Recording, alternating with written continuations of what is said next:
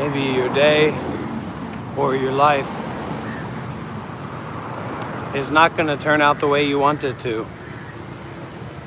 In fact, that's for sure. Your life is not going to turn out the way you want it to. Your day is not going to turn out the way you want it to. But you can still go for a walk.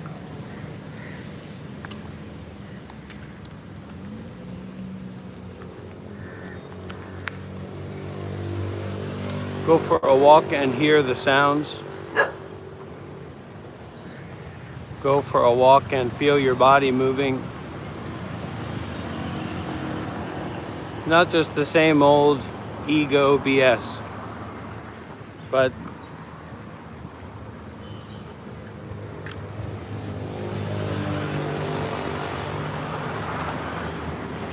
feel the presence of the present, of life as it is.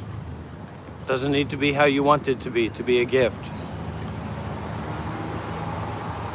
You're going to be much better off going for a walk in shame and misery than laying in your pee-soaked bed in shame and misery. To get the blood flowing, to get the energy moving,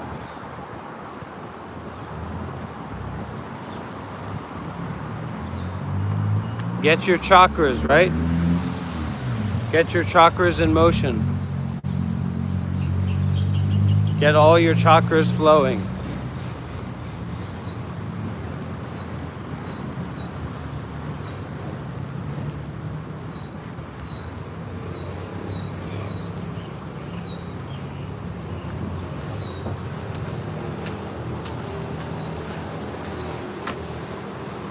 Get that heart beating.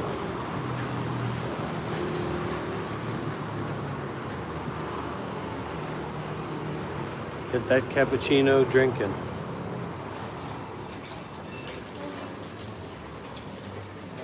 Hello, good morning.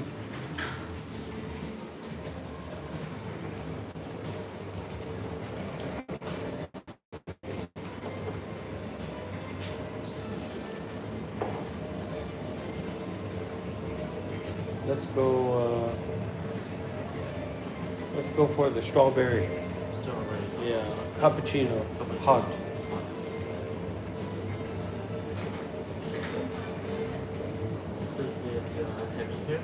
Yeah.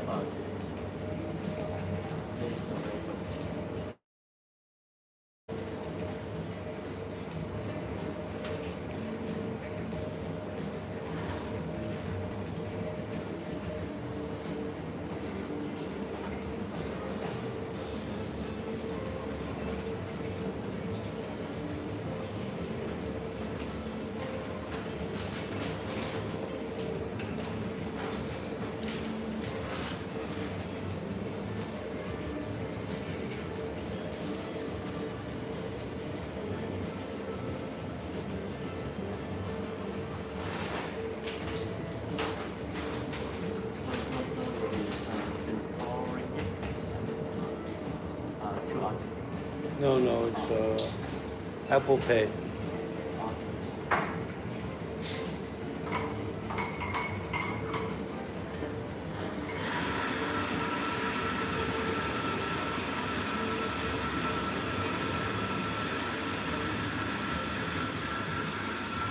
No, if you were here, if you were drinking the cappuccino here, you'd probably be having one of the best cappuccinos of your life.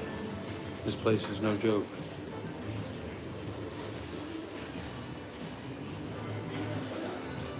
This is a specialty coffee shop. This ain't your Starbucks.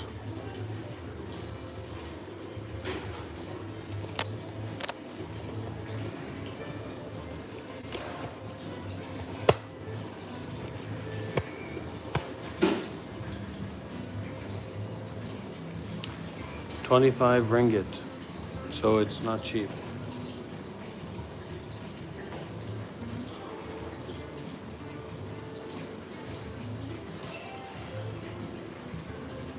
Hey, don't tell me I don't have a job. You're in my office.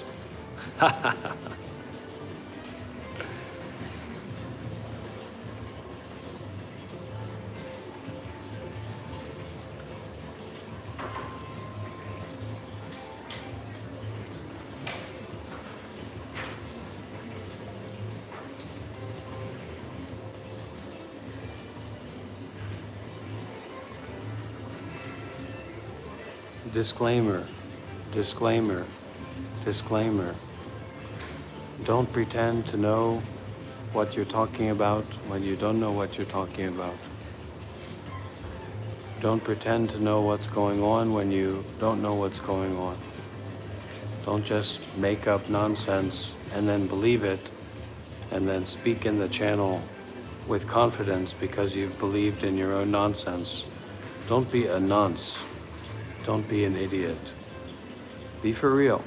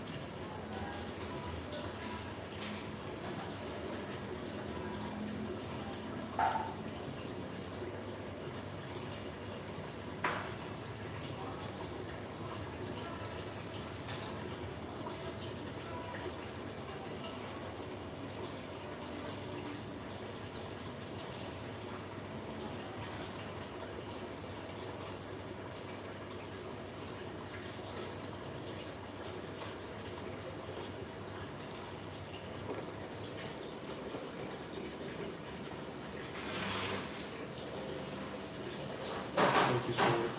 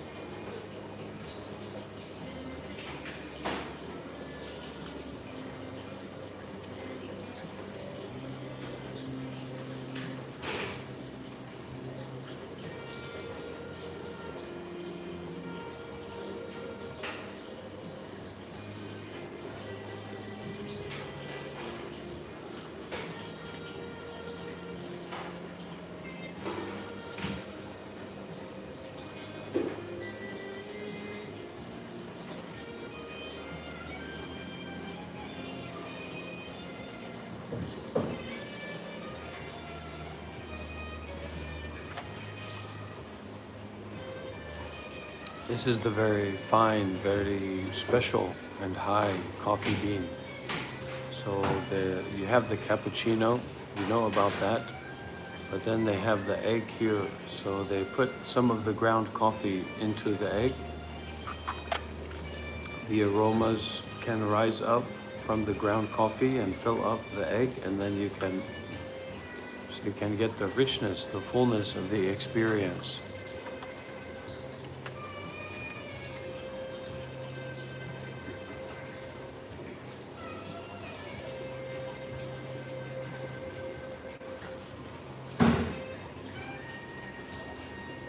Can you notice that the body is breathing?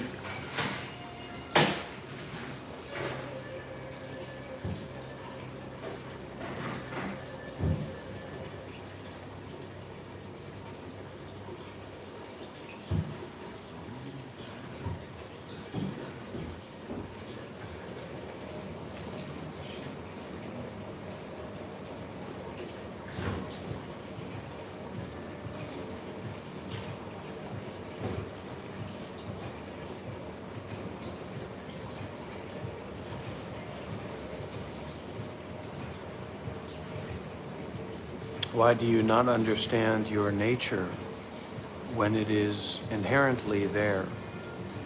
There is not much to Buddhism. It just requires getting to the essential.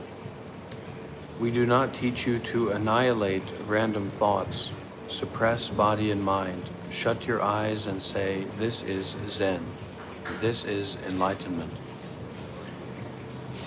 Buddhism is not like this. You should observe your present state. What is the reason for it? Why do you become confused?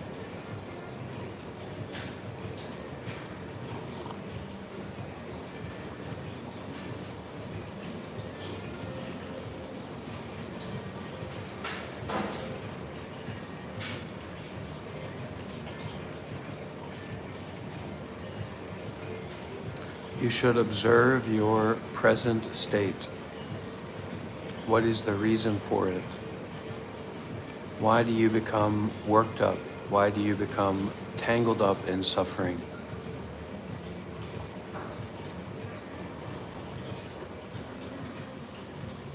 Why do you become tangled up in complicated views about self and other?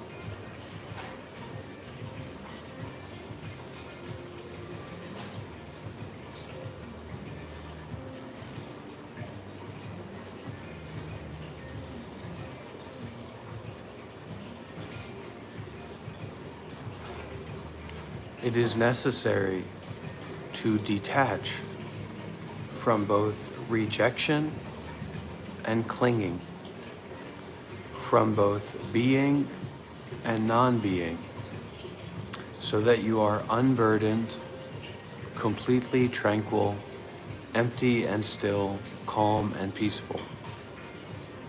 Then you can trust this true, pure, ineffable mind. And when mundane conditions of the world beckon involvement,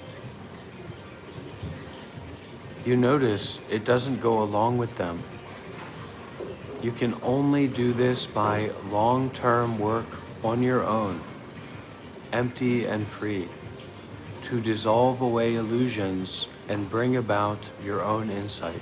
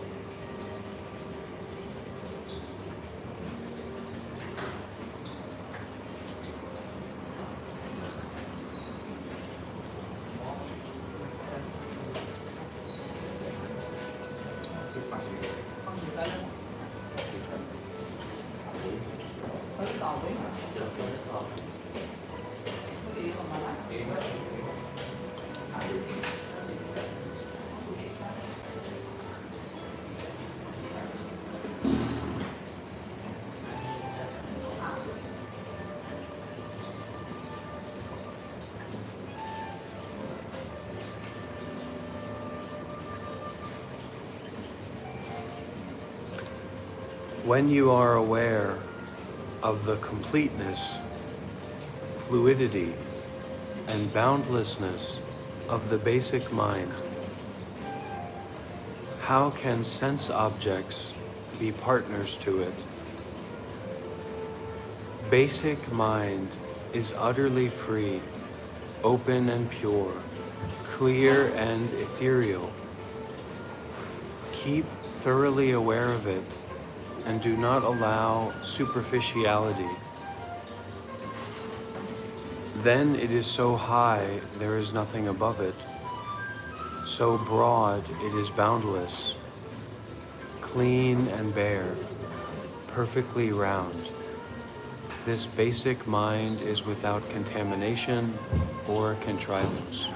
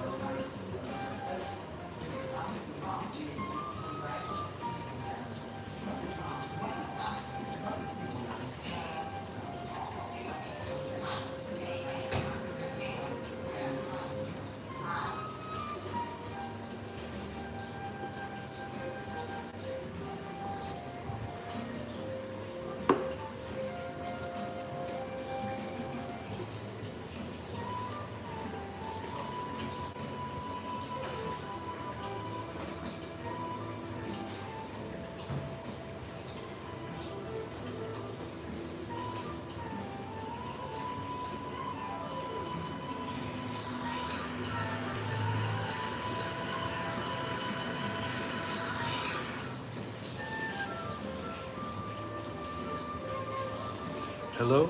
Donald Trump, is that you? Donald?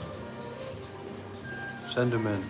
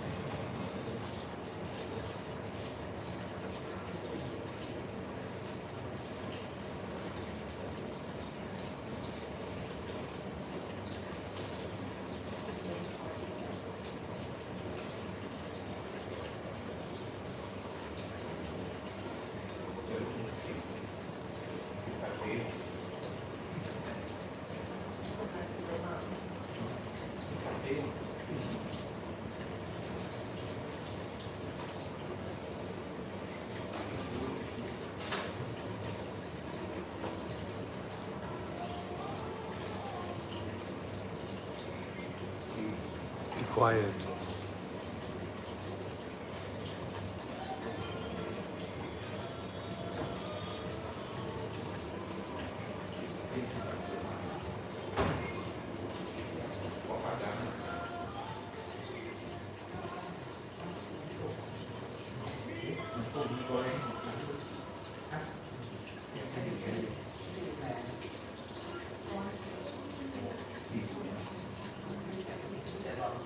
Wow.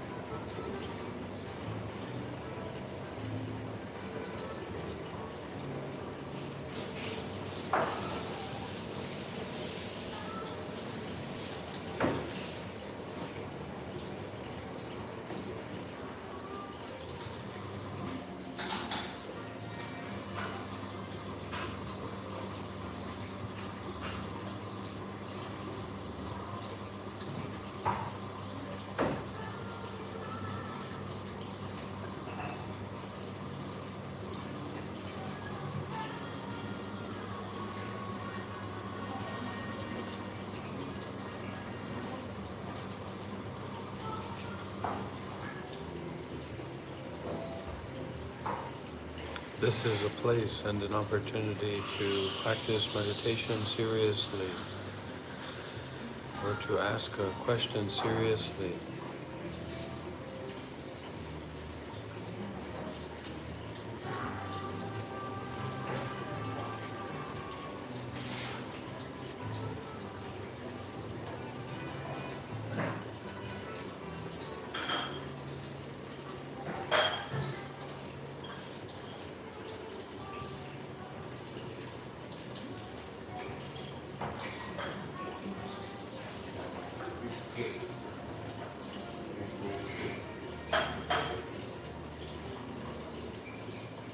If you don't know how to practice meditation, you can ask.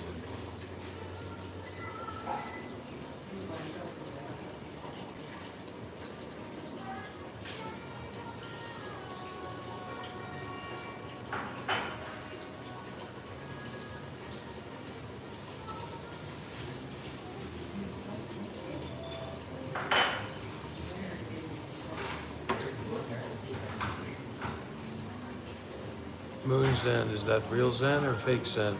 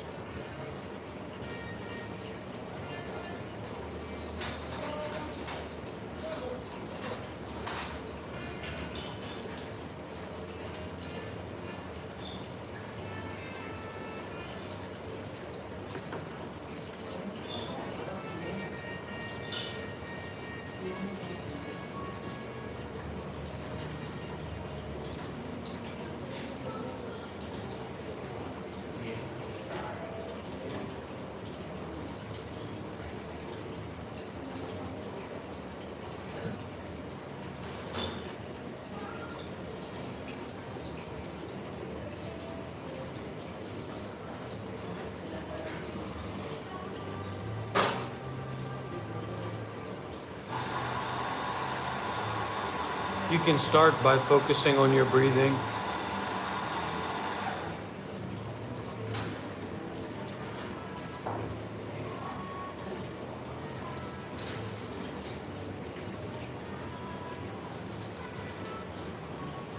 Are you saying what's happening when I'm sitting, or what's happening when you sit in meditation in general?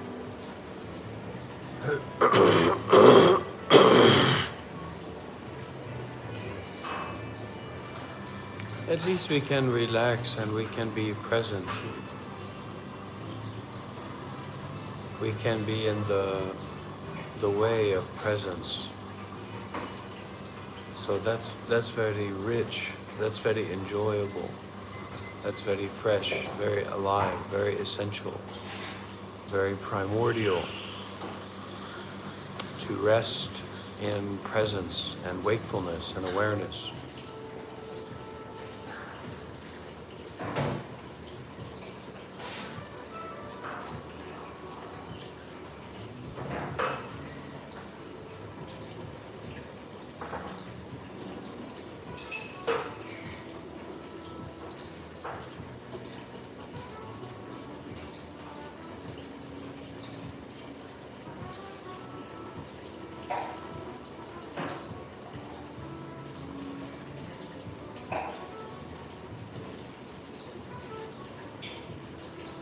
The reason that we have the problem with meditation, like what you're saying, Kai, is because we want to get something.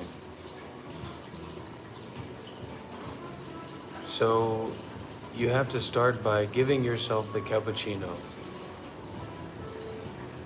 And then you have to stop trying to get another cappuccino. Just enjoy the cappuccino that you've already been given.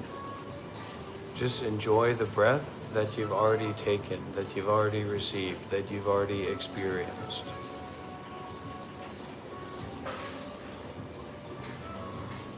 And then you can realize that you are getting a cappuccino every moment.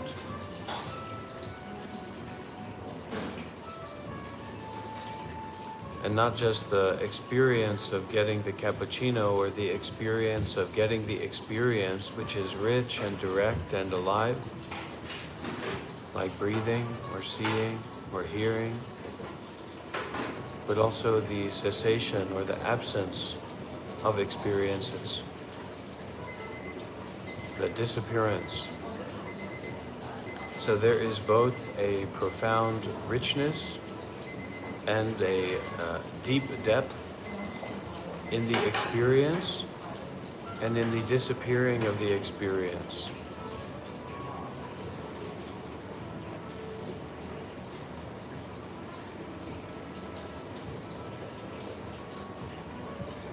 So like I said, you can start by focusing on your breathing. You might not be ready for a cappuccino. And we can't do this by being in a hurry or being in a rush, because we're just going to end up drinking too many cappuccinos and get ourselves worked up, and then we'll go backwards.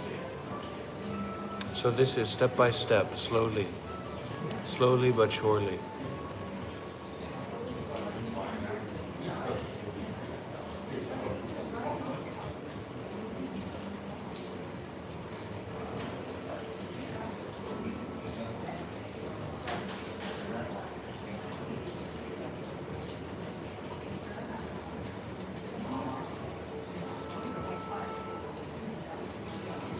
Stop trying to explain or describe things to people. People are problematic.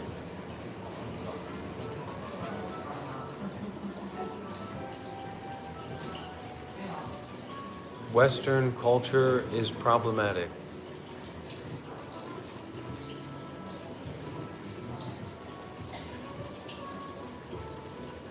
Modern culture is problematic. We take refuge in the Dhamma. We take refuge in people who seem to have right view, who seem to have samadhi, who seem to have a realization with mindfulness and detachment.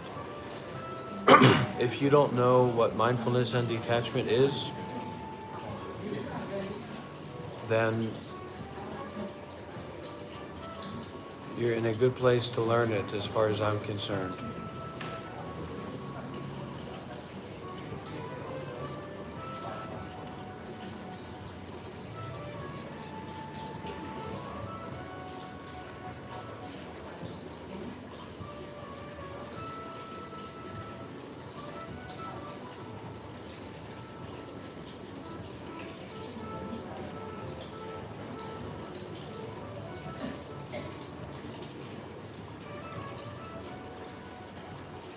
So is this.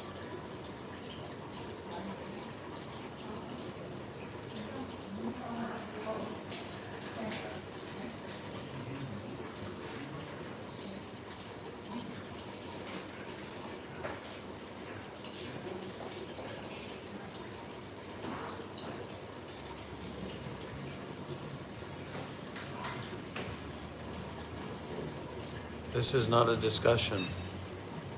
Take a break.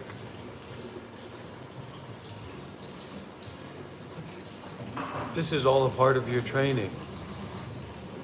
This is a part of your life. You don't have access to the Mongolian cemetery and the trail that goes into the mountain forest. So that's why you come here. So make use of this seriously. This isn't a place for your ego to put down its roots.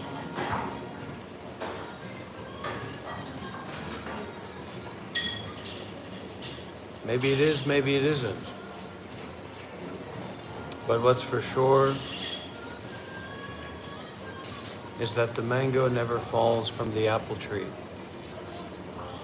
Let's get that straight.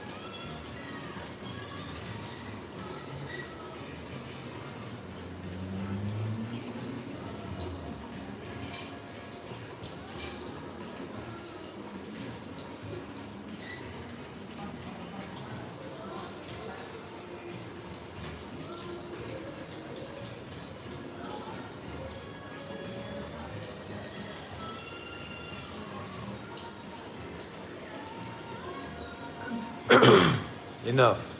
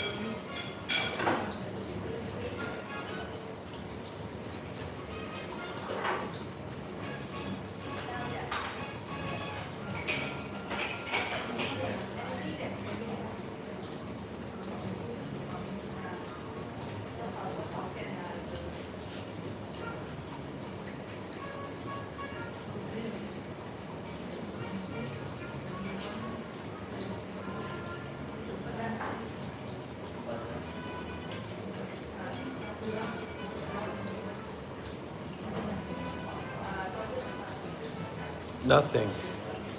No one. Empty.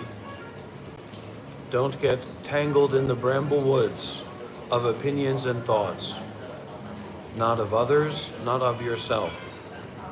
This isn't a place to get tangled up with other people, to have conversations, to explore ideas. This is a place to have your body and mind cut in half, right down the middle. Monkey see, monkey do. If you're going to be a monkey, follow the leader. Do I look like I'm eating bananas? Do I look like I'm getting entangled in the comments and thoughts of anonymous people online? So don't do that.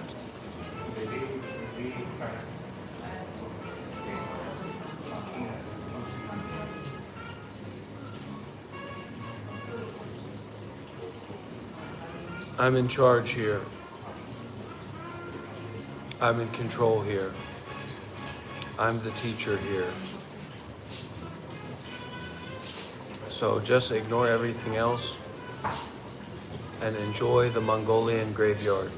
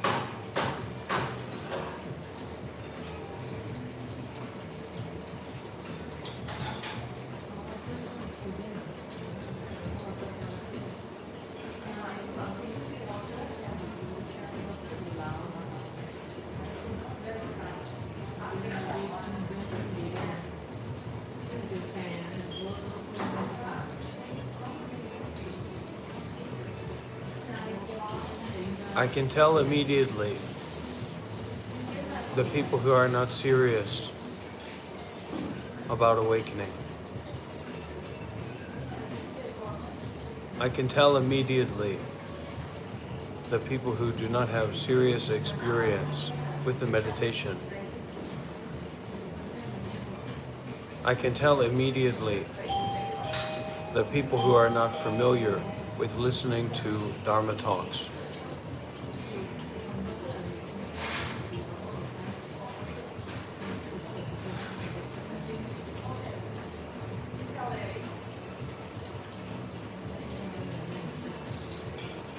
Awakening is like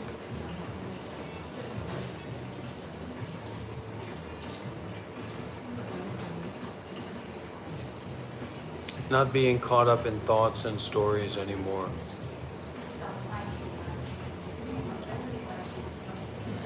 Like waking up from a dream, like your life as a story is a dream. And waking up from that dream of your life as a story, you experience like openness or emptiness. Or you see that stories are just stories, ideas are just ideas. The past is just a thought, the future is just a thought. So awakening is like blinding your eyes by staring at the sun. Only your eyes in this situation are your ego, your anger, your greed, your desire, your weird thinking, your attachment to thoughts. And the sun is the awareness itself. So looking at awareness itself, that's not about someone, not about something, not about some situation, not about some period of time. It's important that we know about these kinds of things just so that we can have a good compass. So that our tongue, it's like a tongue scraper, because when you're just eating candy and you're going to school and you're listening to random people all the time and other kids, your tongue is basically coated in nonsense or low quality food, and you lose your taste. You lose your capacity to determine if something is a high tier meme or a low tier meme. You get oversaturated with content. You lose your real eyes. You lose your real ears because you're so lost in thoughts, so lost in complicated thinking.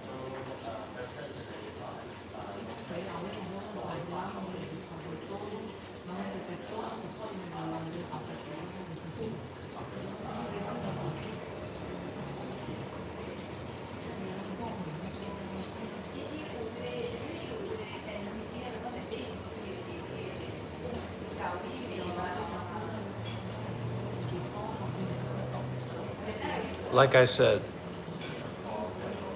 this is a chance to practice meditation seriously. This is a chance to ask questions seriously.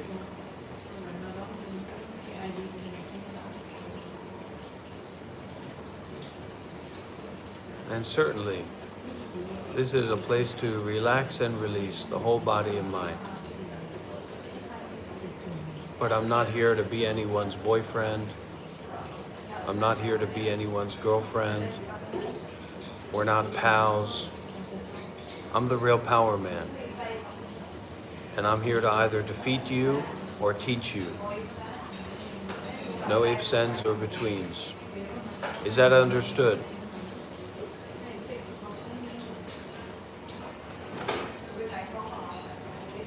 Is that understood? I'm the real power man, and I'm here to either defeat you, or to teach you. There's no ifs, ands, or buts, or in-betweens.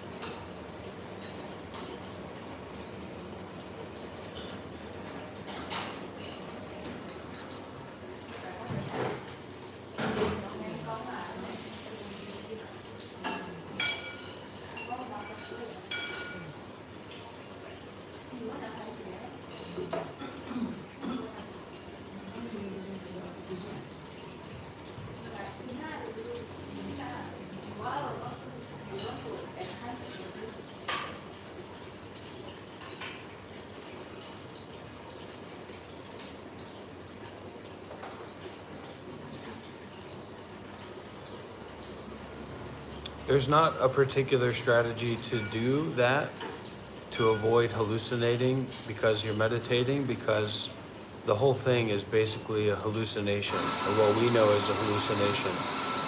So you just need to emphasize more in Dhamma talks, listening to Dhamma talks from realized teachers and building up relationships with people who have wisdom. So you can learn the art of detaching from your own understanding. People who rely too much on their own understanding are much less useful than they could be. They waste a lot. They make up their own positions and opinions a lot that aren't practical, that don't make any sense.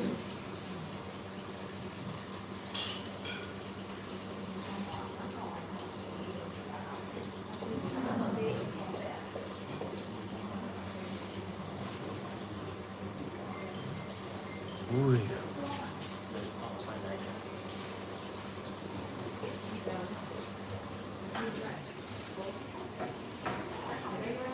Very good, ordinary person.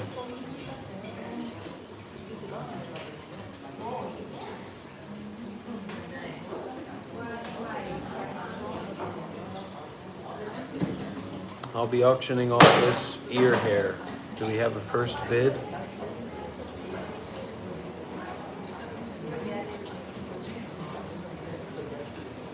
You have to be more open to, like, you know, like, for me, for example, I would listen to some Dharma talk, or I'd hear about some teacher, or I'd hear about somebody who's really interested in the Dhamma, who's really interested in awakening and Buddhism and meditation. And then I'd go to meet that person, or I'd go to listen to their talks on YouTube, or whatever. I'd go to have an experience of that. And from that experience, I'm open to being in relationship with that person, not interpersonally, not developing an interpersonal relationship. Hey, what's going up, Sayadaw? Hey, what's going on, Master Sunim? But developing a relationship based on listening and giving, listening and sharing, as being on the path.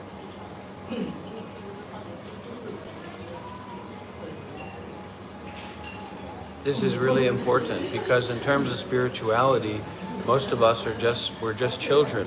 We basically have no real experience. So to be in relationship in some way, to take refuge in someone who has more experience than us, that we can resonate with, is very, very, very, very, very important. To have trust.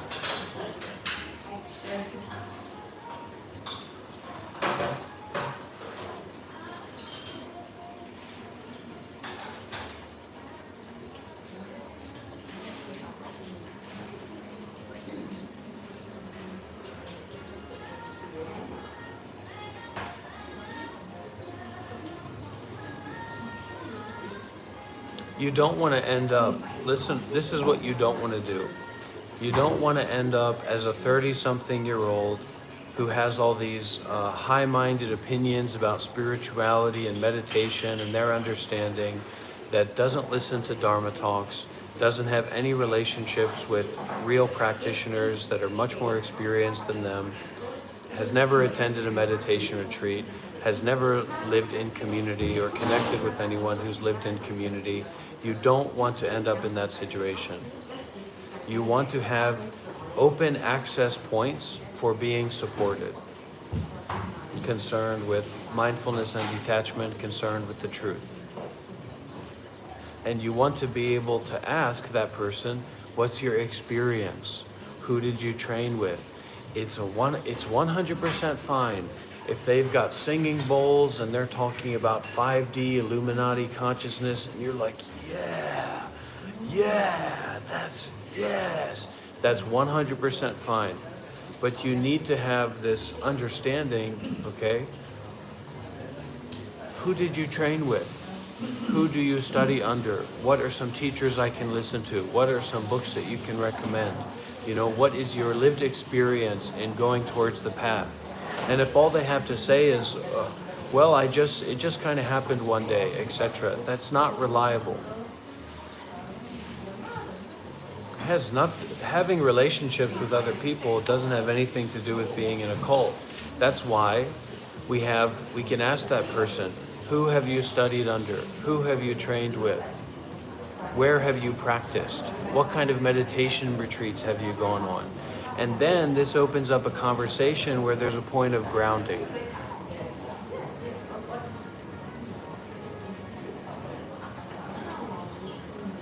This, I would tell you what this is concerned with. I will tell you what I'm concerned with. Doing good deeds with mindfulness and detachment. I am not a person who's pretending to be some kind of spiritual authority and have magical powers based on, you know, how often my head has been up my own rear end. Okay? And how I've thought about things and how I've read some random books that I've come across. And now I worship Michelangelo, Archangel or something like that.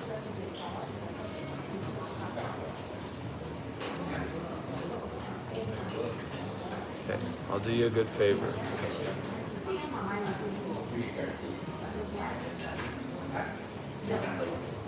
I'm sure there's tons of meditation centers and things like that in Arizona, but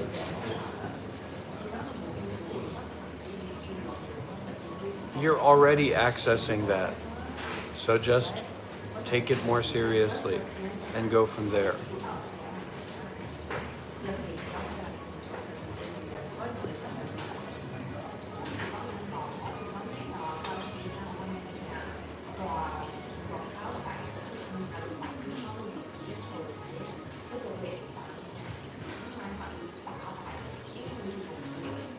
This, I will tell you, I'm going to make this very, very clear, okay?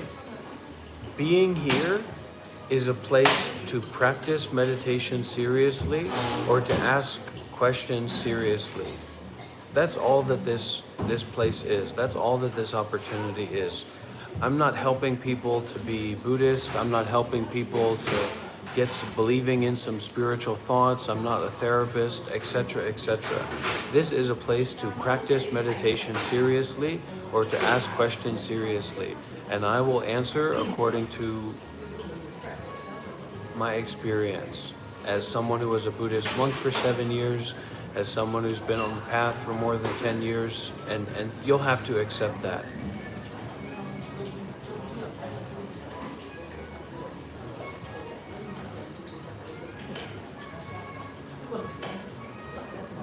Focus on your breathing.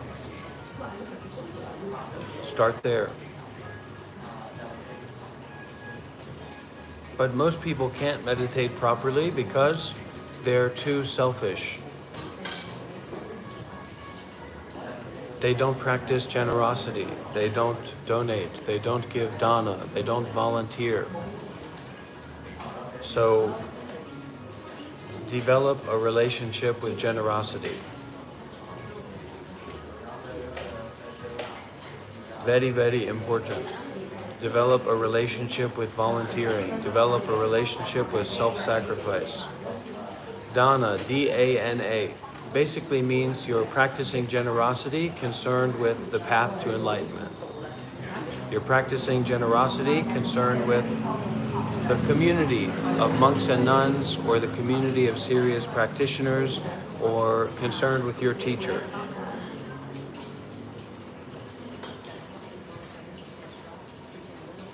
It's just nonsense, human help. We're not here to play those kind of games. See, this is why I say that this is a place to practice meditation seriously or ask questions seriously, because we're not playing games here. Everything is going to be laid out on the table. We're not talking about 5D consciousness. We're not talking about connecting with your heart chakra and opening up to life. This is it. Okay? This is it. That is a side effect. That is a side effect of connecting with this is it. Your heart opens up, whatever. We sing songs together.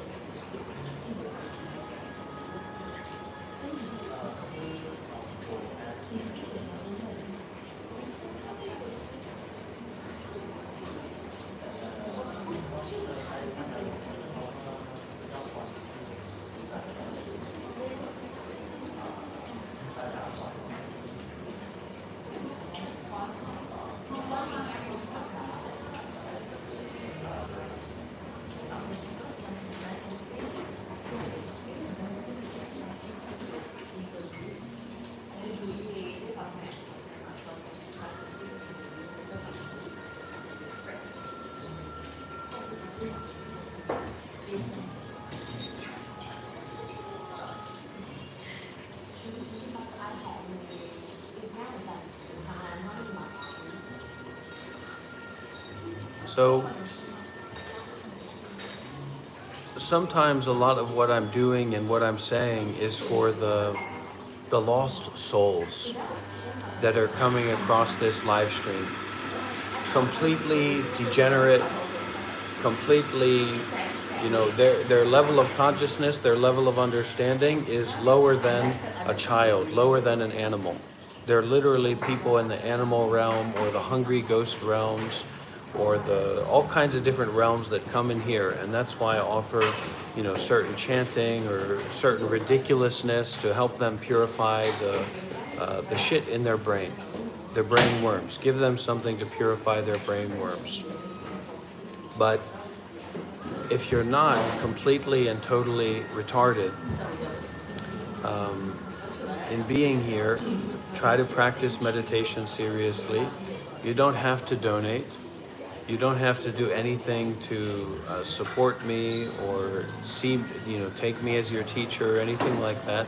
But come here and practice meditation seriously and listen seriously and share your experience seriously. That's the important part. And we'll go from there.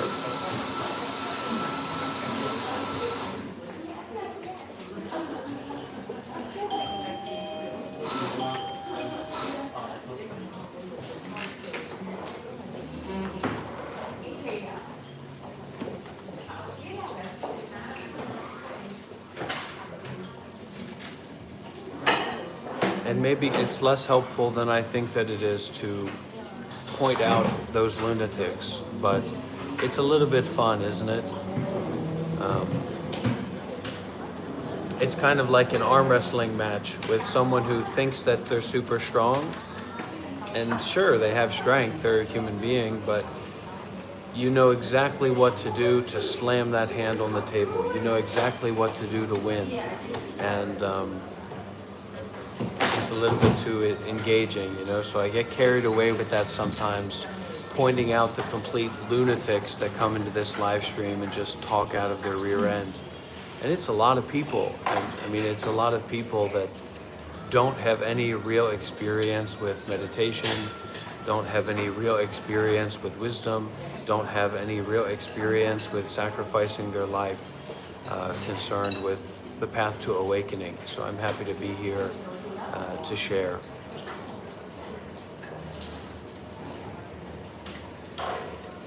Definitely, that's a good one, Donnie boy. Is Buddhism about dominance? That's funny.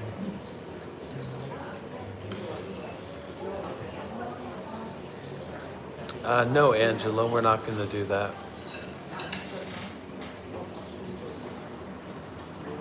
The younger people tend to be not particularly retarded.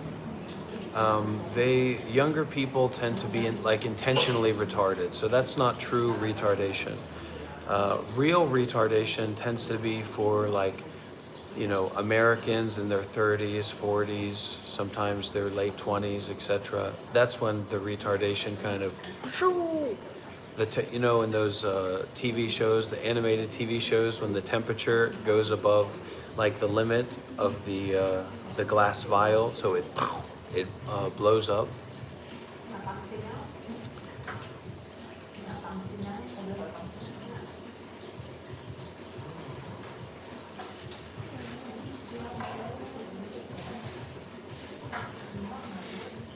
And then just a lot of pretenders, a lot of fronters and bluffers.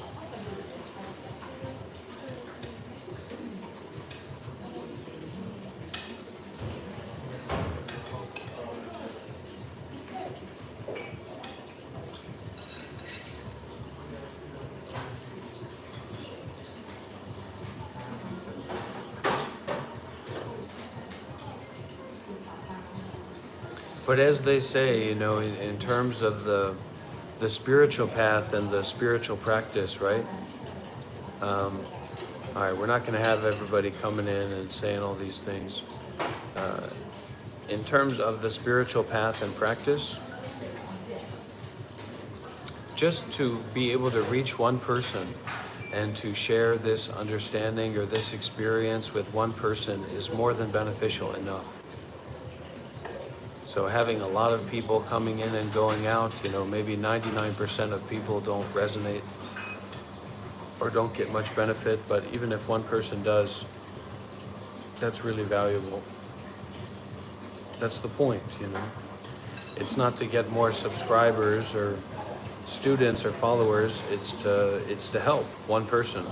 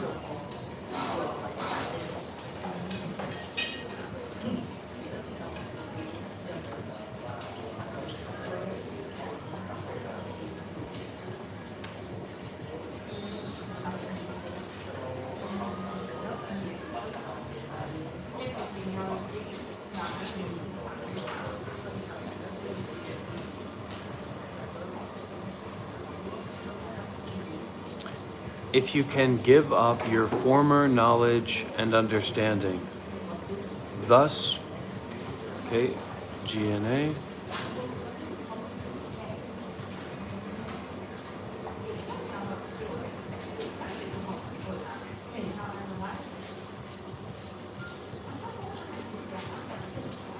if you can give up your former knowledge and understanding, thus making your heart open, not keeping anything at all on your mind, so you experience a clear, empty solidity where speech and thought do not apply. You will directly merge with the fundamental source, sinking into the infinite, spontaneously attaining inherent wisdom that has no attainment. This is called thorough trust and penetrating insight. There is, moreover, still boundless, fathomless, measureless great potential and great function yet to be realized.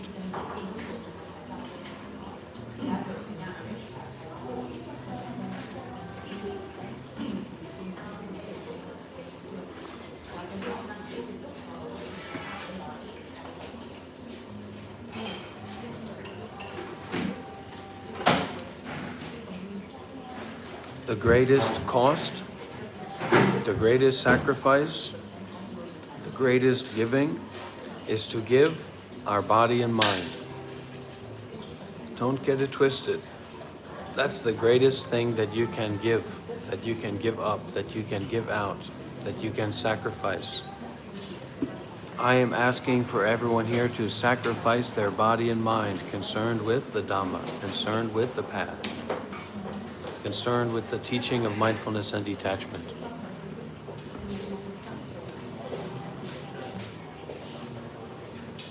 Don't just send a little bit of money. Give up, give out your entire life.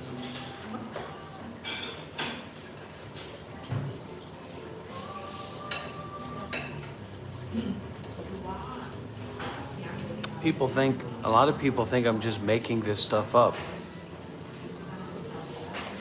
It says this: set aside all the slogans you have learned and all the intellectual views that stick to your skin and cling to your flesh.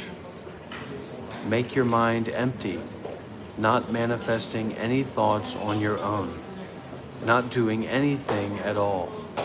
Then you can attain thoroughgoing Zen experience. But even when you reach this point, you should still realize that there is progressive action that transcends a teacher.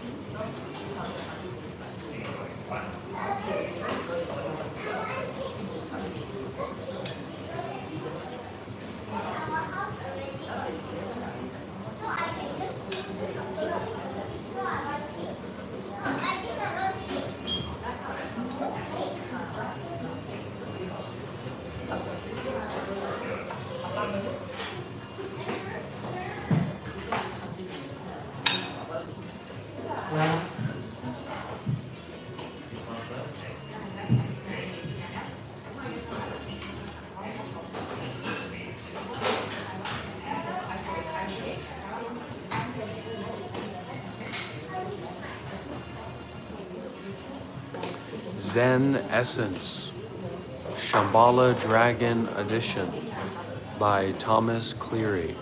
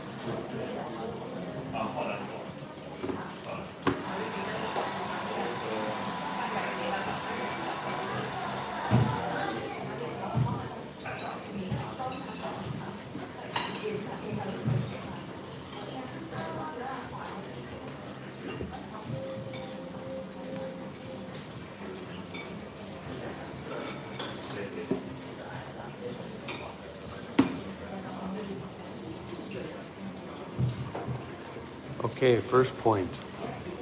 What the heck is awareness self?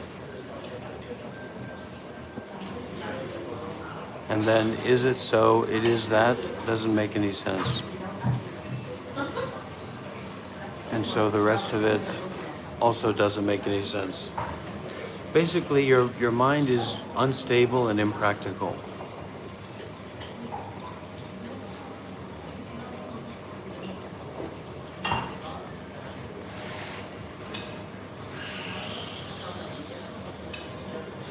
The separation is that in one of those, there's ignorance and attachment on you, on self.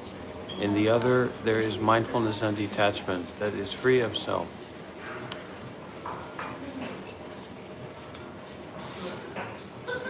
Yeah, but it's just as it's just as nonsensical, GNAB, as the positive side. So they're both empty. The monster is just as real as the feeling of the fabric here. So that's not something special, and the monster of your thinking or whatever is not something special either. It just pretends to be something special at that moment.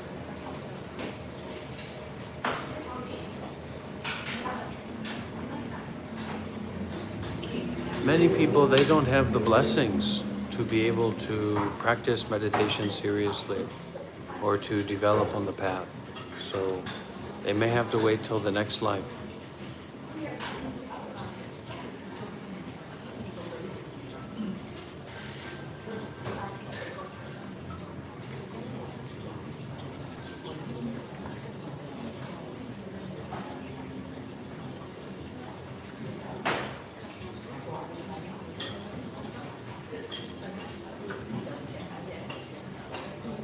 Excuse me, sir.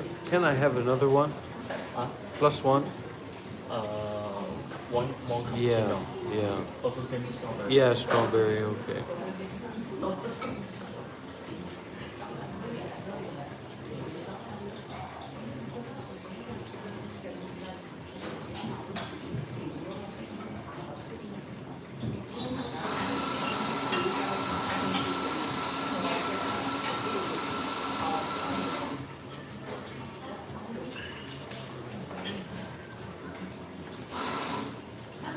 That's no good, GNAB. You have to detach from your own understanding. Too unstable. Too disassociated. There's no such thing as sin. There's just error and non-error in a certain case, in a certain situation, at a certain time. But actually there is a timelessness. There is a conditionlessness. There is a situationlessness in any and all situations.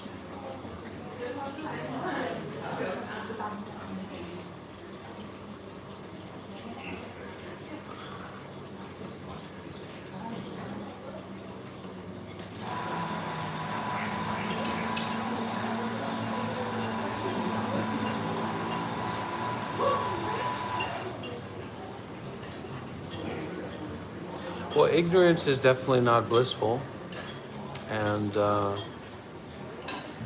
our own personal ignorance might be fine enough for us, but how does it affect the people around us? How does it affect the children? How does it affect the planet? And I think that's anything but blissful. Slow and steady, step by step, not in a hurry.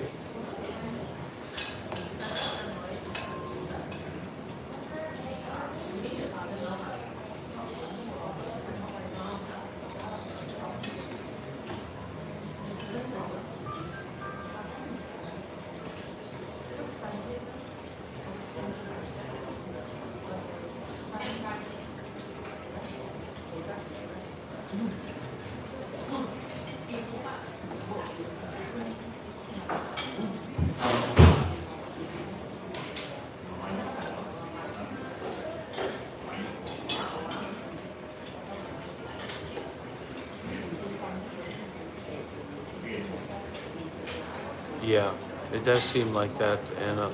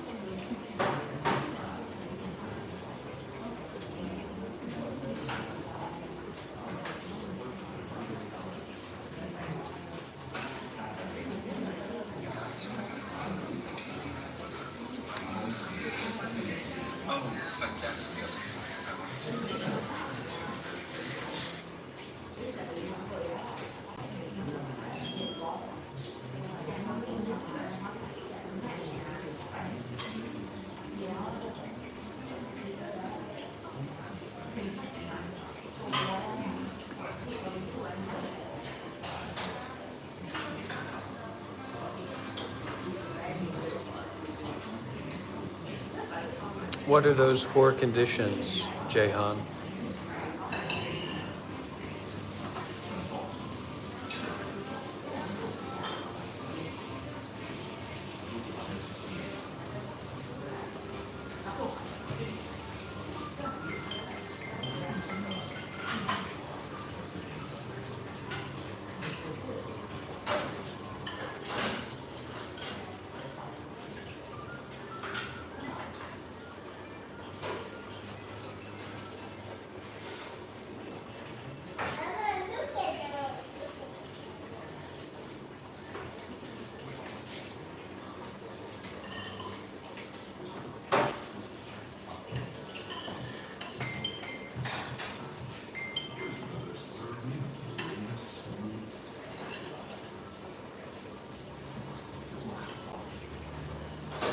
Peter?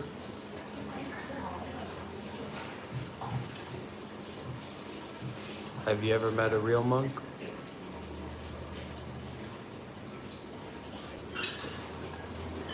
Just mind. Joshua, have you ever met a real monk?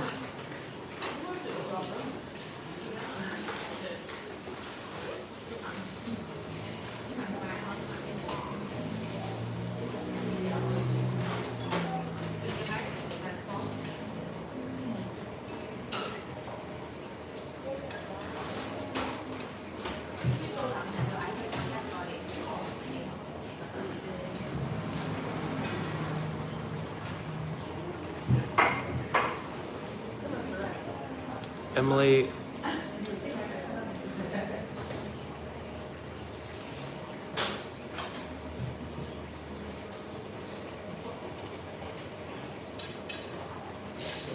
when you easily get distracted, that's the moment when you easily come back. But just come back in a way of relaxing. Relaxingly come back. Relaxingly remember.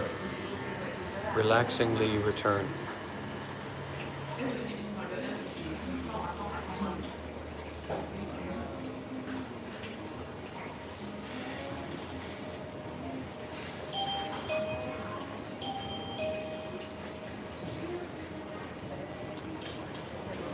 Well, this is not concerned with the Christian Bible or American Protestantism. This is concerned with mindfulness and detachment. This is concerned with Buddhism. So you may have gotten mixed up on your way to the Buddhism monk stream, because that's where you're at. Even though I'm not a monk, I was a monk before, but I'm not a monk now. So we will be discussing Buddhism here, and we'll be discussing meditation and Buddhist wisdom here. We won't be talking about Archangel Michelangelo.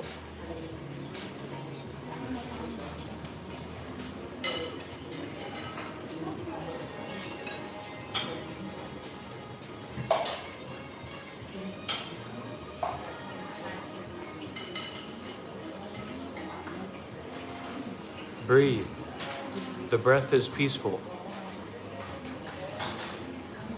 So find peace in the breath.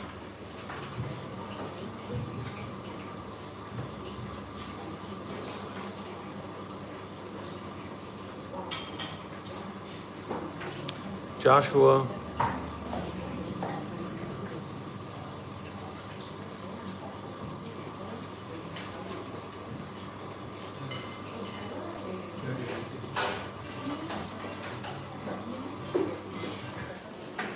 we don't feel peaceful because we're thinking so much.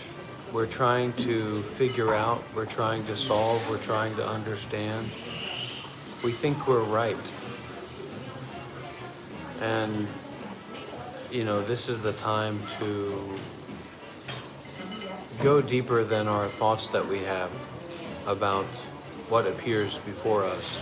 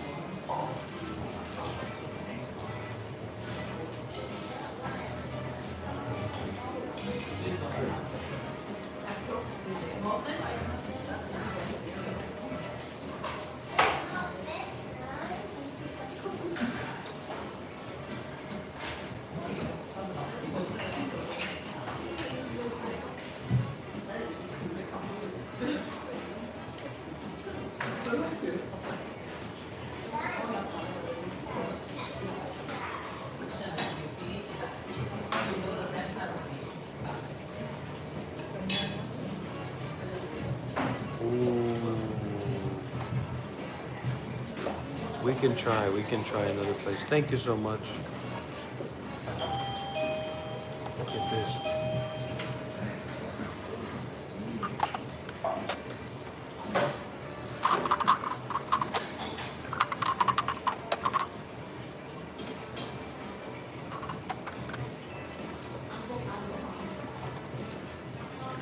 Colombia Monte Blanco Nare Strawberria. Purple Cadara. Yeast fermentation. A playful and creamy cup with vibrant notes of strawberry yogurt and a silky, milky finish. The yeast fermentation enhances the fruit character, bringing out a jammy sweetness and a round, smooth texture. A unique purple Catora expression that's both refreshing and comforting, like dessert in a cup.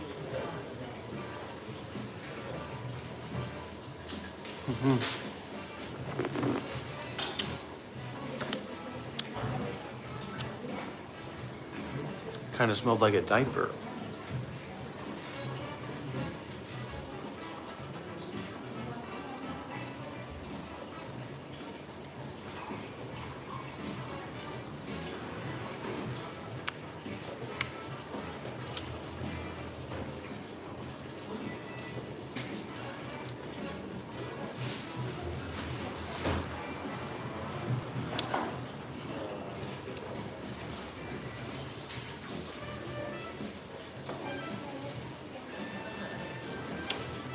I was a monk.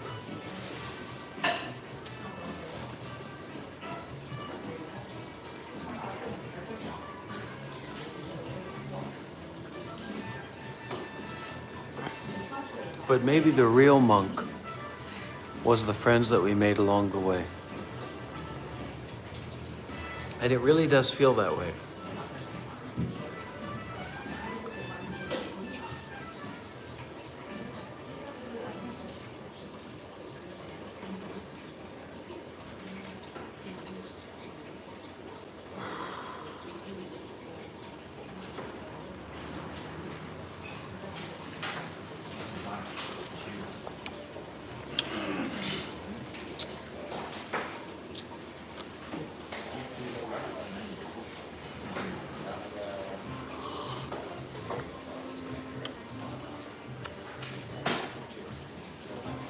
Definitely, definitely. You have to be brave.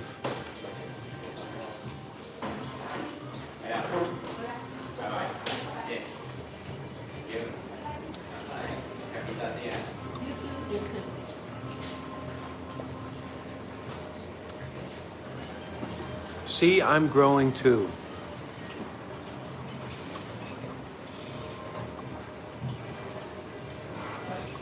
I'm growing and learning too.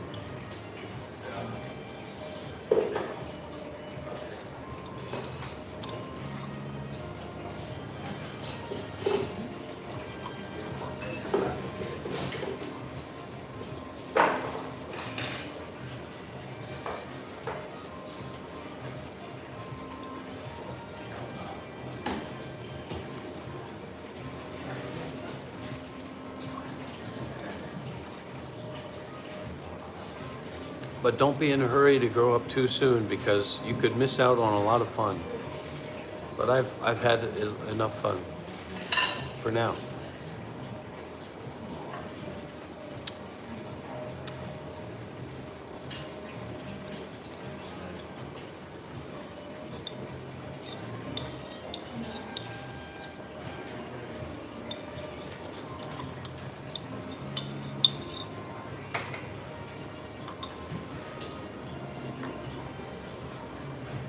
I know you don't mean that, Cameron.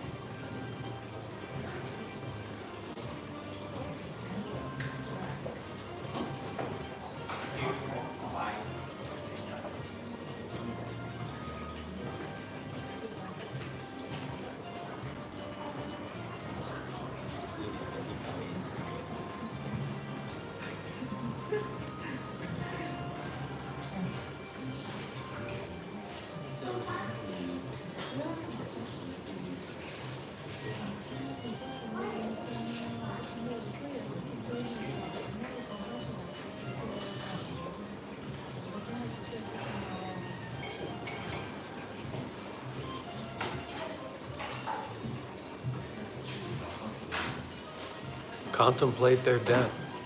If you love someone very deeply, think about them being dead.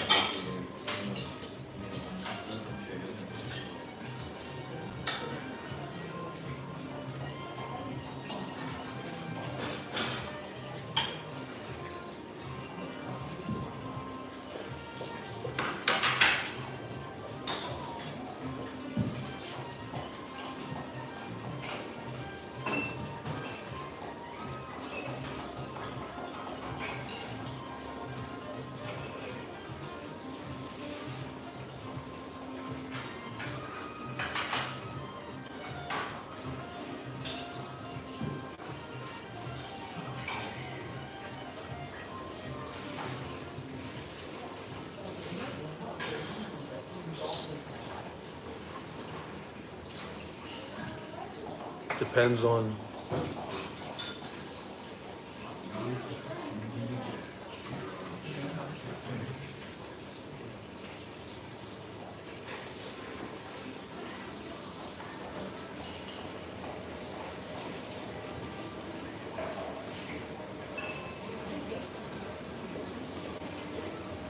nice one, Diamonds.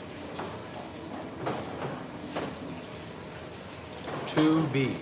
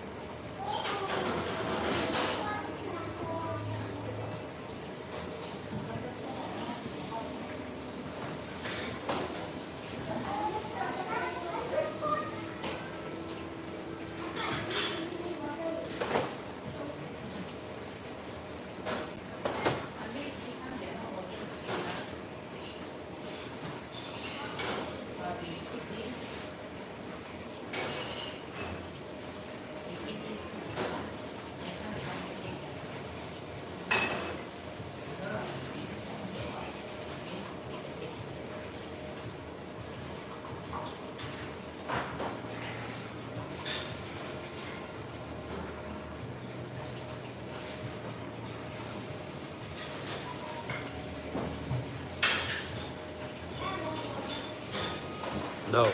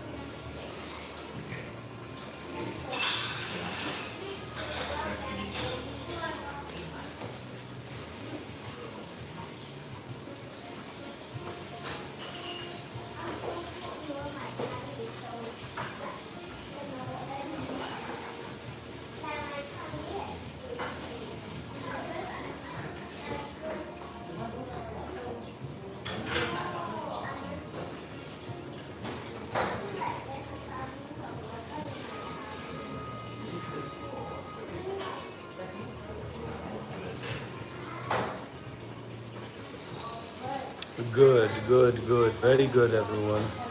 Very good, everyone. You're doing a great job. You're doing a good job.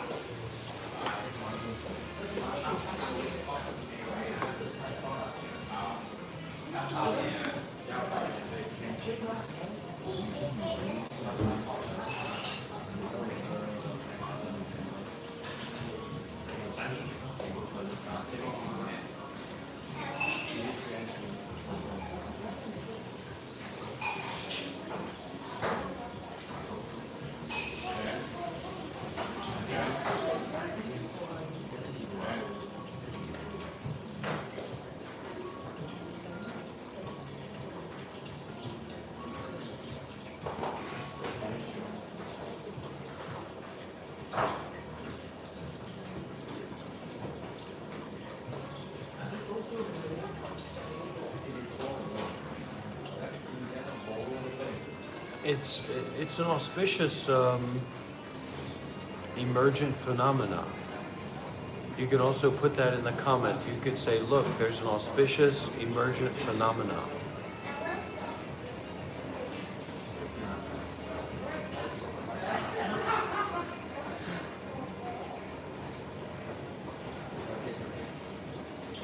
I already have a job. I'm a beggar. If you get benefit from these live streams and these teachings, please feel welcome and free to make an offering, to make a donation on PayPal or any way that's suitable for you. I can try to help you to be able to make an offering. Thank you.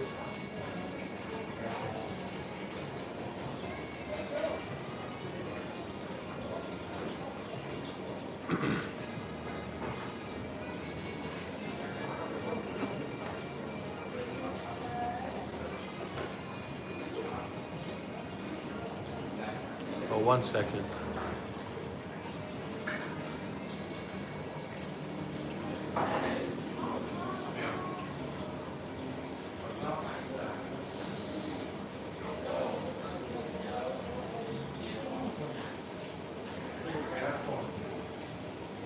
So friends, this is my job.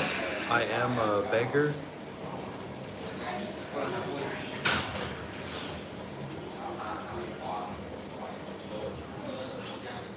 There is a link to PayPal if you feel inspired to donate. It is very much appreciated.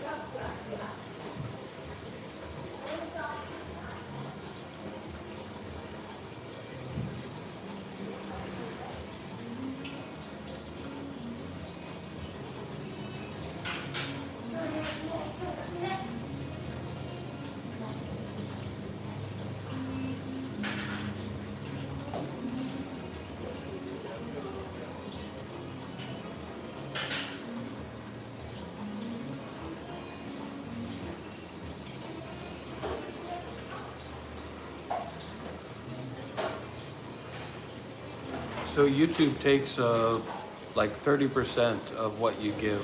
So donating through YouTube is nice in terms of everyone can see that you make a donation, but it has a high cost.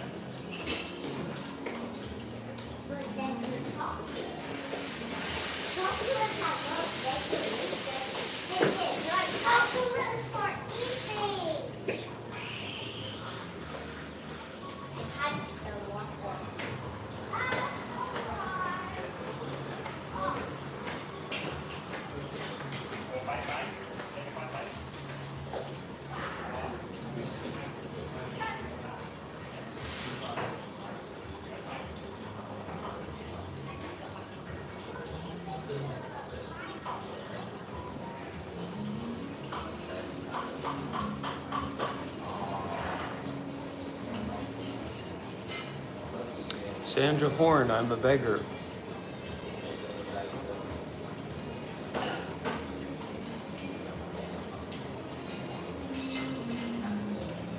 No?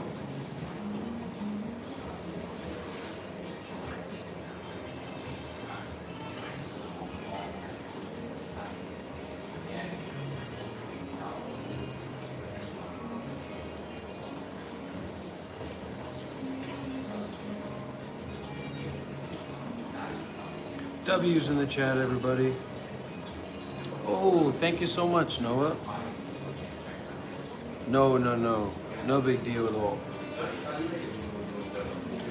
It's always the heart of the matter, never about the numbers. Numbers, numbers, numbers. They made them out of clay. Numbers, numbers, numbers. Hip, hip, hop, hooray. I really like the graveyards too, but it's hot.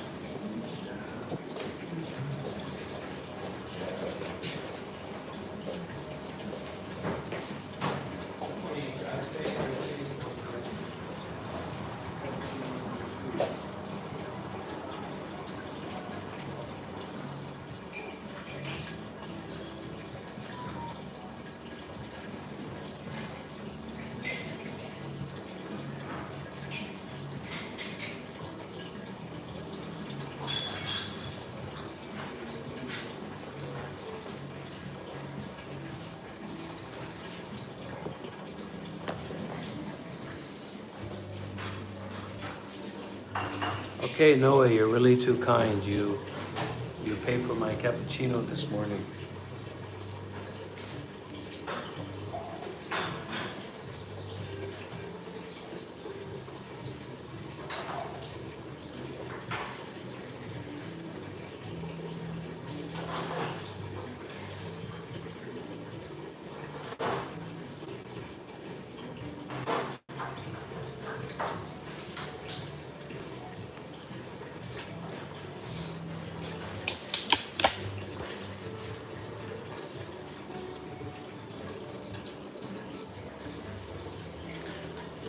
Sometimes the answer that we need is silence. In fact, a lot of times that's the answer that we need. Always looking for a noise, always looking for an answer, always grasping, grasping, grasping, grasping. Very itchy, very difficult.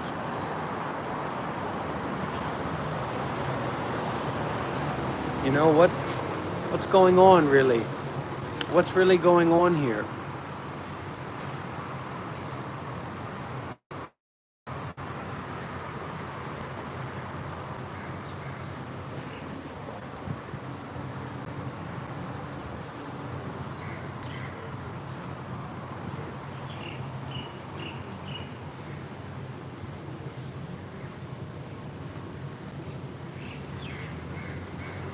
He was a Buddhist monk.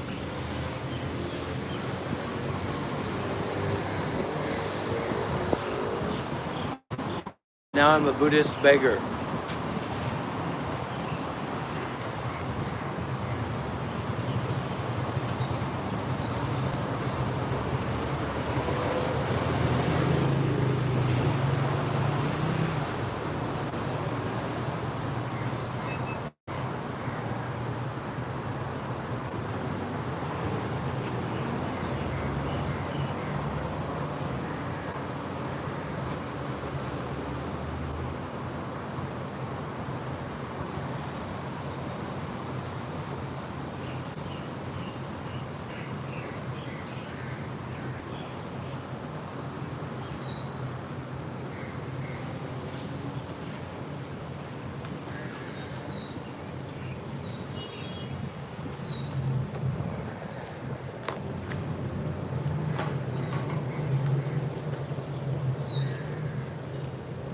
What can I say?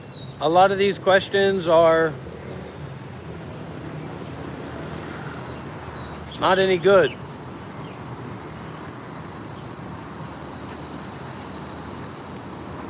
Reality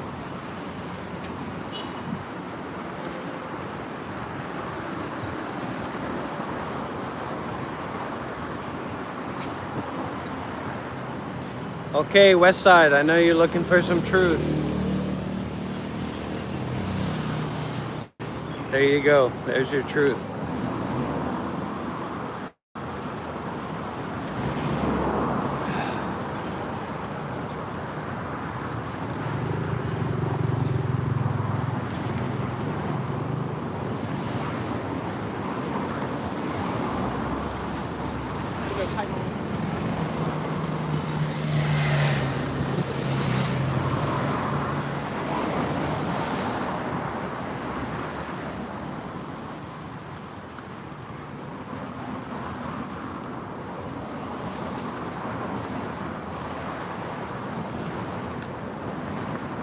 Okay, reality is. Good luck, Chief.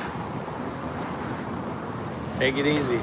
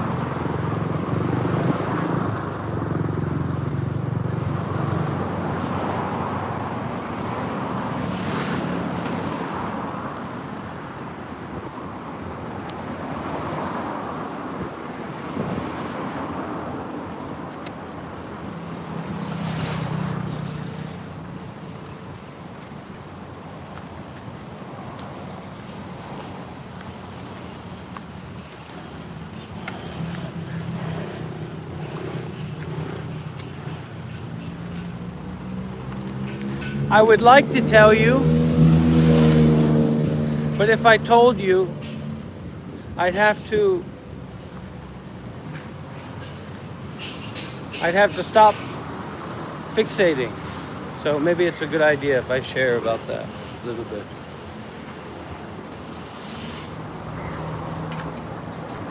In terms of, what are we talking about in terms of? We're talking about in terms of becoming a monk, right? Well, to start, becoming a monk means that you're joining the community of Buddhist monks. The community of Buddhist monks, since the time of the Buddha, has been homeless. Buddha was a homeless wanderer.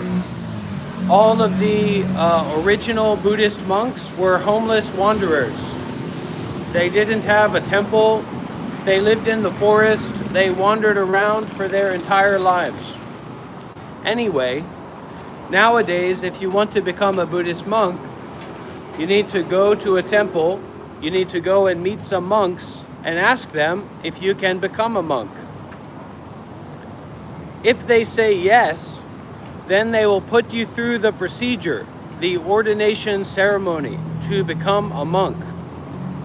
Then you learn how to wear the robes, you learn about the culture of Buddhism, social culture, and you have become a monk.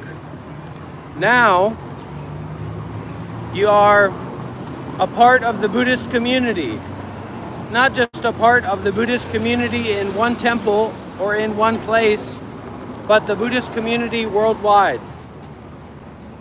So in my experiences of 7 years being a monk, I didn't just stay at one meditation center. I didn't just stay at one monastery. I didn't just study under one master. I stayed at many meditation centers. I stayed at many monasteries. I studied under many meditation masters. In this way, I got a lot of experience. In the movies and in the TV shows, what the people do is about the other people. It's about the environment. It's how they're seen. It's how they make progress in their life in terms of the environment, the context of the story. Buddhism is not like that. It doesn't matter if you're successful in the outward appearance of being a monk or accumulating knowledge or, how people believe in what you're doing or don't. The life of a monk and the practice of Buddhism all comes down to your experience, your life, your mind, your suffering right here and right now. No ifs, ands, or buts about it. No discussion, no debate. Now, after 7 years of living as a monk, I can tell you, my monastic life was good to go. Temples and monk friends and places all around the world where I can live for the long term as a monk.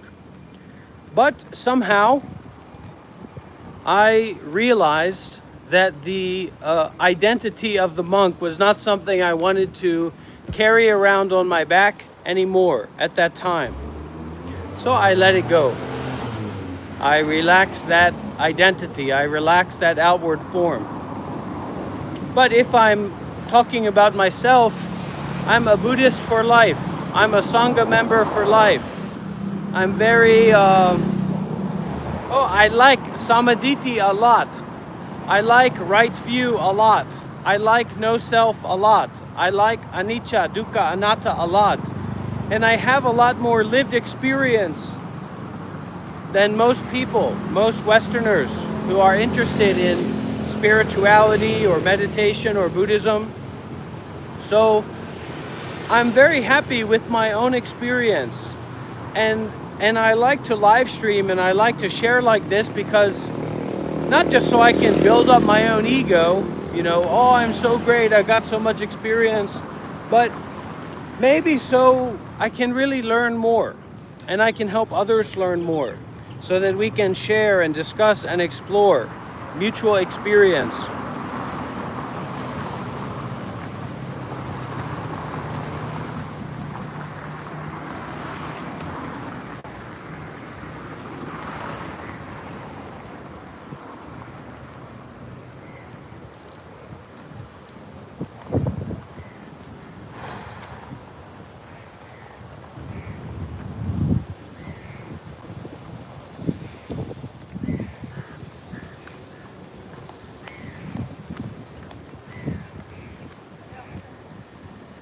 Sweet, Grim.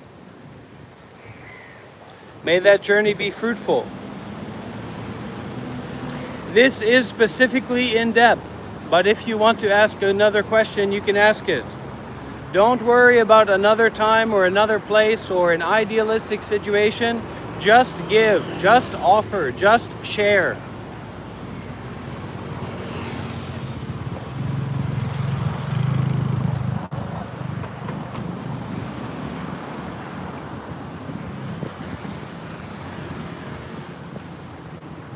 That's not correct.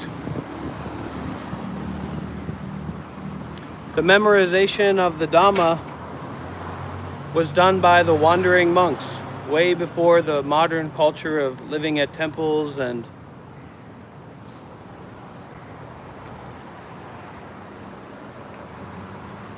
anyways, who knows really? We just have to arrive back at home in the here and in the now. This is now, this is the time.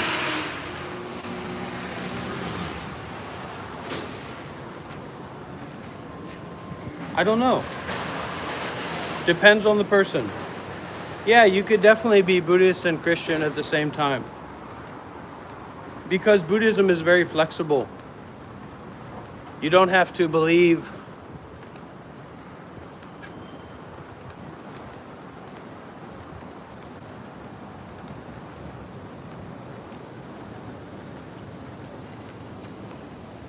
to be free. Okay, PC. You got it. You want it, you got it.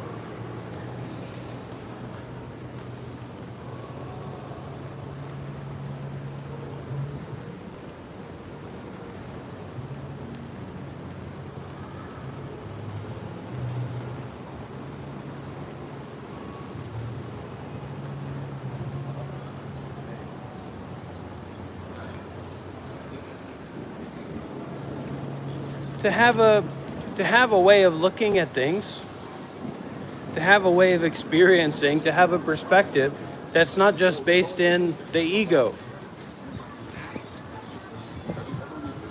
Probably not, but who knows?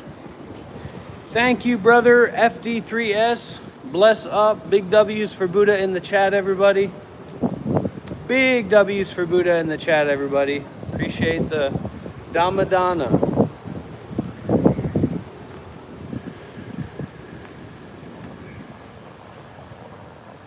Big W's in the chat, everybody.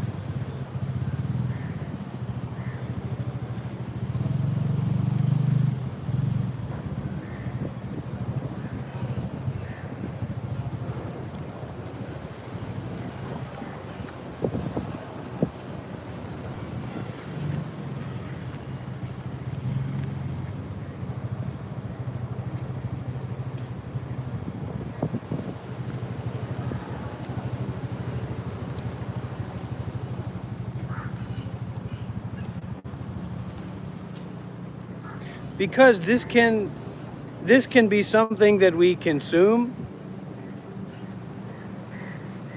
or this can be something that we're really involved with and engaged with.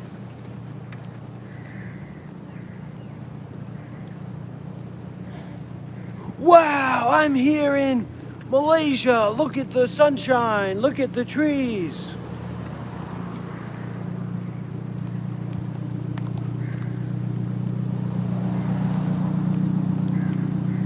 And we get involved with this through the practice of mindfulness and detachment. And looking very closely and very deeply, try to meet my mind. Right? Some people say I'm like I'm Professor Xavier, right? So try to use your own psychic power to have that mind-to-mind experience, to interpenetrate with the teacher's mind or with the host's mind. You see?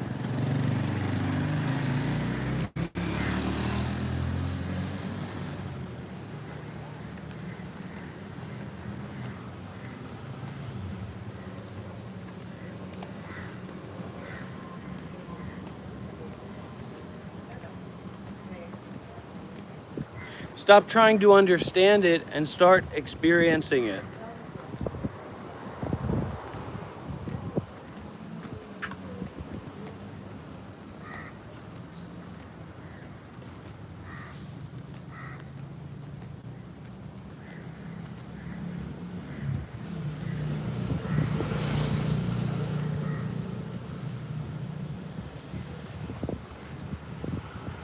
Hallelujah. We say hallelujah when we see the beautiful thing, or we get a big check, we get a big win, something in our lives, right? We say hallelujah. Why can't we say hallelujah to the awareness, to the nature? Hallelujah. Amen.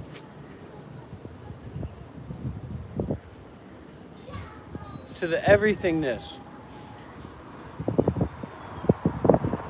And this kind of hallelujah is a real holy one because it's beyond good or bad.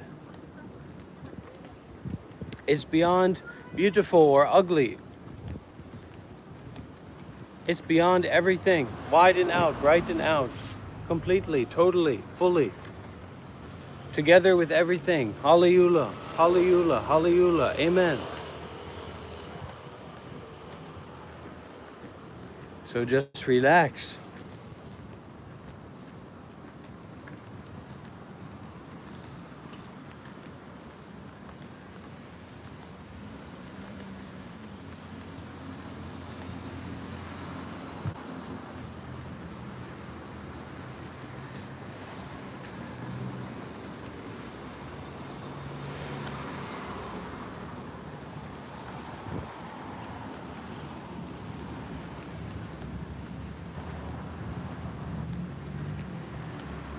Really?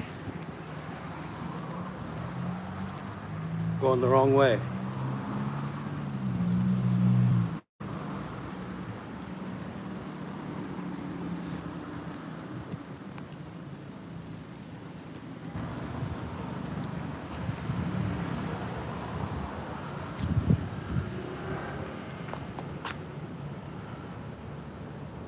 Let's clear this up a little bit. Looks like we're getting a little bit distracted.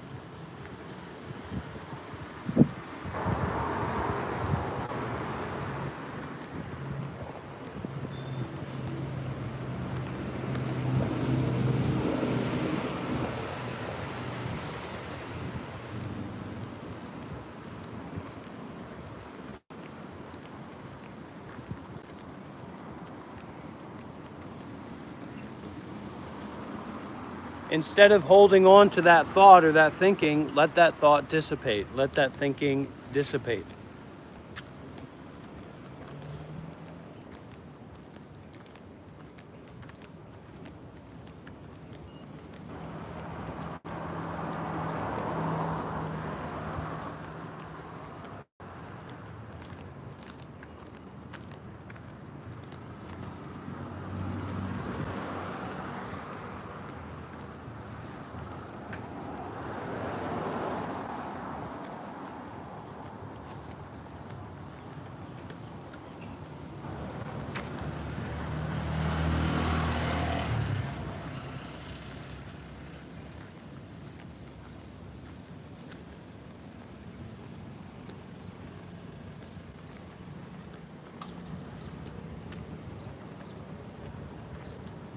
Whew.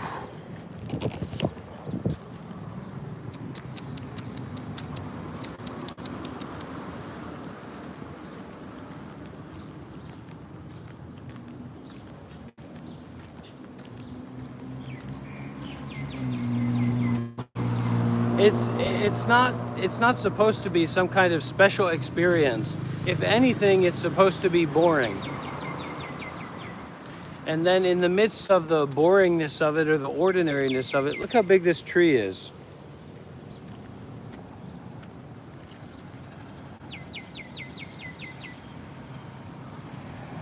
That's got to be 100 years old. So in midst of the boringness, there's going to be positive experiences that come up, and there's going to be unpleasant or difficult experiences that come up. Get used to the boringness. Get used to the ordinariness. Be okay with that.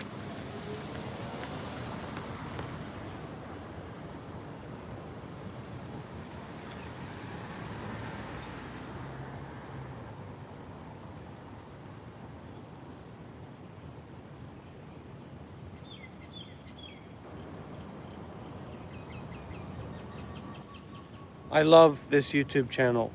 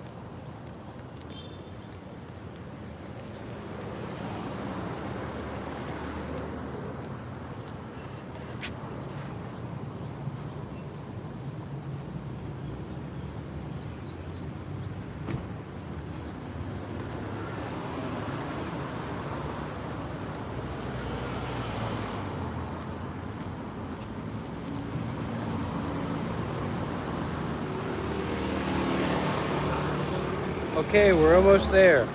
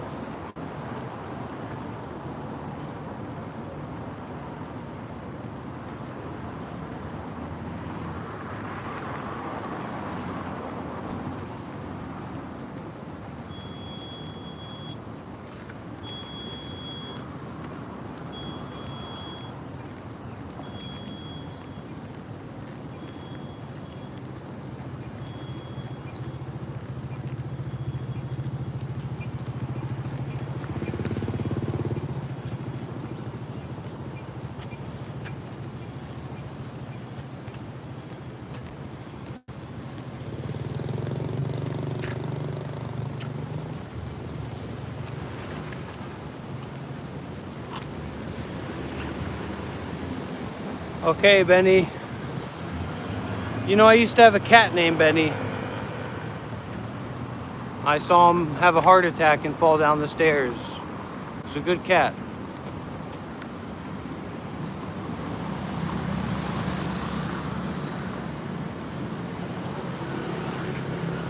Be conned. Be exploited. Be defeated. Be defiled. Go with the flow of life. Stop trying to control, stop trying to manage, stop trying to manipulate. Let life overflow you. Let life overwhelm you. Be defeated. Be killed. Be destroyed.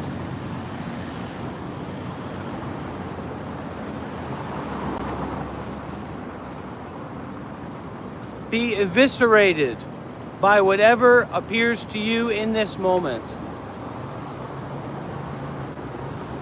Be torn down. Be defeated.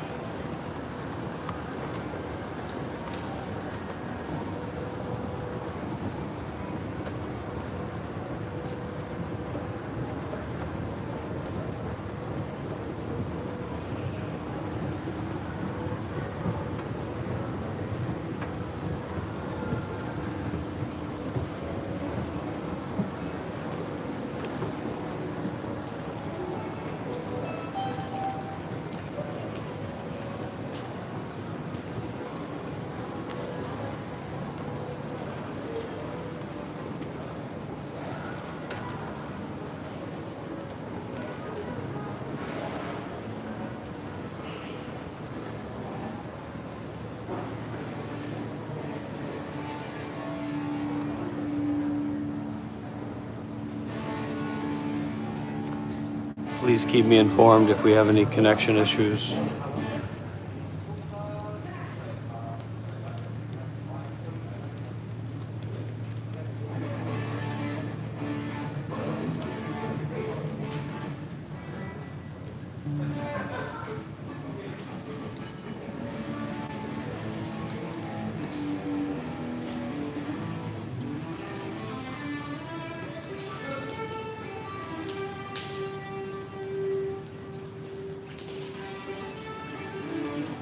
Sounds great, sir.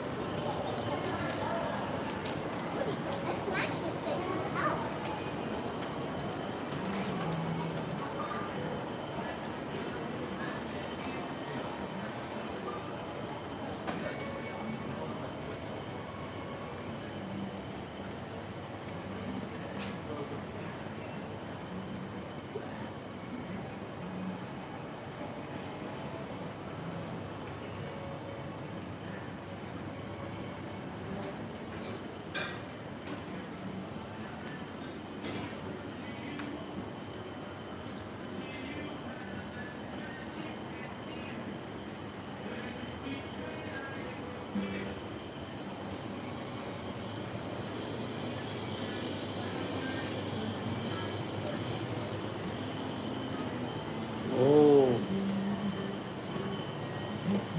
Can I have relaxing tea?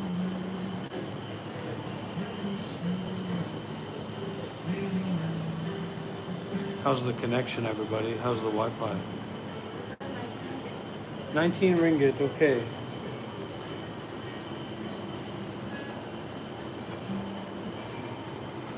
And one for you. I donate for you, 1 ringgit. Yeah.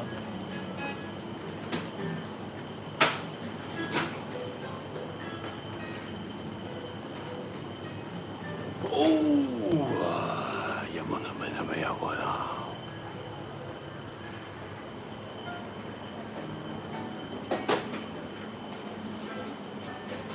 Now here we're actually gonna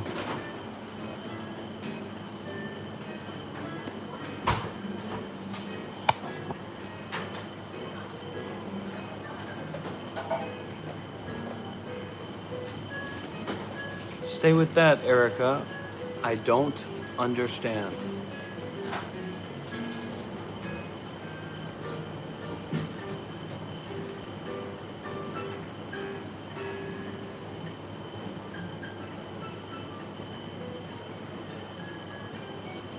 I hope it stands for stream winner, but I don't know. We're gonna find out, baby bro.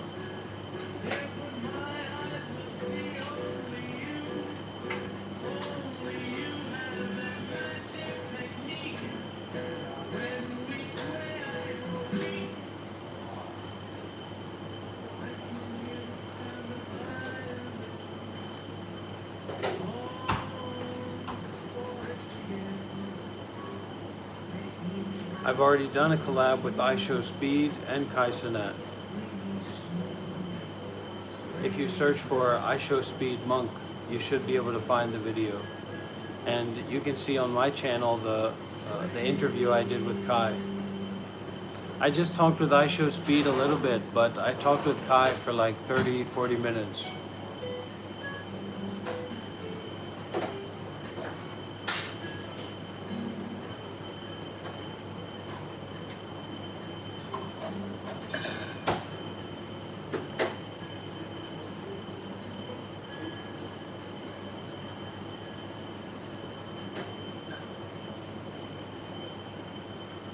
Let's be honest, I'm a little bit of a low-hanging fruit. So nobody's asking me to come and give a talk at their meditation center. This cafe in the shopping mall will have to be my meditation center. And in a realistic way, you know, there are more than 30 people here in this moment. So I kind of think in my mind that how can I be in the way that I would be if I was giving a talk to 30 people in New York City at a meditation center? Of course, if we were in the meditation center, the people would be retarded in a different way than how people are retarded here. So I try not to make a preference about it, right? Like there's some kind of outcome or some kind of expectation out of this experience or this situation.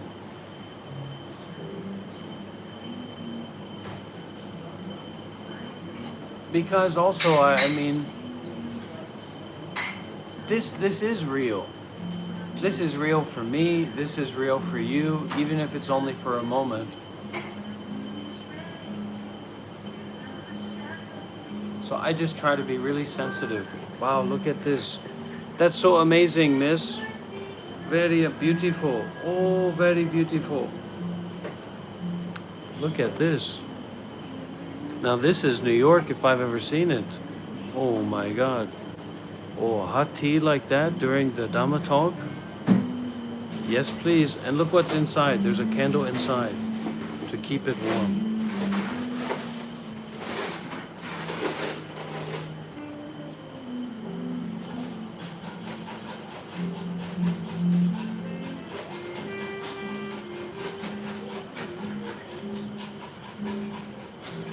A Dhamma talk in France, a Dhamma talk in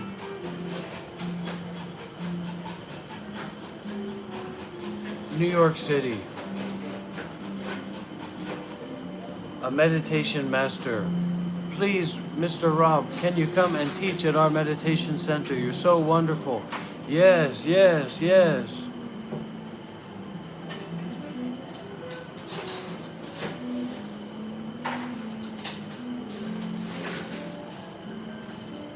Just relax.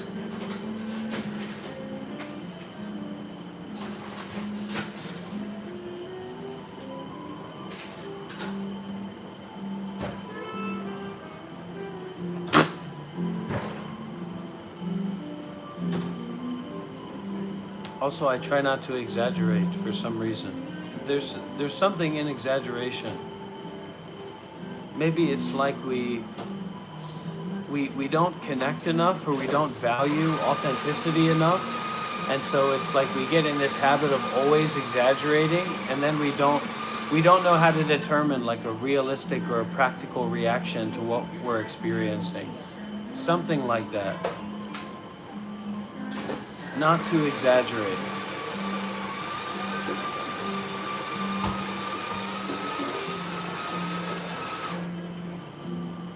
Keep it up, Elle. It's building. It's building, Elle. Don't give up.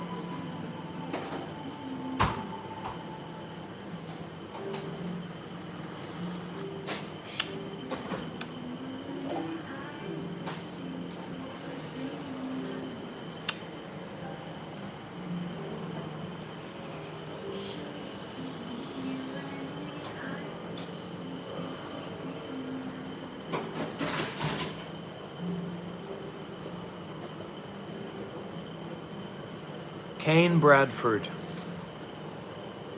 Why are you asking me that question?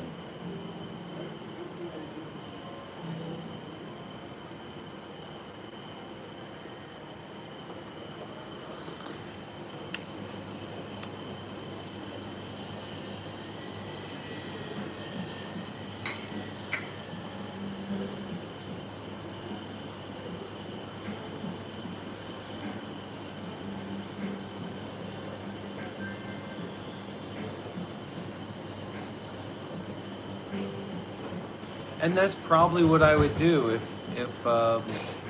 if I was giving a Dhamma talk, a spiritual talk, to 30 people in New York City or in Paris, France. I'd probably sit here like this.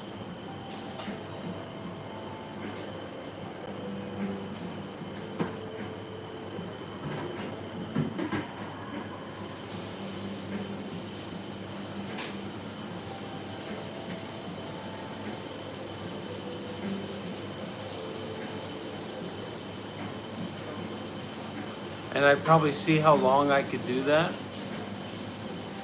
just feeling natural. And then I'd say,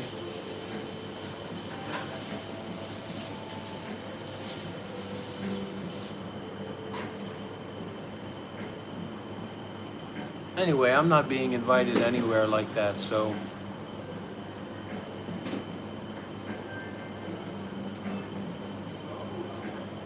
I would think, you know, people can ask their questions, or people can share their experiences. That's what I like to hear. I like to hear experiences of other practitioners.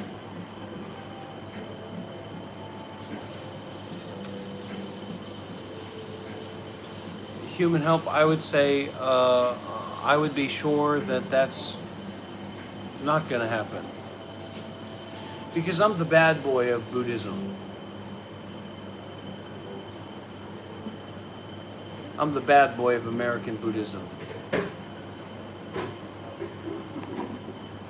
You know, and then we get into this space of, well, who's to say if you're a great teacher or if you're just a lunatic? You're a no good, stupid idiot, you know what I mean? Who's to say if you're smart and wise and cool, or if you're just stupid, loser? You know what I mean, really? Who's to say? And what does it mean if a bunch of people say that? You know, let's say I was a trust fund kid and I had like millions of dollars, right? I could go and make a big meditation center somewhere, and I could get a bunch of people to come and visit it, because everybody needs a good place to stay. And so now what? I'm an enlightened person because a lot of people are willing to listen to me because I've got a nice place to sit down? No.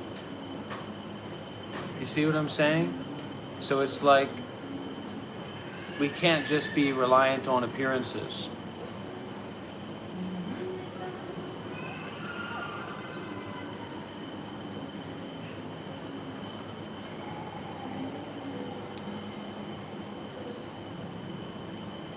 Yeah, a bit of money and they're off. That's quite true. And the same with being right, right? It's like, are you right or am I right? Well, here's my sword.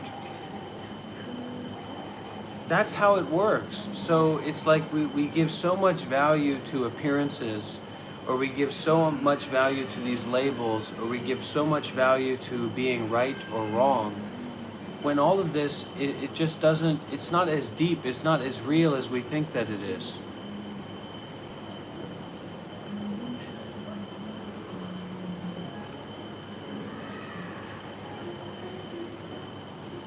Um, the American Buddhists at elite levels are sectarians, so they don't want anything to do with me.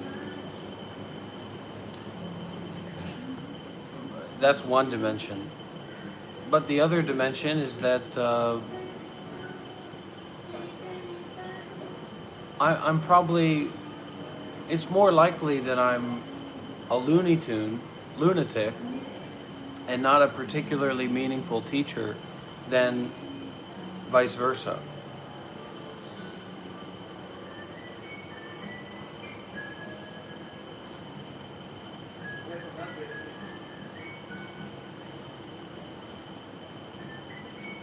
There we go. See, Grimlord, that's where we make our money.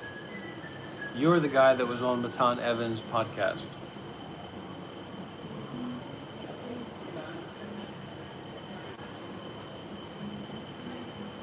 Corey Wickland, I got your fifth dimensional consciousness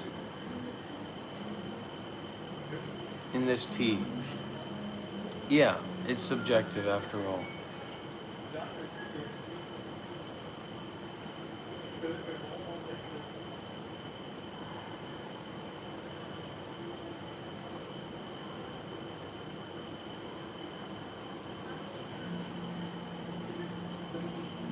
But one of my aspirations here,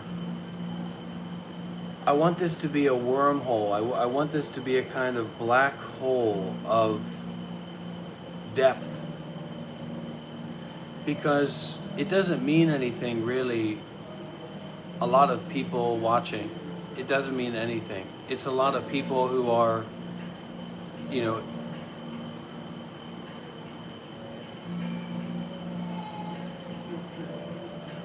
not really there. But for there to be this space where people feel that there is a connection, there is an intimacy, there is a reality to this, that I'm a real person. And from that connection, to this curiosity, this interest being there, and then the pointing towards the emptiness or the freedom from suffering, the pointing towards the right view. Modern take on Buddhism, yeah.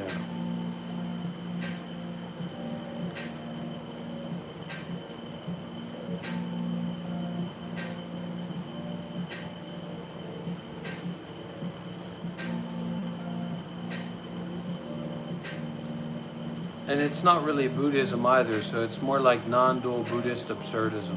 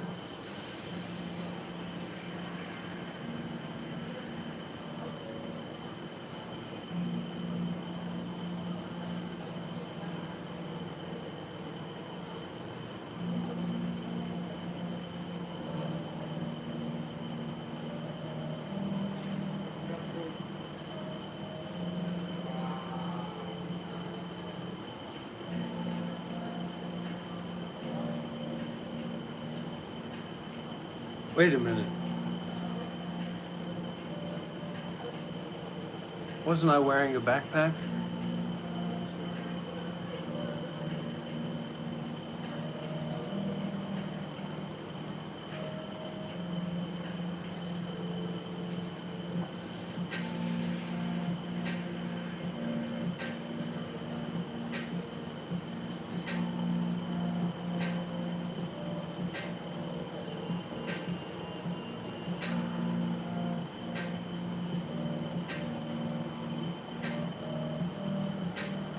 Well, so much for that, huh?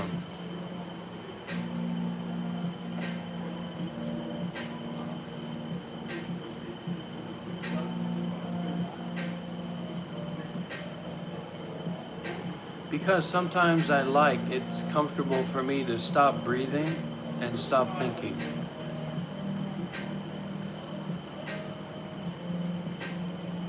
Don't blame them. It's nobody's fault.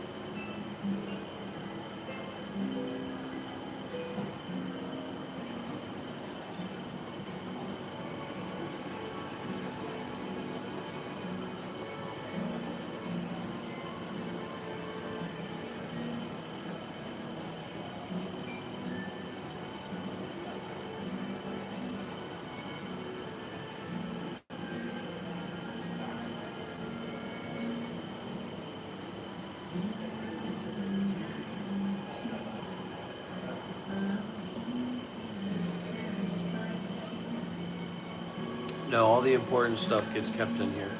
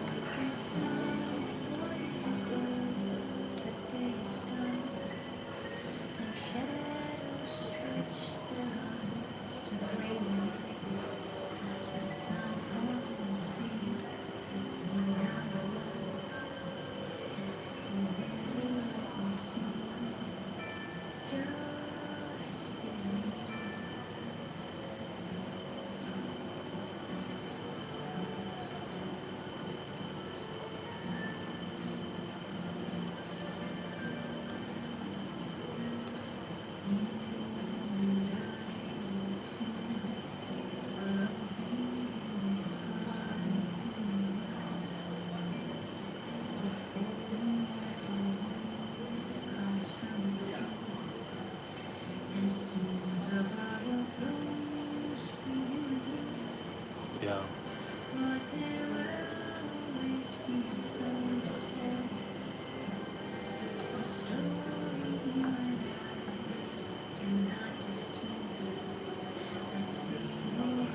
Well, I think the idea here, the idea that's being brought here, up here, is that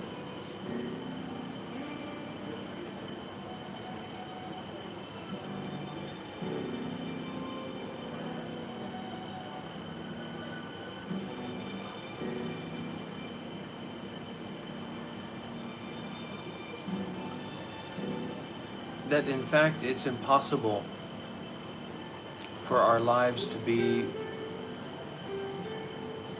real in the way that we think that they are. That is just totally impossible.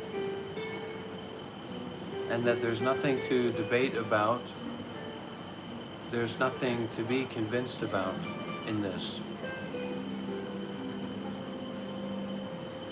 And from that place of recognizing that there's nothing to be convinced about,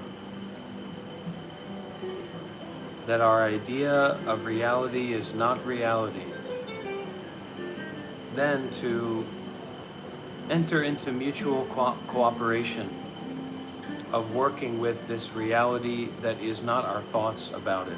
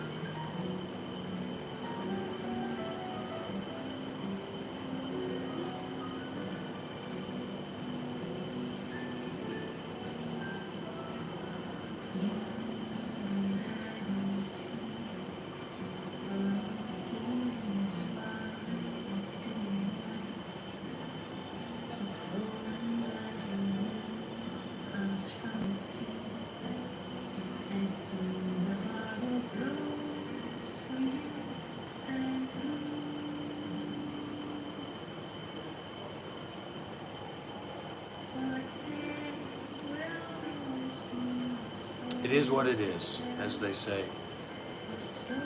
You can't label it, you can't put it into a box.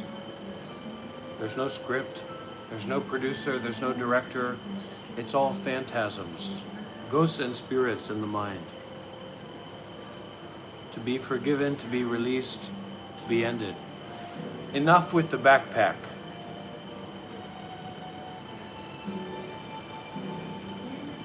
You didn't tell me when it was originally left behind, so don't keep hammering at it now.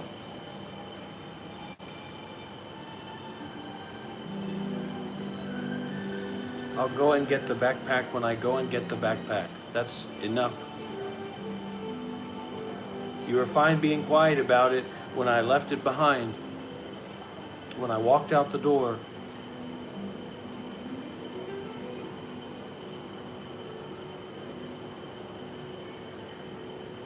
Nobody said a word.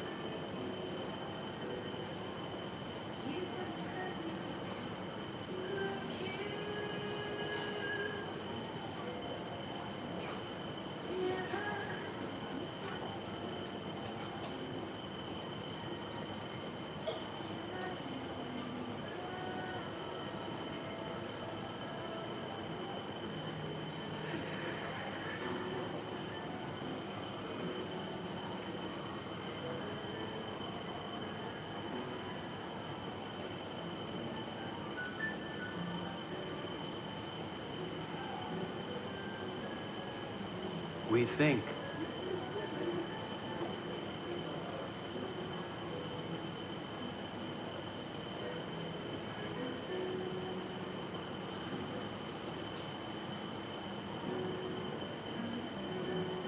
We think.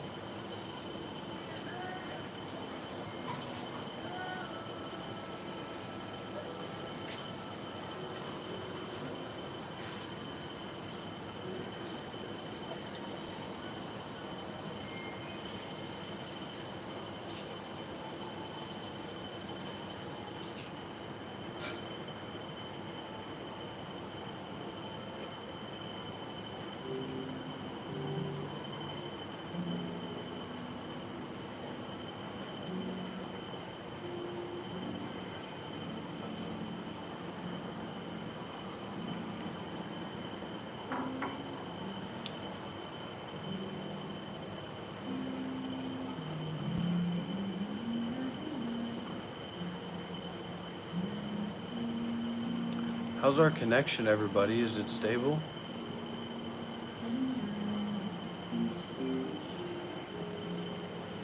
Are we at 1080p or are we blurring out?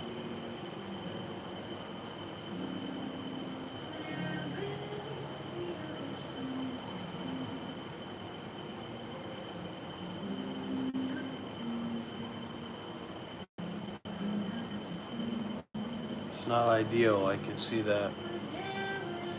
Do you have Wi-Fi here, miss? You have the Wi-Fi?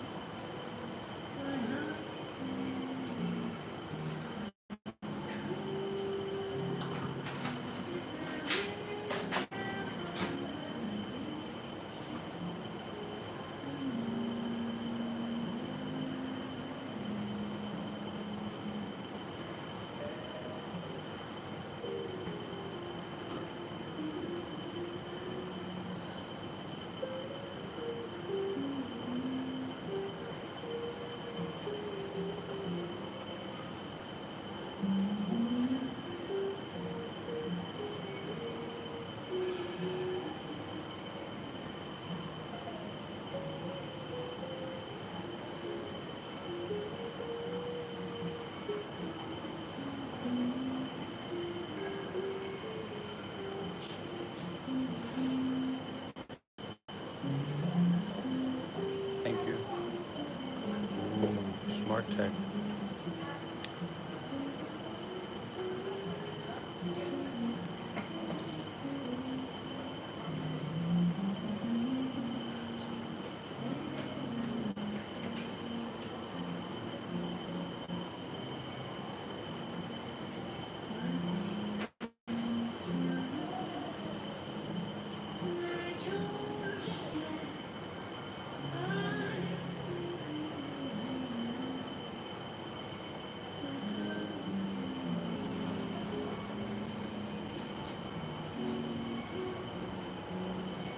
All right, looks like we all need a little bit of a break. We've maybe gotten wrapped up in our ideas about this experience. So step back from the ideas that you have about this experience. Step back from the ideas you have about who you are. Step back from the ideas that you have about who I am. Step back from the ideas that you have about what's going on right now. Step back and widen out. Open the mind, open the body, willing to let go of conceptual thoughts about this experience. Yuzama, Yuzama, Yuzama, Yuzama, Yuzama, Yuzama, Yuzama, Yuzama, Yuzama, Yuzama, Yuzama, Yuzama, Yuzama. See the Yuzama power to flesh out, to free out the conceptual thoughts about this experience. What is the Yuzama power? We don't know.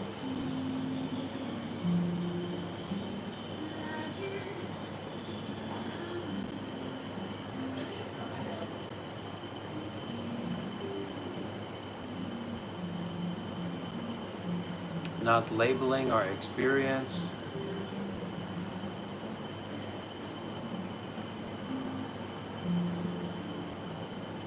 Going deeper and deeper into real meditation.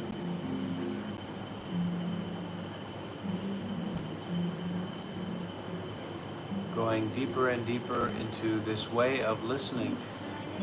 Not just listening to the loud noises, but the subtle noises inside of the body. This is a meditation practice of listening to the subtle noises inside of the body.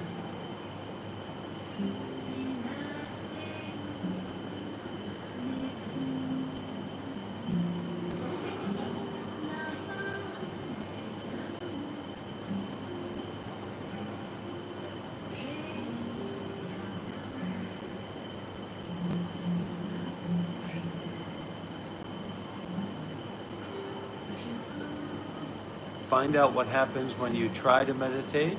Find out what happens when you don't try to meditate. Find out what happens, what it's like when you practice generosity.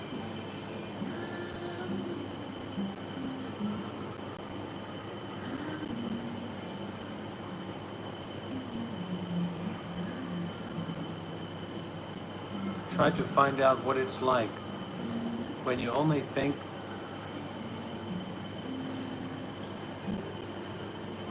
about believing in your own thoughts.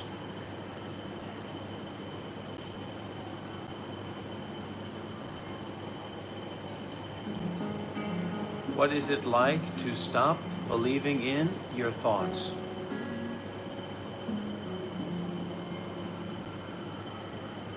What is it like to not be in a state of believing in thoughts?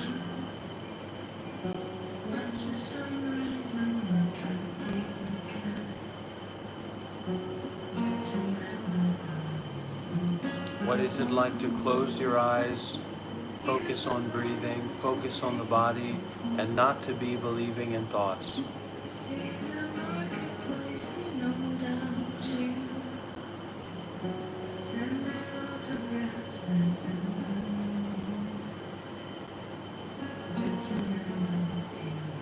What is the non-thought-based experience of the body?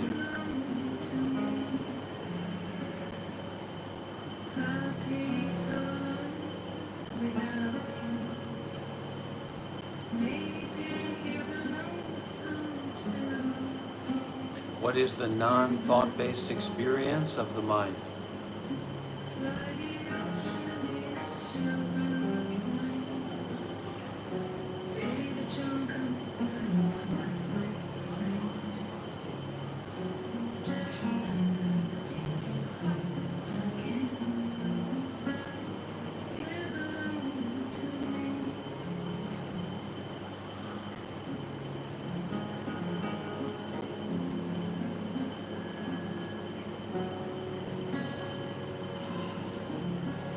What is it like to be aware of thoughts without attaching to thoughts?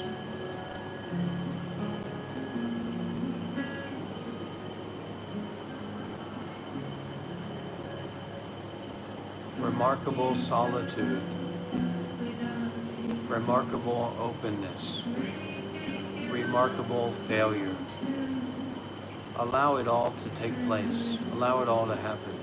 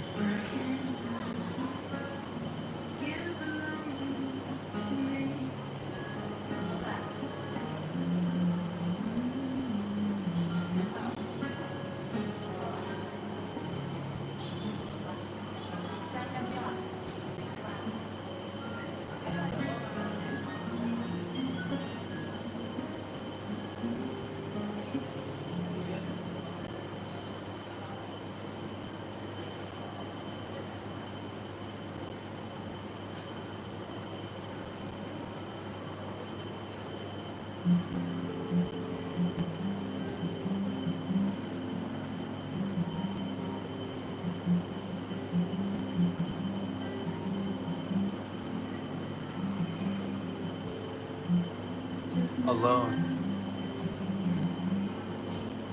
together.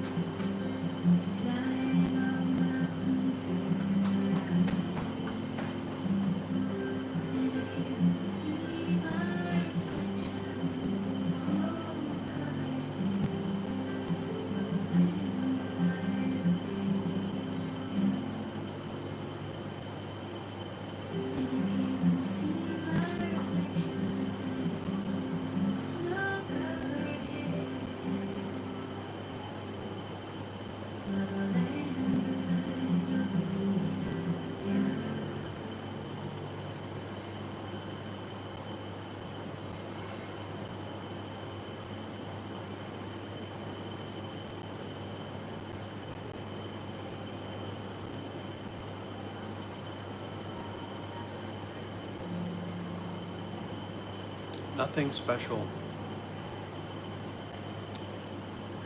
Relax and be aware. We've built our lives around this identity of a self, of a real true character and a real true story. This is not a story. This is not a character.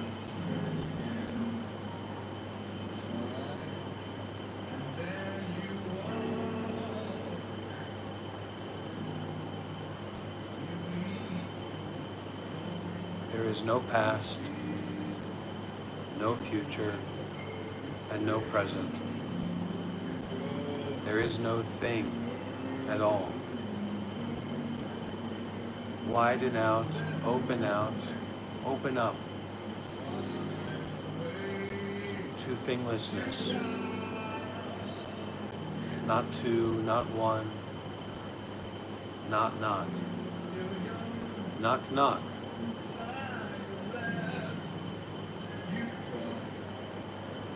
Who is thinking?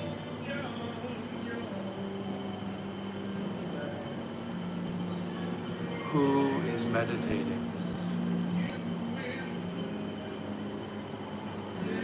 Who, what is this?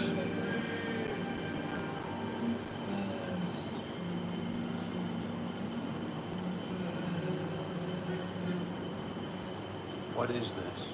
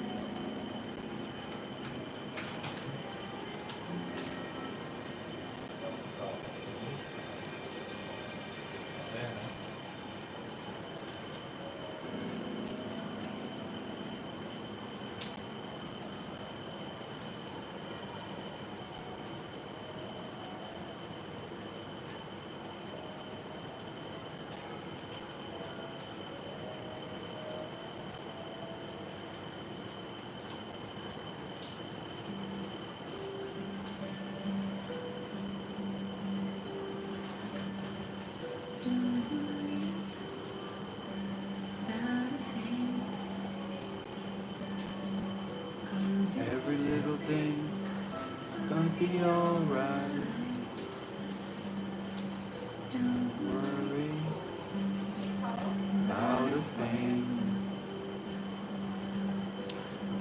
every little thing is gonna be alright. Morning, rising sun, birds on my doorstep, singing sweet songs.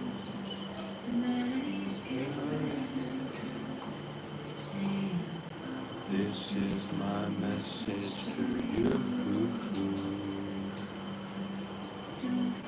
Are you drunk today, Mama Bear? 'Cause every little thing is gonna be alright. Worry about a thing.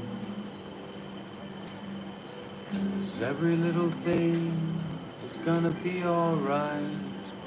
I'll throw you out of the plane, Carlos. Morning, the rising sun.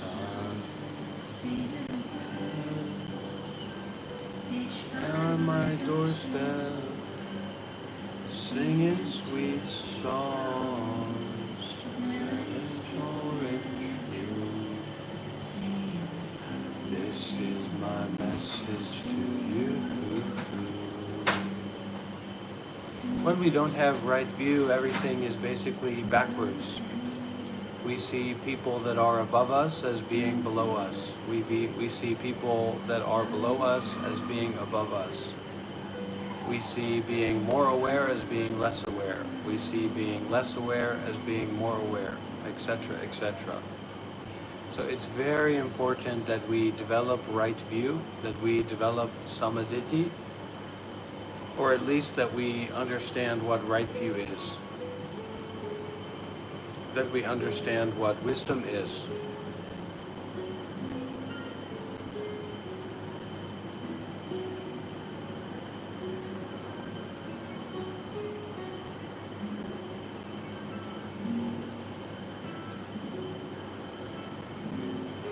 So then, Carlos, go and eat your shit and drink your piss. Then you can come back and tell everybody how it went. And how right wrongness is.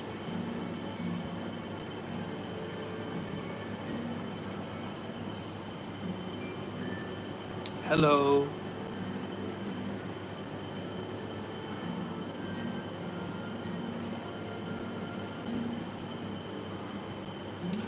It's God's message to you, Tomahawk. God is sending you a message. I'm here to be your teacher. That's why you're here to listen and be my student. If you don't like it, get out. But God put you here for a reason. Hi there, Mike.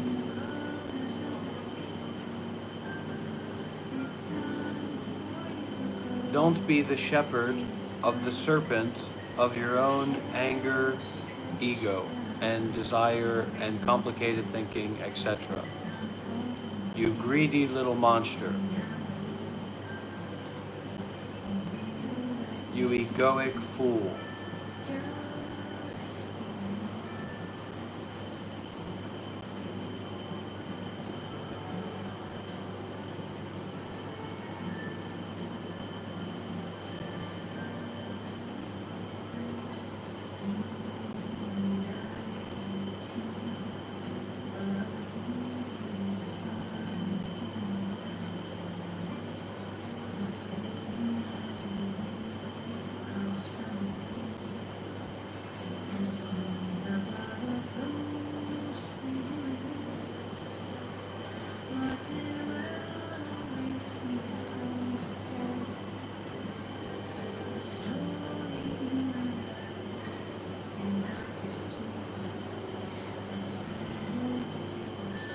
Shut up, JG.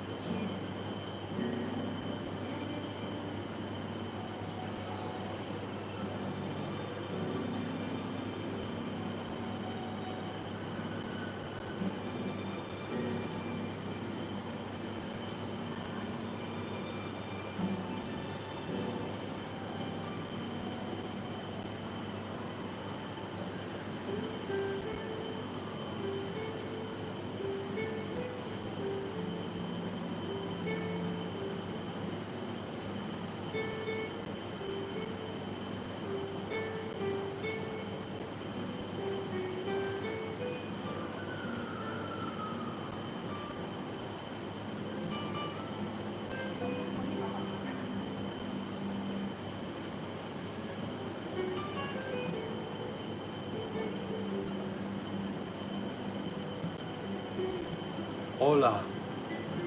No hablo español, señor. Let's come together. Let's come close. Let's come close. Let's sit together and contemplate our whole life. We're already almost at 100 likes. We're going to become really successful, everybody. We're going to get some big, big W's in the chat. I'm going to be the next Mr. Beast of Buddhism. Just you wait.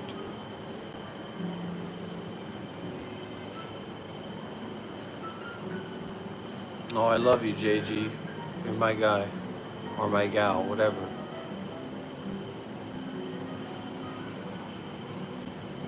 My story's about winning. How I went through the jungles of Africa, conquered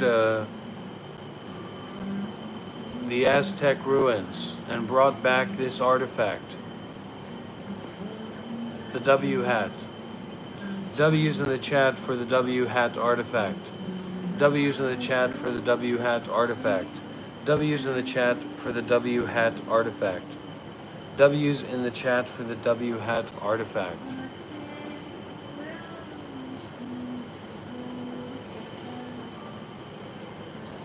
Excuse me, miss, is there a toilet around here? Just across the road, okay.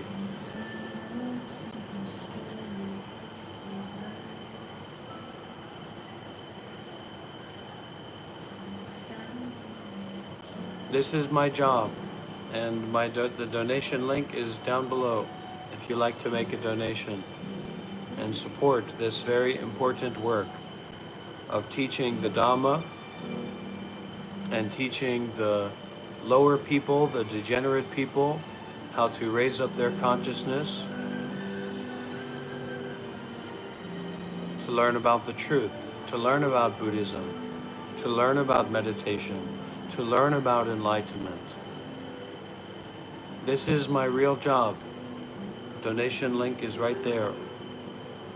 Depends on you how much I make. For people to learn about Buddhism, for people to learn about meditation, for people to take this seriously, to get access to the teachings of the Buddha, whether they like it or not.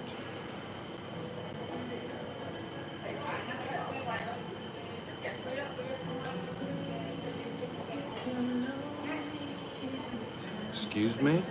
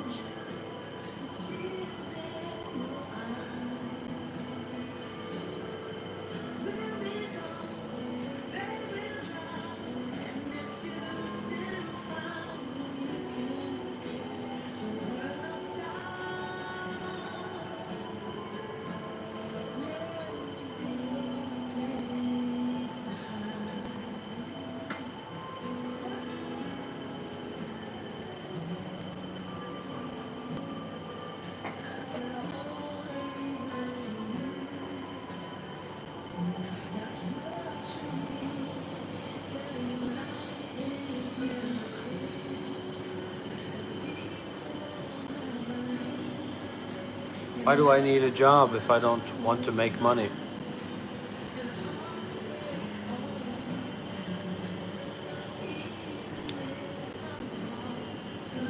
Francisco Gabriel Cordoves. Let me ask you a question.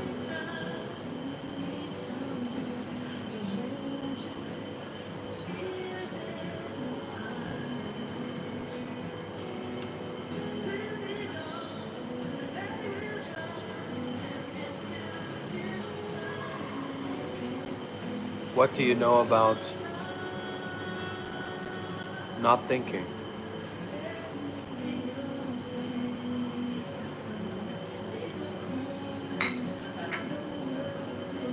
Sure, sure.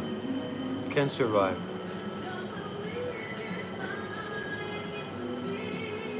Can people not see the link in the comments, the pinned comment? Can people not see that?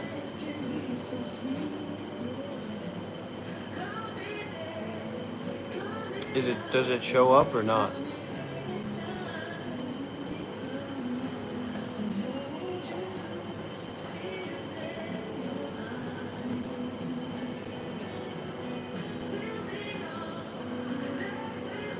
Well, there you go, Francisco. So this is kind of about not thinking. And this is about Buddhism and meditation and non-duality. The link doesn't work? Genevieve?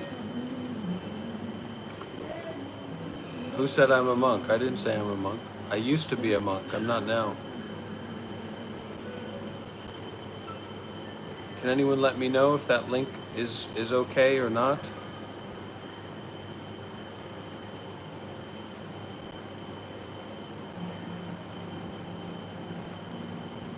Okay, it works.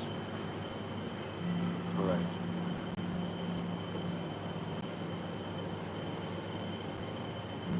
The meaning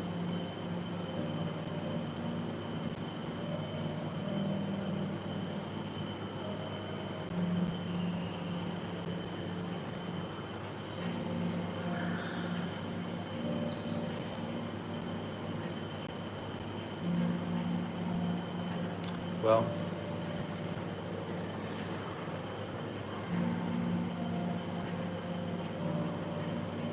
let's see here. Hold on.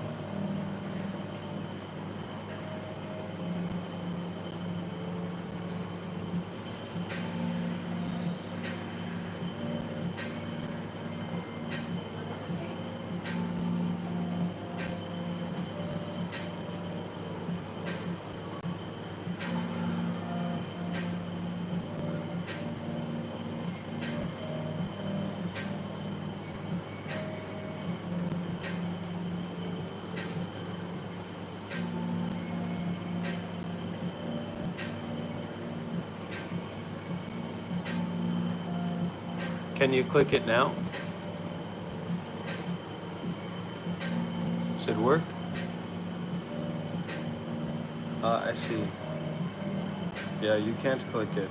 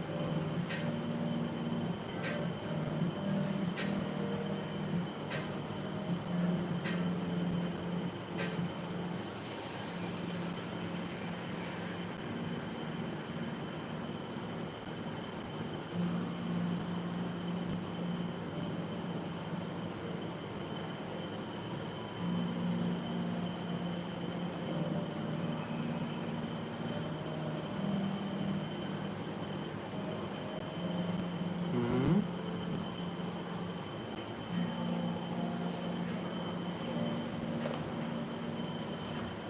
I can do this.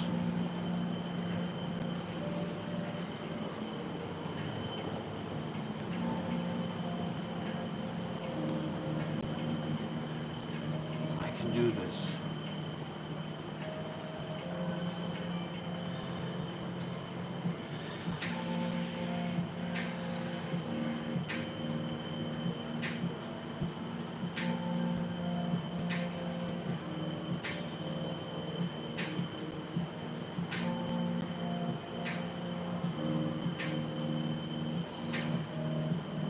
I can do this.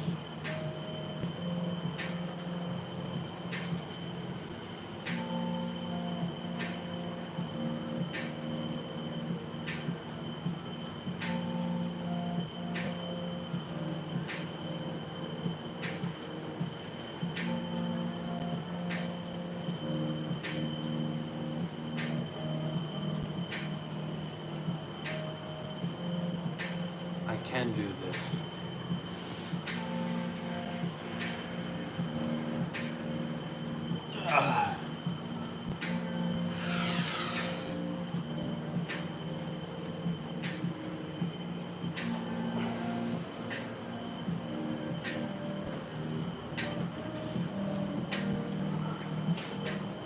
Thank you.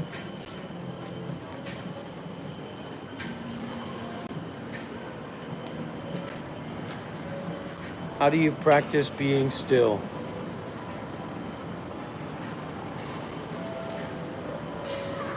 Focus on your breathing and don't think anymore.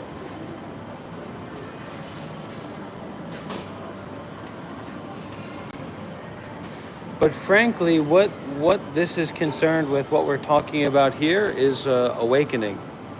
And so you've got to get your grit in you. You've got to be serious about it. You've got to be wild. You've got to go wild with this idea that you're going to wake up, that you're going to penetrate to the root source of your mind, that you're going to know about the truth for yourself.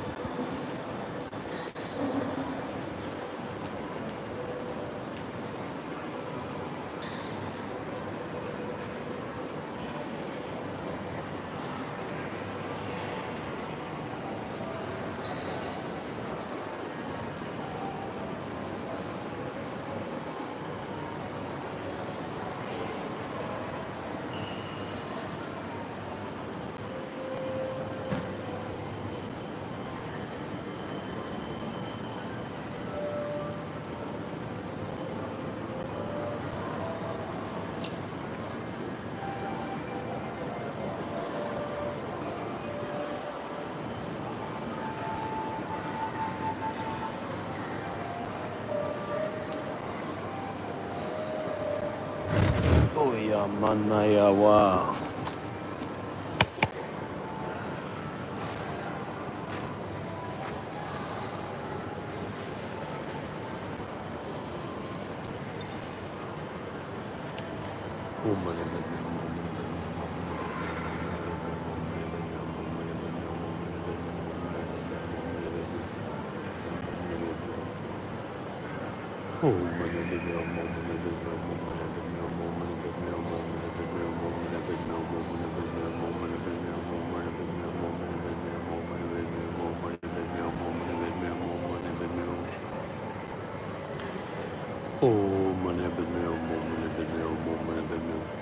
Lola,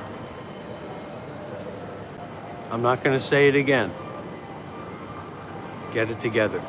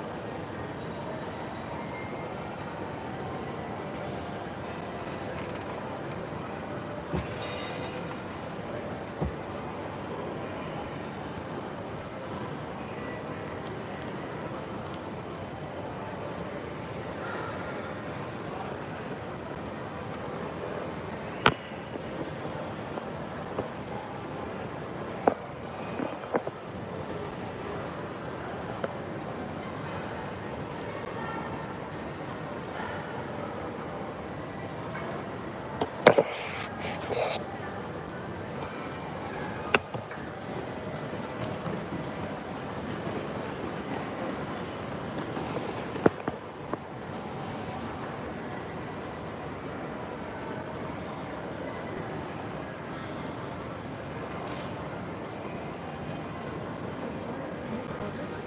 already ordered. I already ordered from here When? 5 minutes ago or 20 minutes ago. No, I saw you just sit down there. And you No, didn't no, order. no. I drink tea inside for some time. I already order. I order relaxing tea. You want me to get more? That's right. Oh, okay. I can order more. I have many chance to order. There we go.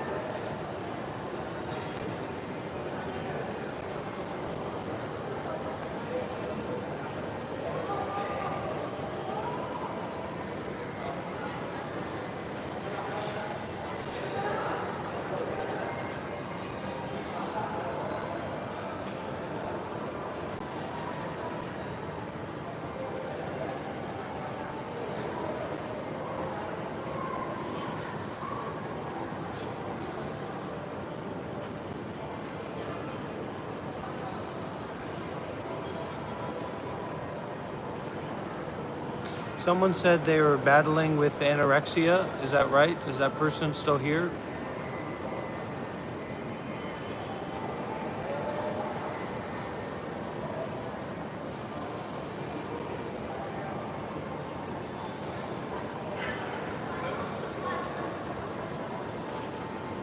I can.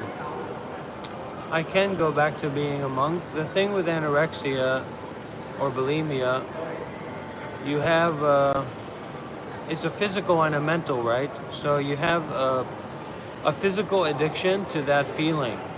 For you, that's a really good feeling.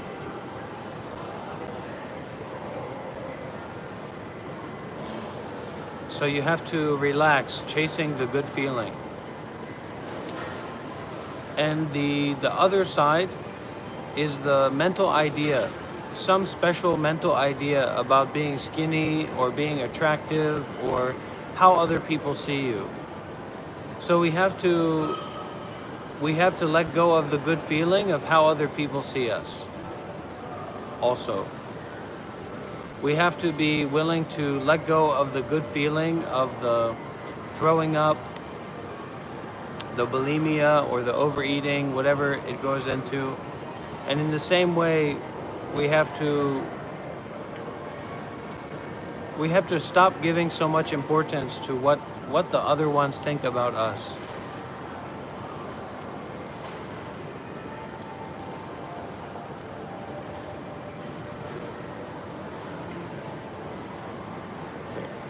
Here. Punishment. Punishment.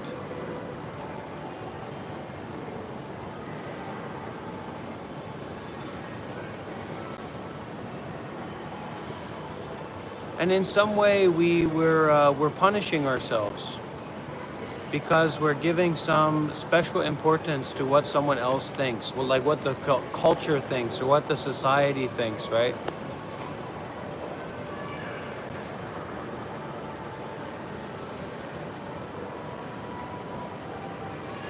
So you have to face those thoughts, face that mindset inside of yourself.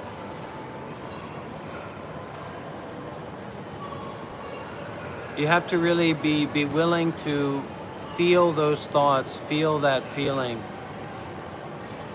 Like I can bring up something that I have difficulty with right now.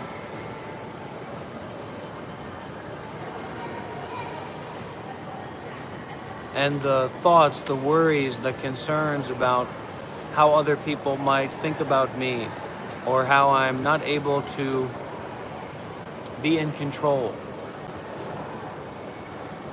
of the mind in the way that I want to be. And to kind of accept that, to accept that difficult feeling, to accept that badness, because the biggest problem that keeps us going along with our compulsions, with our addictions, is that we keep thinking that badness is bad, or that badness is something that needs to be avoided. Badness is something that needs to be gotten rid of. You don't have to get rid of your suffering. You don't have to get rid of the bad thought. You don't have to get rid of the bad experience. You have to be willing to feel it and look into it and embrace it.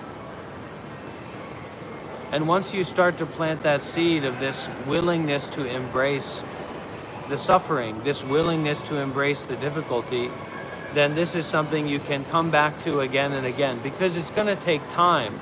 We don't snap our fingers and then we're outside of bulimia, or we're outside of our alcoholism, or we're outside of our addiction, certain ways of thinking, right? But it takes time, it takes patience, and it takes a willingness to feel and experience and face suffering.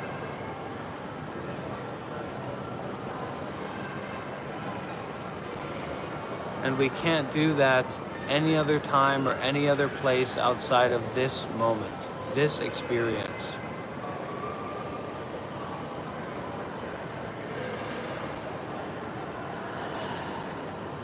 We kind of have to start by making it all about ourselves before we can realize that this is not about yourself.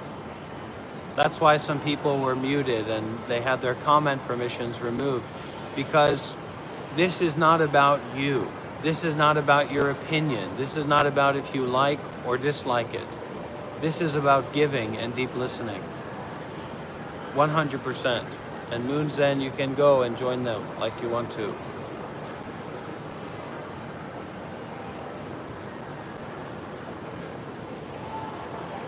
Listen to your heart. Listen to your gut. Listen to your breathing. Listen to your body. Give your attention to your body. Give your mind's attention and awareness to the body instead of non-stop complicated thinking and seeking after the place or the experience in the future, or avoiding something in the past, or whatever. Or thinking about, oh, that was so great, that was so good in the past, I was so beautiful then, I was so wealthy then, I was so successful then. And you really arrive, you bring yourself to the arrival point of this moment as it is, here and now. And you sustain that arriving, you sustain that remembering, you sustain that willingness to be with this. Get out, Ryokuna. No need for you to say something on your way out. Just go. Be quiet. The ego that people have is just out of control. And relax, Tori, and don't... The worst thing we can do is add on this extra layer of judgment or this extra layer of worry or negativity onto difficulty that we're already going through. We already are going through a problem, and we recognize that problem, and now we're adding these extra layers of judgment and worry and stress on top of it. We have to be more open to not understanding this experience, not understanding what's going on, because we're so oversaturated with media, we're so oversaturated with advertisements, we're so oversaturated with fake teachers, especially kids. They're oversaturated with, adults pretending to be teaching them and helping them out as they force them to just memorize textbooks, that we think that everything is just basically the same. Everything is just basically nonsense. Everything is just basically shallow, and it turns us into a shallow person. It turns us into an unrealistic person. It turns us into a person who loses their access and their connection to depth.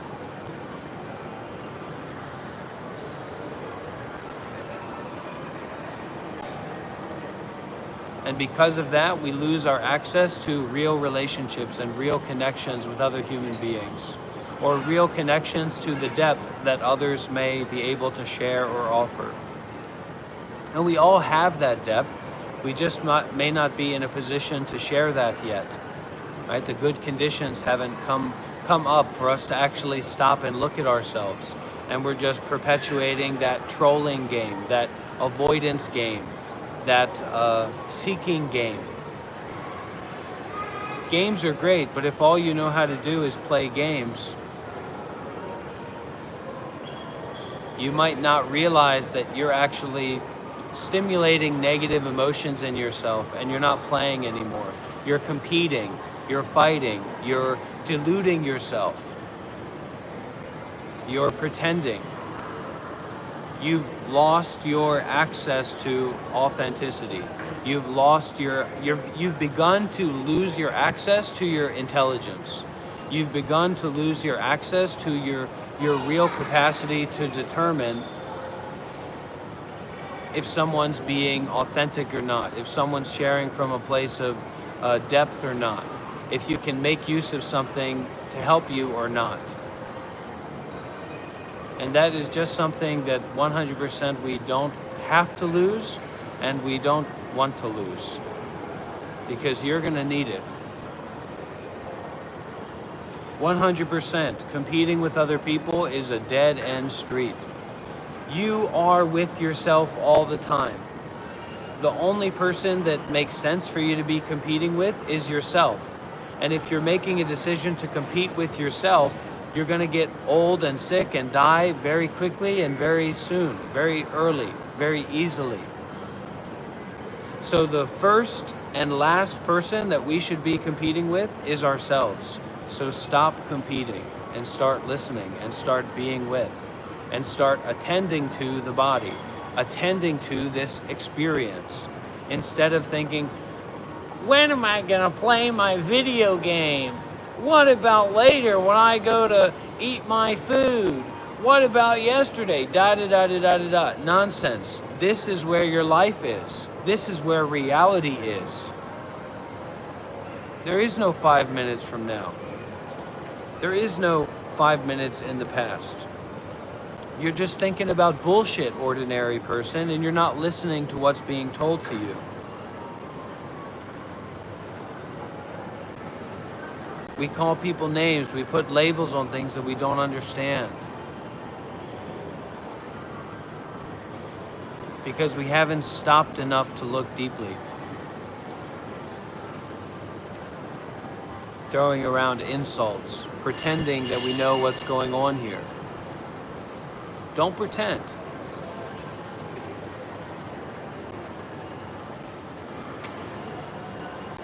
So relax.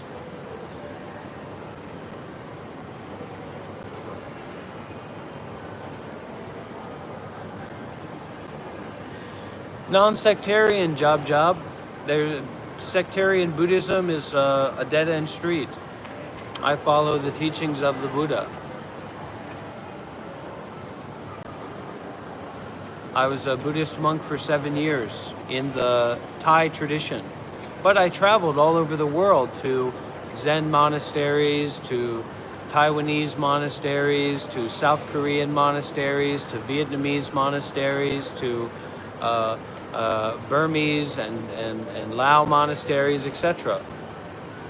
So don't be sectarian, be open, be ready to look deeply, be ready to listen deeply.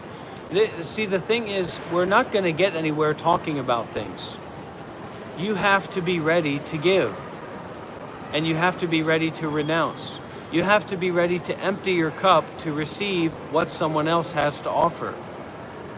And when you don't know how to practice generosity, you don't know how to empty your cup. That's the point.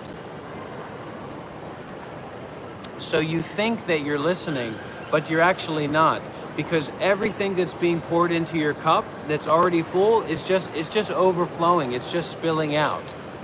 So you have to know how to empty your cup. That's when you can really receive some teachings or share someone else's experiences. That's a good one, Irish. Good job.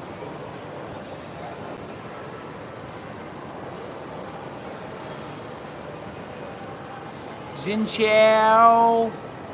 Nam mô A Di Đà Phật. Nam mô A Di Đà Phật. Nam mô A Di Đà Phật.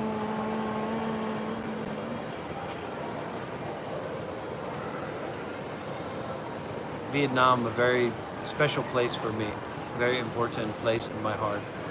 And I'm in Malaysia. I've been in Malaysia for 3 or 4 days, and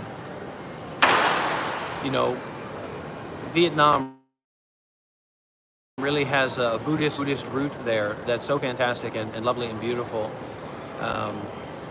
So I've thought about getting a job in Vietnam or finding a ways to get a longer term visa in Vietnam, but I have to be honest with myself. At this point, I'm a road man. There's no tomorrow. I can't follow a schedule. I can't be expected to make a commitment. I can't fill out those documents, sir. I'm a nobody. I'm nowhere. There's no time to get a longer visa. I'm nobody, nowhere, in no time.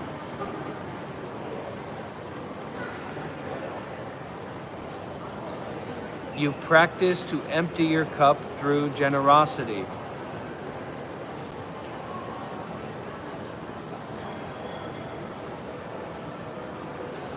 What are you attached to? You're attached to your money. So go and give your money away. Go and make a donation. What are you attached to? You're attached to your body. You're attached to your mind. So go and give away your body and your mind. Because you don't know how to do that in a subtle way, you can go and volunteer to sweep the floor at a Buddhist meditation center, etc. You have to begin to work with your attachments. Very cool, Link Sage. Very, very cool. Appreciate you. So, let's get this clear. There is a sense of appreciation if someone gives you a gift. But this is not about the sense of appreciation of receiving a gift. This is about the action of renunciation.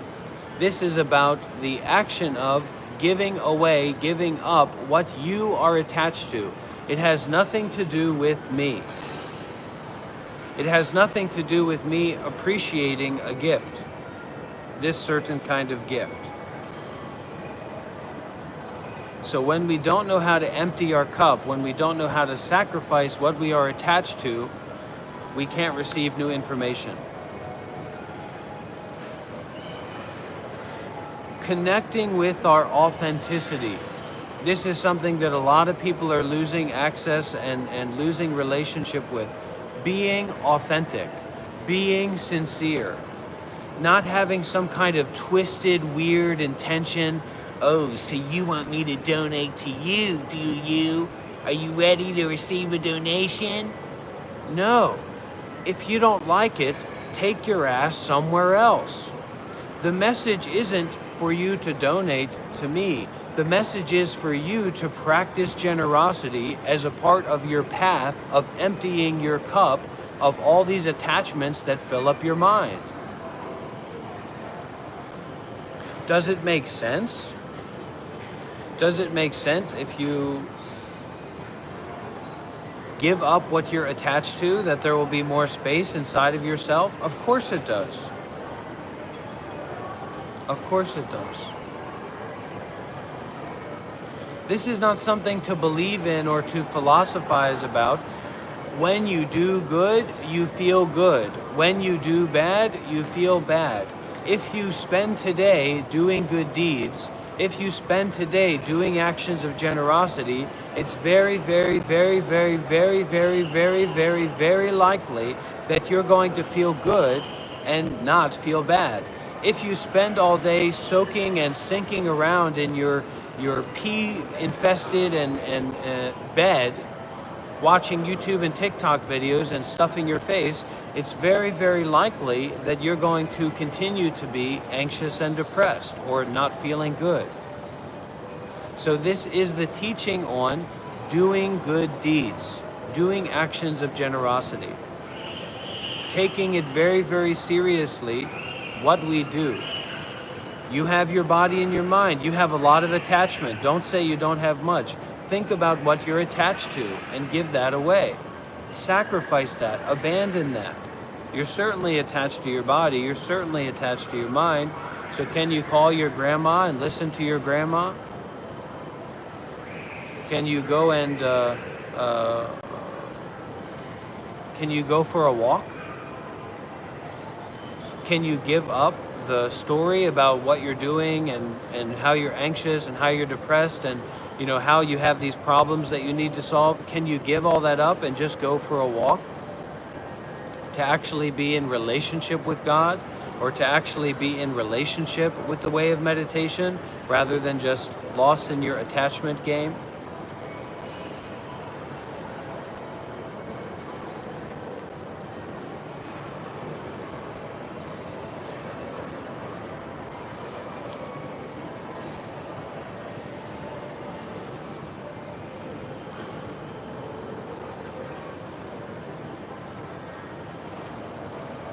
Not maybe, you can do it. Just do it. Don't think about it. Just do it.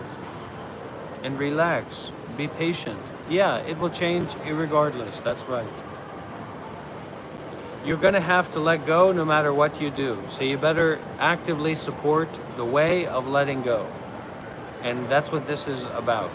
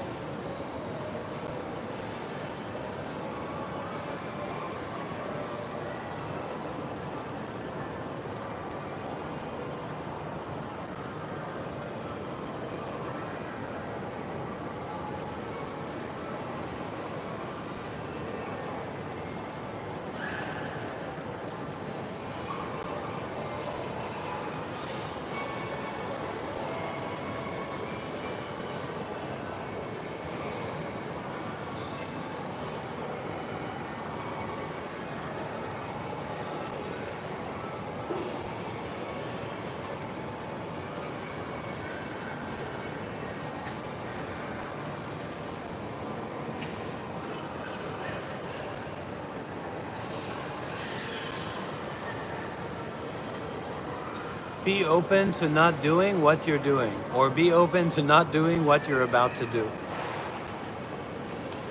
You can stop before you practice to make yourself throw up. You can stop, and even though you want to do it and you're going to do it, you can stop for a few moments before you do that. And you can realize, even if it's a small realization, actually I don't have to do this. But also, if you're overeating, there's going to be a sense of disgust. Eating is actually very disgusting. We don't recognize it that way, but there's a quality of eating that's very, very disgusting. So you can also start to alter your eating. For example, not eating like solid foods. You could start to eat smoothies, or smoothie bowls or whatever, and you might be less likely to try to get all of that out, right? So you can work with it in different ways, surprising ways that you can work with it.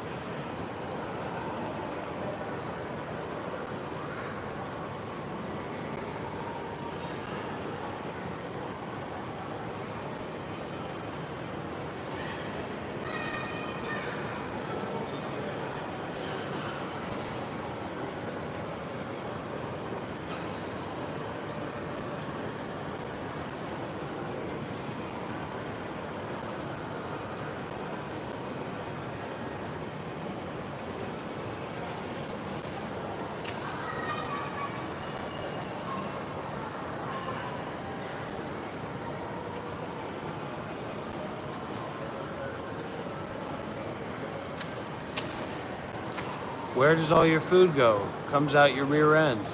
Is that disgusting? Sure it is. So it's like when you eat, you're making poop. You're making an intentional decision to make poop. Can you imagine if there were people going around poop makers? They decided they're going to make poop.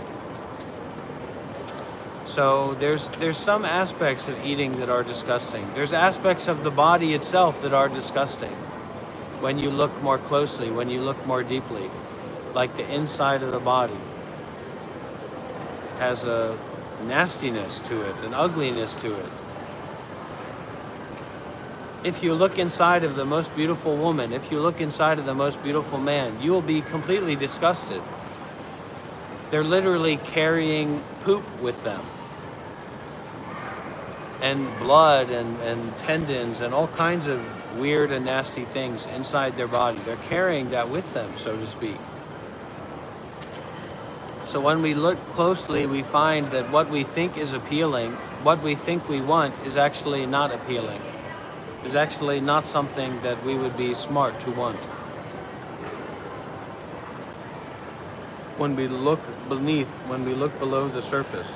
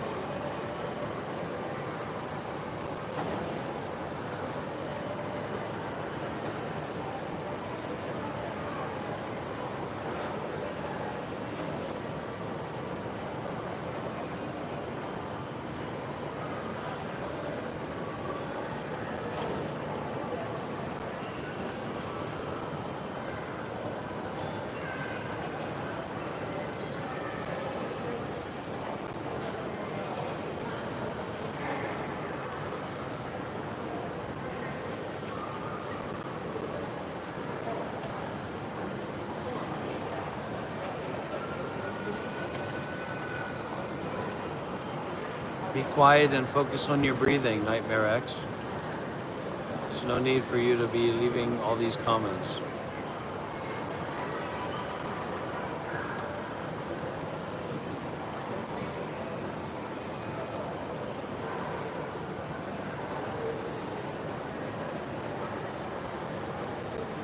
Good luck.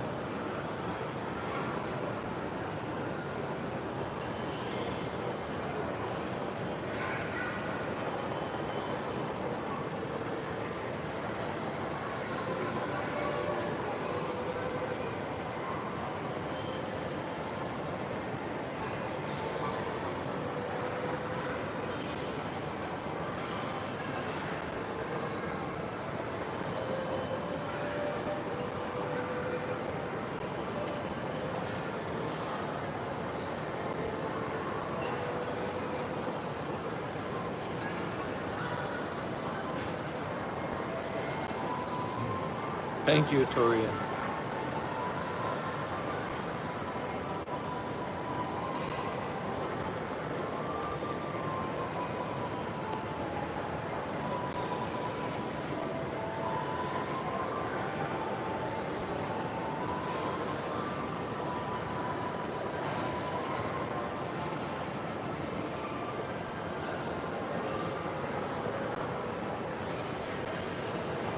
Ooh, thank you, Gavin.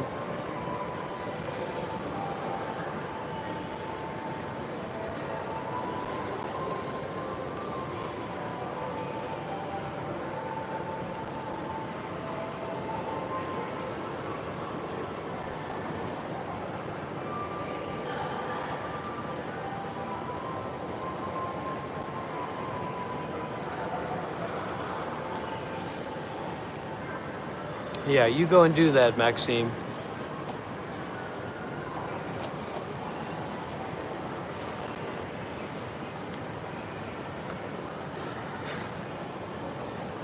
You go and do that.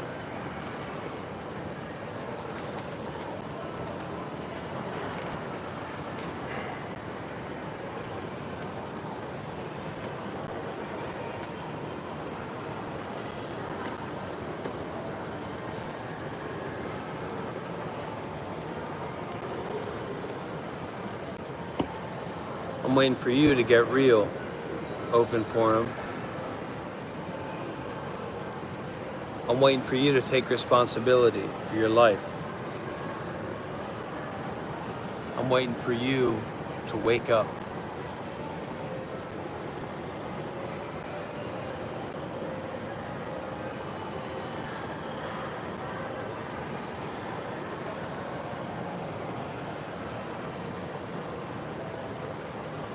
I know you are, Open Forum. I know that you're a sinner.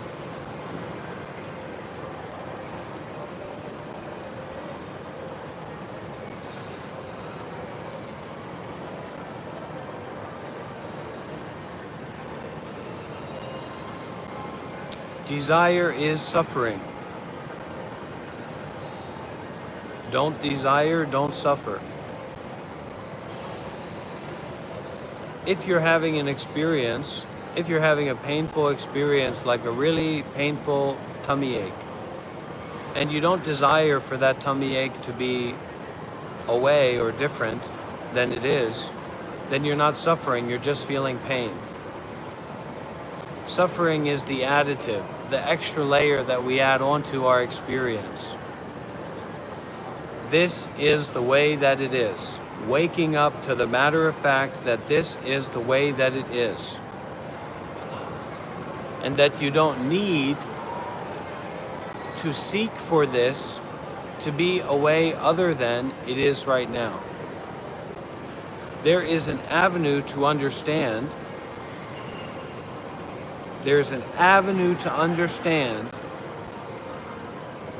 that this experience doesn't need to be a different way.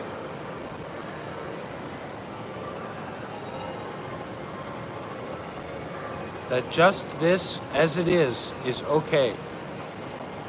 What do you know, Christopher? Chris, you should embrace death. You're no nearer or closer or far away from death than anyone else.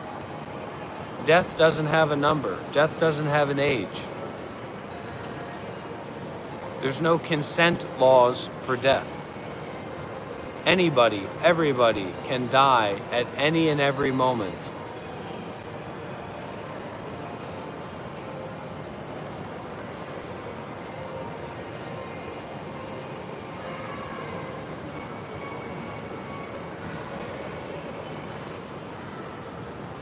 I'm your father. Oh, in church. Kind of. I'm the father of this church. I'm the father of this assembly. I'm the teacher. I'm the spiritual leader. I'm the controller. I'm the rule maker. This live stream is under the dominion of my spiritual authority.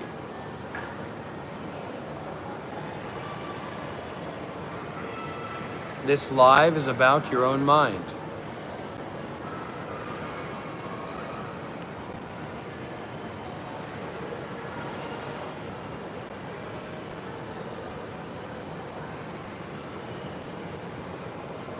If you do a lot of good deeds, then you will die. If you do a lot of bad deeds, then you will die. If you do a lot of neutral activities, you will die. So what is death? What does it mean to die? The question of what was your original face before your parents were born is the same fundamental question as what will your face be? What will your experience be after you die?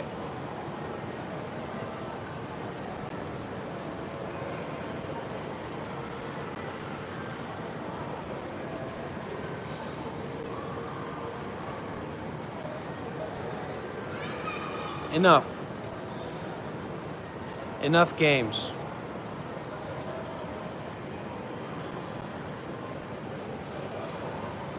Enough pretending.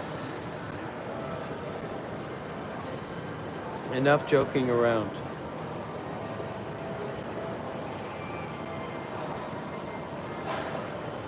Absolution is awaiting.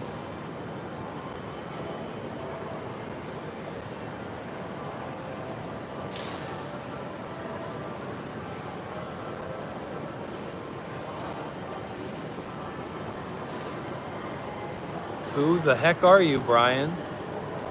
Are you a complete lunatic?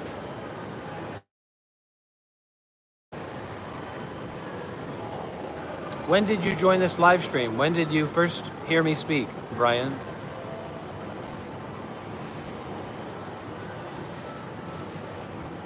I'm gonna sell my foot up your ass, Jason.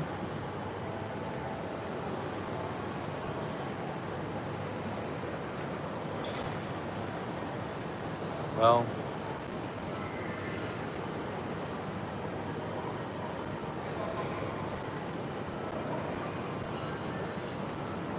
some questions are best answered with silence.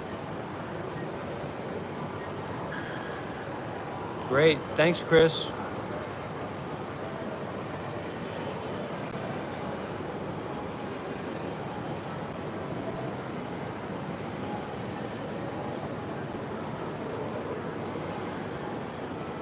So what do you do when a question is answered with silence? Do you listen to it? Do you receive it? Do you experience it? A man with one hand.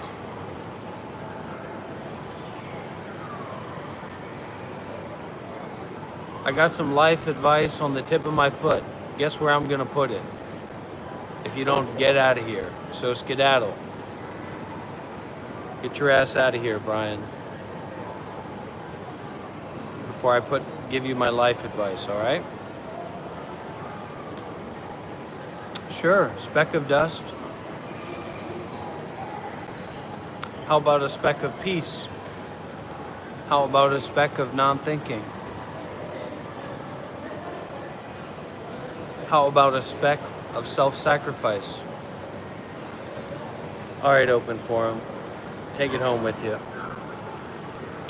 Yeah, it's no problem, Torian. I don't know if you can read, but I usually recommend the book No Mud, No Lotus, The Art of Transforming Suffering by Thich Nhat Hanh. Buddhism is like a practice. It's not like a religion or a belief system in that way. So you can have your religious belief system of Christianity and you can practice Buddhism to help make you a better Christian. Everybody, big W's in the chat. We are officially almost at 100 likes on our live stream. We're coming up on the 272nd minute. We've had an amazing live stream today. We're almost at 100 likes. Who's gonna be that 100th like? Let's get some big W's in the chat. Big W's in the chat, everybody. I know you can see that W. I know you feel those W's coming. We officially have reached 100 likes, everybody.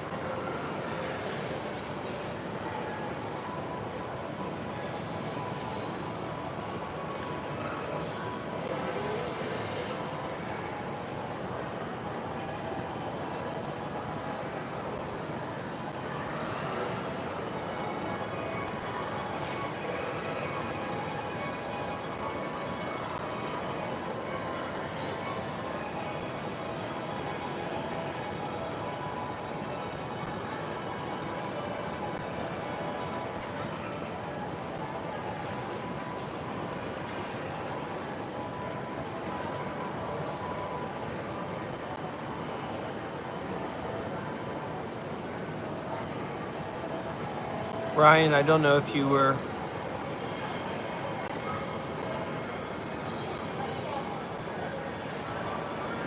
listening closely.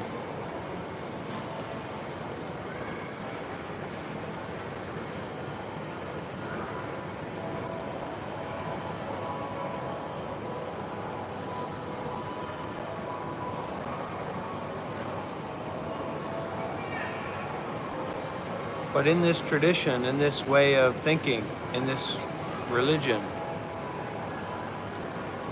the body and mind are a fiction. The eyes, ears, nose, tongue, body, and mind are a fiction. Sights, sounds, tastes, touch, thoughts are fictions.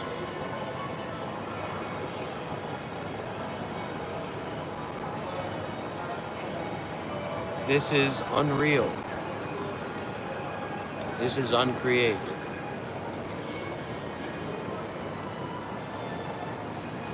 This is not what it appears to be.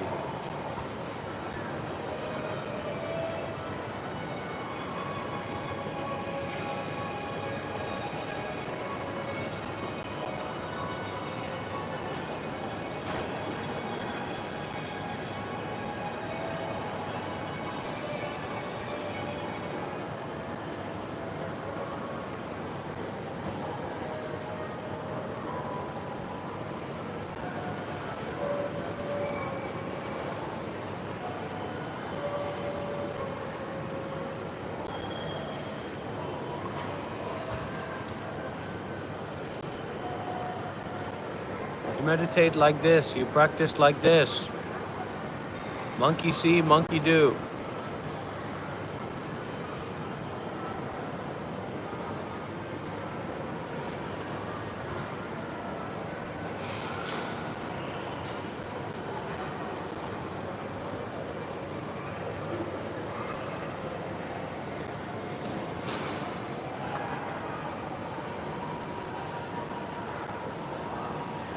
If you can't do it, now we've got something to talk about. If you can do it, shut up and do it.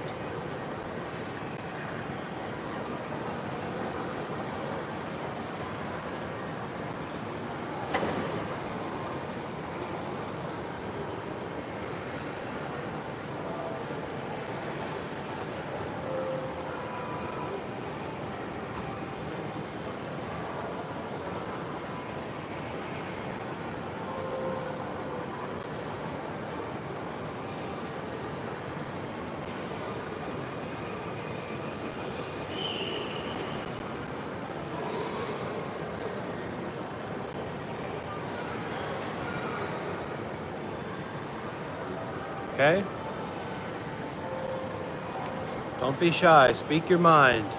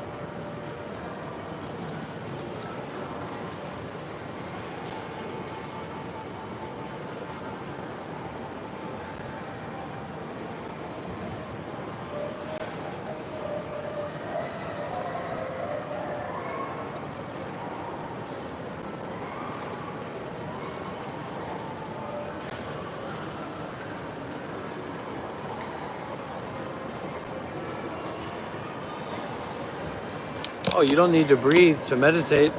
Who told you that? If you can't meditate through breathing, just don't breathe. Sit there and don't breathe. That's okay too. No problem. You don't have to breathe. But I might have to get a piece of this cheesecake. This is expensive cake.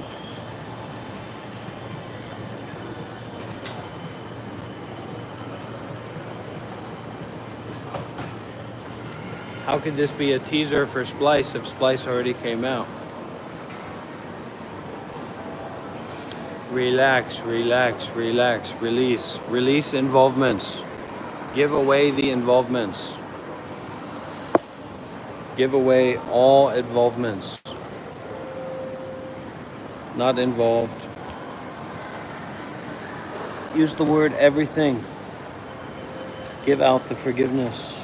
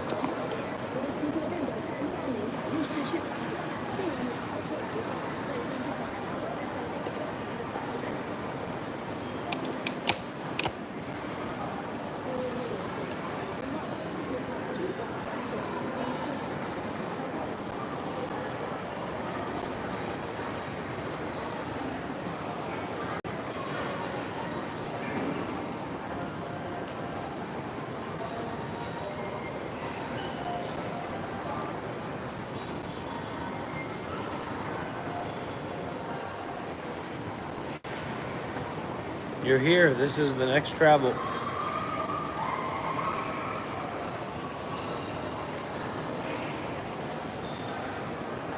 Here we go.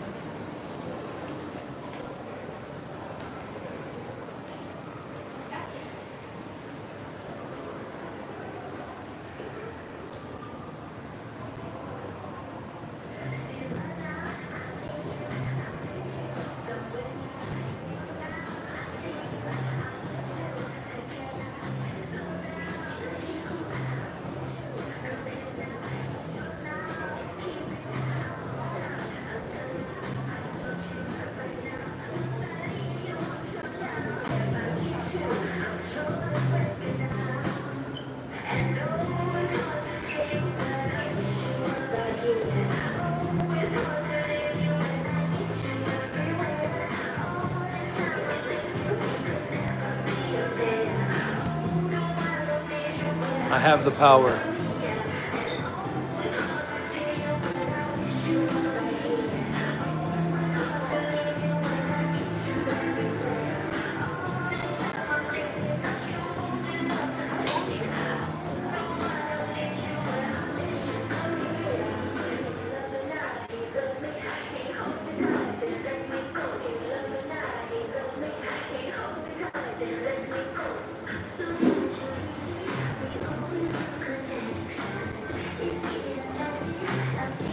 One more mention of the neon glasses and it's not going to be pretty.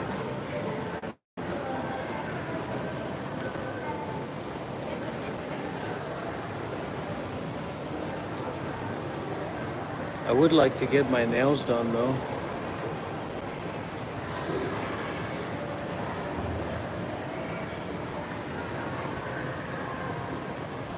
How about this? What if I got my nails done for this? That's pretty nice, right?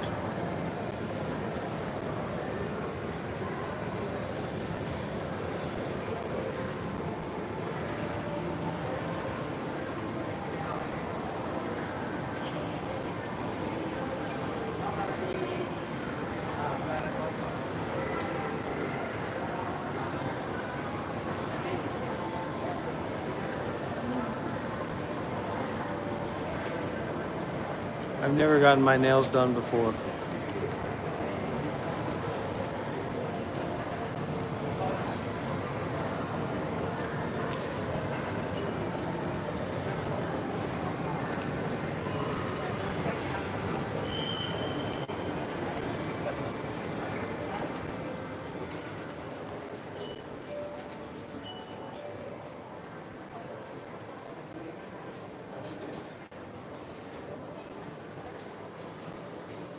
I wanted to ask about getting my nails done.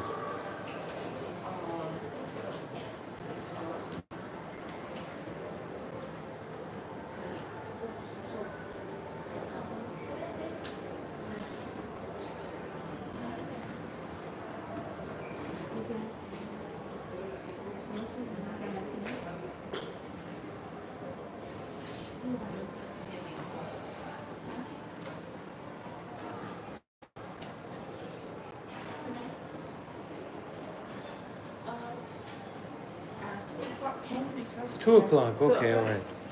I don't know. How much does this one cost? Can you tell me? Or are you busy right now?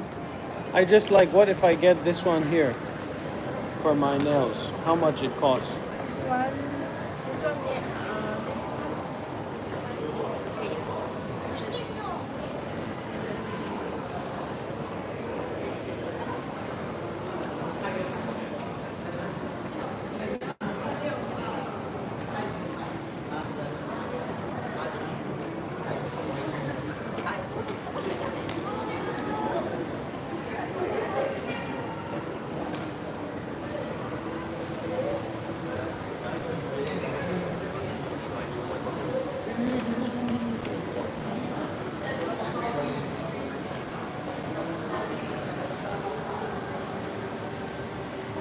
Is more difficult, so this is like 20 Per nail. yeah, per nail. So 5 times 20 is 100. Yeah. Okay. All right, I'll think about it. I'll think inside of myself. Thank you very much. Let me- It's okay. Okay. Enjoy. You take a rest, all right?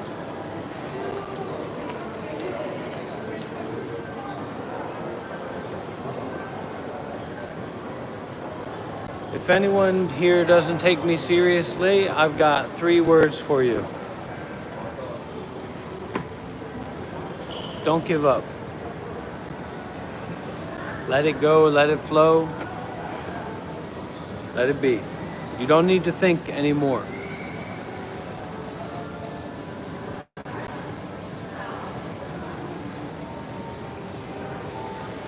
O'Brien, that's just a thought. Just like the thought that getting your nails done is just for men. Both of those are thoughts, right? They're ideas, they're concepts. It's belief that you have. It's hot up here. A world of entertainment.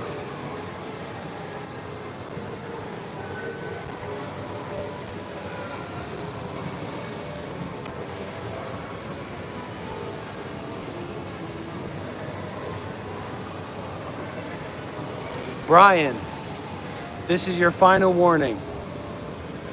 Next infraction and a countdown will be initiated. Don't make me do that. Don't make me count down. It's okay and it's normal for men and women and anybody to get their nails done. That's a natural.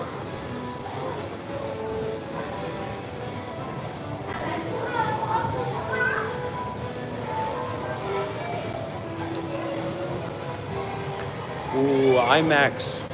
Who's ready for the IMAX? Talk about copyright, huh? You can call me Mr. I Max. But just put a non in front of it. Non-IMAX.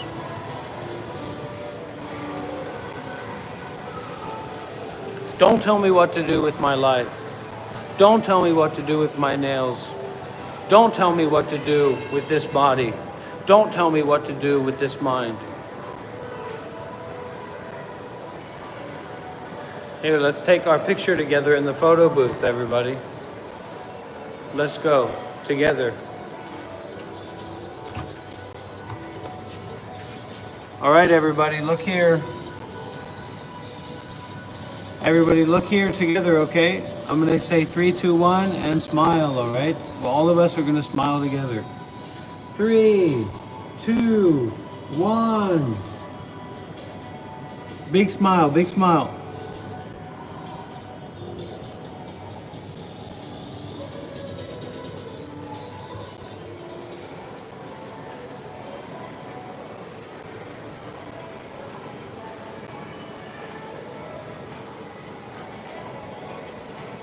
Oh, you're not really in control as much as you think that you are. Ooh, is the new Demon Slayer here? The final battle? Kimetsu Infinity Castle? I bet that's crazy on IMAX. Wait a minute, what's this live stream about?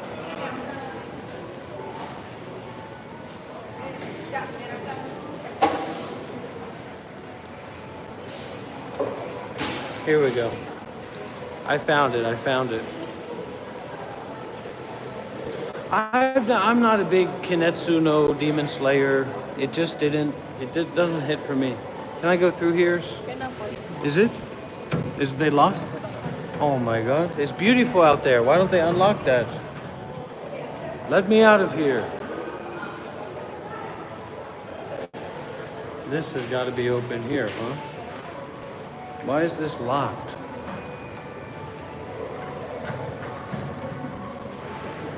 You see? It's locked. Look at how beautiful it is out there. And they're locking it.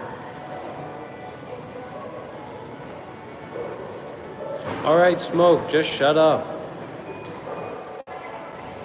What are you talking about? Just be quiet.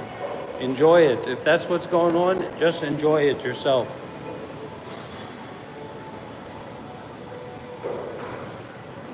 We don't need exposition.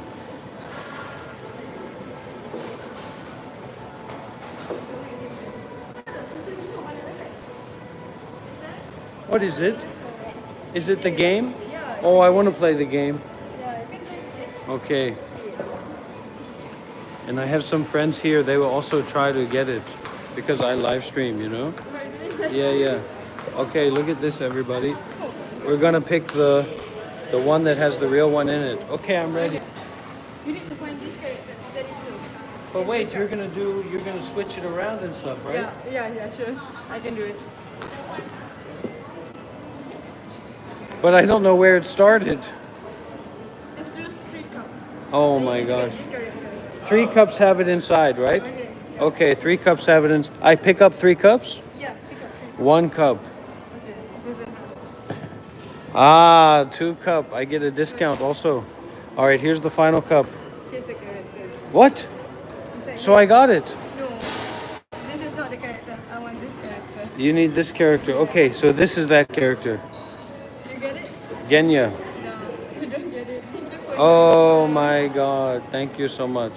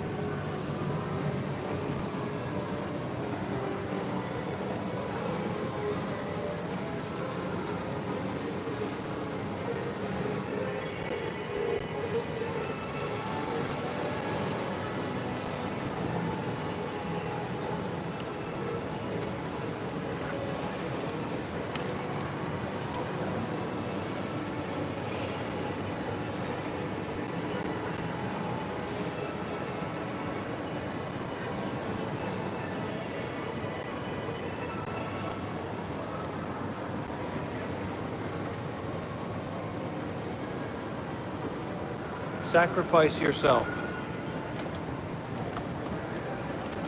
Sacrifice your ego. Sacrifice the story about yourself in the world. Sacrifice your ideas. Sacrifice your beliefs. Sacrifice the smell of pizza.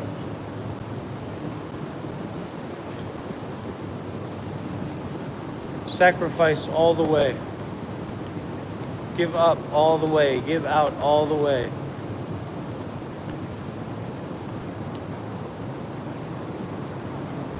Conduct the self-sacrifice.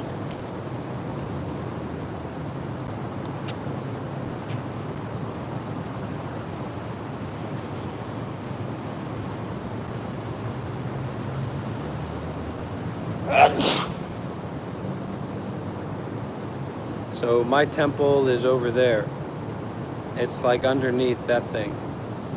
That temple, that Hindu temple.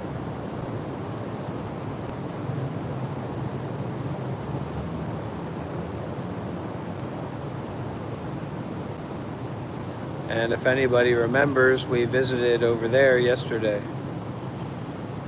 We visited that Buddhist thing.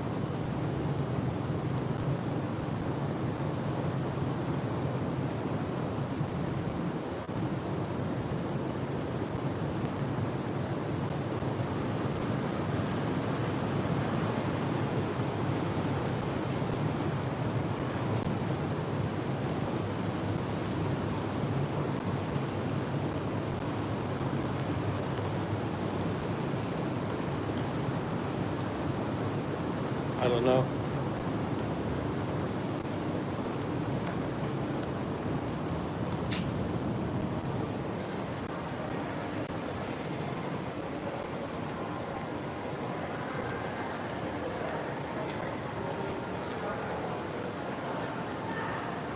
Yes.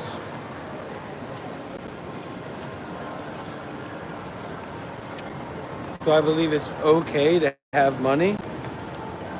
Sure, it's okay to have money. But it's not okay to not be generous.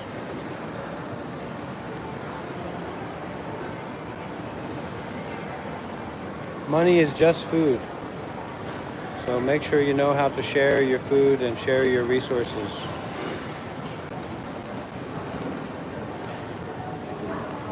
There's a lot of people around here.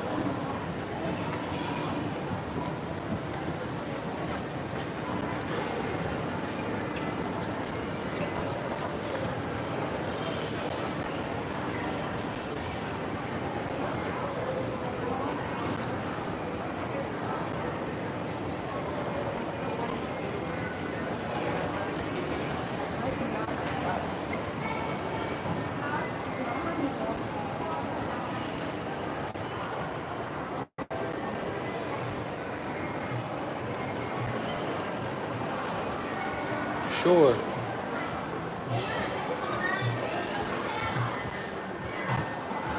Sure I do.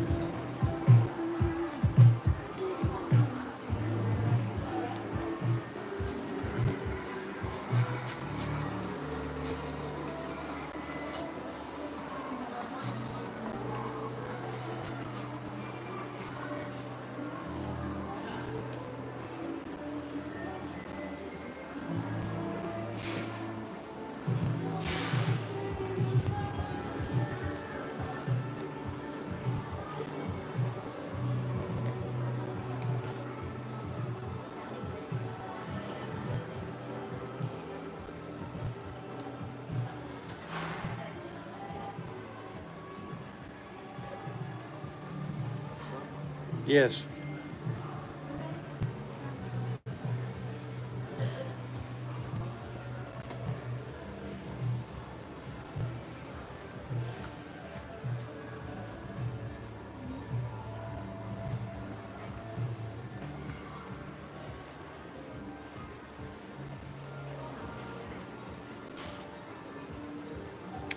The kind of fighting that we have to learn is we have to learn the fighting of laying down and allowing our body to be eviscerated and tortured and boiled alive and just go with it.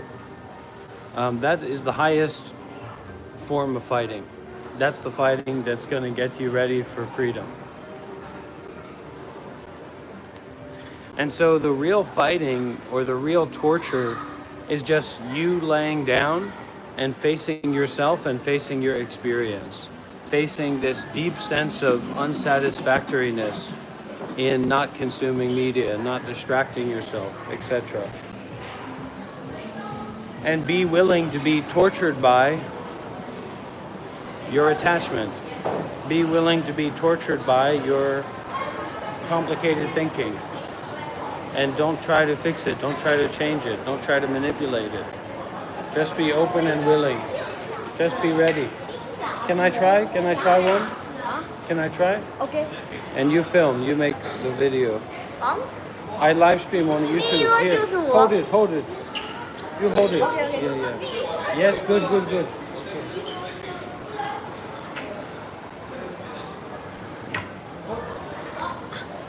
Try again.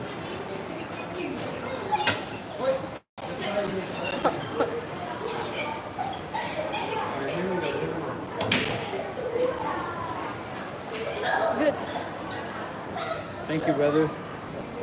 You guys take care. You be good, okay? Remember, breathing.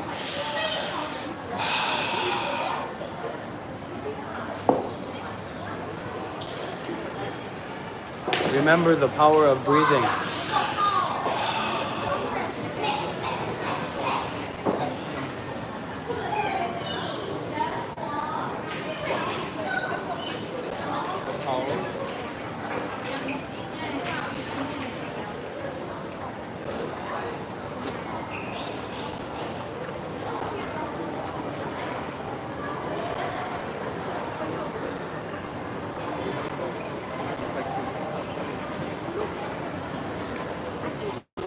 Okay, human help. Very good.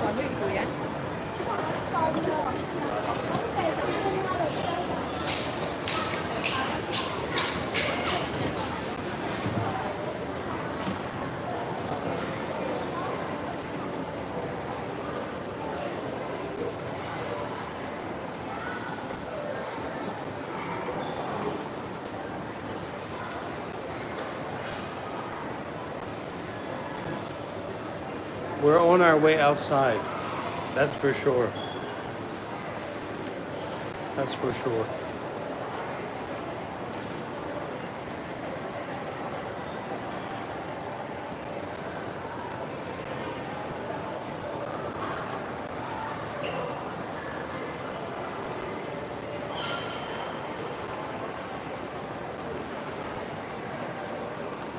You want me to sing a song, huh? Is that what you want? You want me to sing a song?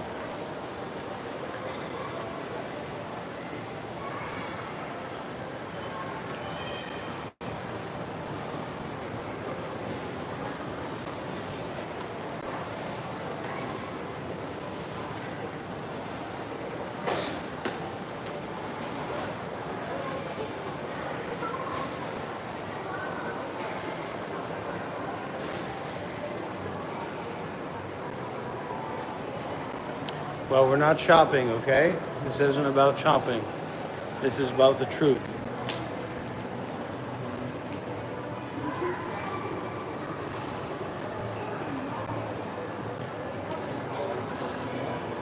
This is called truth walking.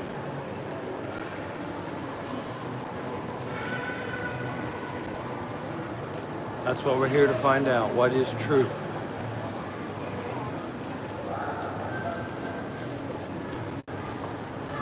What is truth? Oh, wow, look at this.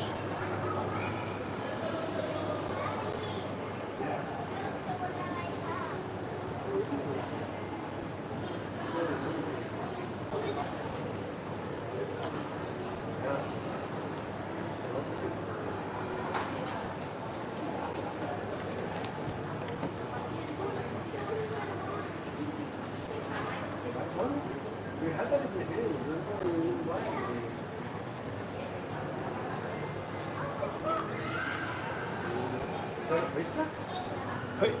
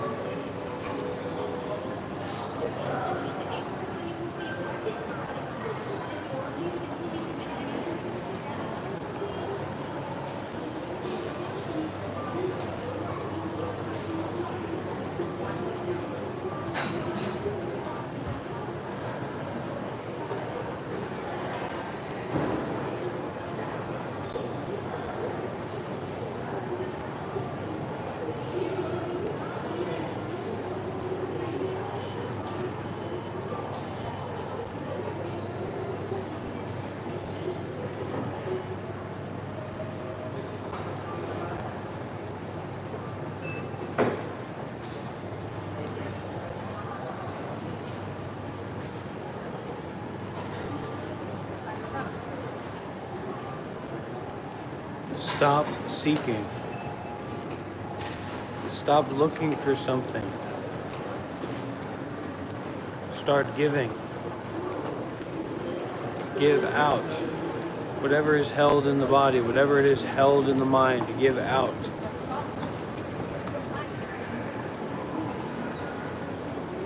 Push the awareness, push the attention out.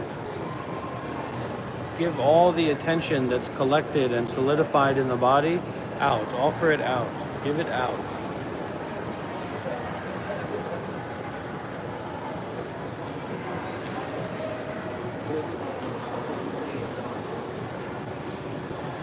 Give it all out.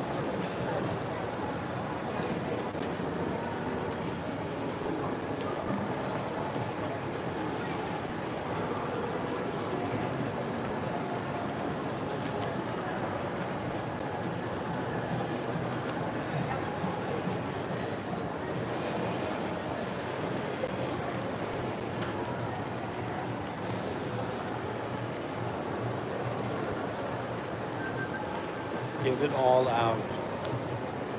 Give it all away. Give it out, give it away.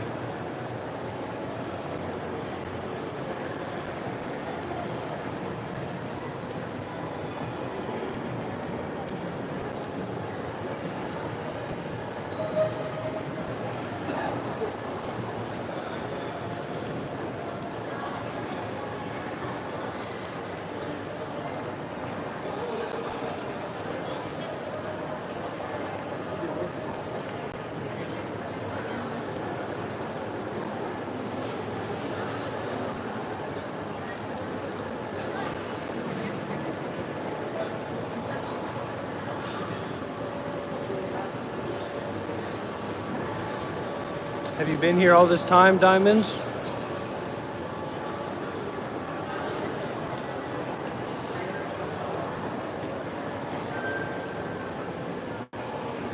Maybe this will cure your suffering.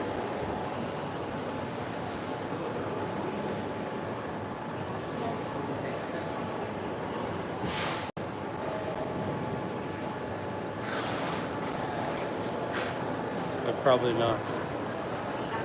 Here we go. These are the kind of things I've been looking for.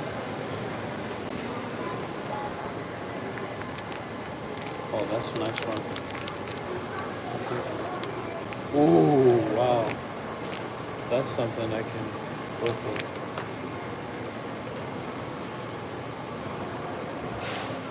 Oh my God.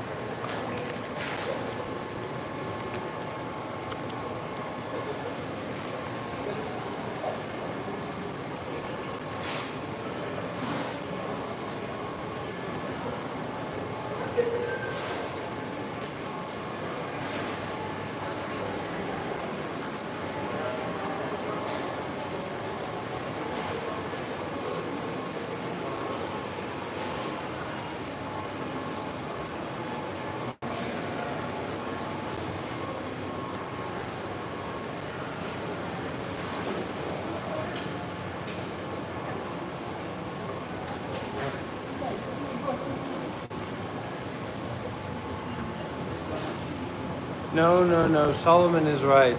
I'm a little bit hungry. But I can detach. I can detach from the hunger.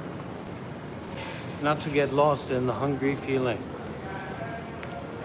Widen out beyond the desiring, beyond the hungriness. Yeah, that is a good question. I mean, what if somebody's here to learn? What are you going to learn? This is just experiencing. In that way, you know, this isn't better or worse than some random YouTuber walking around, you know, visiting Thailand. This is just experiencing. There's nothing special going on here. There's no one special in this.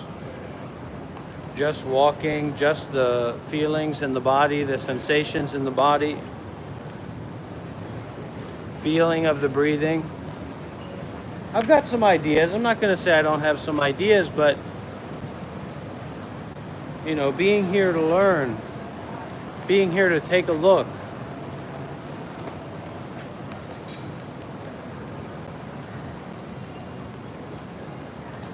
That's just normality.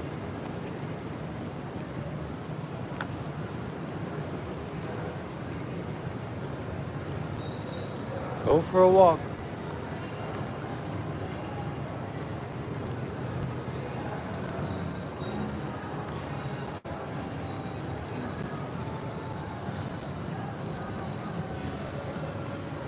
If you need to go for a walk, just go.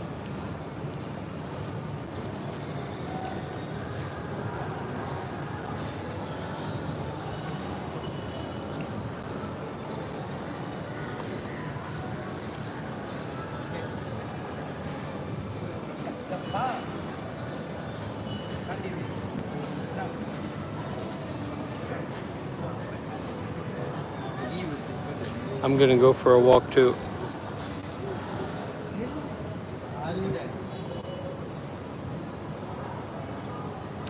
Alistair Crowley.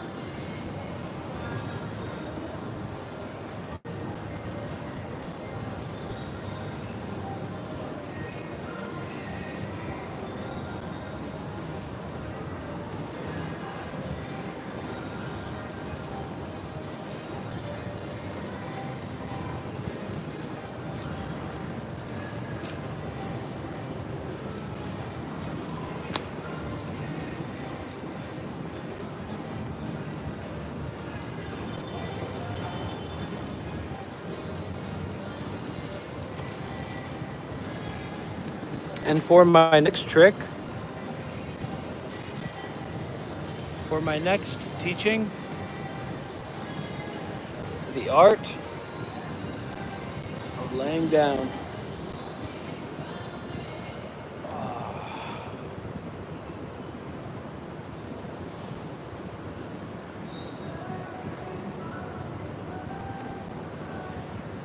Not just laying down,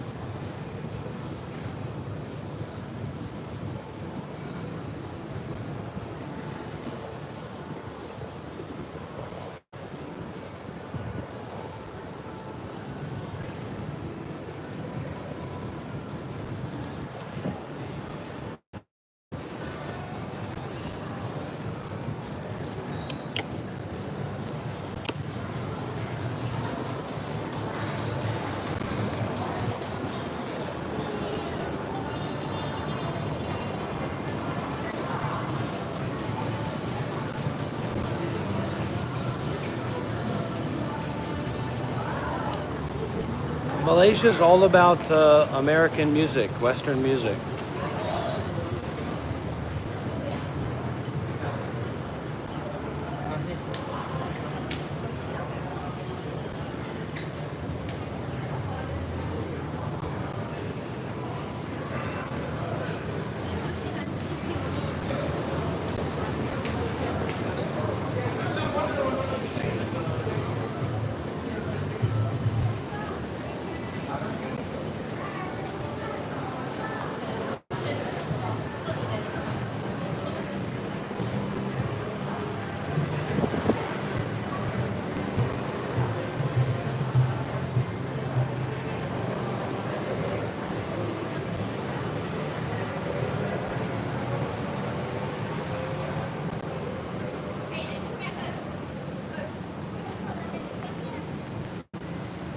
Everything in life, everything in life is meditation. Every sound, every sight, every situation, every experience is another excuse to be mindful.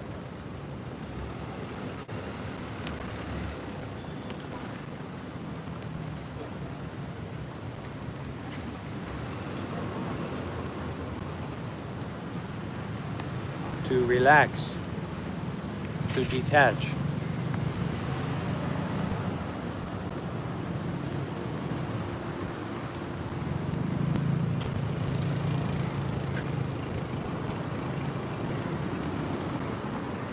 To be more and more totally and completely aware,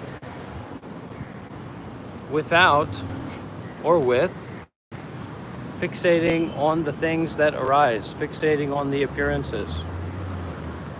You see that, you're drawn to that. Step back and widen out. Forget and forgive.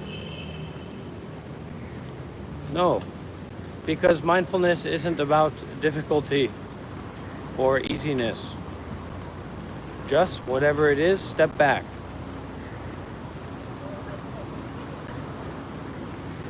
Step back and widen out,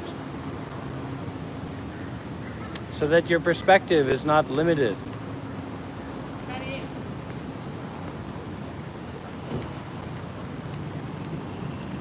So that your perspective is not stuck in anything. Dropping the views, dropping the beliefs, dropping the ideas that are added onto the direct experiencing.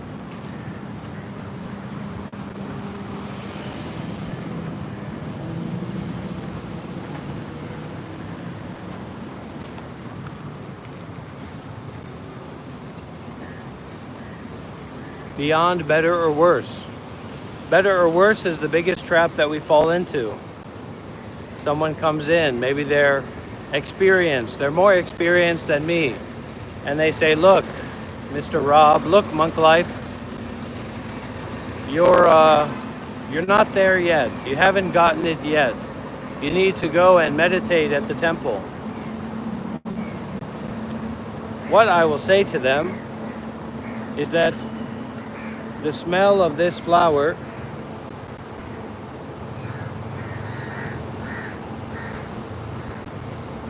is empty.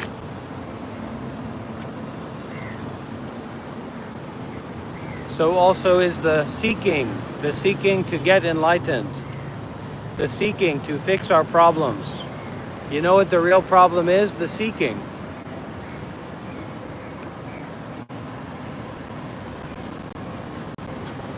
Step back from seeking, step into being.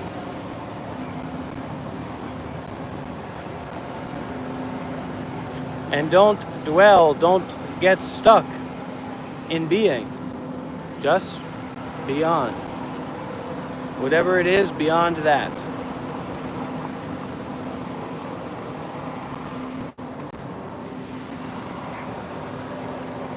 Look at this.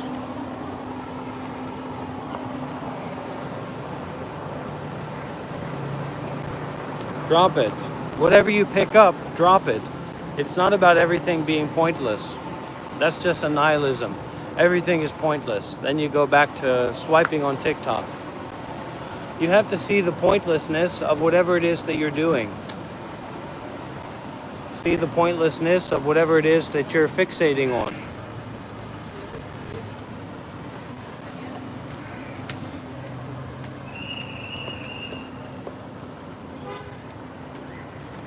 Try to fixate on non-fixation.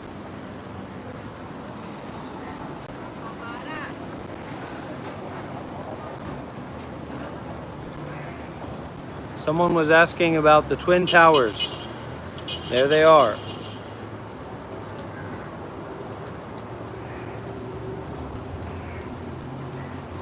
Who cares? Why do we care so much about what other people are calling things?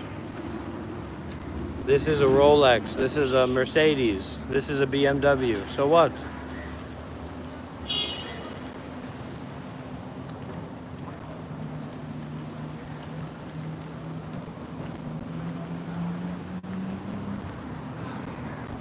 Whatever it is, it's already that way.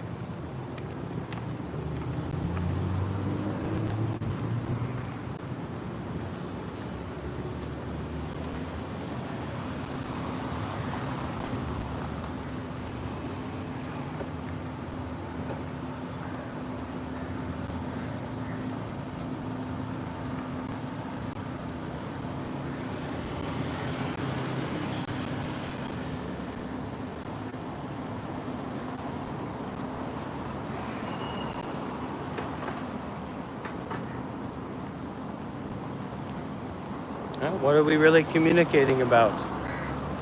Usually we're not communicating about anything important. We're just communicating about how to feel pleasure and how to avoid pain.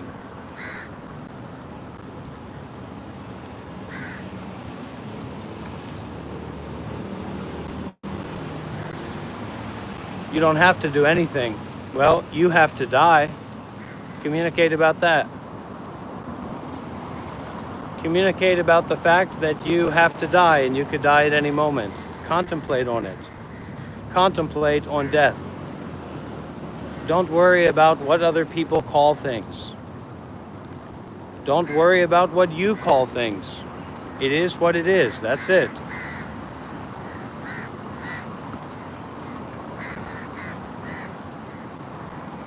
Be uninvolved in motion.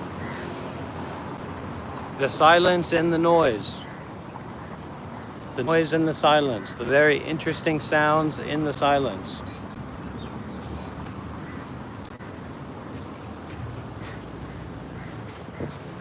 You die all the time. You die every moment. Just like thoughts die every moment. Sounds die every moment. Sights die every moment. It all comes back to your experience. It all comes back to your mind.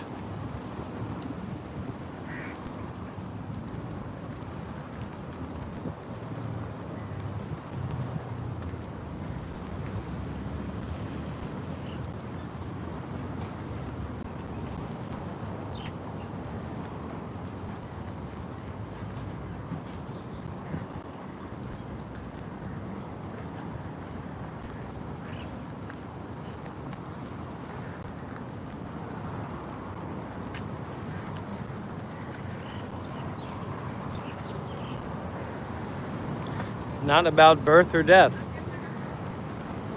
Whatever it is, it's only now.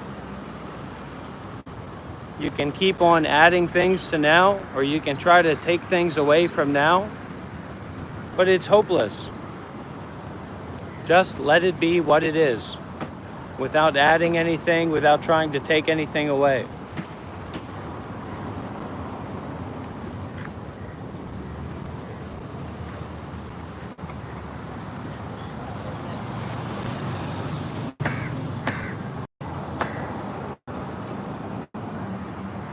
No tomorrow, no yesterday.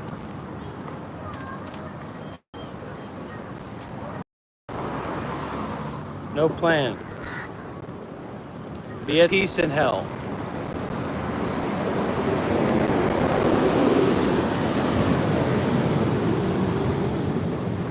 Allow every reaction to be irrelevant.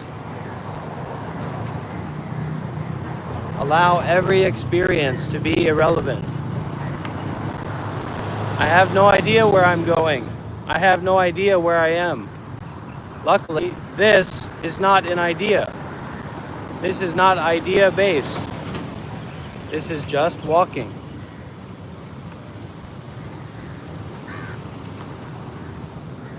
This is just experiencing. This is just Malaysia as it is.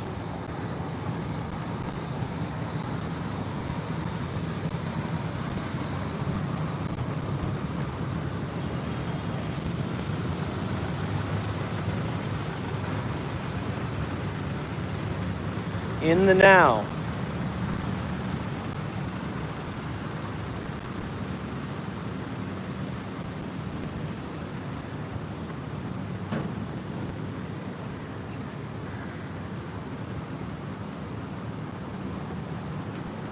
Remember what we say.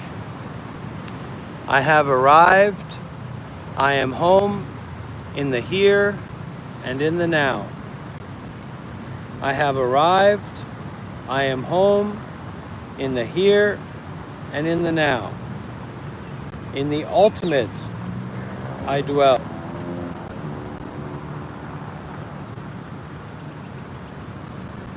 I have arrived. I am home in the here and in the now. I am solid. I am free. I am solid. I am free. In the ultimate I dwell. In the ultimate I dwell.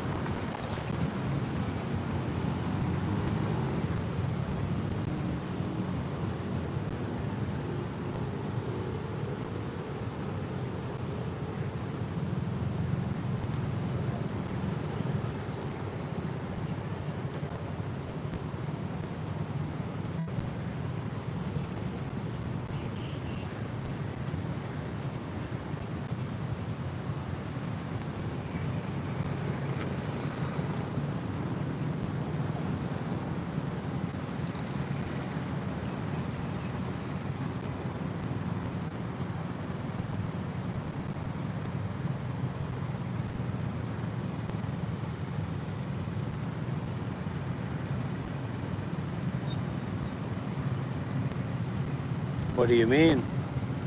What kind of psychedelics?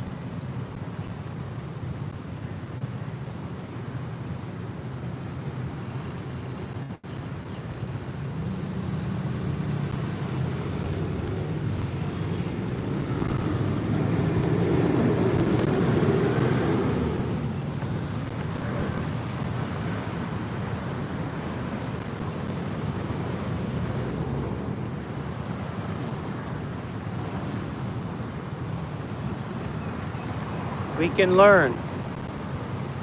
We can learn how to enjoy and appreciate the loneliness. Enjoy and appreciate the mind of being alone.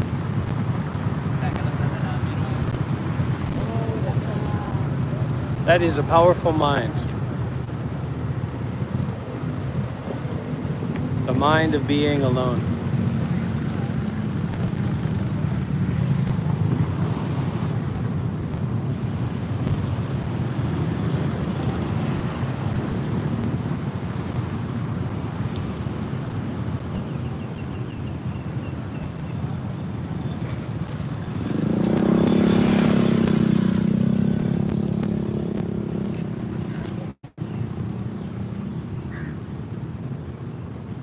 Well, that makes one of us.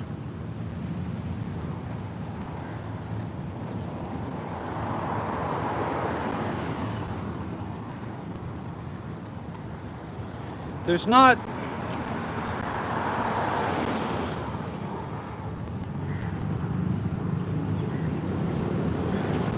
much important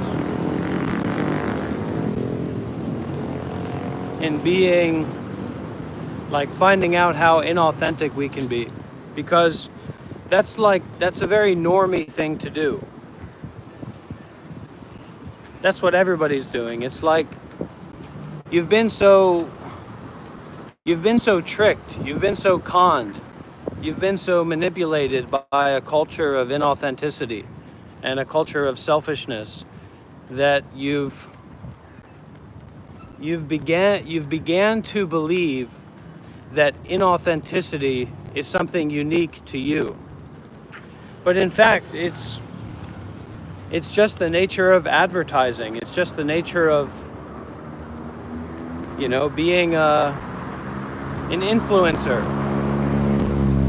trying to get people to buy your nonsense, to buy your course.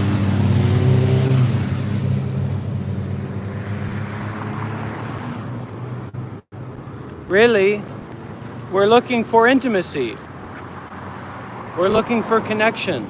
We're looking for attention because we're lonely and we don't know how to be with our loneliness. We're looking for a way to firm up our identity. We want our identity to feel solid. It doesn't matter if we're good or bad or people like us or dislike us. If we feel this sense of a solid identity, we like that. So that's why it's very important to understand that this is not about our feeling, our sense of liking or disliking.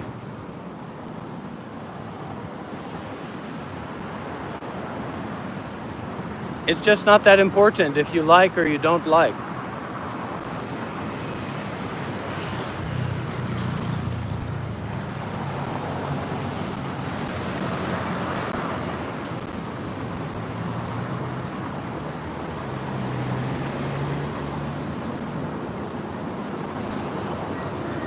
Psychedelics are not very useful for spiritual practice.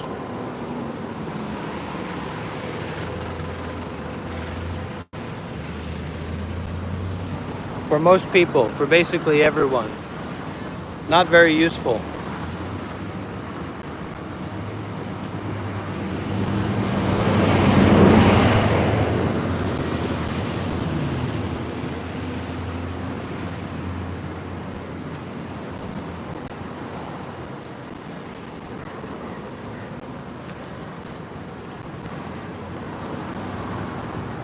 Yeah, but that's not the point. The point is that psychedelics are particularly not useful for most people.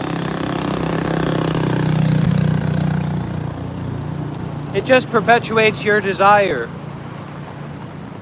seeking to get something, seeking to experience something special. Sometimes it can help, just like sometimes anything can help. That's why psychedelics themselves are not particularly helpful. And the reason to speak strongly about this is because there's this underlying belief that psychedelics are inherently spiritual or inherently helpful for the spiritual path, but it's really not the case.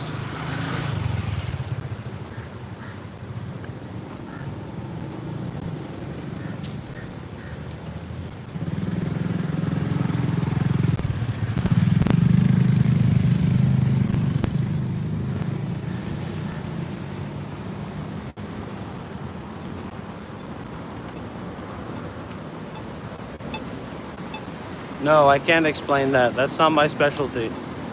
My specialty is no birth, no death.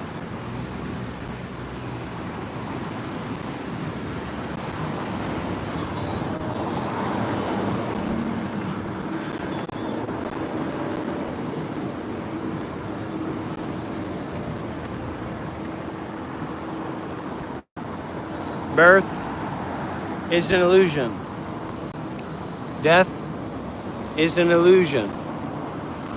The comments were an illusion. Just like seeing a face in a cloud, it is illusory. It's there, it's real. You saw that face in that cloud. You saw that dragon or that monkey or that potato, whatever. You saw that in that cloud, but it was never real, even though you saw it.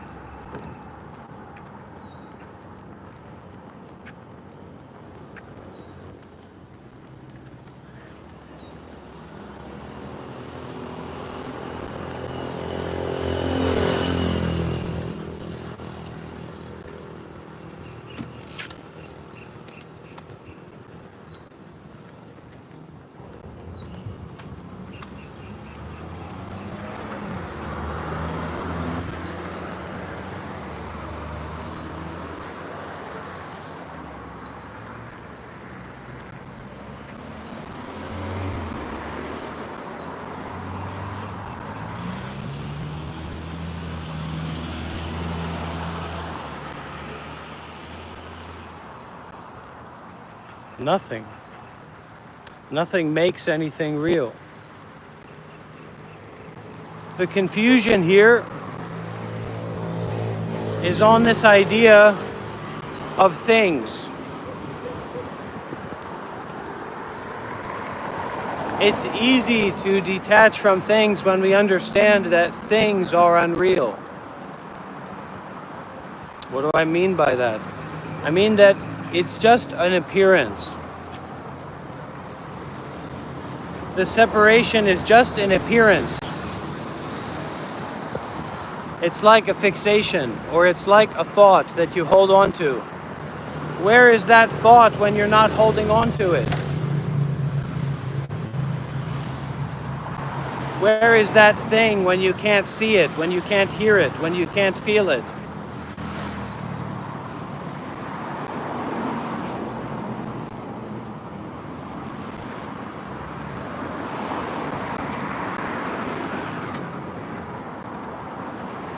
Well, I'm not in Kuala Lumpur, but I have no idea how long I'll stay here. In Penang. I'm not thinking about it. I don't think about it.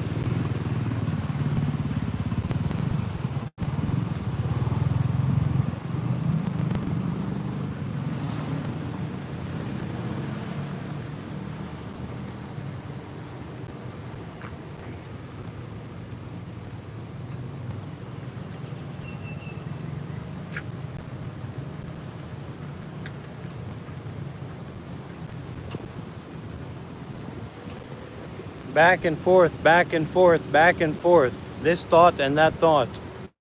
This experience and that experience. This place and that place. Just drop the whole bag of things. Drop the bag of things, and the reality of thinglessness is effervescent, is clear.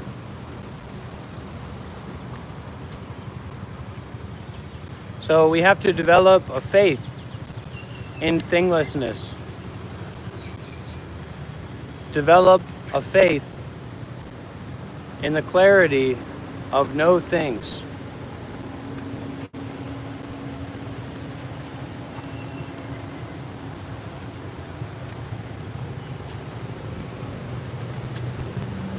We're not just talking about thoughts or cars.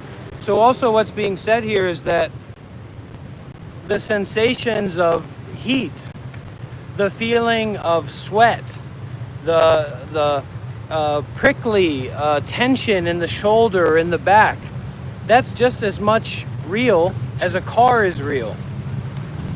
A car is just as impermanent as a sensation in your shoulder. Just as much, not more or less.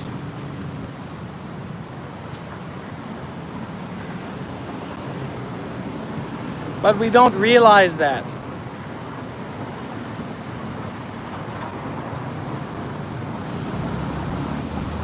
So we're not seeing clearly. We're not attuned to reality. Good. Don't smoke.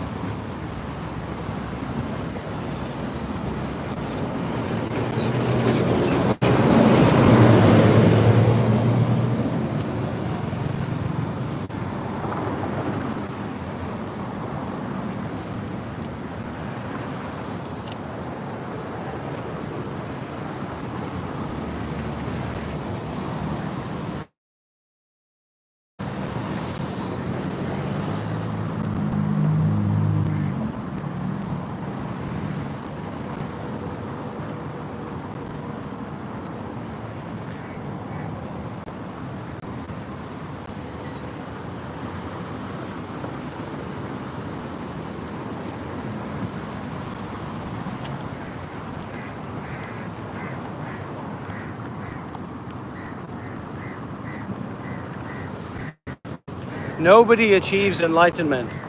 Nobody gets enlightened. It's a contradiction. Somebody getting enlightened is a contradiction. And if we talk about enlightenment, we are about it, really deep about it, really close to what enlightenment is actually about. Many people's opinions don't matter. Why don't they matter? Because those opinions aren't backed up by direct experience. The opinions are just coming out of their thoughts about things. So a tree is not your thoughts about a tree. Enlightenment is not your vague, random thoughts about enlightenment. We have to become humble. We have to digest the fact that we haven't taken enlightenment as seriously as we've taken trying to make money at McDonald's or Walmart or in our plumbing business or whatever.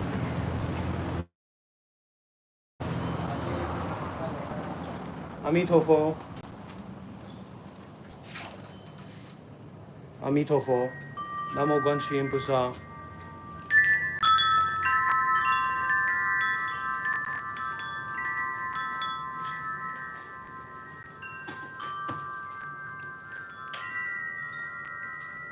you taking a video? Hello? This, Are you taking a video? no, this is a live stream. Oh, on what? Myself. Because I am the meditation teacher, I am the Buddhist teacher. Because I was the monk for 7 years before. So my followers, they watch through the live stream and I give them the guidance and the teachings.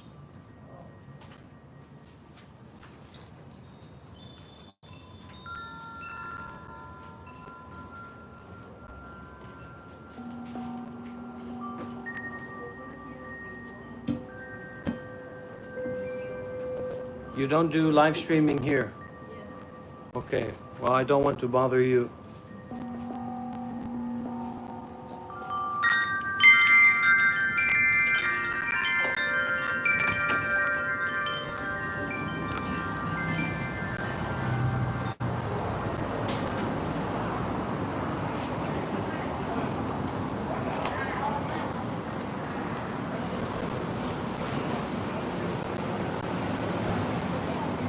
I've been kicked out again.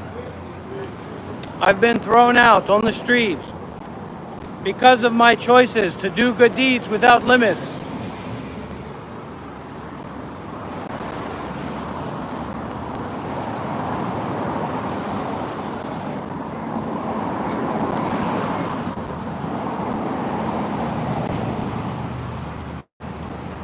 It'd probably be to do what I'm doing right now. Easy peasy.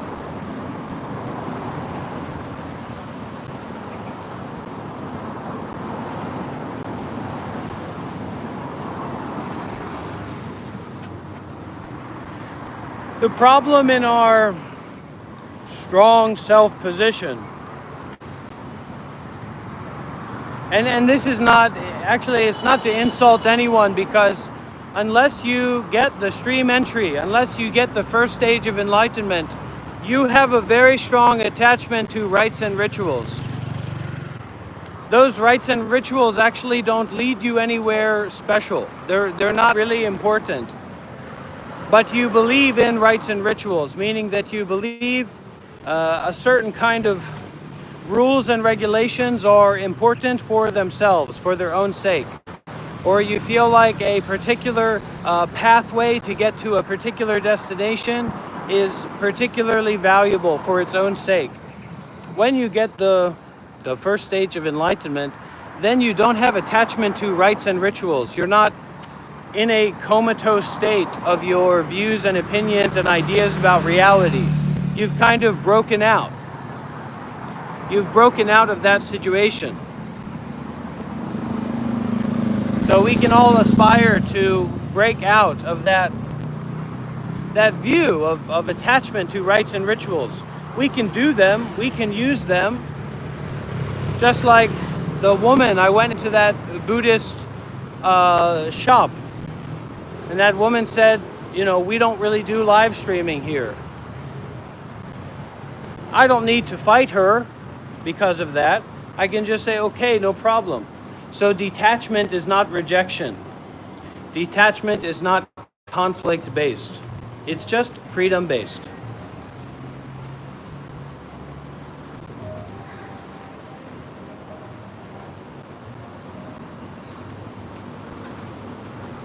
It took 7 years as a Buddhist monk to talk like this.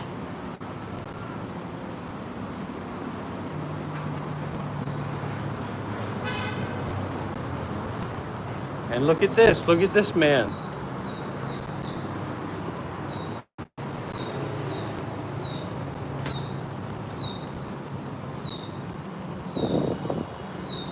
Well, Jerome, man, first of all, you have to learn how to be okay with schizophrenia. You have to say, I'm a schizophrenic and I'm okay with that. The world that I believe that I'm in is just an illusion. The thoughts that I think that are real are just illusory.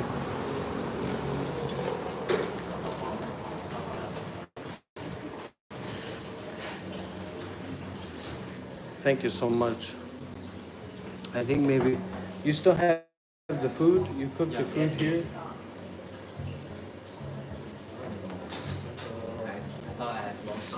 Yeah, no, I remembered because they were supposed to tell me, my live stream viewers, but they forgot. They were neglectful. They want to focus on you. Yeah, that's right, that's true. Okay, can I get this one? Sure. And also,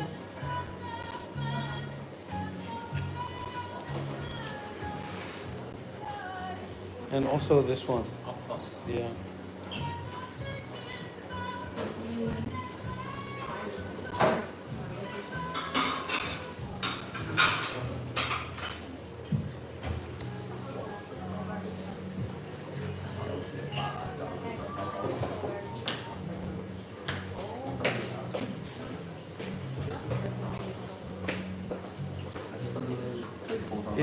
Is this have a carbonation? Which one? These ones, the flying. TV fine. But does it have tea in it? Like, This have tea, this have tea. This is the so I'll get a flower garden. Yeah. So for the pasta, you like to have fettuccine or spaghetti? Fettuccine. Fettuccine.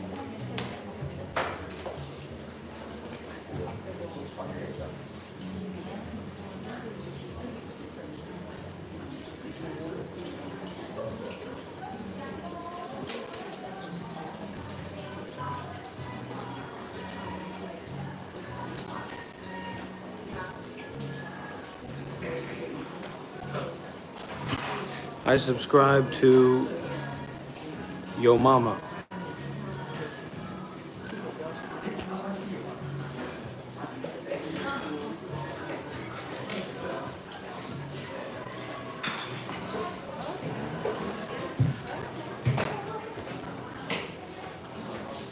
Okay, cause and effect are definitely real. You don't need to be a brain scientist to understand that. Well, what we understand here, what we're working with here, is that the notion of self itself is a kind of schizophrenia. So everything that you're experiencing, not to spoil the plot, is a kind of illusion, a kind of dream, kind of like a hologram. Or at a certain point, I've called it a holosphere.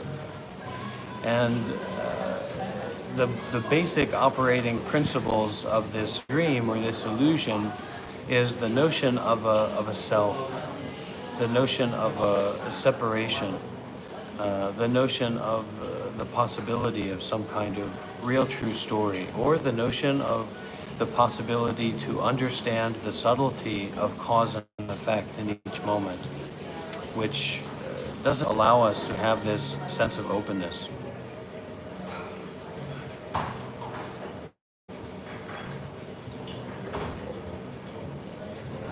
But not in the way that you think about it. The way that you think about it is just another aspect of that dreaming illusion. So this isn't about thinking. This isn't about thoughts about it.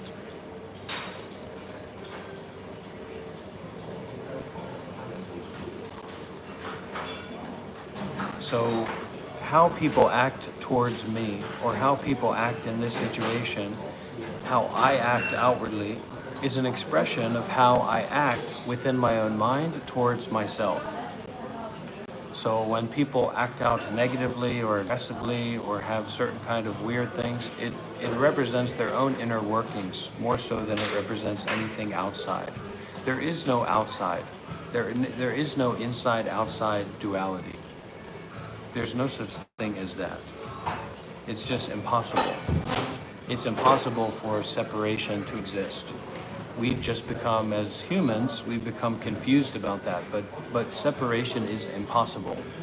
So the reason that we destroy the planet, by and large, is because we don't recognize that we are the planet. The reason that we throw our trash on the floor is because we don't recognize that we are the floor.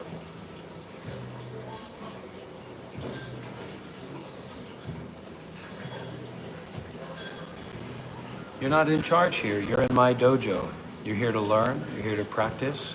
You're here to be respectful, or you're here to get kicked in the belly and thrown out the front door. There's no two ifs, ands, or whats about it. This isn't business. I'm not here to consort your business. Oh, you're a customer. No, you're not.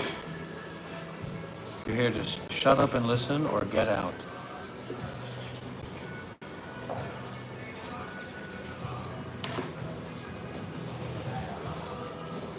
People come in here and they pretend to know about things, or they pretend to be the big strong guy. I'm the big strong guy. This is my live stream, and I'm the one who knows about things here. Buddhist sarcasm? What's Buddhist sarcasm? Is that allowed?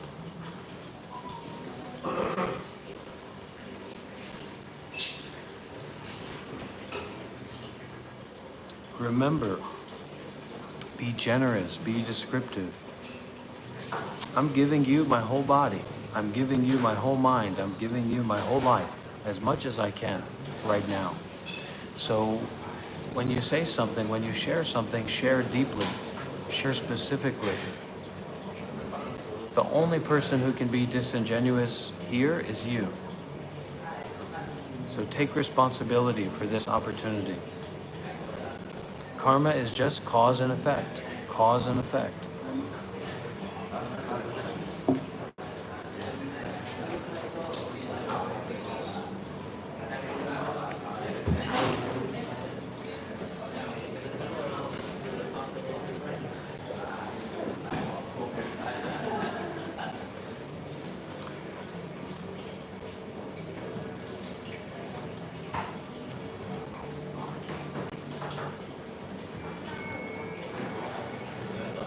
Yeah, don't come in here with this look at me nonsense, I want attention nonsense, pretending to know about Buddhism or meditation, pretending to know about what's going on here. Don't do it. Thank you so much. All right? Don't do it. Now let's have a good time.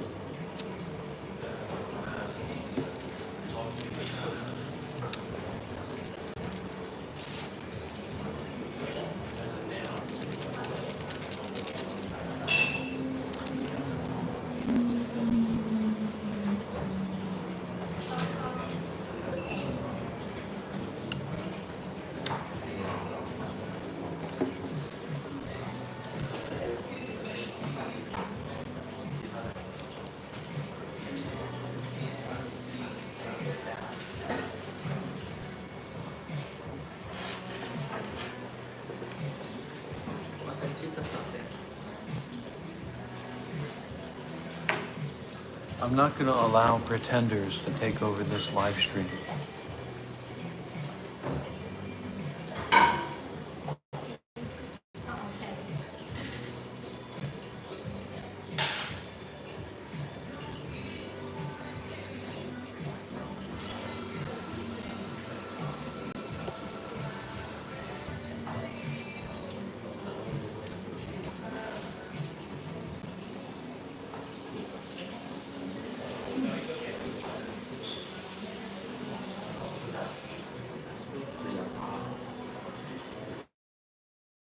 Rome, brother. be here now and listen. I know about what you're going through. Just stay tuned, stay connected.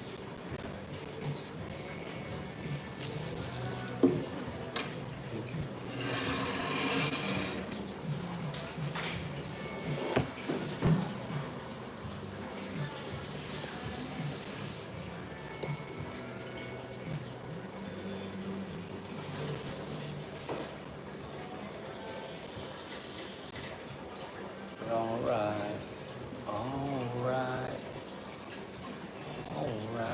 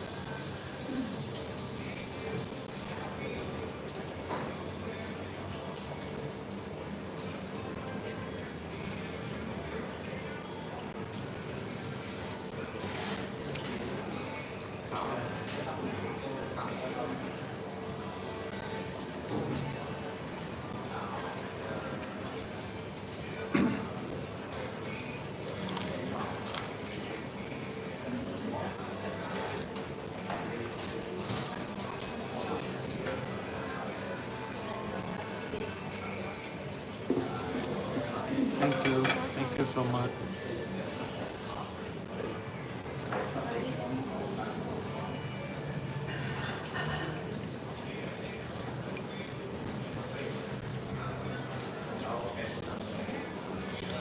If you're struggling with debts, check out my live interview with Kai Cenat on the YouTube channel. That might help.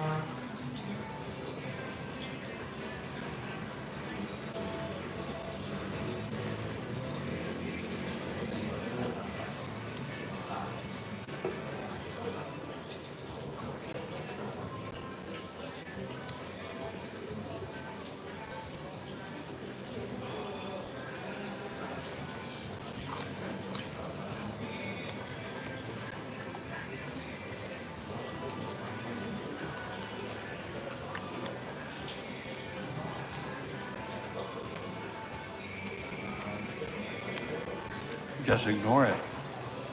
What's so difficult about that?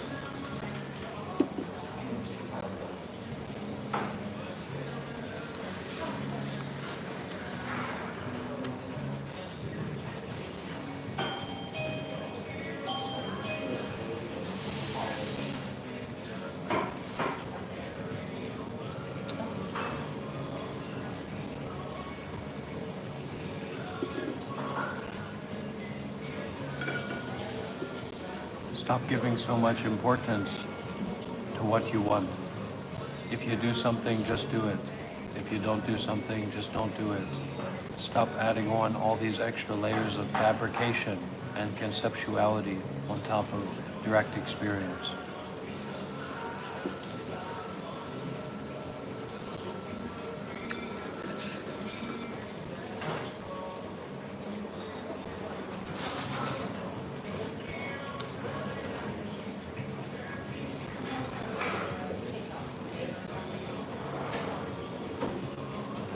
Not because you have to, but because it's just unnecessary. It's unnecessary to add on all these layers of conceptual thinking onto direct experience. So you're wasting all this energy, and then when you actually have to make a choice or deal with something, you're wiped out because you just can't stop yourself from thinking all the time.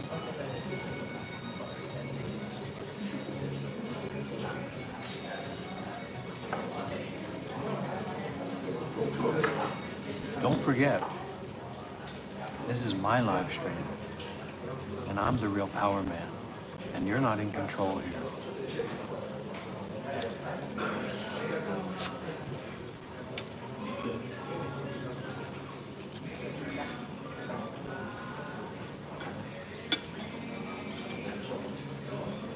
Why are you so focused on being in control?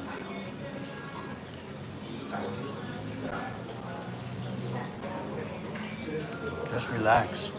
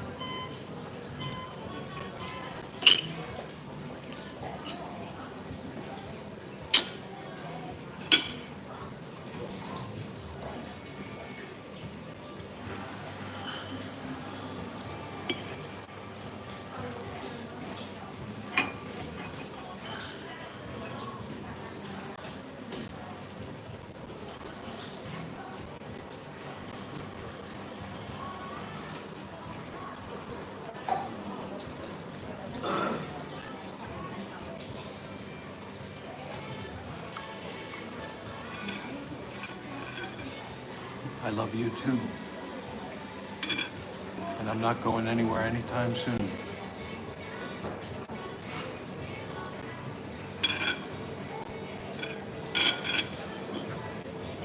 If you need to talk about something, if something happens, call me up. I'm here.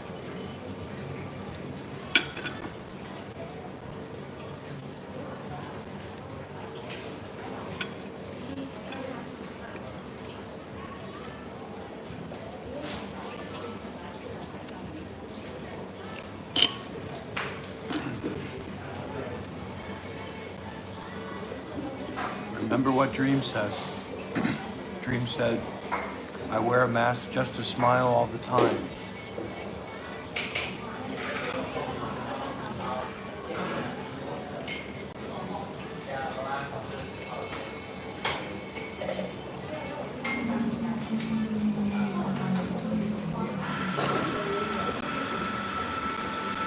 And then Future said, mask off. And that's when we realized what Little Baby said. It's bigger than black and white. It's bigger than right and wrong. It's bigger than good and bad. It's a problem with the whole way of life. It won't change overnight. We gotta start somewhere. Why don't we start here?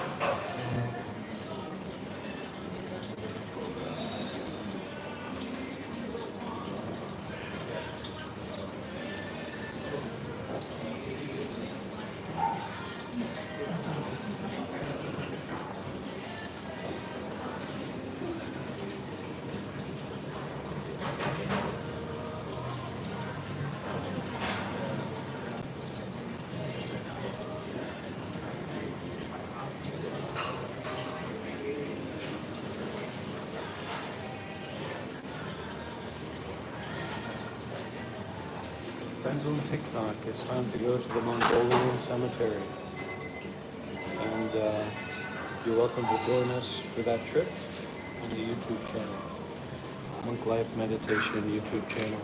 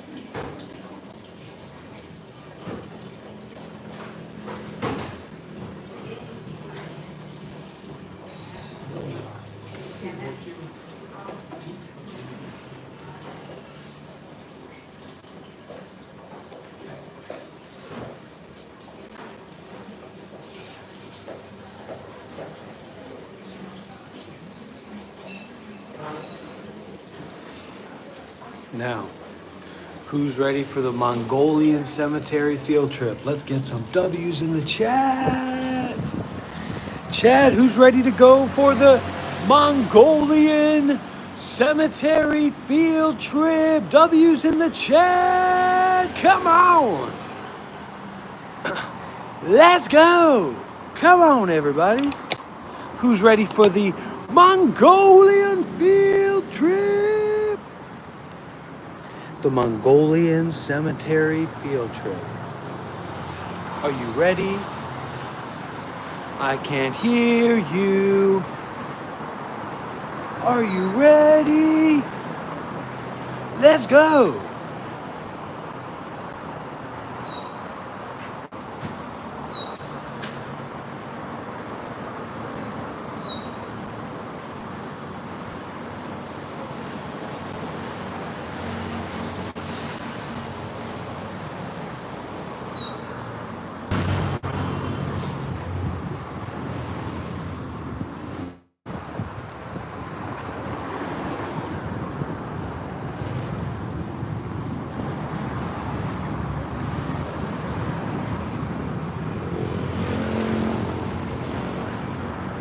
Still loading, huh?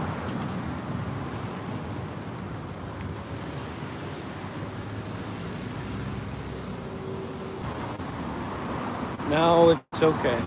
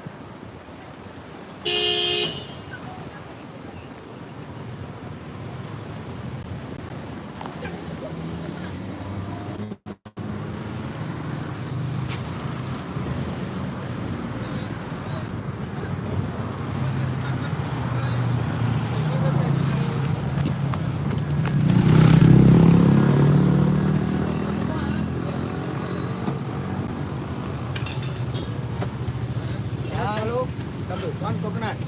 You take photo, 5 ringgit. One coconut, 5 ringgit. Lock பண்றாங்க Okay, na. Okay, Patraya. All the best.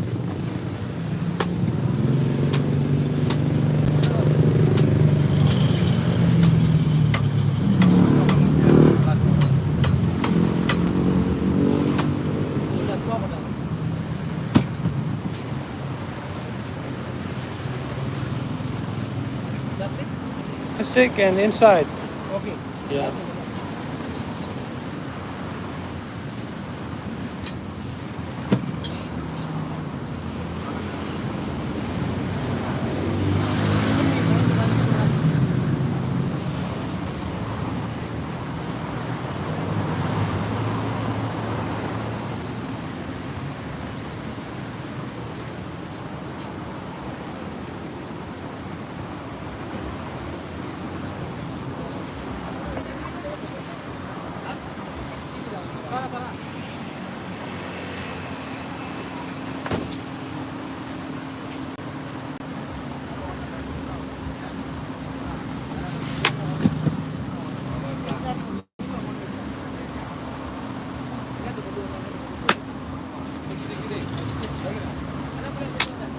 ரொம்ப தேங்க்ஸ்ண்ணா Okay. Okay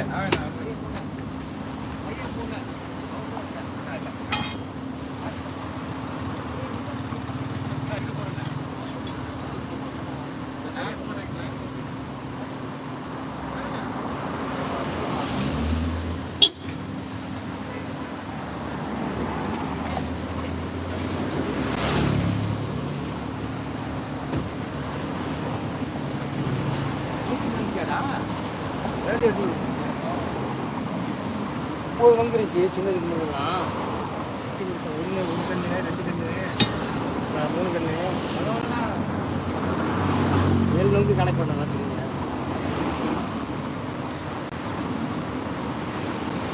போமா இதை தட்டி விட்டு போவோம் என்னண்ணா வெட்டாச்சி இருக்கா இது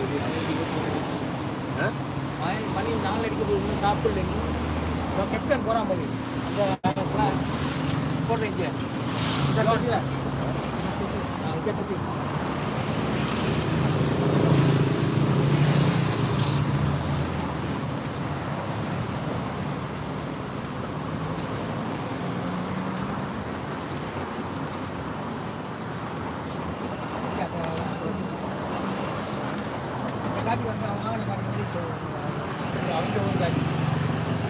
Thank you. You're from where? America. America. Ah. Your president is Donald Trump. Lord Buddha, my president.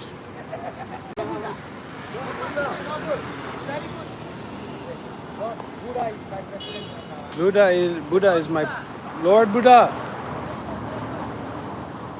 Jai Buddha.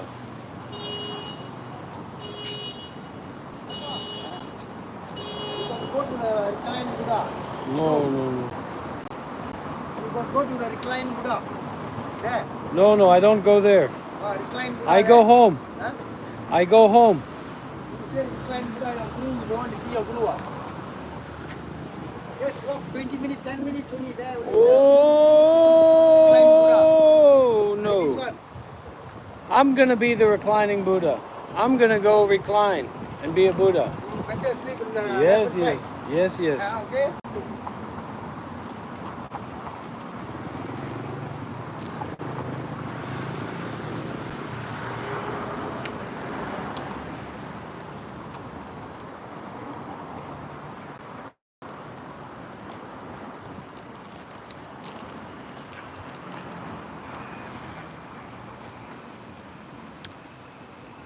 Yeah.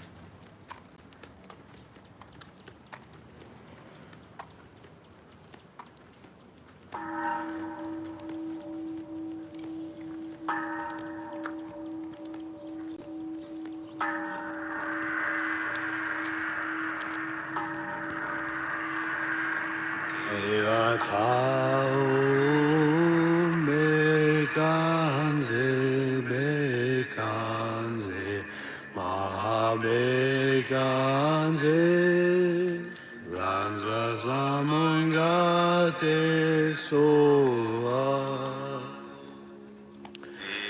Taum bekanze bekanze mahabekanze ranza samungate soa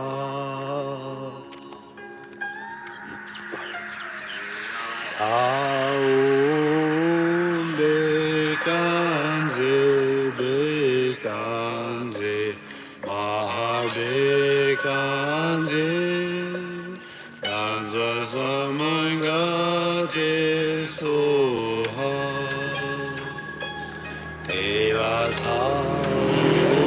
Taum bekanze bekanze mahabekanze ranza samungate soha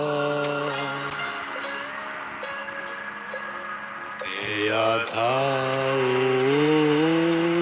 bekanze bekanze mahabekanze ranza samungate soa Taum bekanze bekanze mahabekanze ranza samungate soha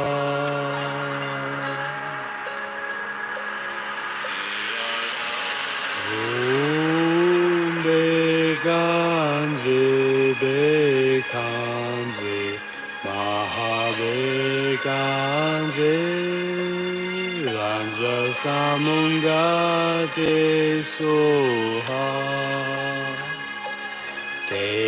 Taum bekanze bekanze mahabekanze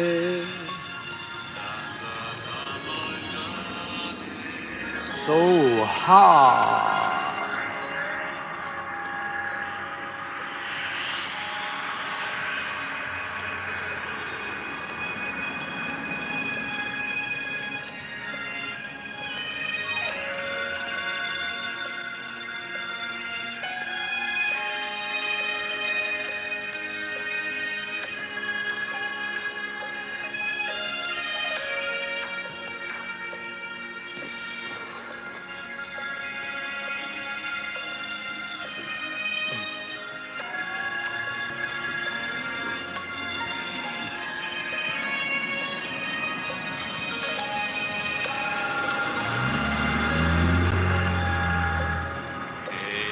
Taum bekanze bekanze mahabekanze ranza samungate soha Taum bekanze bekanze mahabekanze ranza samungate soha Taum bekanze bekanze mahabekanze ranza samungate soha Taum bekanze bekanze mahabekanze ranza samungate soha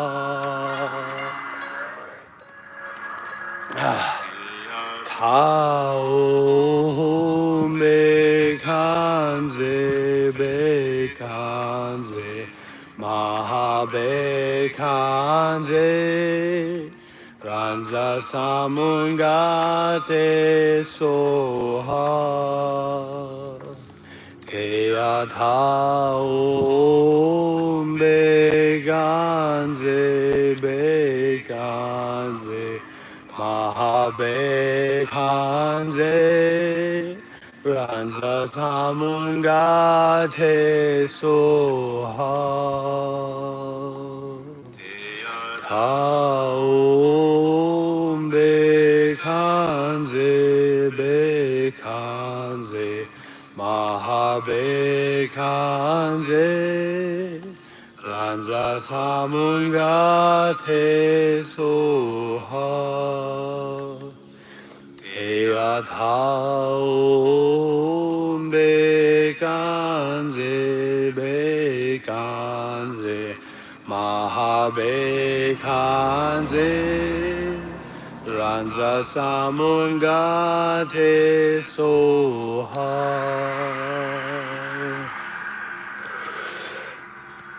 Oh.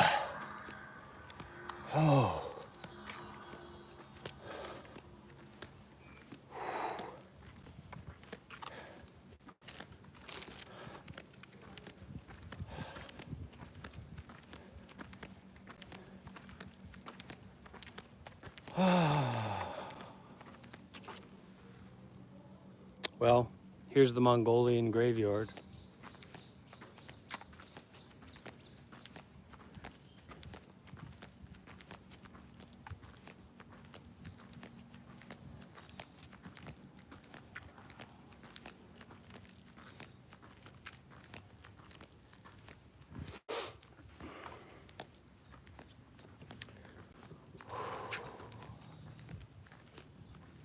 So,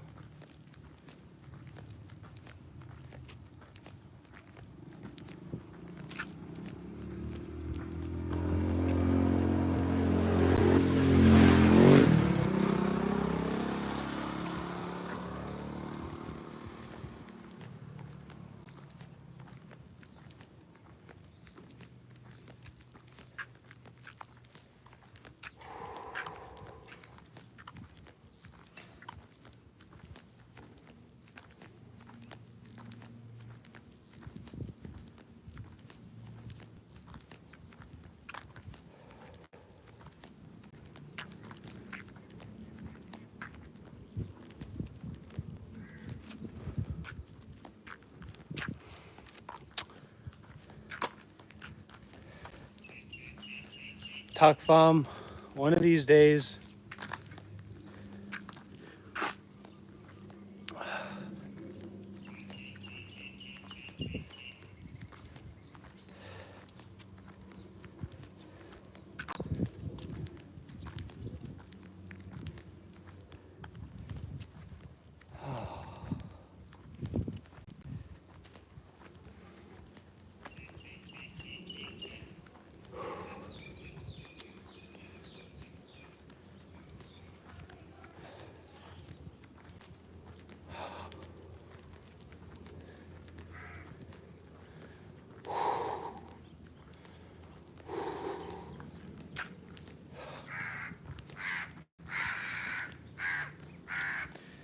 I'm at the end of the line, Kevin.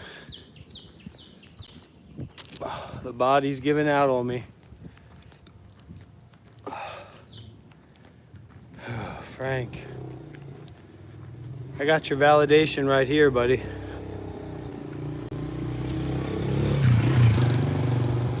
And there's no charge. Oh. This is not inherently seeking validation in the same way that this is not inherently good or inherently bad. That's just pretending. Pretending like there's some absolute truth behind our idea, behind our thought. It's just nonsense. We make up things because we're angry or we're frustrated or we're jealous or, you know, there's just some weird ego thing going on. So we we make up thoughts and we intentionally believe in them because it perpetuates some emotion or some difficulty we're going through in ourselves that we haven't been able to deal with.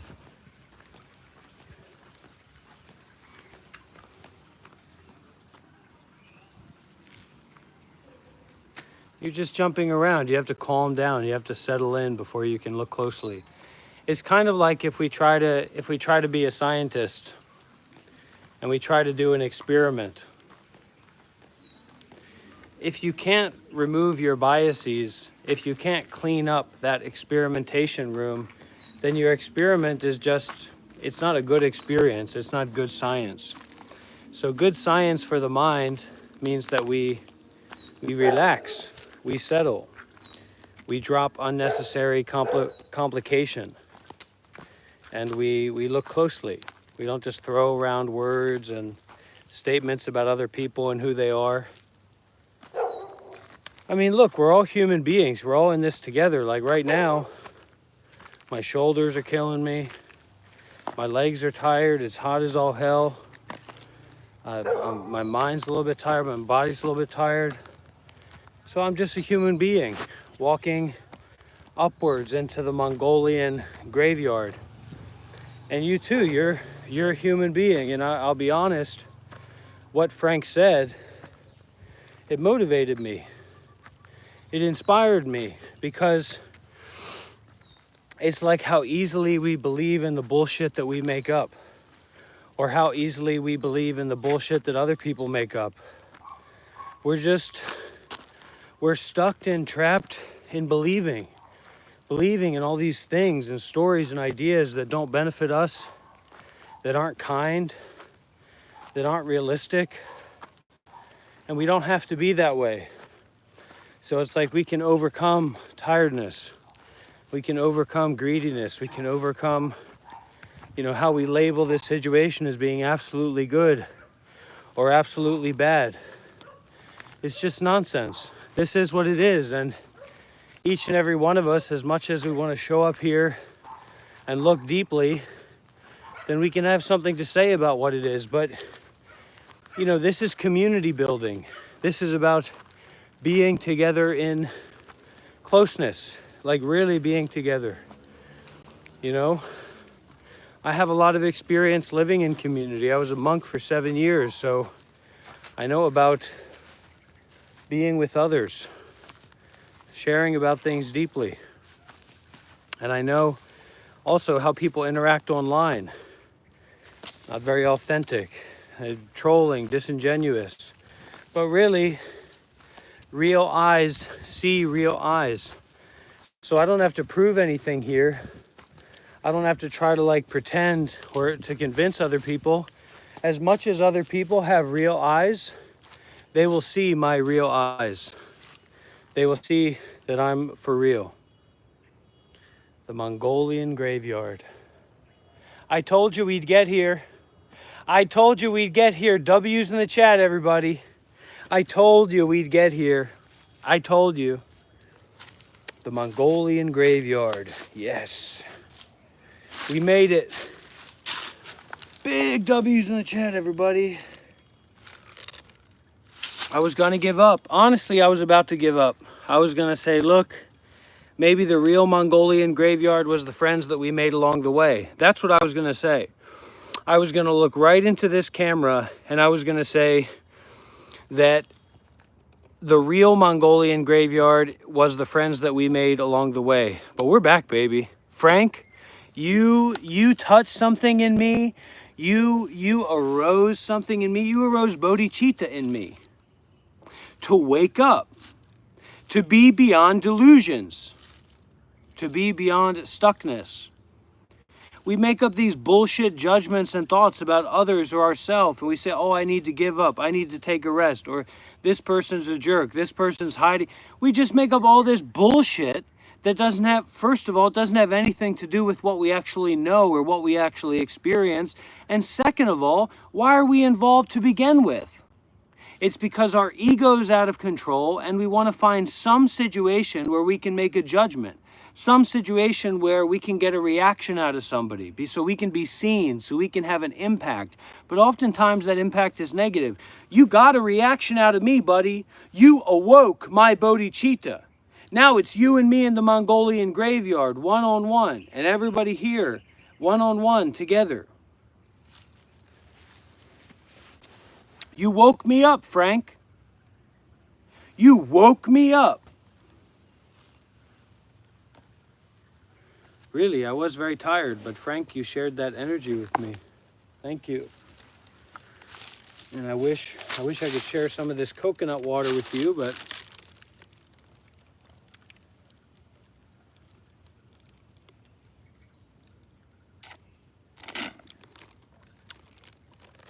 yeah, right. We want to be in control. We want to be in number one, but it's really not necessarily.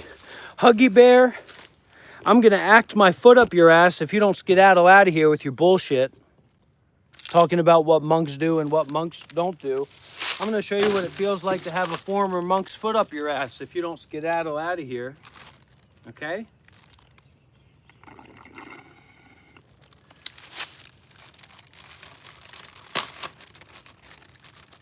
Did I stutter?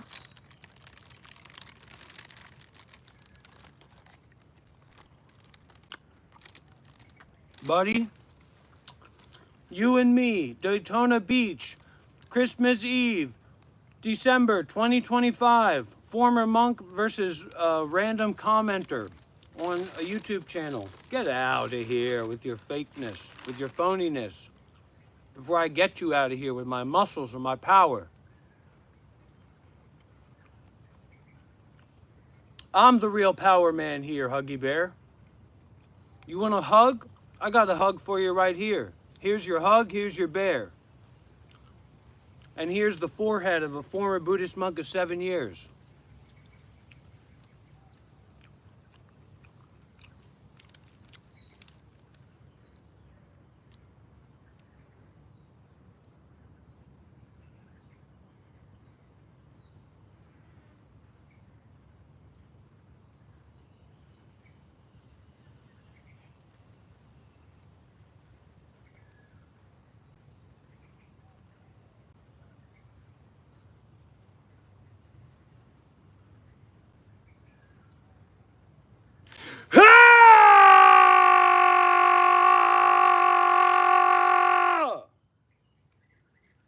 Full power.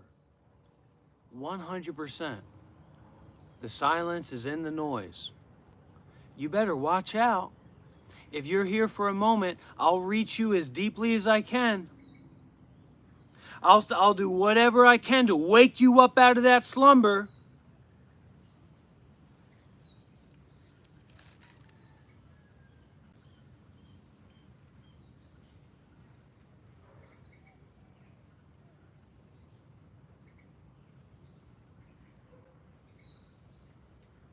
We can label it.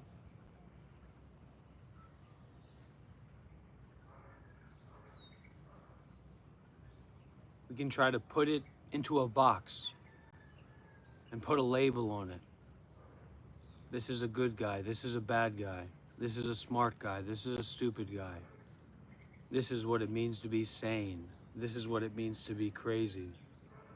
We can do that. We can fill up the silence, but we don't have to. And maybe what we're missing out on in our lives is not more noise, more drama, more beliefs about other people, more beliefs that we have about ourselves, more judgments more likes and dislikes that we give out, that we hand out. Maybe what we're actually missing is a connection to that silence. And maybe the contrast here, the contrast that we see and experience here is a reminder, is an invitation. I'm not saying it's perfect. I'm not saying I don't have to deal with certain consequences because of how I teach. because of how I share. But there is a point here. There is a sharp point here. But I can't give that to you. You have to see that for yourself. You have to notice and recognize that for yourself.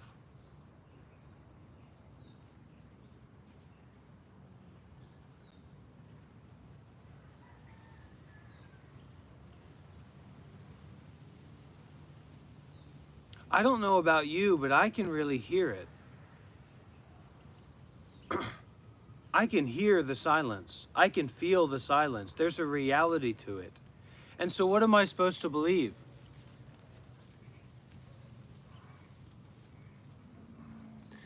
Huggy Bear, the alcohol and the weed,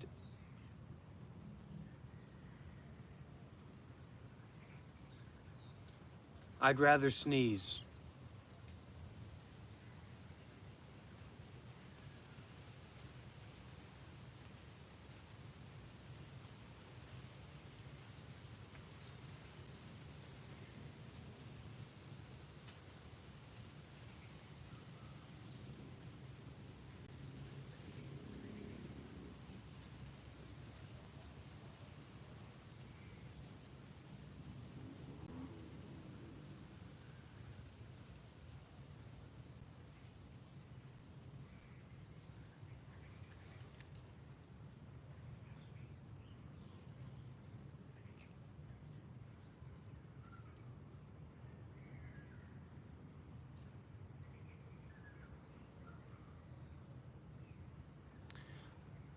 I'd kick my younger self in the balls. And I'd kick you in the balls too, Antonio.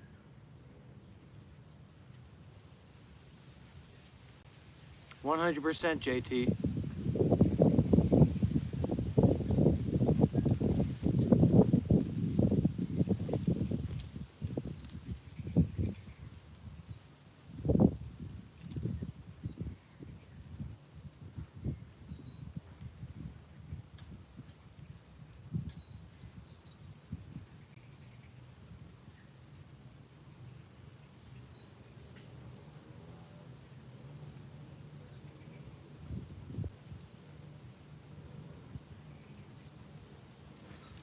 Isn't it more ridiculous to be a monk than it is to kick someone in the testicles? At least in America. I don't understand. I don't understand. I don't understand. Start to be comfortable with getting kicked in the balls. Start to be comfortable with not understanding. You think I'm a university professor? You think I'm here to help you memorize something? I'm here to help you be okay with not understanding. I'm here to teach you the way of not understanding.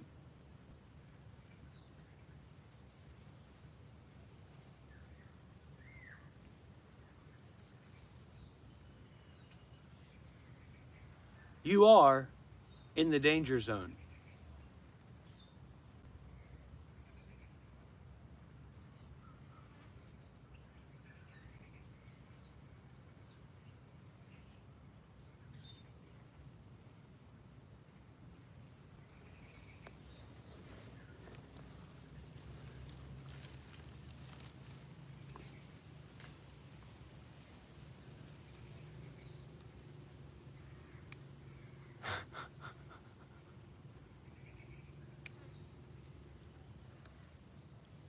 Allow not understanding to permeate and interpenetrate through all aspects of your experience.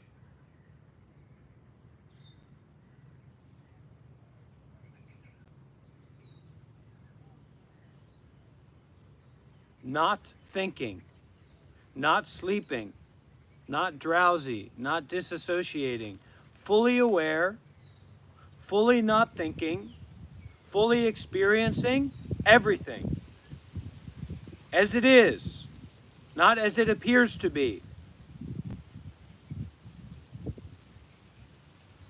I appear to be separate from the environment.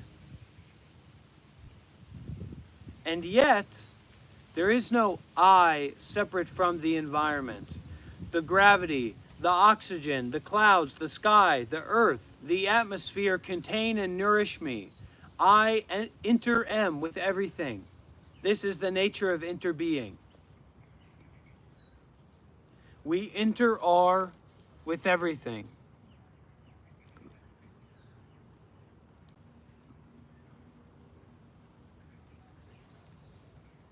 YM, that's your final warning before a countdown is initiated.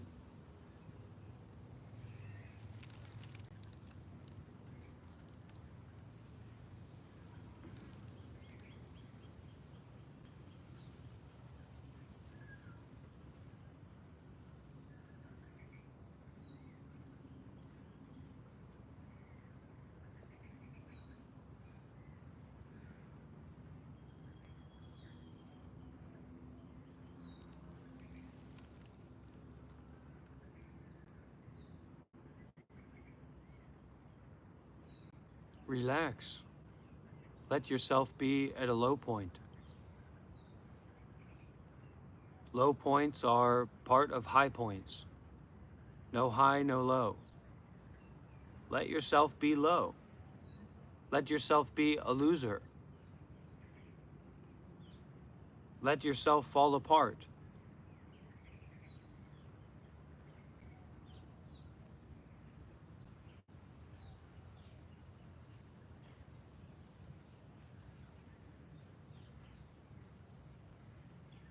Let yourself feel the lowness. Where is it? Is it a feeling in your body? Is it big? Is it small? Is it hot? Is it cold?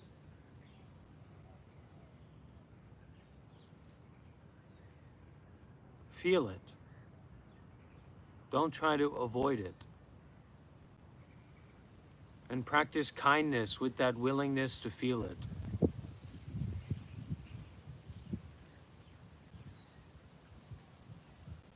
Kindness with willingness to feel suffering.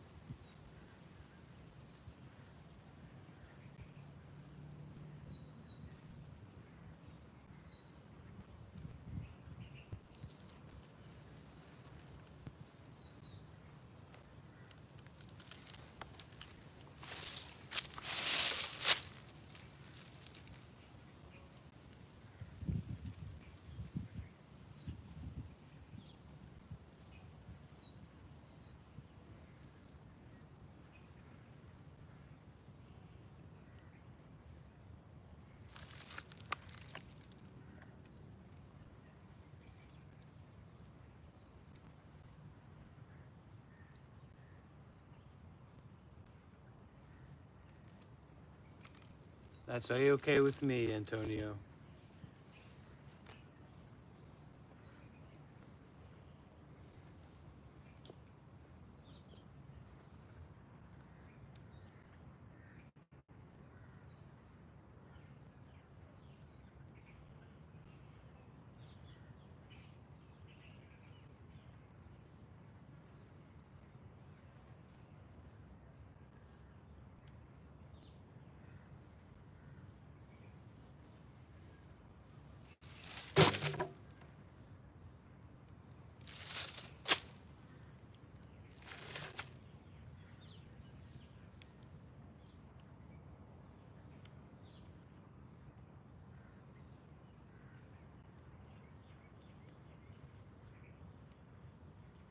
Ten, 9, 8, 7, 6, 5, 4, 3, 2, 1.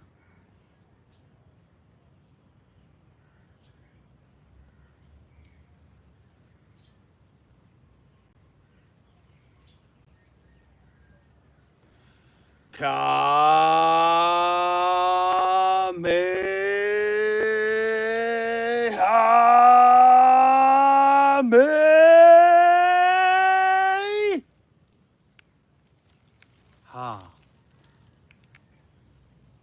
just because we feel a buildup of energy or a buildup of negativity or a reactivity, or our mind thinks this or thinks that, we can stop. We can relax. We can follow through with not following through. We can think things without believing them. If your belief is based in the thoughts that you happen to have, is that not inherently faulty or broken? You can think whatever you want to think in your own voice. You can say whatever you want to say. As much as you say, this guy's a loser, or I'm not interested in Buddhism, you can say, this guy's great, and I'm interested in Buddhism. You can say or think anything.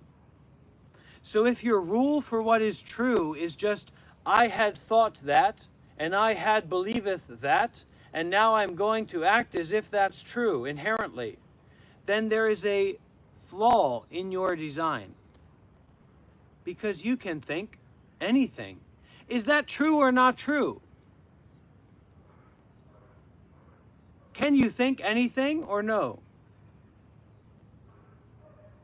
And just because you say, well, that's what I really think, what does that mean? Who is it that really thinks that? Or is that also just another thought? You can convince yourself of anything. You can be convinced of anything if the only thing that you know how to do is be convinced. It's just that it might take a little bit more legwork to know what you like, to know what you dislike, to know what you're used to or how you think, and then you can be manipulated and controlled to believe, to think, to go in this direction or that direction, or at least to have a choice between this or that, as if this and that were the only choices that there were, as if you had to be a Republican or you had to be a Democrat, you had to be on the right or you had to be on the left, you have to like this or you have to dislike this. How about no thoughts, no preference? Let's take a deeper look. Let's look more closely. Let's see what the practical relevance for this is in my life or in the world. You take back your right, you take back your honor, you take back your dignity.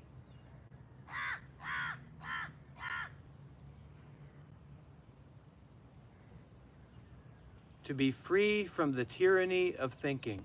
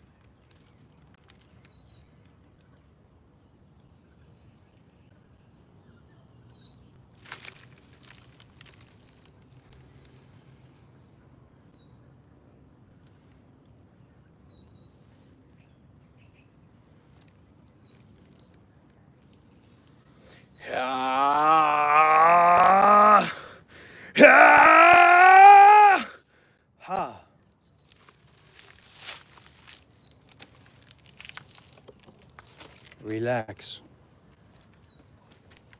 Relax. Everything's okay now.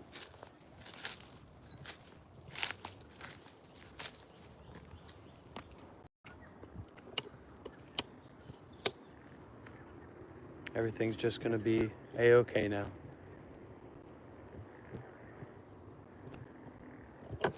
Now, if we're not picking or choosing, if I'm not trying to sell you something, if I don't give a fuck what you believe, then what's this all about? Let me sing a song for you that will explain it. It's about remembering. I am remembering who I am. I am remembering who I am. I am remembering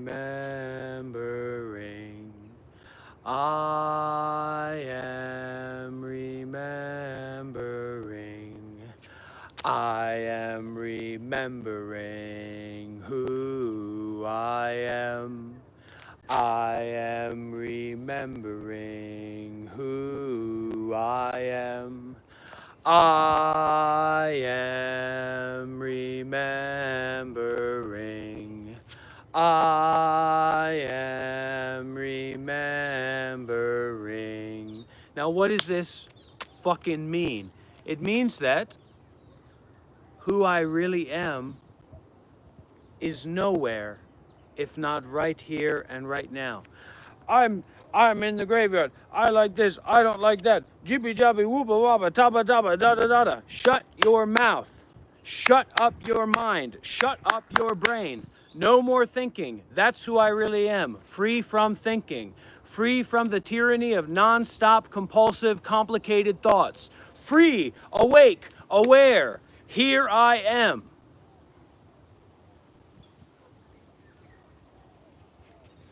Here is the pure, free from thoughts, free from complicated emotions, free from complicated desires. Can you not hear what I'm saying? Free from complicated thoughts and desires. That's the pure land that's free from thoughts. Here is the pure land is here.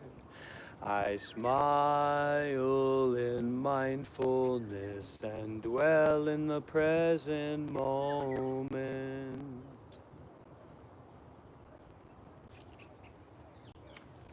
Stop thinking, stop thinking, stop thinking, stop thinking.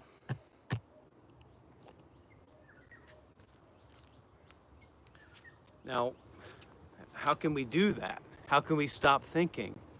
Well, we could sing a song like this.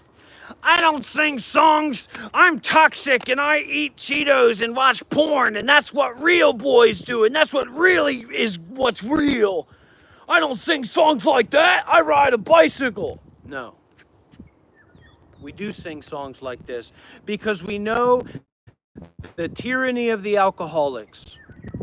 We know the tyranny of the psychotic adults. We know the tyranny of forced prison education in America for children. So we sing a thought like this, a thought that frees itself. If you suppress thoughts, that's your problem. This is about freedom from thoughts. No suppression. And anyways, that's just another thought that you're grasping a hold of. You're holding on to the thought of not thinking. That's your problem, not mine. We can sing a song like this to help us get in line with the right way of being. Breathe in. Instead of thinking, I can't sleep, da da da da da da da, whining, whining, whining. You step forward. You step forward. You stop talking all that shit and step forward and you declare it. Breathing in, breathing out. Breathing in, breathing out. Again, together. Breathing in, breathing out. Breathing in, breathing out. I am blooming as a flower. I am fresh as the dew. I am solid as a mountain. I am free as the bird. I am free. Breathing in,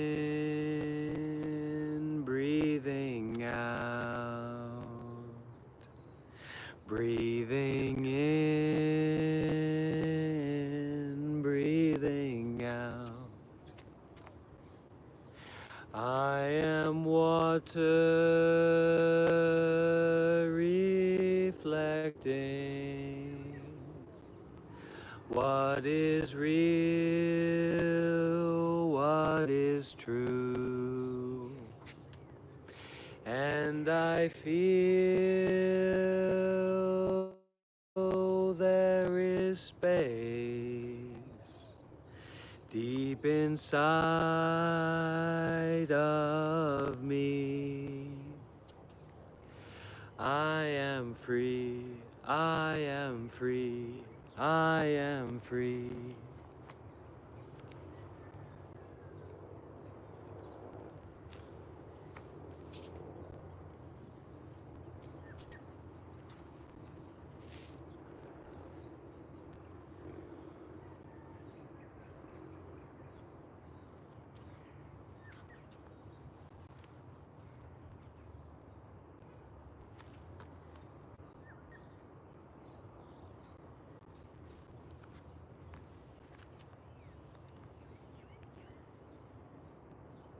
Free from Kevin.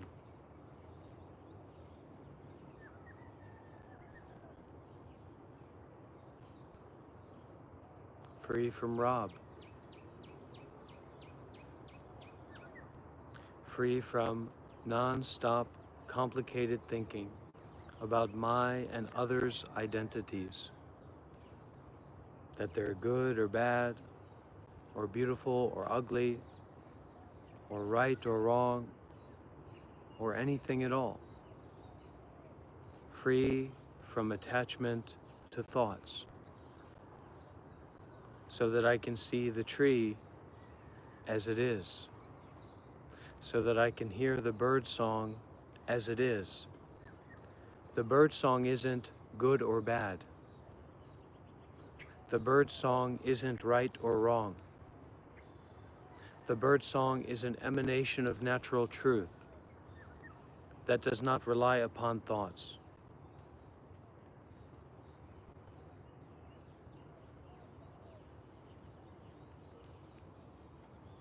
Relax, relax, Salem.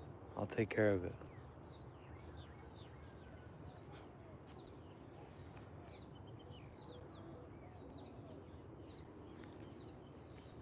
Trav, you're a stupid idiot.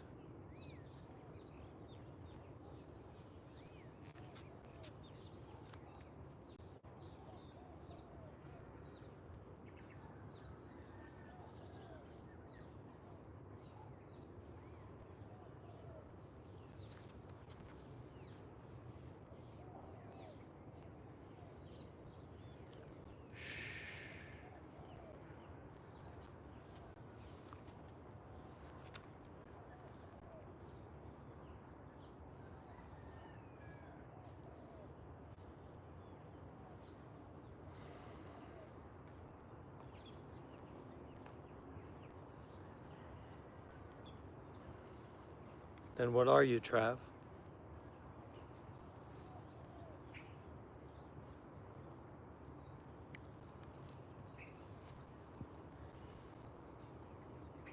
I'm done with you, Doug. Get out of here. Lego King, calm it down. Step back. Unknown, it's not necessary. I got this.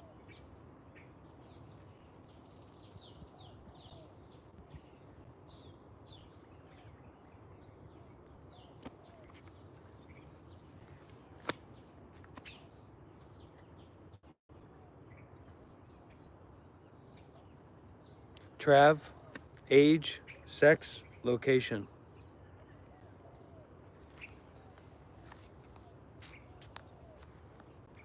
The purpose of shaving the head is power!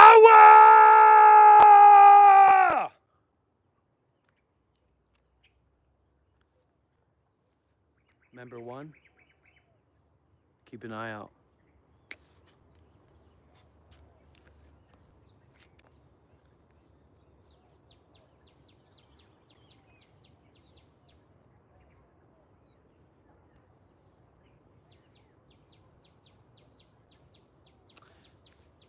Number one,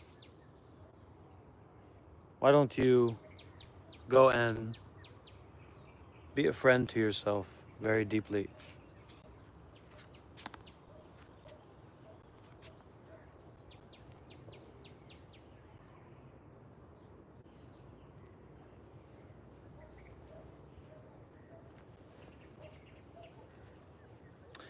I don't know. For me, I feel at home in the Mongolian graveyard.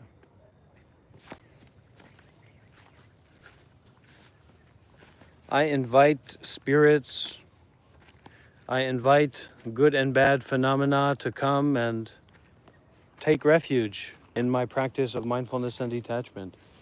I probably wouldn't like to be bit by a poisonous snake, a Malaysian viper, but if that happens, that's also okay. We're in the graveyard. So there's a lot of good chance here for the mindfulness and detachment, and actually to look deeply at our experience.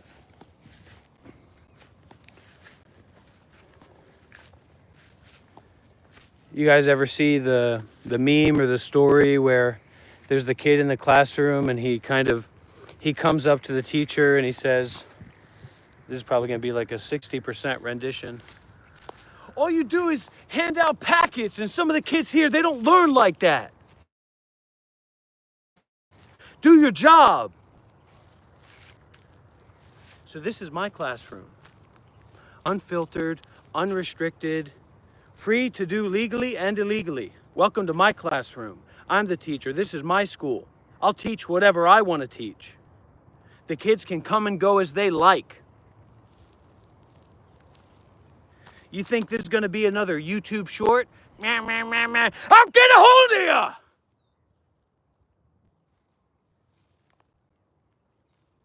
I'll teach you about the truth. This isn't even 50%. This isn't even 50%.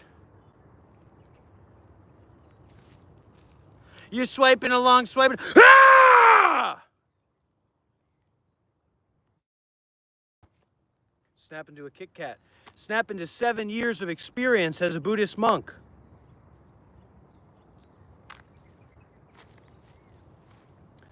Breakdown. Let the water fall. Let the rain fall. This is God's day. Let grace fall upon me. Let non-thinking pervade throughout my body and mind. Let the sunflower of reality bloom in the face of all kinds of attachments, thoughts, fears, worries, desires. May it all fall down. May it all fall down. But you're not going to come here to this live stream and pretend. That's the one thing that I don't allow in my classroom. I don't allow pretenders.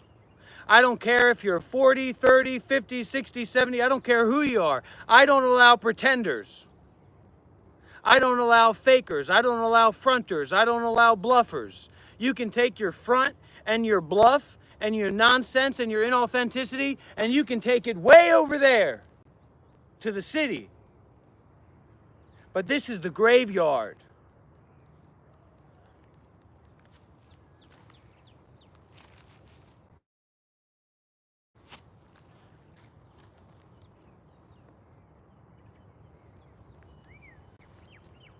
I'm not bluffing, I'm being very sincere. I was a Buddhist monk for 7 years. We're here to learn about mindfulness and detachment, freedom from suffering, being concerned with the truth. We're definitely not going to be smoking any weed, I can tell you in that. No pretenders in the Mongolian graveyard. There's one former Buddhist monk of 7 years and bones.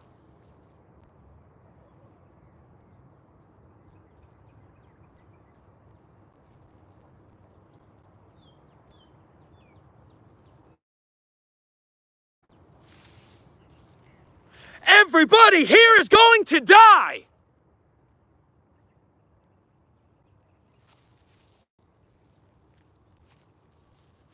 That's the way that it is. every single person in my live stream is going to die. You're not going to lock me up. I'm not going to stop until you're forgiven. I'm not going to stop until the sky opens and the rain of mindfulness and detachment falls across all nations. May the children be free. May thoughts end. May anger end. May greed end. May delusions end. This is about Buddhism and meditation. I was a Buddhist monk for 7 years. Don't come in here and pretend to know about what you don't know about.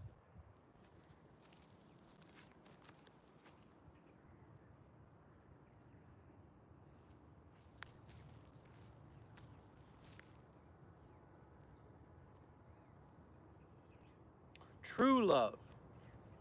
My friends, I'm here to talk to you today from the Mongolian graveyard about true love. Not based in thoughts. Not based in desire. Not based in fear. Not based in stories or beliefs. I usually don't use the word love.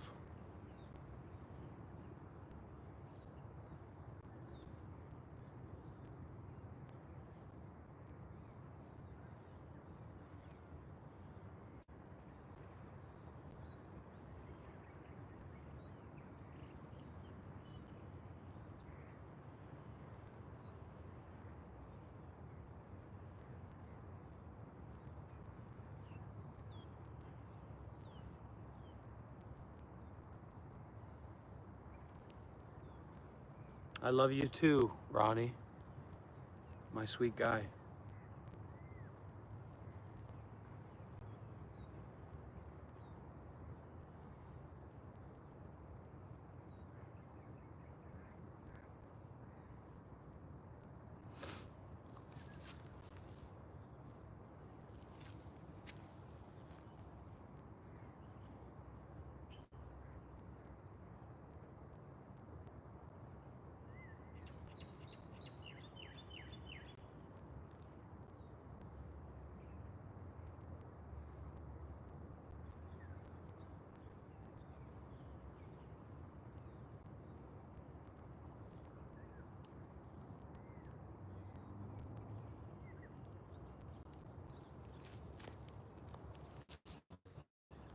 Sometimes I see things.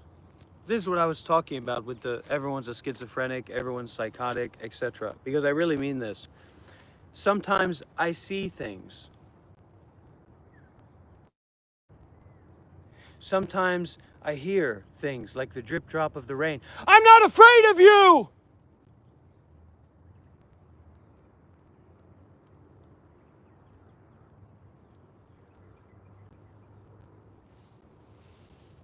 Sometimes I feel things. Sometimes I think things.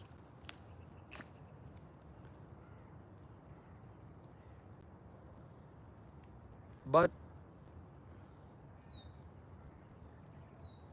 where is the I in the sound of the bell? Where is the I in the color green? Where is the I in the smoke meeting the clouds as two birds fly by? Where is the I of forgiveness? Where is the I of where those thoughts stay when they're not there? I, my friends, is just an idea.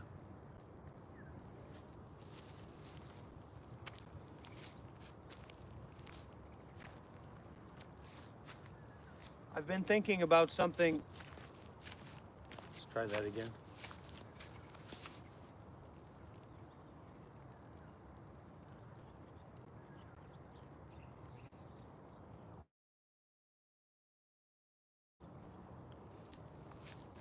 I've been thinking about something for quite a while.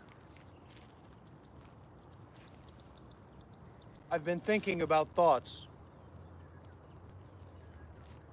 And one day I decided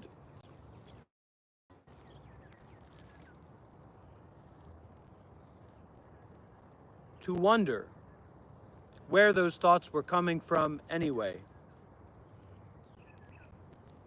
And I looked. I looked at the place from whence thoughts originate. And I couldn't find a gosh darn thing.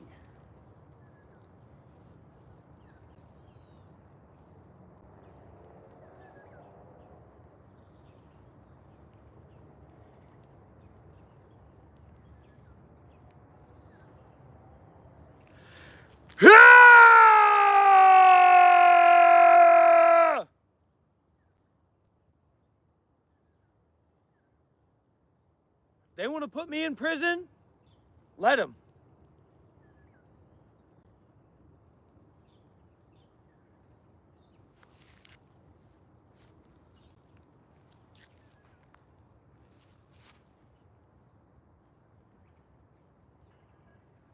The mind is a clear blue sky. The mind is a clear blue sky.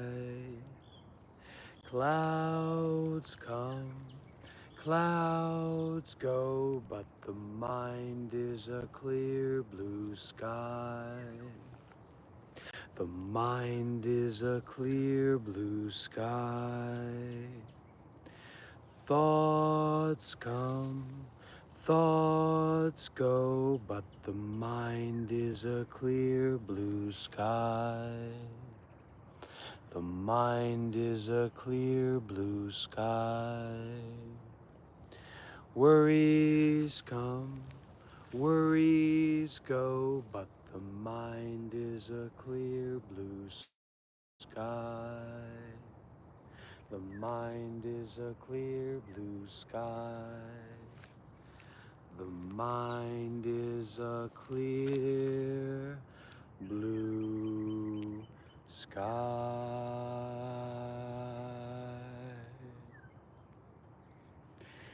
They said to me, Mr. Rob, why don't you stop while you're ahead? You know what I said to them? I looked at them, I took off my glasses and I said, why don't I start whilst already being behind? They didn't have anything to say to that.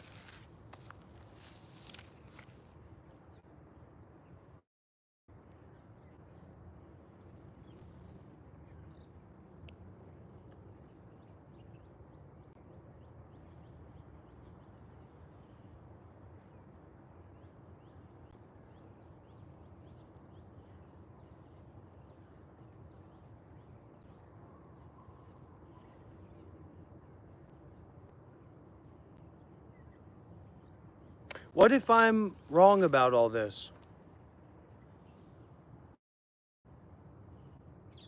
What if I've taken the wrong path? What if what I think I'm so sure about is actually not for sure? What if my belief is misplaced? What if my desire is incorrect? What if my understanding is the wrong understanding? What am I supposed to do if what I think is wrong? After all these years I've been thinking about this. What am I supposed to do if all I think about is wrong? If what I believe is just a thought, if what I thought was just a thought, a thought, a thought.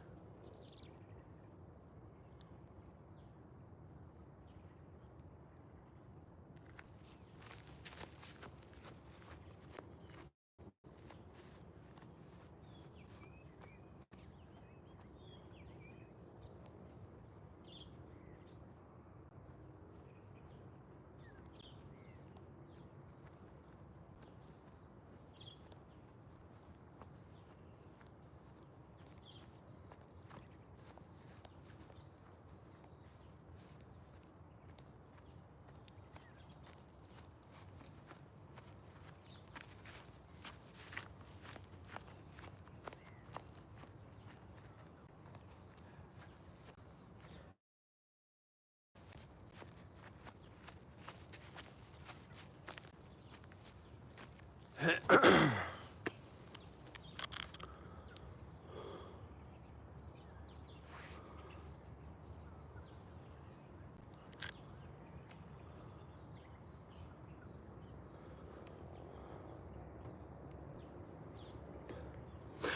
I'm offended, and I'm angry, and I've got something to say. So what?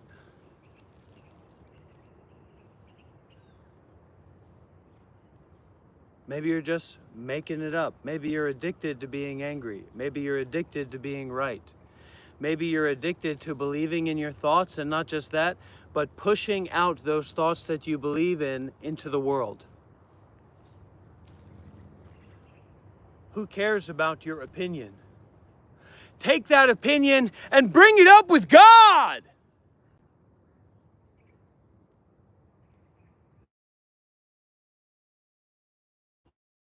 If that's what you wanted, for opinions are not so important. Comments are not so important.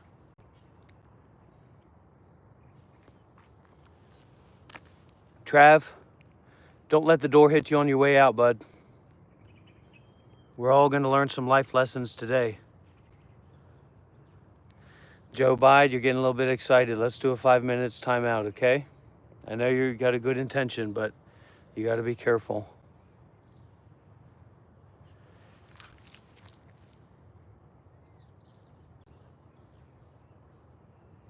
I also have to be careful. You know, it took me years and years and years. You can't just push out this much energy without side effects. So I'm practicing mindfulness and detachment along with my energetic expressions. I'm keeping mindfulness and detachment at the tip of my nose, the tip of my tongue, the tip of my ears. You see what I'm saying?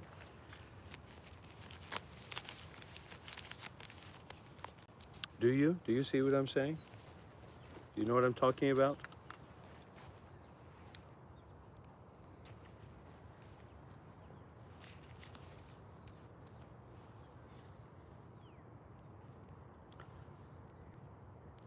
Maybe, maybe not. Maybe I'm on drugs, maybe I'm not. Do you actually know that? Or is it just a thought, just an idea that you have? The problem is that this is what people can eat nowadays. This is a dharma degenerate age.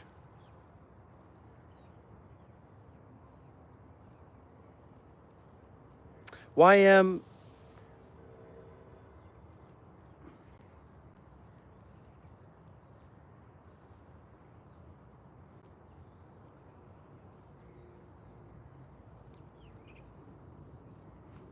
all right, that's enough of people just coming in here and saying whatever they want to say.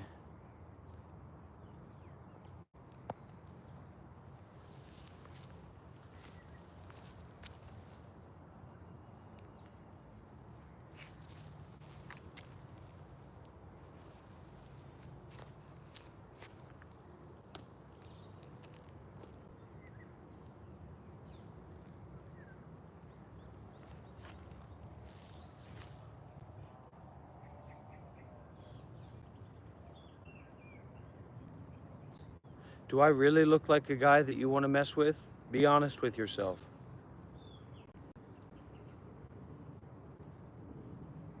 I wouldn't want to mess with me, I'll tell you that. I've messed with me. It's not a good time. Trust me.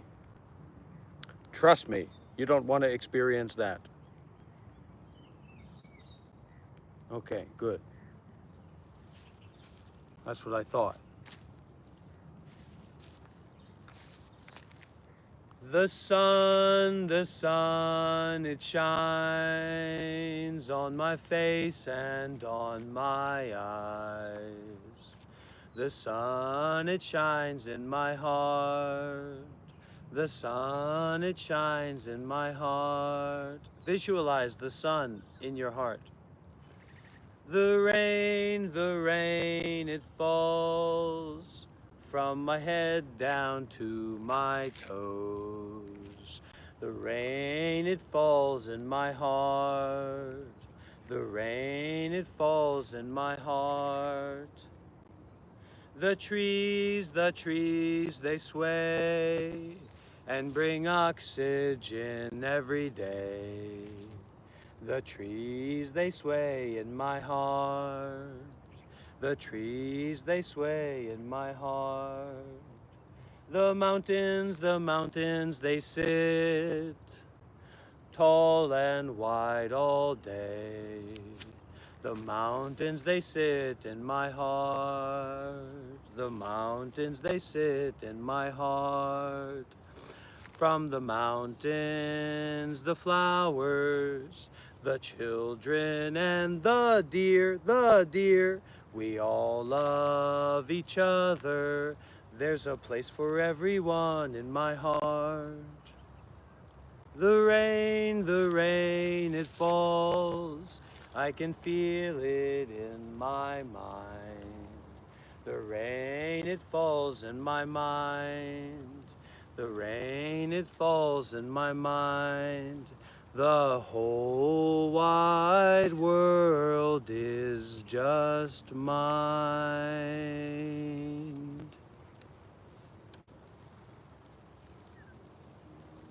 Travis, if you were here, if you were in front of me right now, right here in this Mongolian graveyard, me and you, we'd walk together, hand in hand. We'd focus on our breathing. We'd be at peace with ourselves and be at peace with each other and not fall into ego stuff.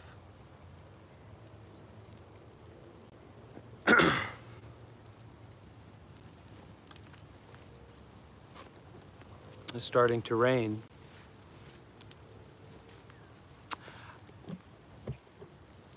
The true meaning of the Holy Trinity. How about the true meaning of a full power Kamehameha?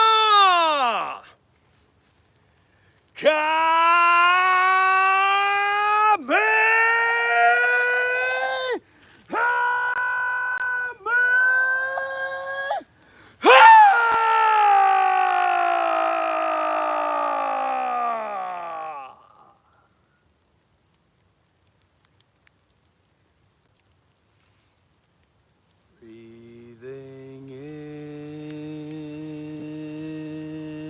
breathing out. Breathing in,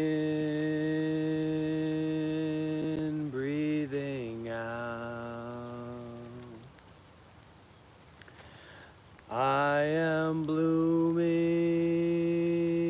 as a flower. I am fresh as the dew. I am solid as a mountain. I am firm as the earth. I am free. Dear friends, there is a lot of suffering in this world. There's a lot of greed in this world. There's a lot of anger in this world. And there's a lot of bullshit thoughts and beliefs in this world. So I want to invite everybody here in this live stream. We're going to create a spirit bomb of W's. Put your W's in the chat. Send me your energy, everybody. Let's generate a spirit bomb of mindfulness and detachment. Let's generate a spirit bomb of kindness and generosity. Let's generate a spirit bomb of W's in the chat, everybody. Can I get an amen? Send me your energy, everybody. Let's get this spirit bomb going.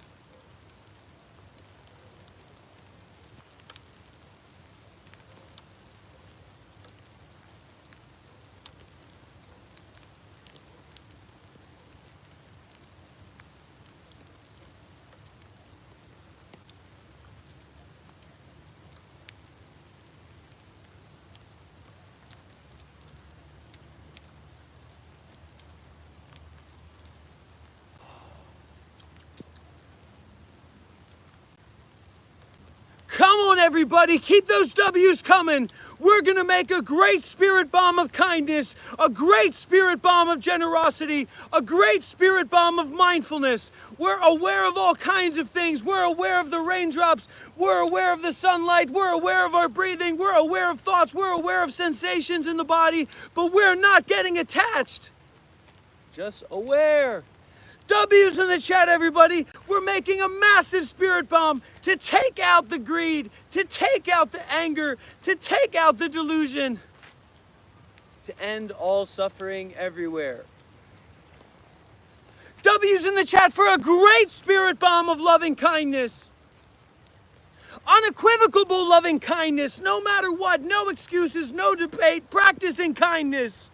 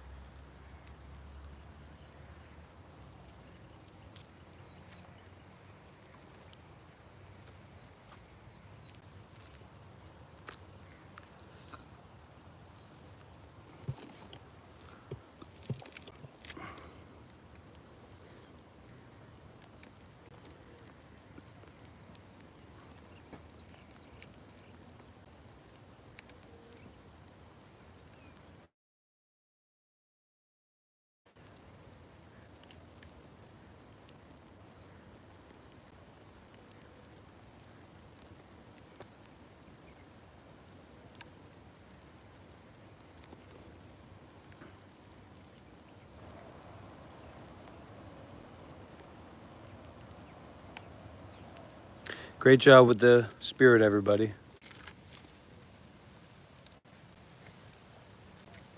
I just,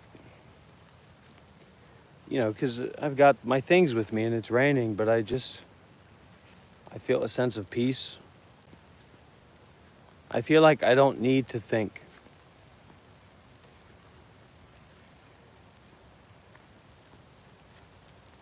That I can just walk and just see and just feel the rain and be at peace with myself.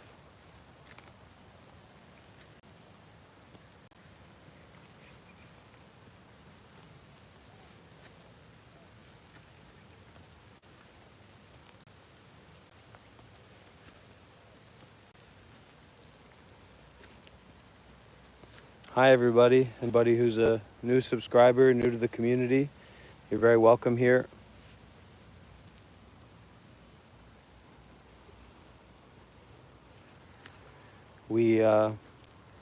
We're concerned with mindfulness and detachment.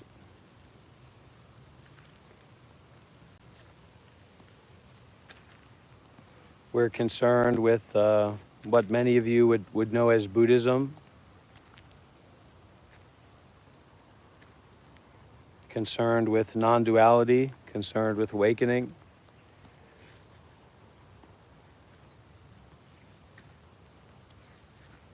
But just sounds, just words.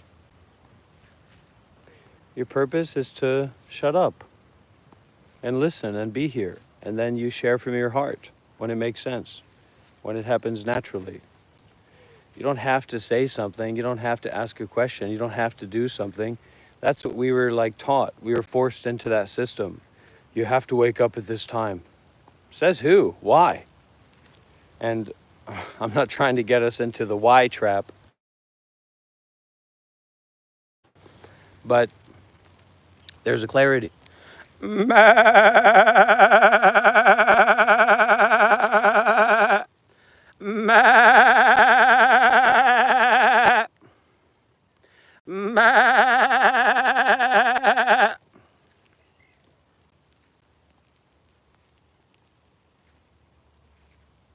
Oh.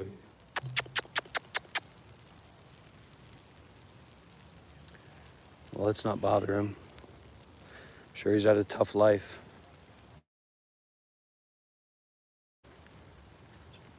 All animals locked up, and we were kind of locked up as animals too. Our parents, they didn't know anything better to do. They were locked up also in the rat race. Pay the bills. But there's a freedom even in being locked up. There's a light in everything.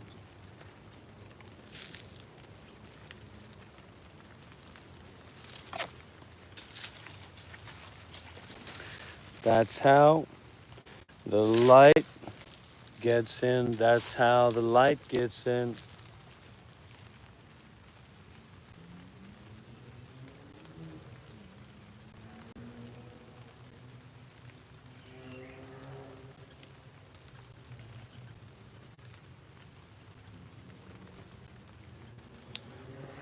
How does detachment work when someone hurts you? I think you just experience it as it is. Because there's no ideal situation, there's no ideal world. You know? The way that I think about it, and I've thought about it this way for a while, is that why do people cause suffering to other people? Because they're suffering. And I guess there's different layers of suffering. It's not just suffering to cause pain to someone or to make someone feel uncomfortable or unpleasant. That's not inherently causing suffering to them, but it means when we don't know how to be free inside of ourselves. We don't know how to release our own anger, to release our own fear, to release our own complicated thinking. Not in a way of pushing out that suffering into the world. That's what suffering people who don't know how to end their suffering do. But in this way of giving it up, abandoning it, renouncing it, kind of using it for its own fuel. So using attachment for the fuel of mindfulness and detachment. Using suffering for the fuel of the ending of suffering, of Nibbana.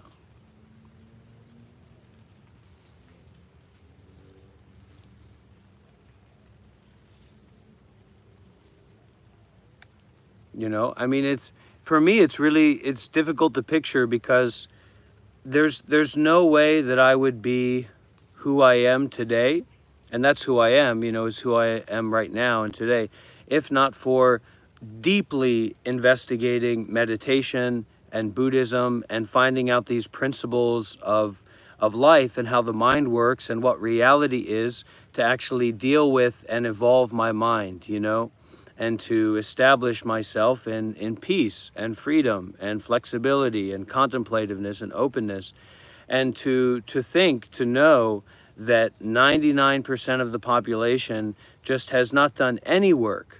Even also Buddhists can be like this, but has not done any work to investigate their own mind, has not done any work to root out the core of how wrong greed is, how wrong anger is, how wrong delusion is, and that these topics are taboo because these topics teach us to say, wait a minute, stop attaching, stop seeking, stop perpetuating the cycle of craving. And people get very defensive when you start to point that out, or they run away. I don't know, for me, I'm a curious guy. I like to talk about different things. If I come across somebody that seems lucid and also completely insane, I'm really, really curious about that, especially if that person's completely willing to engage with me and talk with me. So there's just different people in the world, right? Different proclivities. For a lot of people, I guess that's not interesting, but for me it is. So I guess that's why I'm okay with spending time with myself and also sharing myself out into the world.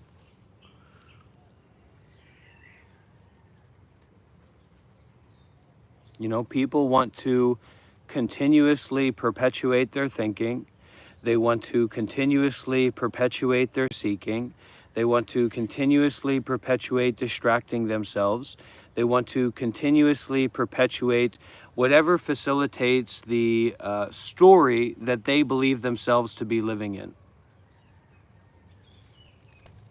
And I just don't want to do that. This is not allowing that. This does not allow that. This is to stop that. Because it's not just about you. You might be happy in your story, but by living through your story, you may harm someone else. You may harm your child.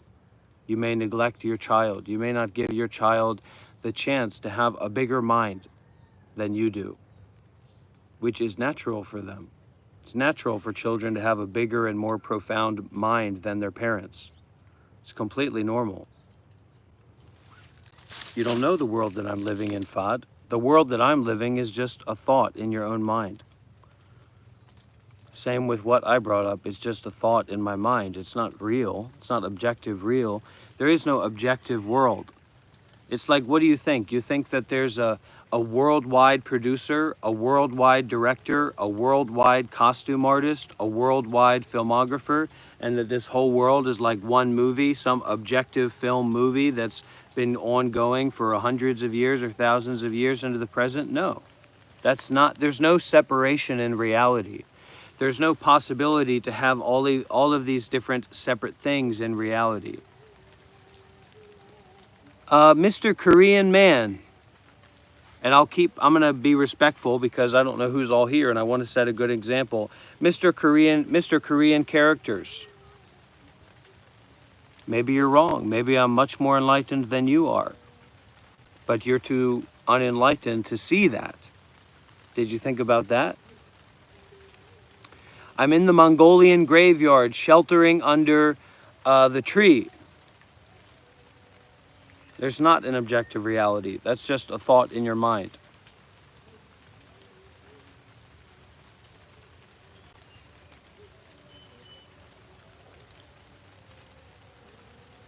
It's an invitation more than anything else. Because that person is basically saying they're a big, strong, tough, enlightened guy and they know what they're talking about. If you're a big, strong, tough, enlightened guy that knows what they're talking about, I, one, want to take a nude bath with you in South Korea, as South Korean men love to do, bathe naked together, and I also love to bathe naked with other men in public hot springs in South Korea. Or I want to get you down here to this Mongolian graveyard in Malaysia, and I want to wrestle you down to the ground. Well, that's how we know that this person is completely off the mark. It's not about the words, big talker and short walker. It's about the heart. It's about the embodiment. It has nothing to do with the words. What are we, letter writers? Are we story writers? Are we historiographers? No. The words are just a means of connection, a means of hooking into the mind-to-mind experience. So now I'm sure that you're not enlightened as me, which of course is a very stupid thing to say. But nude public baths with Korean men is not a stupid thing to say. That's a very good thing to do and to say.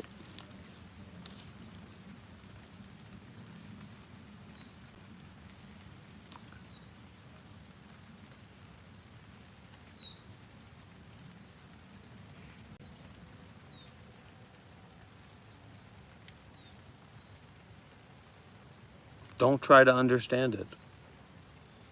Don't dwell in understanding. Don't fixate on a position. Be positionless. And don't fixate on that either. Travis Scott is a punk. You tell him I said that. He wants to learn real meditation, he can come and learn it from me.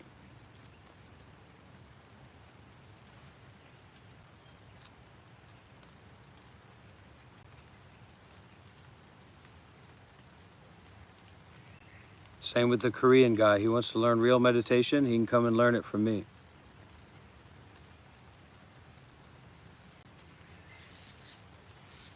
Well, I think I'd rather be an enlightened gay man than not enlightened. But it's kind of a stupid example, but maybe that'll make sense to a lot of people here. there's a situation where we think that a certain thing is normal or not normal or strange or not strange, right?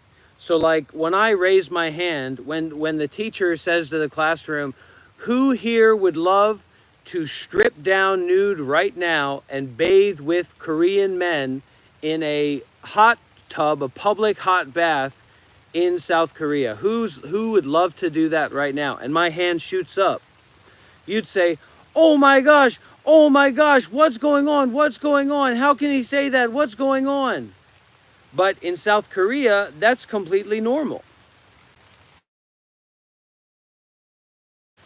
It's complete Korean men and boys to strip down nude and to take hot baths together. And it's not awful, it's very lovely. It's very wonderful.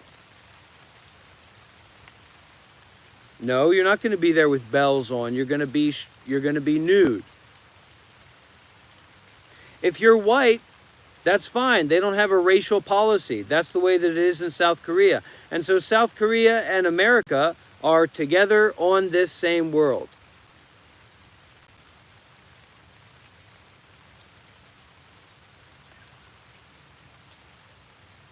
I like to bathe nude with men in South Korea in public baths, okay?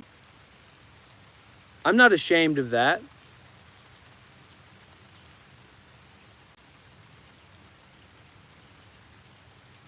Of course not. It has nothing to do with that. They're doing it for sensual pleasure. Yeah, Japan, South Korea. Some Europeans also do that.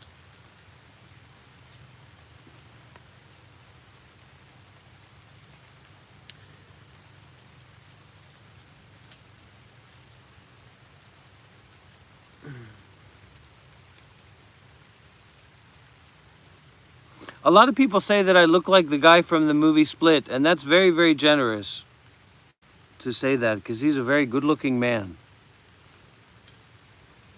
I don't want to get too riled up here, but yeah, it's funny. Life is, we can laugh. We can sit back and laugh at life.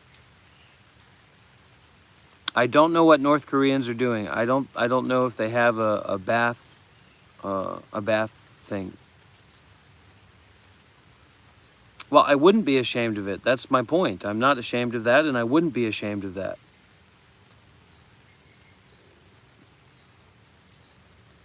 A dead bug.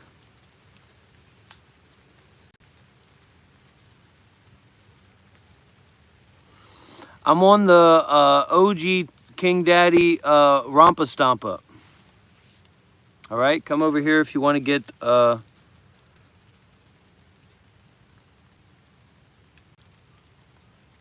defeated in formal combat.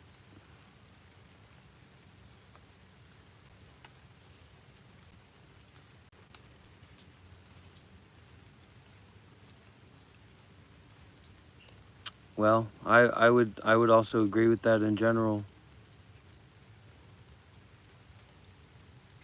Let's get some big W's for, what was that guy's name? Kentucky Frank or Frankfurt or Jafunky? Frank something. Because I was ready to throw in the towel. I was tired, I was weak, I was sleepy, I was giving up. I was giving up on the way of doing good deeds with mindfulness and detachment limitlessly, beyond my limit. And Frank came in and Frank said, you know what, you're a poser. And I said, you know what, Frank? You're wrong about that.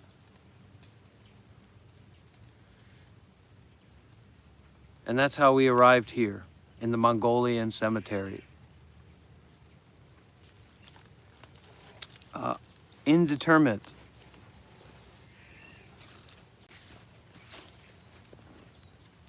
Indeterminate. What's that song say? That song says, tomorrow never comes, right? There is no tomorrow, there is no today, there is no yesterday. Come and get me! The time police. Here, let's do kind of a let's do a kind of a sketch where I'm being confronted by the time police in I'm being confronted by the time police at the Mongolian graveyard in Malaysia. Psychedelics are weak. My brain is a lot more powerful than psychedelics, I'll tell you that much. Okay, here we go. Everybody, I want to tell you I don't believe in time. I'm not going to follow time. Let's get some W's in the chat for no time. Let's start a no time revolution. Woo, woo, woo, woo, woo, woo, woo. It's 5 o'clock and it's time to settle down.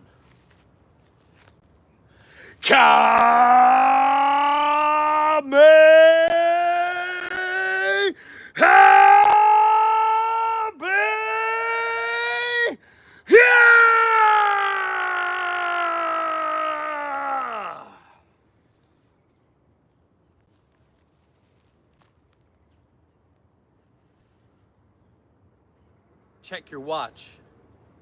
I think it's no time o'clock.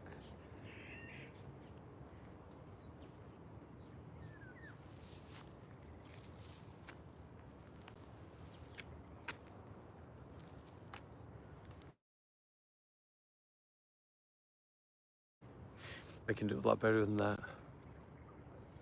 But that's the thing, is we have to stop looking at ourselves through these white-colored glasses of better or worse. It's a colonizer mindset, you know, like black people are lower and brown people are lower and white people are better. That kind of mindset, that kind of belief, just better or worse, higher and lower. And we have to get rid of that. We have to abandon that. You know what I mean? This is what it is right now. And I love myself right now as it is. I accept the way that it is right now. No you, no thoughts, no reality. Or in this order: no thoughts, no you, no reality. Thoughts, one of them is you. And from you plus thoughts, you get reality. No thoughts, then you is just a thought that has yet to arise. And then the notion of you talking about erroneous, because there's no thought of you. You is literally just a thought. We keep practicing, we keep trying. We keep getting involved with those things that we're interested in. It's like you go to McDonald's and your boss says, you know, you just got to wait and keep working hard and you're going to be a much better fry cook. If that's what you want to do in your life, great.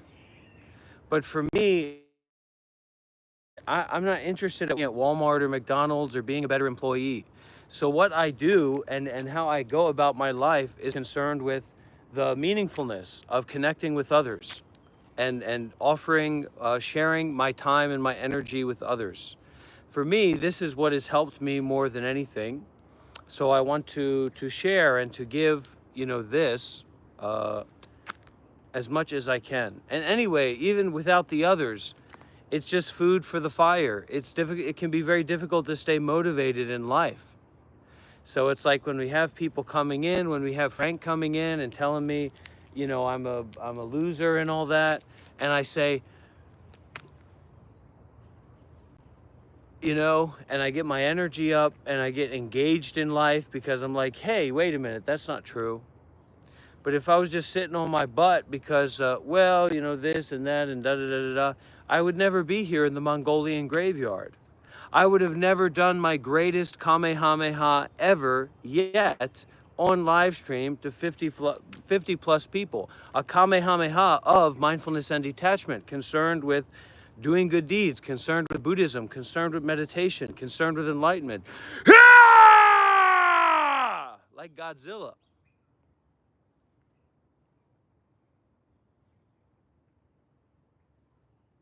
So somehow we have to get that energy out, Because when we're just hanging around and consuming all day and spiraling in our thoughts all day, and we're eating and sleeping and shitting and pissing and drinking alcohol and all the things that we do, you know, shame on us.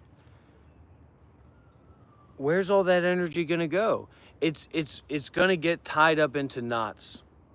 And those knots are going to become identities that we hold on to.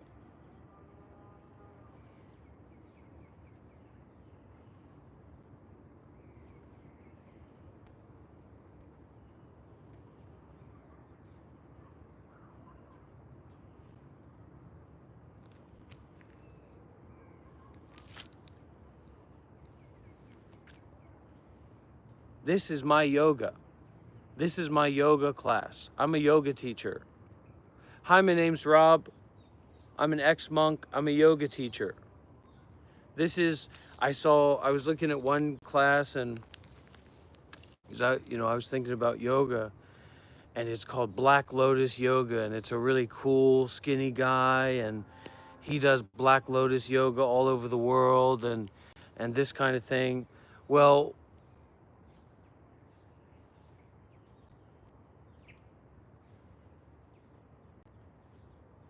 you know, this is my yoga. This is the yoga that I can do right where I am. And that's the yoga that I've got to do.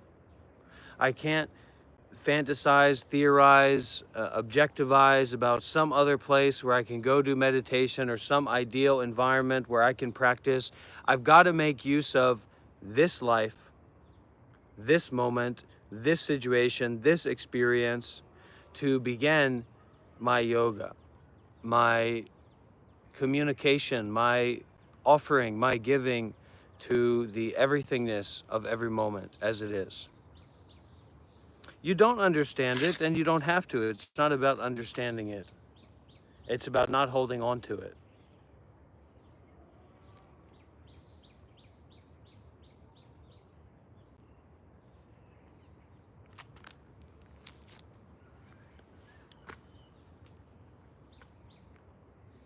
I don't know. I don't really know what it is. You know, it's a program they charge for. You got to go participate. They said it's super cool, and you know, I'm not very stretchy, and I'm overweight, so you know, it's something I really want to do, but I know the more important yoga is concerned with the mind. So I'm not going to fixate on going and stretching and things like that. Just yoga of the mind, yoga of doing good deeds with mindfulness and detachment, step by step. You can't destroy the ego, because the ego is just like an illusion. And the thing is that, I mean, money is really, you know, delicious. You know, money is more delicious than food. Somebody sends you some food, okay, you know, whatever. But somebody sends you some money, you're really, oh, that's nice, that's great, you know, mouth-watering. So it's like, if people don't have much exposure or experience to anything anything robust that relates to having their basic needs met, and them not needing to strive and connive and do all these things to make money for themselves, then it's going to be very difficult to step back from seeking for money in your spiritual teaching or practice or the direction that you're going in, because ultimately you're just doing it for yourself, because where you live is going to be about yourself. What you eat is going to be about yourself, because you can't just go somewhere and live for free and eat for free or be supported through generosity. So I don't know about the Black Lotus guy, but anyway, the yoga of the mind is more what I work on. And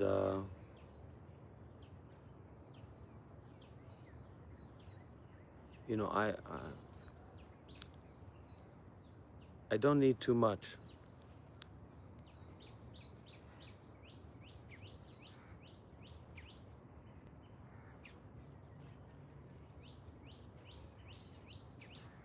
because there's a sense, there's a nuclear, shut up! There's a nuclear quality here. There's like this nuclear energy, and I can't fully access it. No body, no eye fully access it, right?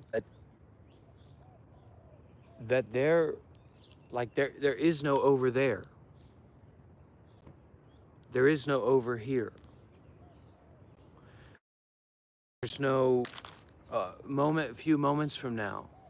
This nuclear aspect, you know how how do they make the nuclear bombs go off, right? They box them in. They box them in, and then the heat or the bouncing goes up very quickly, right? So there's a nuclear quality to the present moment truth that's like having a, what do they call that thing? The whew, the sword that's a little pointy, pointy thing that you foof, that you push like that.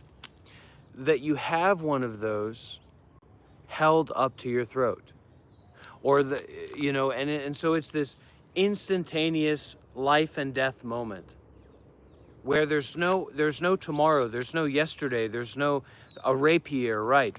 There's no choice, and so there's an aspect of this that is a choiceless, momentless, non-arising and non-disappearing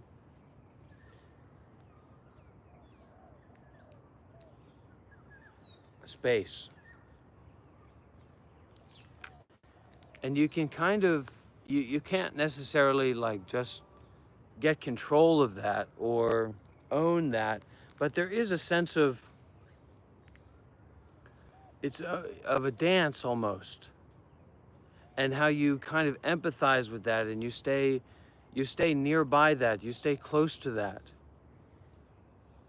And this isn't really something, this is like a wisdom element. That's what I would say. Hey, nobody's asking more than I am for Jesus or Buddha or the more experienced practitioner to come down and kick me in my teeth. I'm the one who's asking for that. Okay? I'm the one who's asking for Ajahn Brahm to call me up and say, Rob, I need to train you. All right? I'm the one that's waiting to get their teeth kicked in by Mr. Buddha or Mr. whoever. So listen to this. It's not really something that you can get in a meditation retreat, like a 10-day Vipassana meditation retreat or something, because there's this container. And this is like a container of containerlessness. This is like to wiggle around and to squirm around and to dance in the containerlessness of this reality, of this experience, of this moment.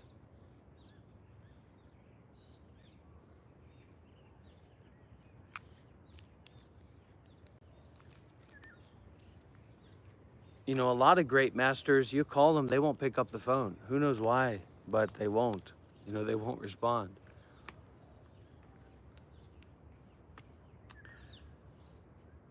Or they don't have a phone.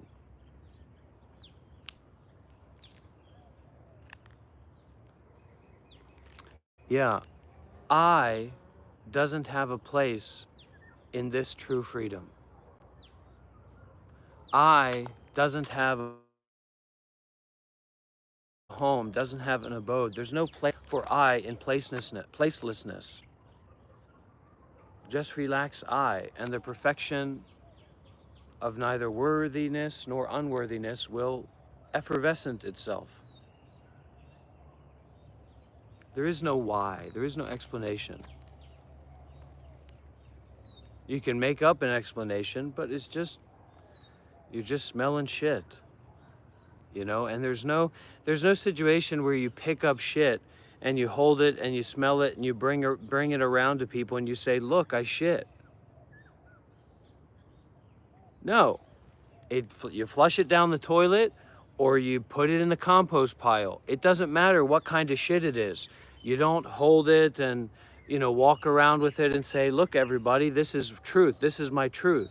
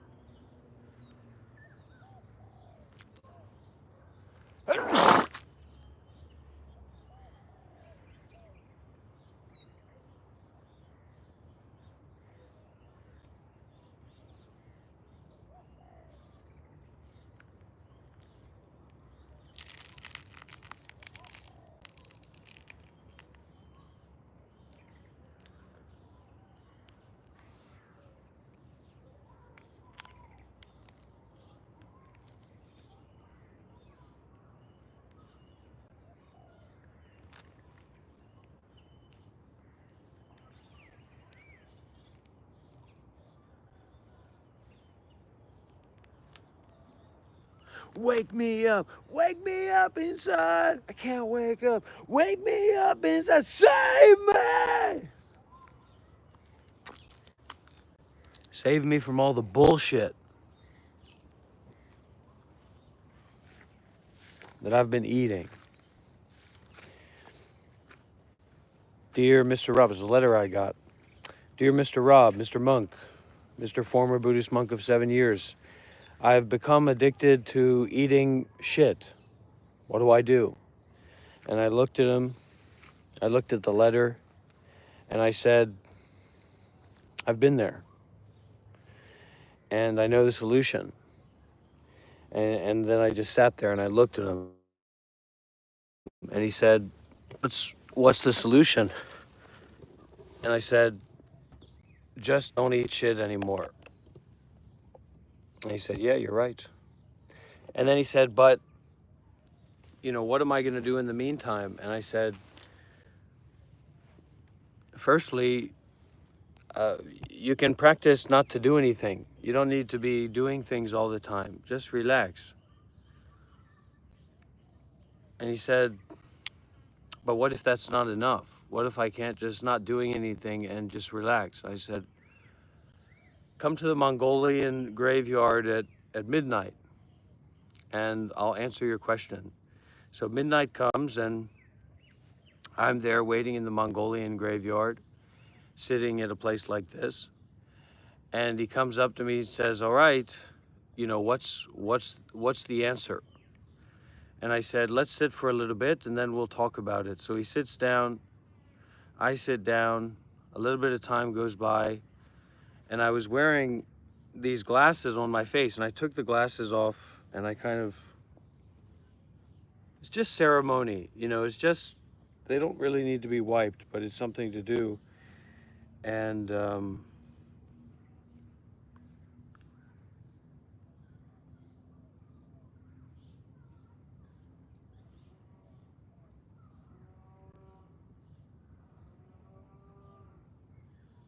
I was me,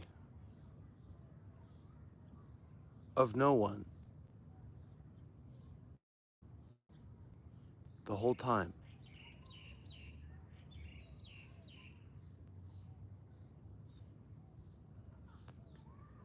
And he said, that's not going to help me. I don't know what you're talking about. And I said, honestly, I'm not sure what I'm talking about either.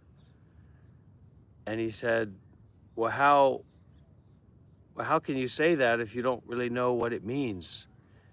And I said, well, what I seem to know is that it doesn't necessarily mean anything in particular. And he said, what do you mean by that? And I said, it is what it is already. And he said, what do you mean by that? And I said, it's like if you pick up something like this and you tap your head with it, stuff like that just happens. And he said, what do you mean it just happens? And I said, you know, like the wind in the leaves. And he said, what do you mean by that? I said, well, look at the wind in the leaves, and it's just kind of happening. And he said, he didn't have anything to say after that.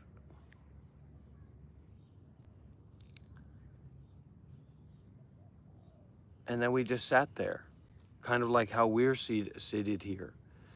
And it's a story. It's a story about thoughts, and it's a story about stories, really.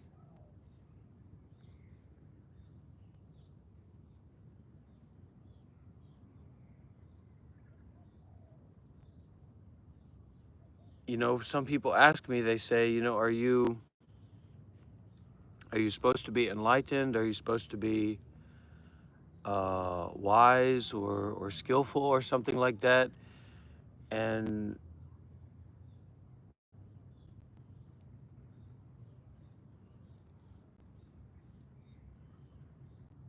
you know, I'd say that bird is skillful in its own way. And this, I wouldn't say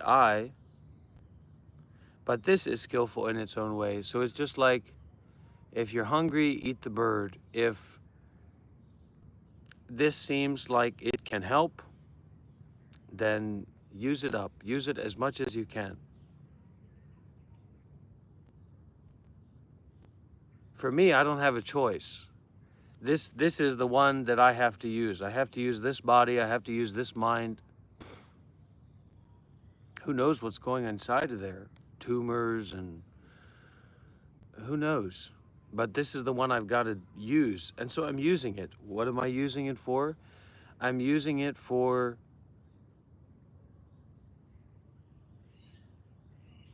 the ending of itself.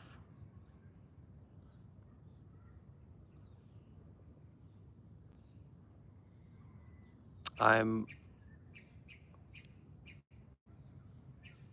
celebrating cessation. This is meant to be a celebration of cessation.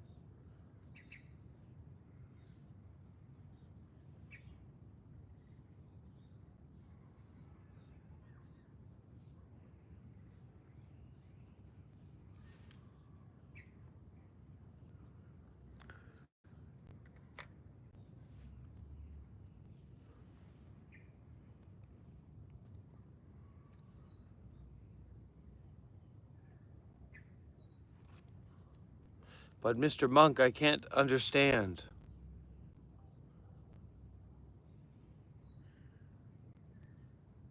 I can't understand what you're talking about.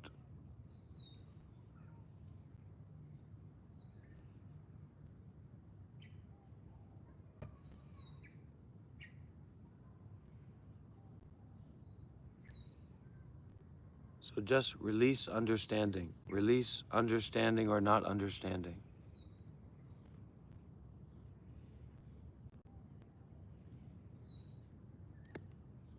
Go ahead, ask your question.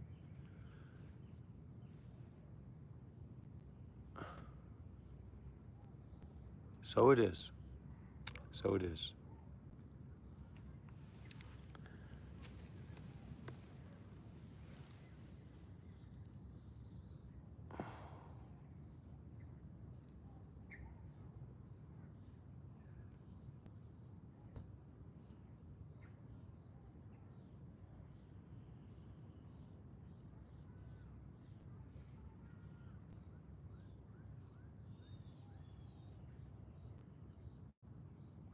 I'm gonna Hindu my foot up your ass if you don't skedaddle out of here.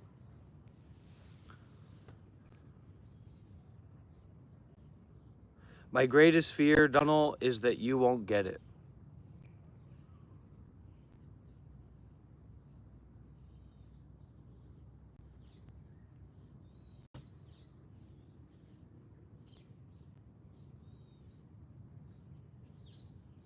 My greatest fear.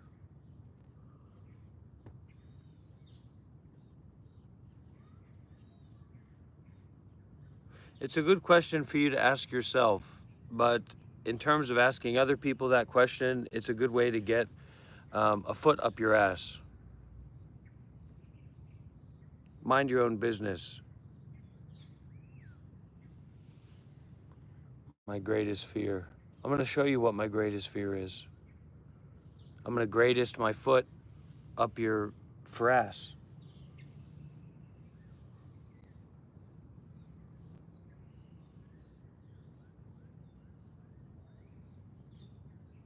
Yeah, striving to let go of fear. It's a good intention. Be willing to feel fear. Focused, I'm about to freelance my foot up your ass. Take a seat, shut up.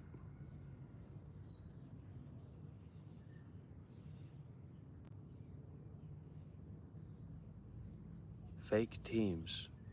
Wonder what that means. Feels good. I'm enjoying my thirstiness right now. I'm enjoying the heat.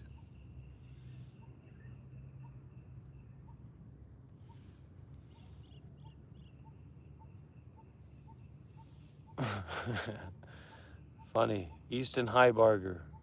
Very, very funny.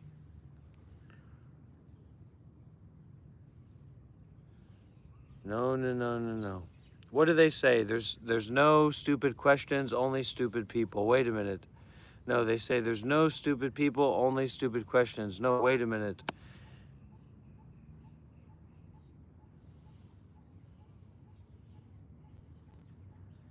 Just be uninvolved. Don't unnecessarily get involved in trying to grasp and trying to figure out and trying to know. This sense of trying to know doesn't get you anywhere. It doesn't solve anything. It's not what this is about. This isn't about wanting to know something. There's this inherent bias, or there's this virus in the brains of Western influenced people, that there's a implicit transaction in this situation. I somehow want something from you, maybe your attention or your like or your agreement, or I want you to ask me a question or something like that. And there's inherently something that I'm kind of selling or giving out to believe in, to understand, to grasp a hold of, etc. What I'm teaching here is to fuck up the mind, to destroy the mind of ignorance and attachment. Not really that. It's kind of a decoupling. It's kind of a releasing and relaxing. It's kind of a stop taking it so seriously. Stop taking thoughts so seriously. Stop taking your ego so seriously. What I'm trying to say by saying that I'm going to uninvolve my foot up your ass, focused freelance, is that you're taking your ego too seriously. The ego is just a punk, a whiny punk that wants to be believed in. It's like a virus. Believe in me, believe in me. That's what your ego is doing. What I'm saying is don't fight with the ego. Don't get it too worked up, but sometimes it's good to see it, to hear it, because then we know, oh, there's that little punk again. My friend, my baby one, my beautiful one. You take care of your ego, right? But this is a way of taking care of your ego through detachment, through the release of belief, through the release of affiliation. And so what your ego is kind of doing is it's using all of the people around you, it's using all of the sounds around you, it's using all of the names and labels and ideas and stories and whatever it can get its hands on to make you, which is like awareness, grasp.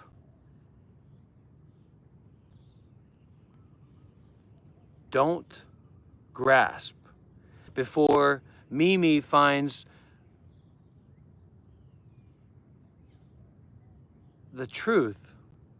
She has to stop grasping onto a dualistic narrative about me and you. It doesn't matter if the giraffe shits on the mongooses head. The giraffe cannot be separate from the environment that the giraffe lives in. You ever seen the picture of the giraffe with the long neck and then there's a long tree nearby? How'd that happen? The environment and you inter-are. There is no separation between me and you. There is no separation between me and the environment. In fact, me is me-less. The environment is environmentalist.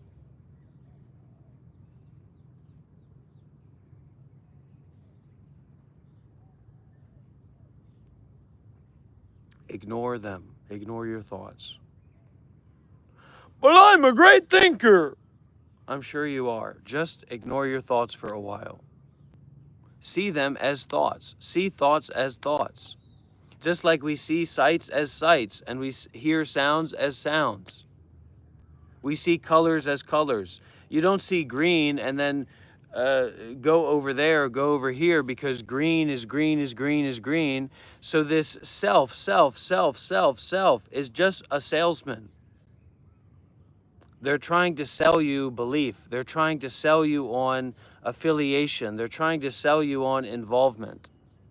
And the thief of self is just cause and effect. It's just ignorance, not knowing about the truth. Ignorance and attachment. Not knowing about the truth and attaching, grasping, holding on. That's okay, better together, but it doesn't mean that I'm going to let you do your thing here. I'm not going to let you sell your wares here. Whatever you do, don't go to Better Together with Mimi's YouTube channel or any of their social medias and get involved with what they're talking about. Whatever you do, don't do that.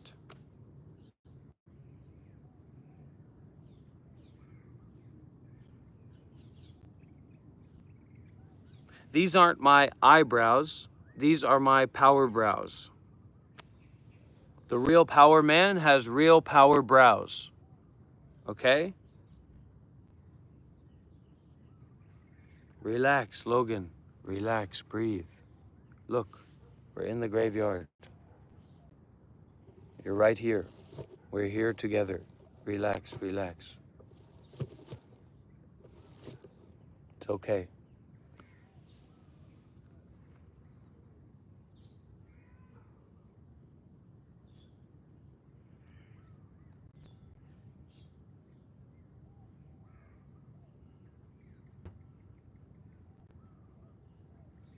Probably hundreds.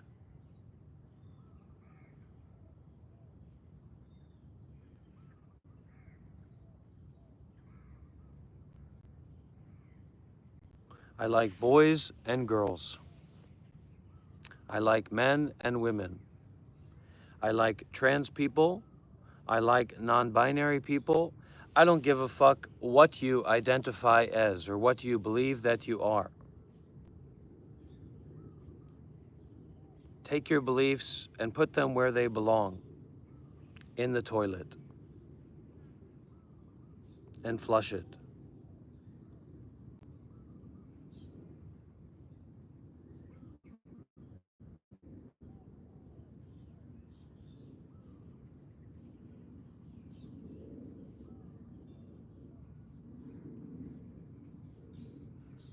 Give it out.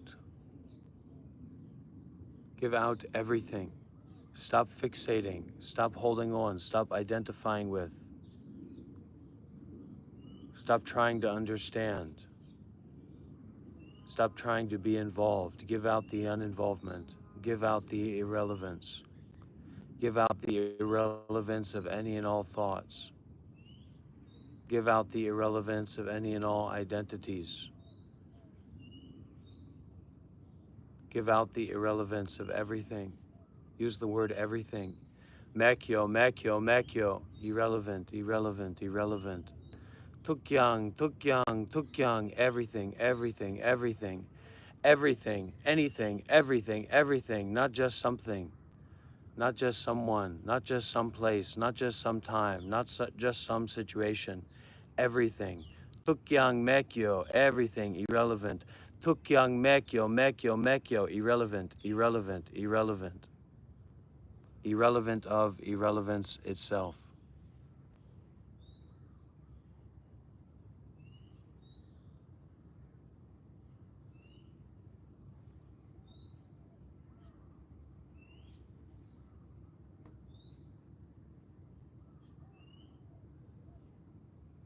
Don't be afraid.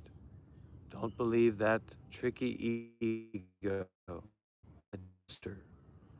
those DMT elves, the spirits in your mind. Don't believe them.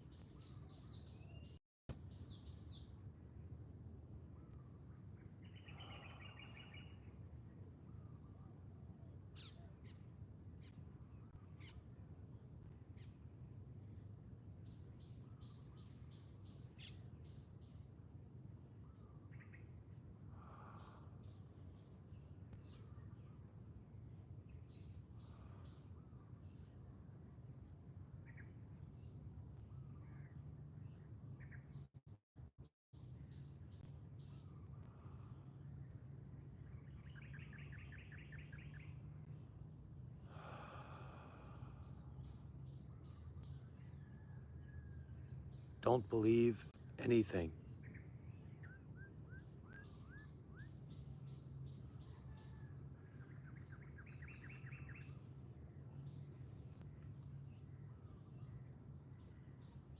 Don't hold on to anything.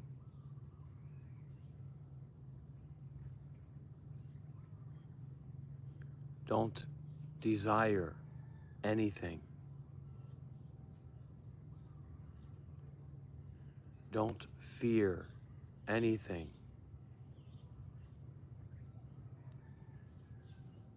Don't think anything.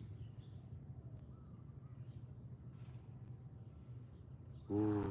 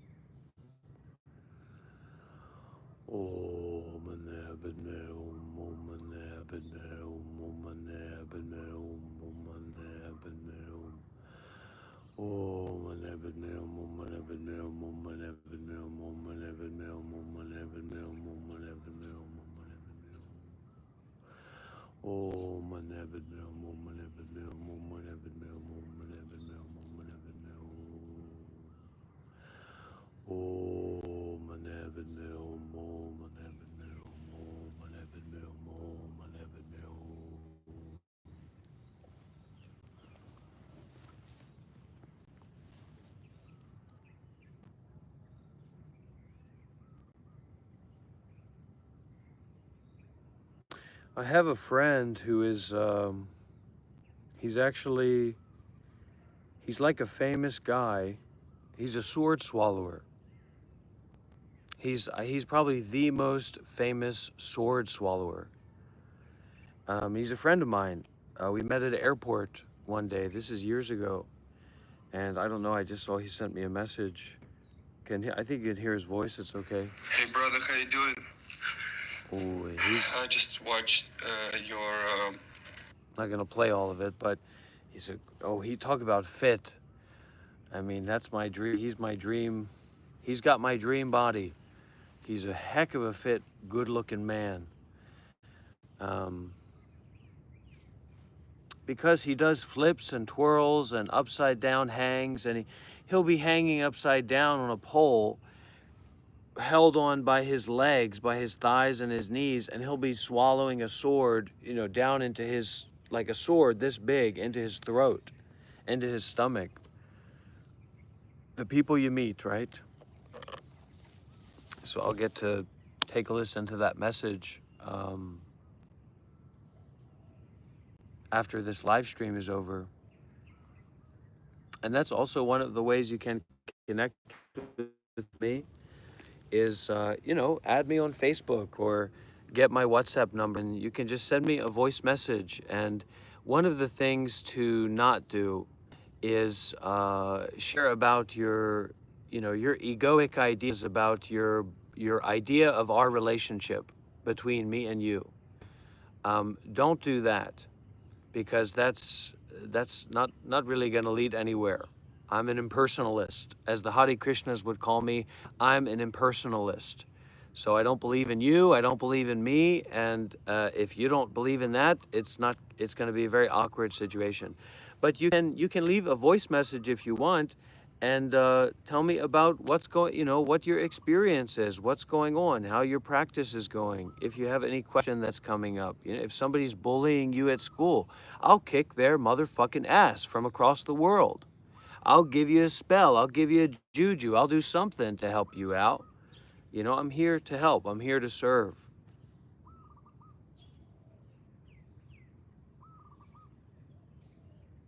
Mindfulness and detachment shields us from bullies, because bullies don't want to have to deal with detachment. Bullies want to see you, tripping over yourself in attachment to your thoughts. If you know how to step back and widen out, in terms of the mind, if you go through school, probably somebody's going to kick your ass or something. But in terms of the mind, we step back and we widen out, wide open. Seeing without thinking. As we're seeing without thinking, a thought comes up about what we see, and then we experience that thought without adding more thoughts to it. That thought is just whatever it is. Put it in the impermanence bin. We can get excited about it, but it's very kind of subtle and dangerous. I don't have all the information about that. It's better to just cut. Right? And so that cut is a matter of concentration and relaxation. You don't need to do a Kamehameha or be performative in the way that I am.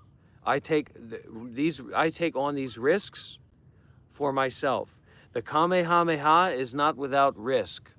Screaming is not without risk. The I'm not crazy mantra is not without risk. I'm not crazy, I'm not crazy, I'm not crazy, I'm not crazy, I'm not crazy, I'm not crazy. There's risk in that mantra.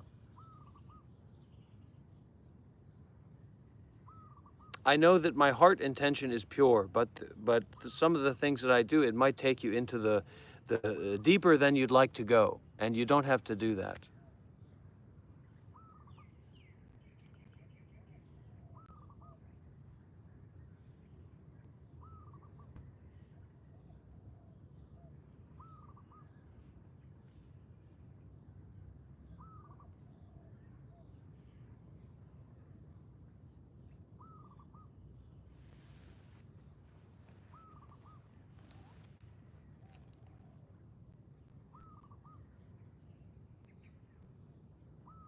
It's great to have a message from Alex, though. He's a nice man.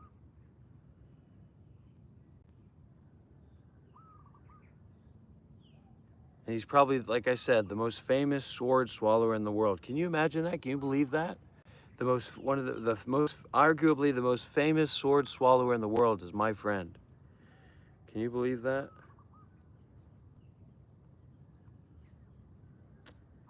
That's how karma works, mysterious. All right, I want to try. We can do a song. Listen to this Korean song.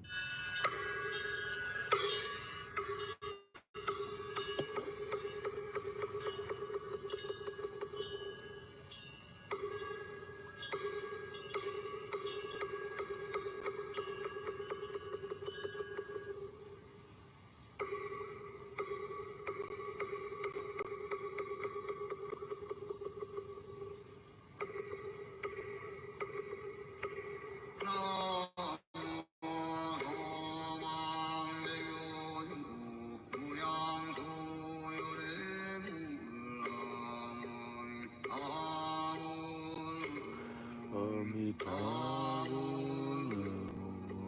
나무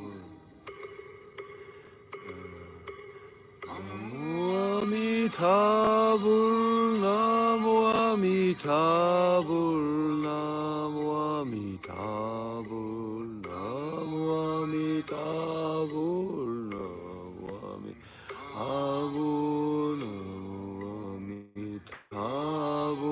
나무 아미타불 나무 아미타불 나무 아미타불 나무 아미타불 나무 아미타불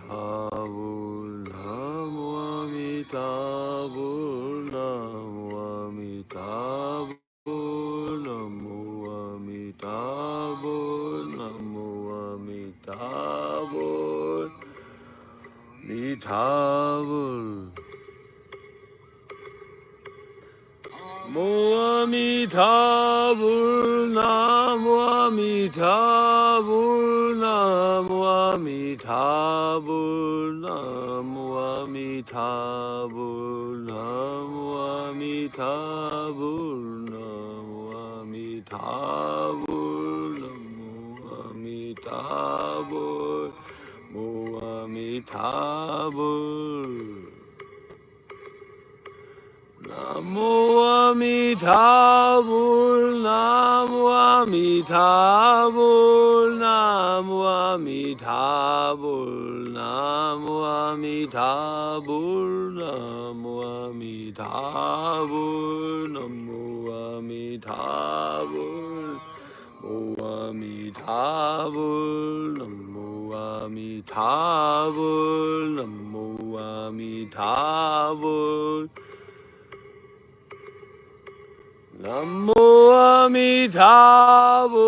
나무 아미타불 나무 아미타불 나무 아미타불 나무 아미타불 나무 아미타불 나무 아미타불 나무 아미타불 미타불 나무 아미타불 나무 아미타불 나무 아미타불 나무 아미타불 나무 아미타불 나무 아미타불 나무 아미타불 타불 나무 아미타불 나무 아미타불 나무 아미타불 아미타불 나무 아미타불 나무 아미타불 나무 아미타불 나무 아미타불 나무 아미타불 아미타불 나무 아미타불 나무 아미 Namo Amitabul, Namo Amitabul, Namo Amitabul, Namo Amitabul, Namo Amitabul, Namo Amitabul, Tabul, Namo Amitabul.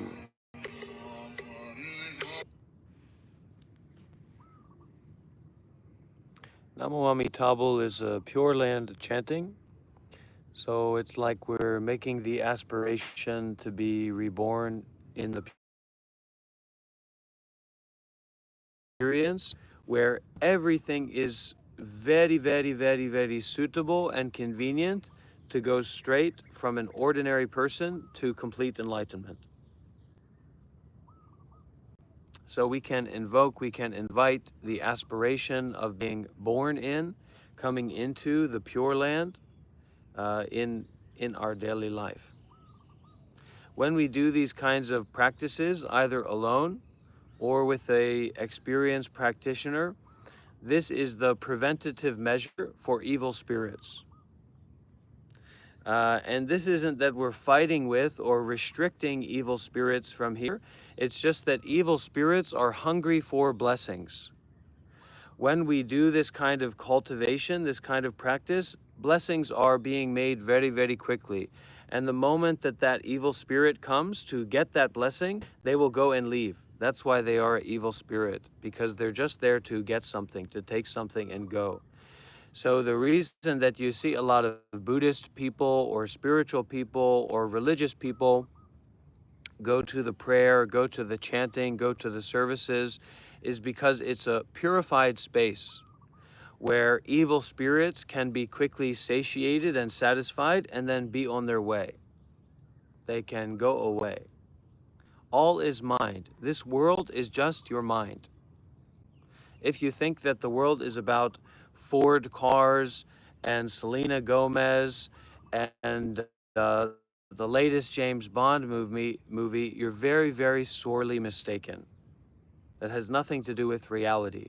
That just has to do with what monkeys like to eat and what monkeys like to masturbate to and what monkeys like to distract themselves with. That has nothing to do with the quote-unquote real world. Just like a side effect of desire, and really cause and effect.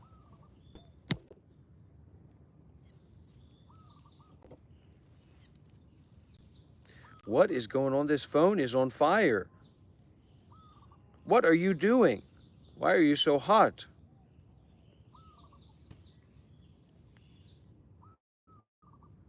Because this is the phone that has the hotspot on it. So we need to get that cooled off.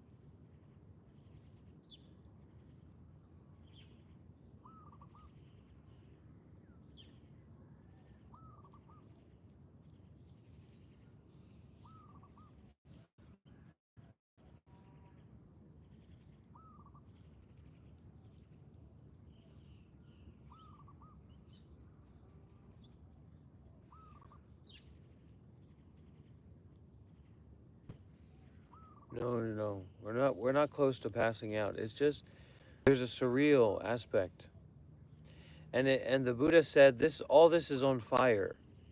Your body is on fire. Your mind is on fire. Your life is on fire.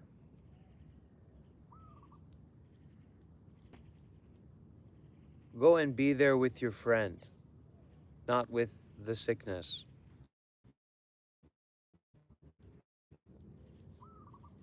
Detach from the sickness. It's very easy to understand God. God is an easy concept to understand. Buddha is difficult to understand. I'm not talking about the teachings of God versus the teachings of Buddha, the teachings of Christ, but the concept, the notion of God is easy to understand. But the concept of Buddha, or what a Buddha is very difficult to understand.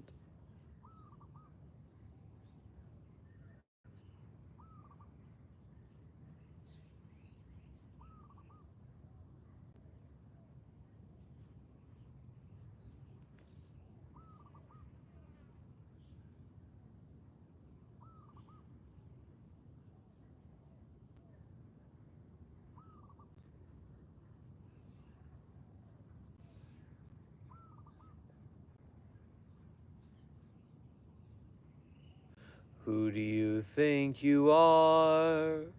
Running around making scars, being disrespectful.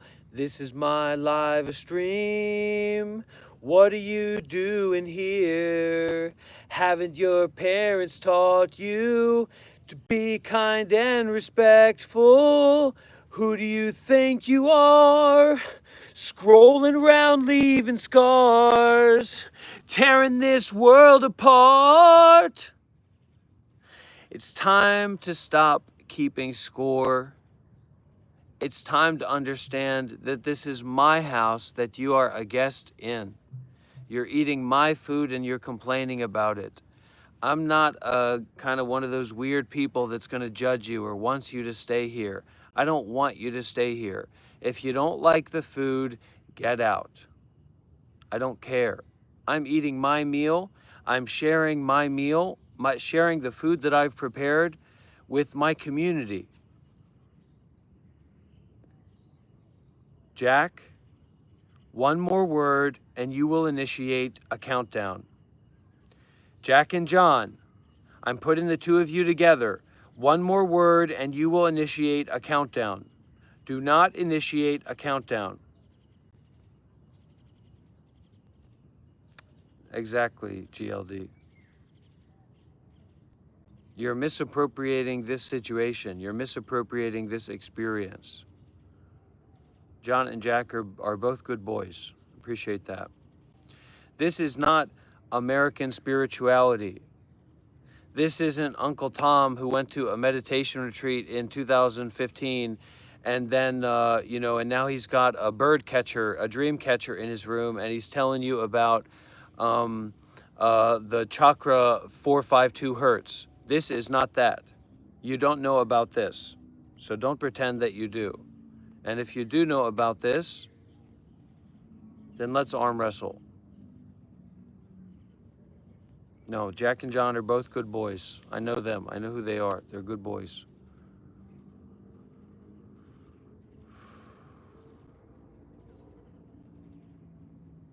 There's nothing wrong with a good prank. I love a good prank.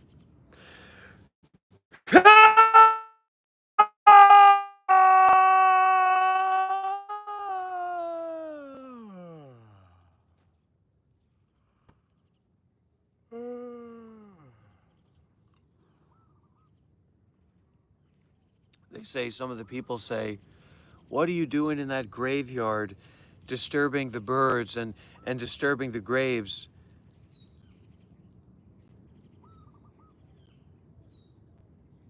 And I say to those people, I say, I was a Buddhist monk for 7 years. I know what I'm doing. I know what I'm doing here.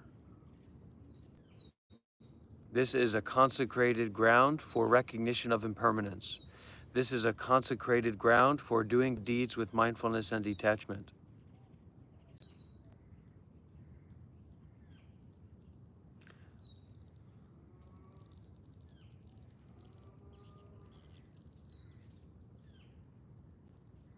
We are in the Mongolian graveyard right now.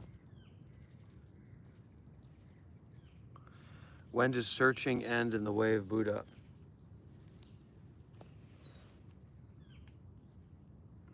When does searching end in the way of Buddha? When does searching end in the way of Buddha? When does searching end in the way of Buddha? When does searching end in the way of Buddha? When does searching end in the way of Buddha? When does searching end in the way of Buddha?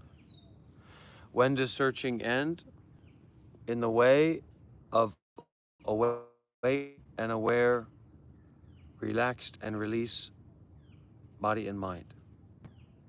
Nowhere to go, nothing to do, let seeking end.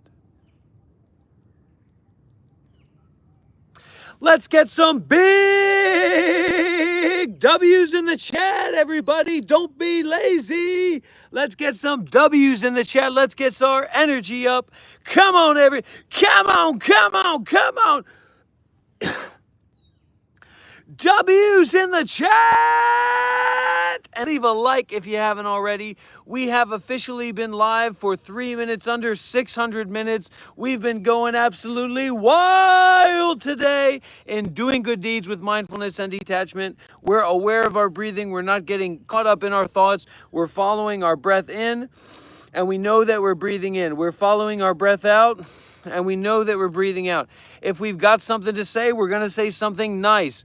If we've got a difficult thought going on, we're going to step back and relax the body and mind. We're not going to fixate on thoughts.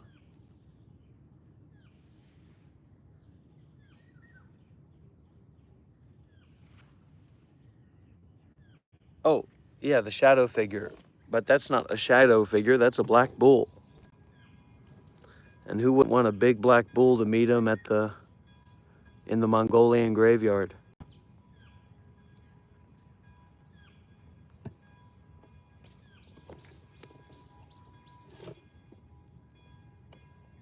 I'm a little bit autistic, so I have to do things naturally. I have to do things in a natural way. If I think about, oh, I'm gonna go and over there and I'm gonna do that, that's too much for me. I'm gonna get a job. I'm too autistic to get a job. If it was up to me, I would be recognized in a non-dual autistic way, and I'd receive a stipend from the American government to support my livelihood. So I have to do things in a natural way. And then people look at me, they say, "What are you doing? Huh?" I say, "Look, this ain't middle school, Chief. You're not the boss of me. My middle school bully." You know what I tell him? I say, "You're not the boss of me anymore. You're not in control of me anymore." That's what I say to my middle school bully.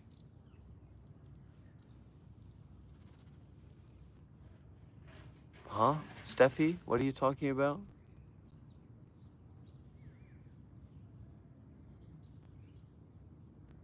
Who here wants me to work? Who here wants me to get a job? Raise your hand. Who here wants to get a job? And don't be a non-dual fake pretender in here. I will kick the mother-loving shit out of your duality if you pretend to be a non-dualist here. Raise your hand if you want me to get a job.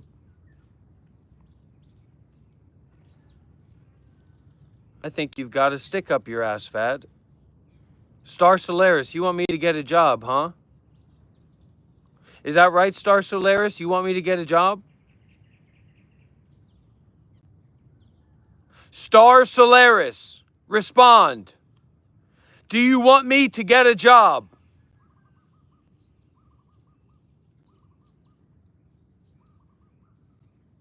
That's what I thought. That's what I thought. The next person who tells me to get a job will initiate a countdown. Be very, very careful what you say here. In the Mongolian graveyard. A lot of people are thinking that this is a CGI background. A lot of people are thinking that this is your average Mr. Beast video. I am in a Mongolian graveyard. I was a Buddhist monk for 7 years. Don't appropriate my life. I was a Buddhist monk for 7 years.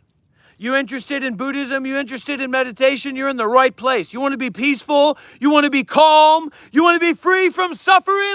Let's get some big W's in the chat, everybody. W's for Buddha. Big W's for Buddha in the chat, everybody.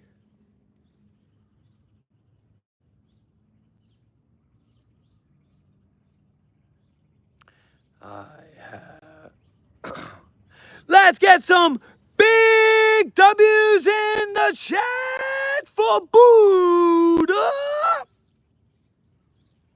Come on, everybody, Buddha's here. Come on, everybody, let's W it up.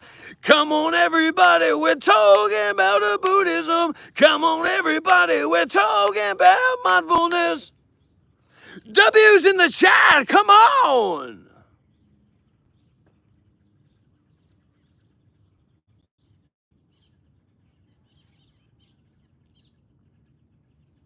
This is a graveyard. That means it's a very good place to contemplate about impermanence, about death. Everybody who's in this live stream is gonna die.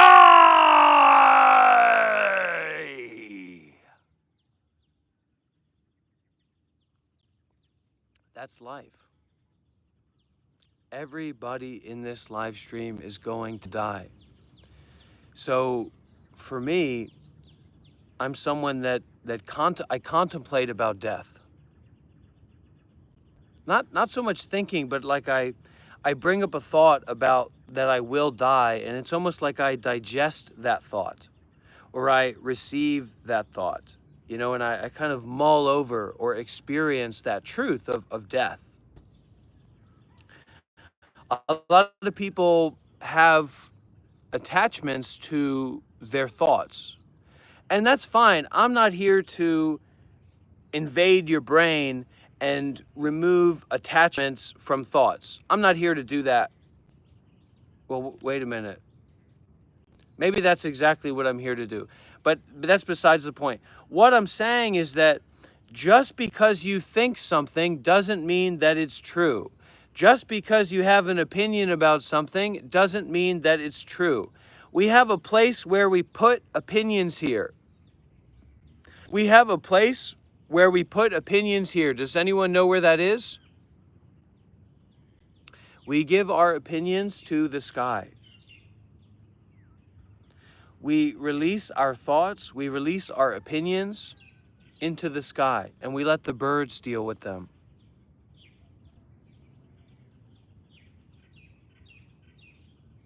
Meaninglessness. How do we deal with meaninglessness? How do we deal with a life where we don't have a chance to be in community, where we grow up just being addicted to our smartphones, where we grow up with parents that don't have time to be with us and to mentor us, help us to develop?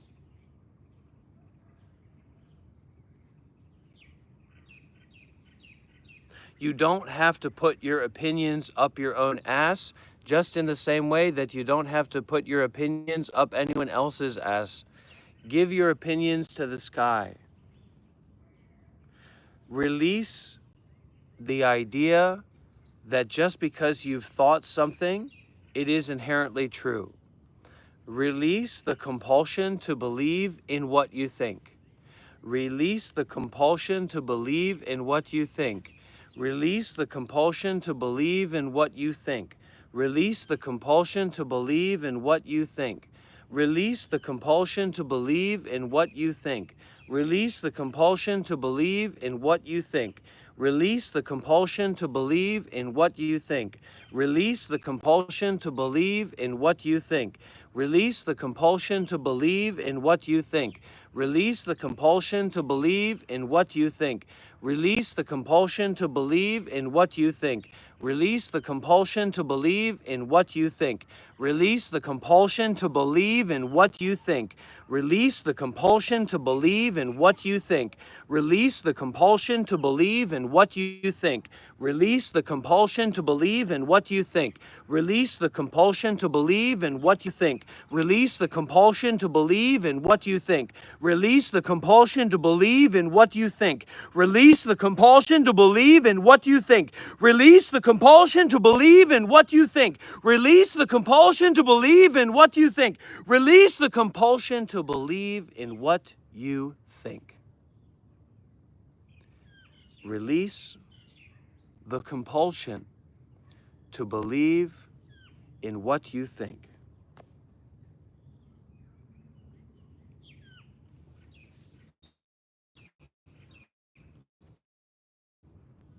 It's about being with it.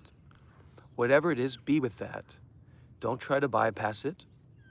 Don't try to get around it. Don't try to avoid it. I like that idea, Mikkel. I don't necessarily agree with that, but I like that idea. Something there I like. Keep working on it. Lilium, have you ever actually met any monks? Have you spent time with any monks? So maybe you don't know what you're talking about. No, I don't think I'm better than anybody else. I don't think I'm anybody. It's okay to be scared. Feel it. We don't have to bypass anything. That's the trick. That's the McDonald's trick. That's the McDonald's cheat code that they're using. We think that we have to get something. We think that we have to avoid something. We're worried, etc., about something that we're experiencing or something that we think. Just experience it. Just face it. Just breathe through it. Give kindfulness, give awareness, give mindfulness to whatever it is that seems like is a problem. Learn how to dissolve your afflictions. What do I meditate on? What's meditating? What are you talking about? Whoa, whoa, whoa, whoa, whoa, whoa, whoa, whoa, whoa, whoa. Are you blissed out? Are you in a state of absolute peace and wisdom and clarity and flying on cloud nine? No. You have suffering. You have afflictions. If you turn your mind around and you actually look within yourself, you will feel different kinds of suffering. Worry, depression, anxiety, desire, addiction, whatever it is, right? Rumination. Learn how to meditate upon your afflictions, how to look at your afflictions, how to be willing to bear with, to endure, to face your afflictions.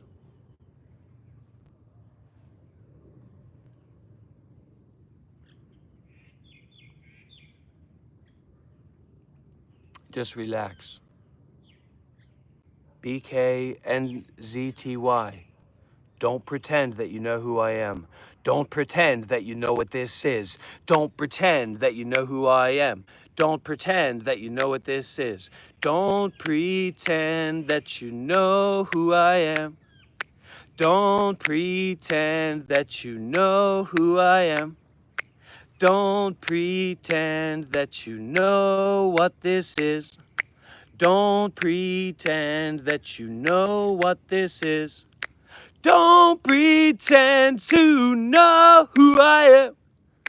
Don't pretend to know what this is.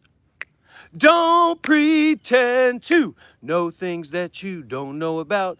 Don't pretend to know things that you don't know about. That's the real culture vulture. That's the real colonizer. That's the real big, fat, stupid idiot. The big, fat, stupid idiot about being confident about knowing about things that you know you don't know anything about. Hello? Woo, woo, woo, woo, woo, woo, woo. The real big, fat, stupid idiot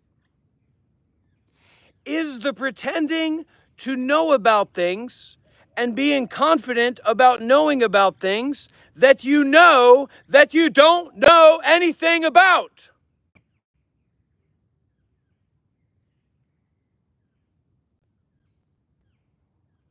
Can I get an amen? Can I get a hallelujah?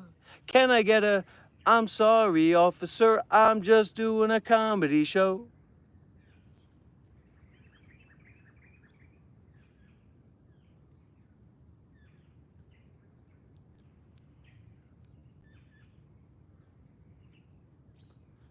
Do not, for the people who are even stupider than the rest, do not pretend to know who I am when you don't. Do not pretend to know what this is about when you don't. Now, who I am, well, let's just say I was a Buddhist monk for 7 years. But that's not actually what I'm talking about. And in terms of what this is about, well, this is about Buddhism and meditation and spirituality and enlightenment. So if you don't know two motherfucking shits about Buddhism or meditation, don't pretend that you do.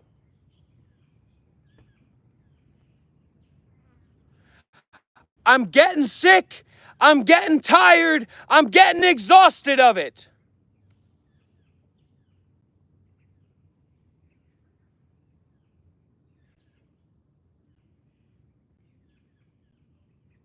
I'm above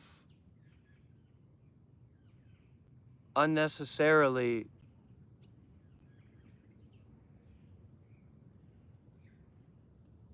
answering questions. But I'll do my best.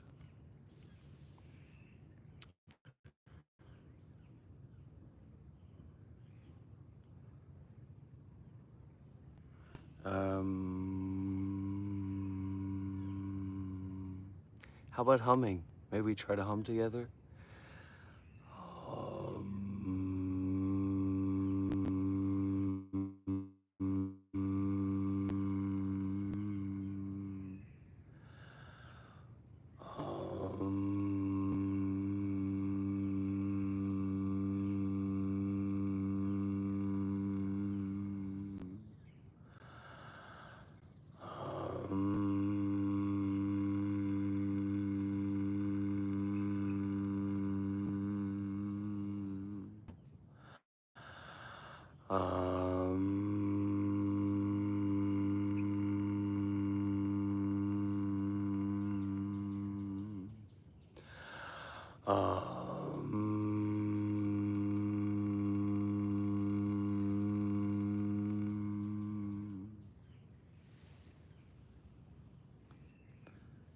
Gotham City, I was already a Buddhist monk for 7 years.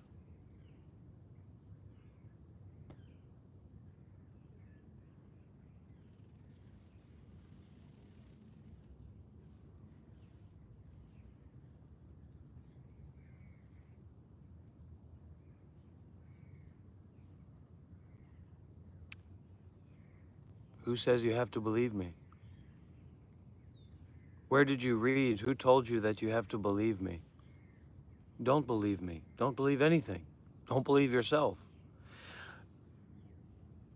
Leave your belief at the door of this live stream. No beliefs allowed. Don't get me worked up. I said it once. I'm not going to say it again. No beliefs allowed.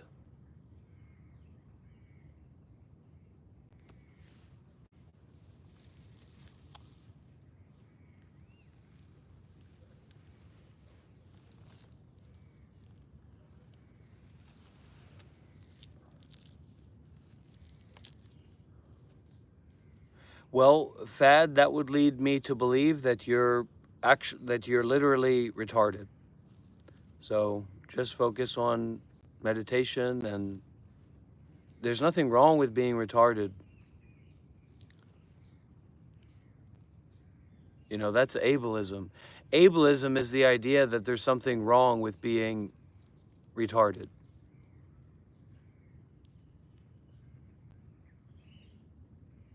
Do not have any beliefs.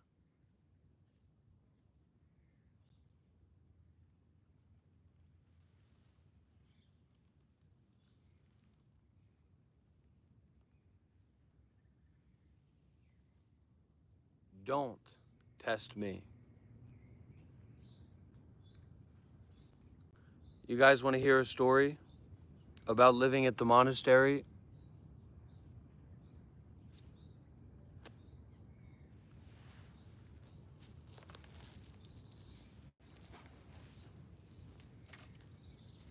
Okay. So it does help with relaxation.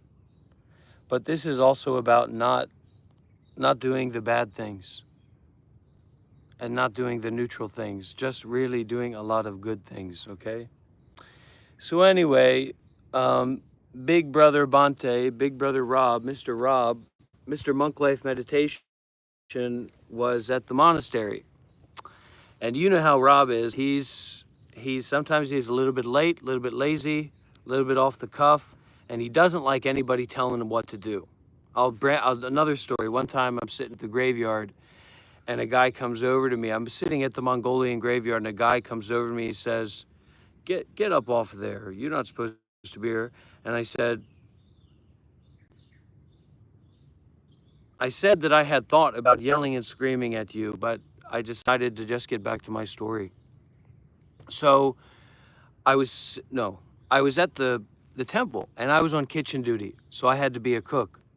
And we had a cook leader who was the team leader. And basically, you know, sometimes I didn't show up on time and I was a little bit more flexible than he was used to, a little bit more casual, a little bit more laid back. And so one day he corners me, and he's a little bit of a militant guy. He's got like a militant mind, a little bit too much on an ego trip sometimes, as I am. You know, this is mostly speaking about myself. This is just a reflection of my own mind, really. I see that, I know that. Remember it. Remember it, remember it, remember it, remember it, remember it, remember it, remember it, remember it, remember it, remember it, remember it, remember it, remember it, remember it, remember it. And anyway, so he cornered me at a casual time when I was just walking through the kitchen.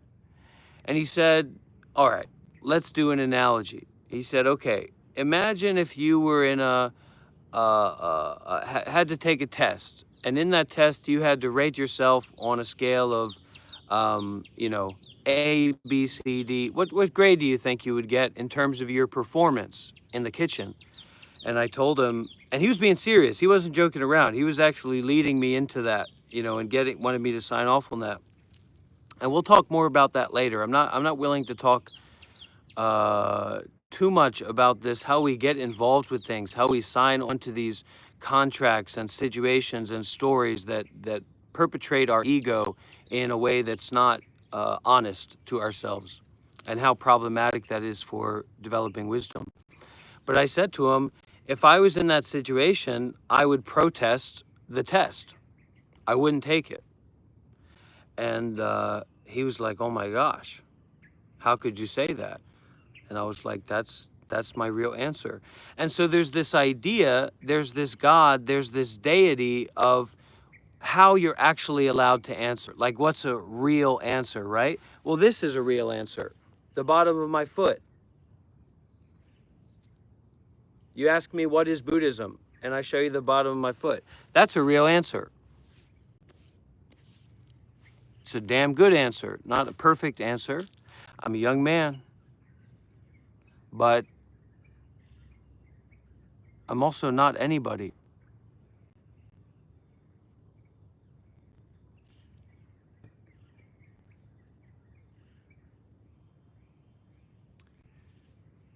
I am.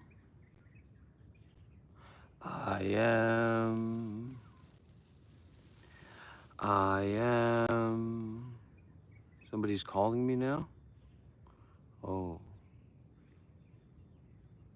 There's a man here who has a temple who kind of wants to get involved with me or something, but I'm not Oof, our subscriber count is shooting up through the roof. Who remembers? I want to know who in here remembers when we reached 13,000 subscribers? Does anyone here remember when we reached 13,000 subscribers? Do we have anybody who was here for that incredible moment and that incredible event? Who was here when we reached 13,000 subscribers, everybody?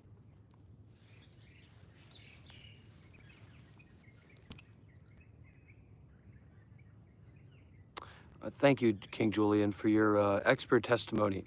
You can return to the bench, return to the stands. Thank you, though. Look at this.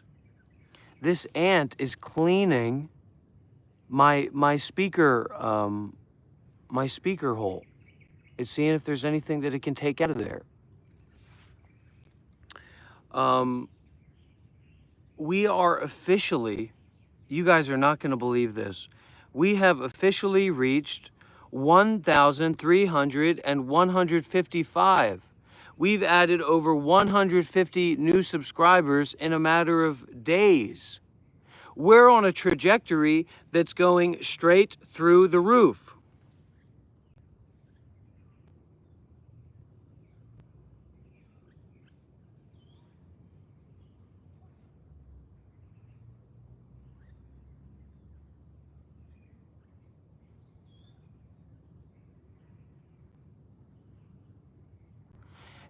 And the teaching here is that this is a dead end. And I want to get as many people on board as possible to experience this dead end.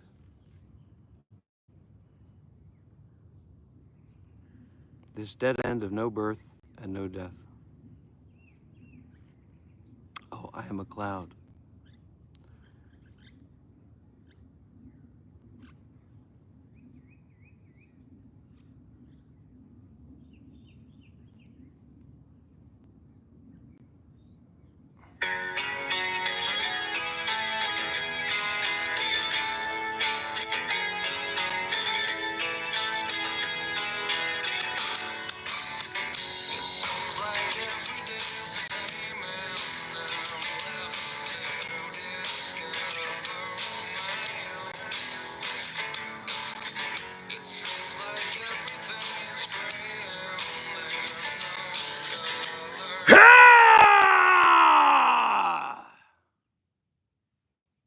You burn it out because it feels good. It feels good to be depressed.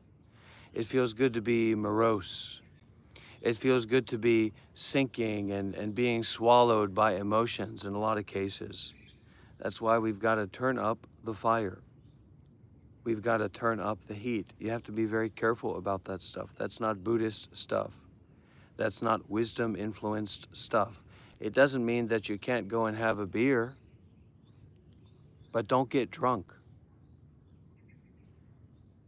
Okay? And if you get drunk, don't.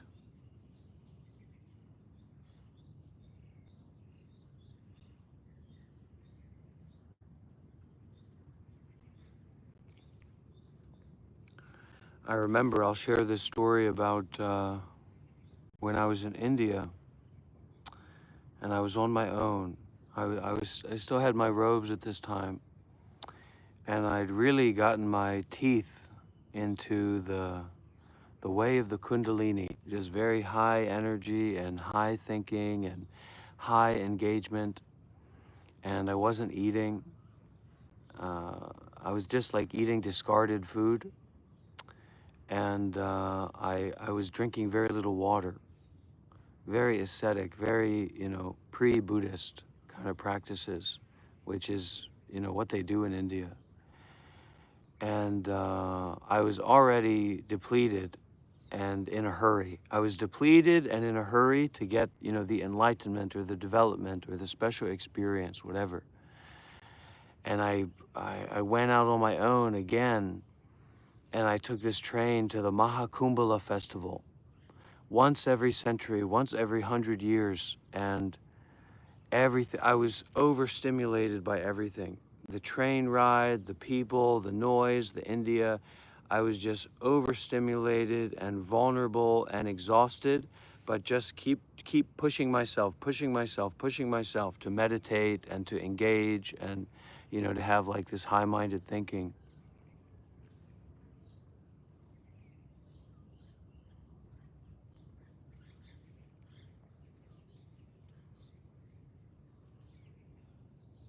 And then at one point, I completely blacked out.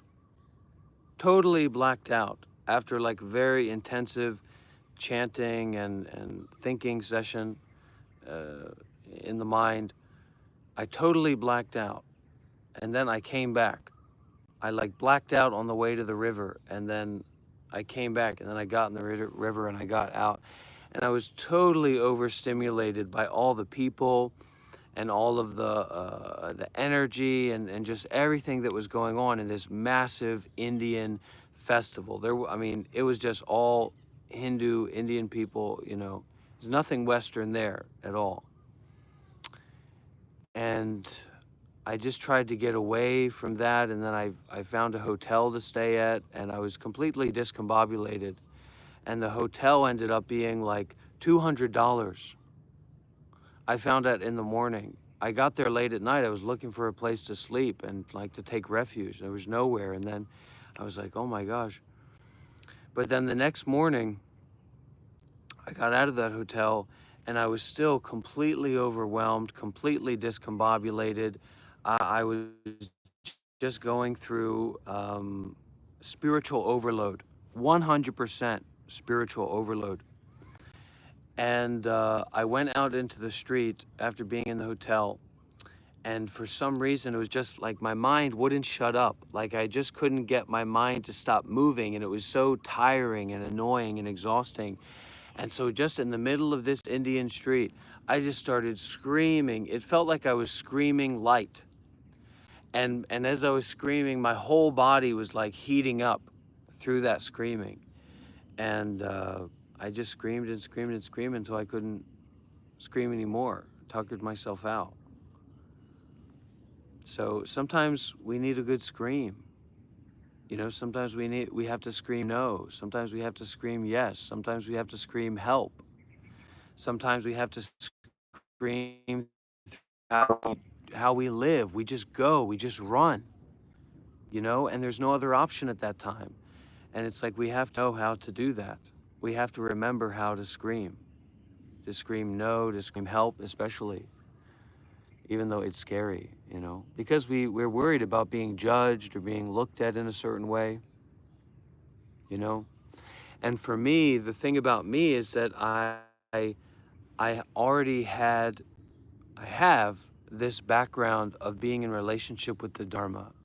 From how intensively and how deeply, in an unregulated way, I pushed myself spiritually during that period of time in India, 100% I could have never came back. Like I could have lost myself up there. I could have lost myself in the stratosphere. And I think I've met people who that's actually happened to. But because I know about taking and at that time it was really there was nobody that could help me. I'd got myself into that situation, and it just what it was. And looking back on it, I'm grateful. But I know how to take refuge in the Dhamma, not 452 hertz cancer frequency healing, not the random person who's wearing a hat who's giving spiritual teachings, not Kundalini, alien, gods and deities and all this kind of nonsense. I know how to take refuge in mindfulness and detachment.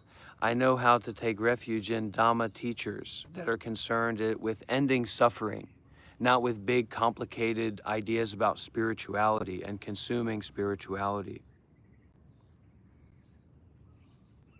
And that's actually was basically the only thing that could help at that time. Was I was taking refuge in the teachings. I was taking refuge in the Dhamma, but it was still really, really intense. And in some ways we all have to go there. Sadhguru says it like he can train you, or he can train someone. He can get someone into a situation where they can go through a year's worth of suffering in 1 week, or a month's worth of suffering in 1 day, etc. And so it's a way of purification, but you can't do that in an unregulated way without, like, under the guidance of a spiritual teacher. You can do it, but it's very dangerous. And so in general, you don't want to do it. And if you don't know how, like if you don't have this past background of actually contacting the Dhamma and knowing real Dhamma teachers, then you're not going to have a root system. You're not going to have a connection point to come back. And when you're that vulnerable and that intense and that surreal, you know, only people who are really, really deeply experienced can actually receive that and help calm you down. It takes a lot of compassion to calm that down, you know, to settle that. And then we fall into these, you know, I'm sorry, retarded, stupid beliefs. Human 2.0 is on the way. And we get into these weird ideas about the next generation and who people are going to become and what we're aspiring for and all that. And that's not the Dhamma. That's not pointing to your mind right now, making up all these stories, making up all this outside, inside, dualistic nonsense, but to face and experience your own mind as it is, to breathe with it and deal with it and face it. You have to be okay with boringness. You have to know how to take boringness on for a walk.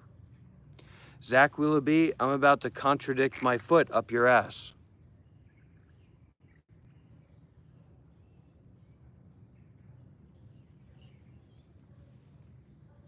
People say, you know, this is a cult, this is a dangerous situation. This is given freely. This is received freely. Do whatever you want. I'm gonna do whatever I want. I'm not making anybody here any promises. Nobody here is making me any promises. There's no website.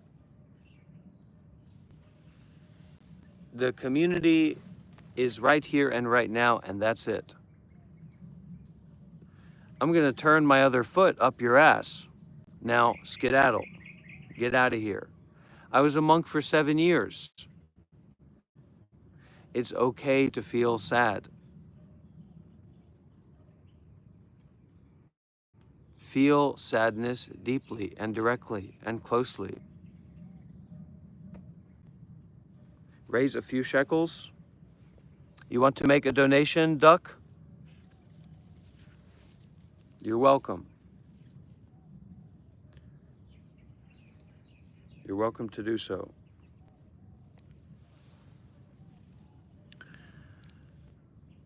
But friends, we are running out here. We're running out of battery.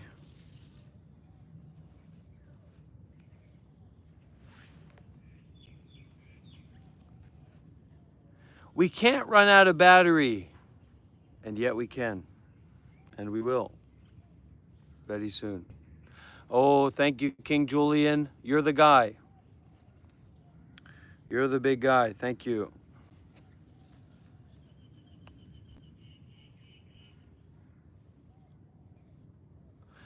I'm not a big Krishnamurti fan. I don't think he's that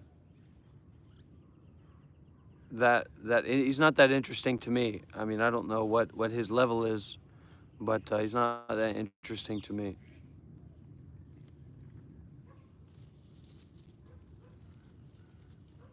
Yeah, it's not just if someone's at a high level or a low level, it's also if we have a karmic affinity. So someone might be, well, it's karmic affinity and blessings. Someone might be at a very, very high level of wisdom and spiritual understanding, but you just don't have an affinity. You don't have a naturalness to connect with the way that they look or the way that they speak or whatever.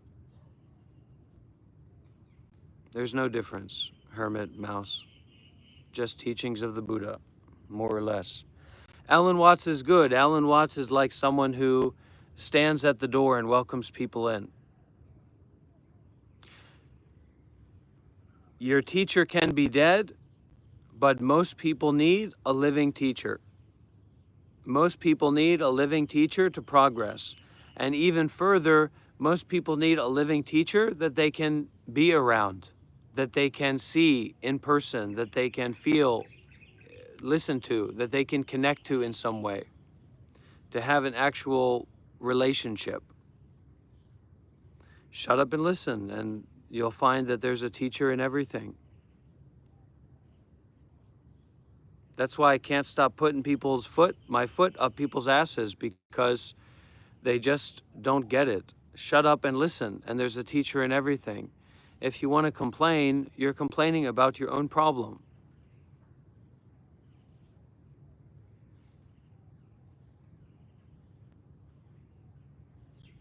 This is a Mongolian cemetery. That's what I named it. I named it the Mongolian Cemetery. There's a teacher in dog shit, 100%. Enlightenment is when you remove your own foot from your own ass. And then you can relax and everything is pure and clear and unobstructed.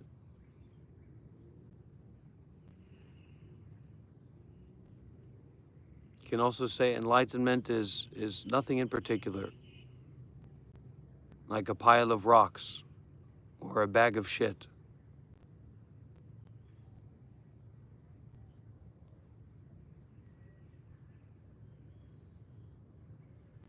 You get to live in a monastery by being seriously interested in going to stay at a monastery and getting involved with one.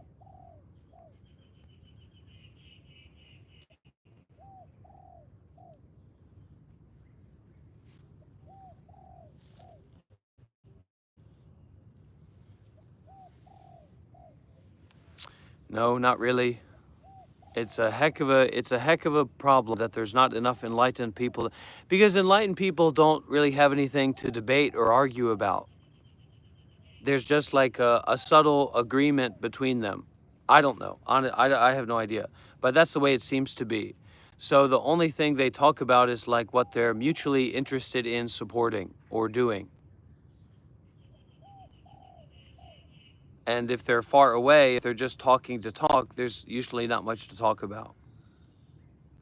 A gentleman's nod, a gentleman's kiss, a gentleman's fart are all impermanent and all equally empty.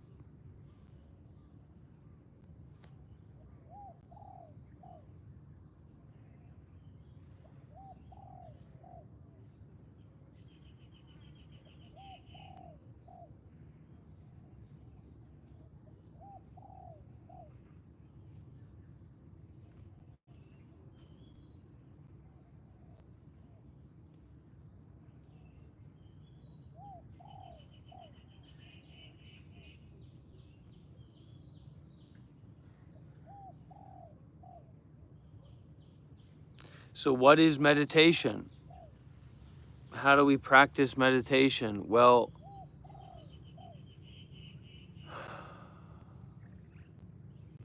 we're gonna relax fixation.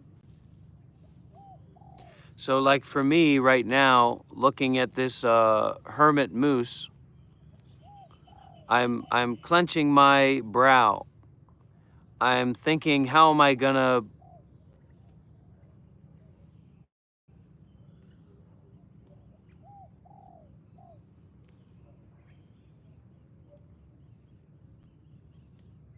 relax thinking? So in meditating, it's like, it's not that we focus on not being tense, but we just step back from unnecessarily tensing. Relax the face, relax like looking at something in particular, focusing in on something in particular. I'm not talking about you making meditation a part of your self-help routine. I'm talking about now.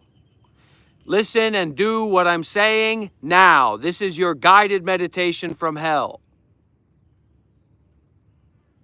So relax your face. Relax your mental fixation and physical fixation on your little comments that you're making, the little thoughts that you're having, etc. You relax. Relax the mind, relax the body, let it relax, allow it to relax.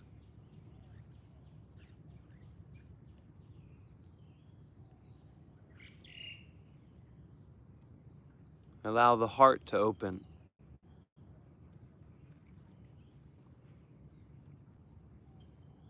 Allow the heart to open to the relaxation of the body and mind.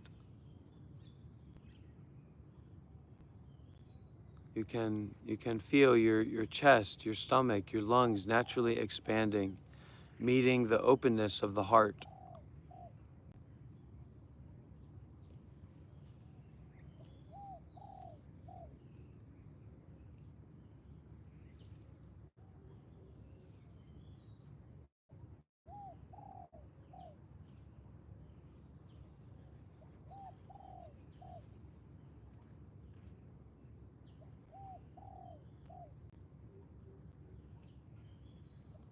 And then every millisecond, every small aspect of clinging or clenching or involvement when we're in that way of relaxing the body and mind and opening the heart, feeling the lungs, feeling the breathing happening. We step back, we relax back from that smallest little bit of involvement, like that micro involvement. You know, people worry about microaggression. This is micro attachment.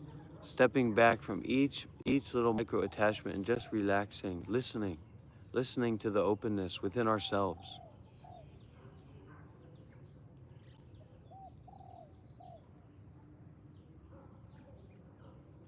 And allow the listening to the openness within yourself to interpenetrate out.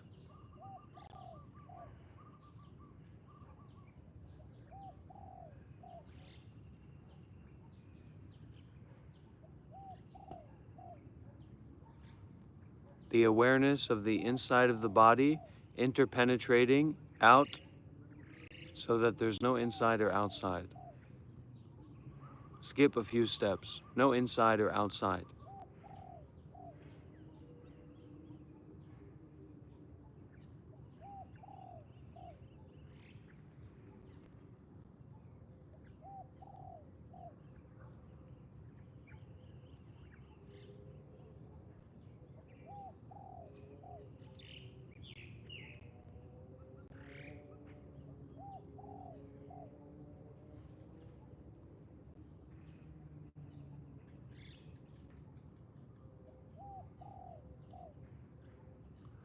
But in a lot of ways, you don't need to try to meditate. There's a lot of problems in trying to meditate. You're much safer in trying to be generous, trying to follow precepts, trying to listen to Dharma talks, and let meditation happen naturally. And meditation is what? It's stop the ego judgment, relax and release the whole body and mind in whatever way is easy and natural at that moment, in this moment. Stimulus, I've got 1 star for you. It's on the tip of my big toe.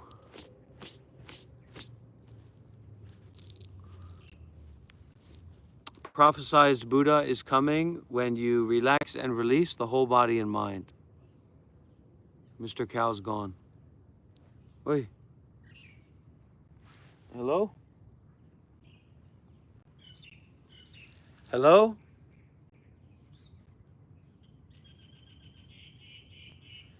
Hello?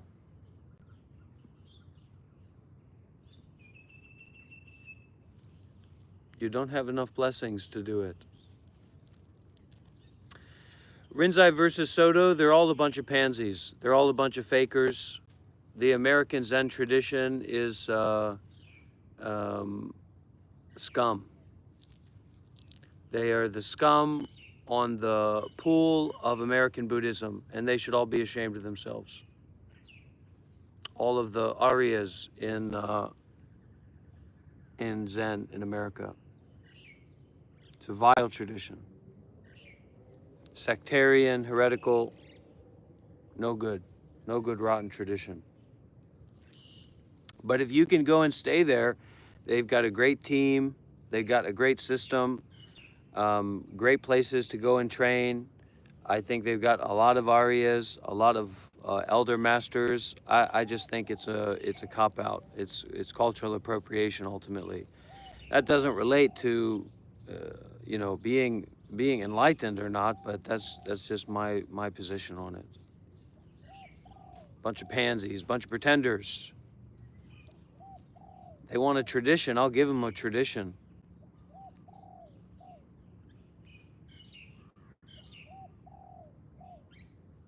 So, stop trying to get it, and it will come right back.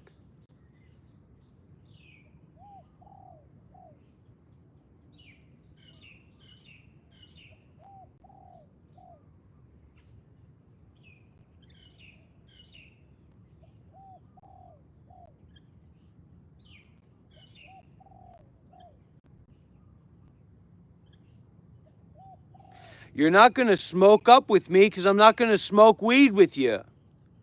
I'm going to punch you in your gut, slap you in your face, kick you in your patushi, and then we're going to go down to South Korea and strip down nude together and take a hot bath together like Korean men smoking weed. You think I'm your high buddy? I'm going to rip your fucking soul out of your body, bud. I'm going to starve you of grasping and attachment, okay? You think we're going to come together and get high? You can go and do that with Bubba at the trailer park. I ain't Bubba at the trailer park. I'm Mr. Kick Your Ass. All right? Don't get it twisted. There is no path. There is no enlightenment. There's just stupid questions from stupid people like you, Hermit Moose, who can't use their own eyes to see and their own ears to hear. Get out of here. Well, don't hate anybody. That's going to be your own suffering.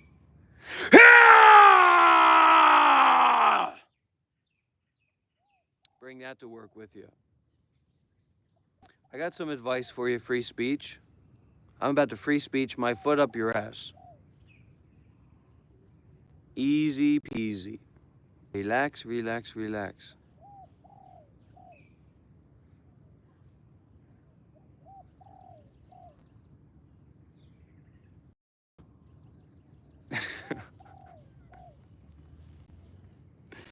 So,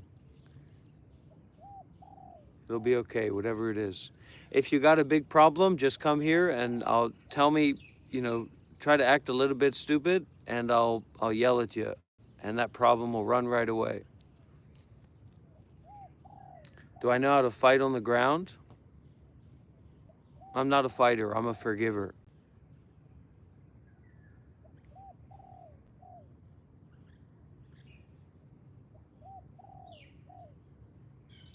May you be forgiven.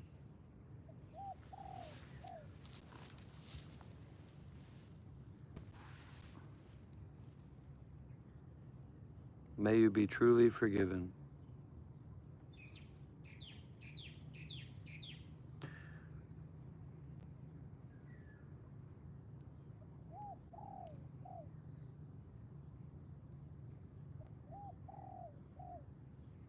Okay, friends, I'm gonna put a donation link here in the secret Buddhist live stream chat. Shut up! The secret Buddhist live stream chat in the Shut up! Hey! The secret Buddhist live stream chat. Wait a minute. That's the link to my own YouTube video. What's going on?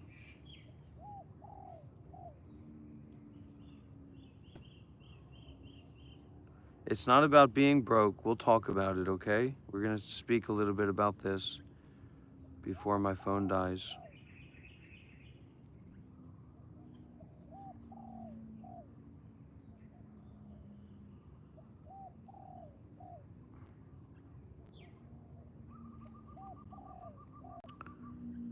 Okay, here we go.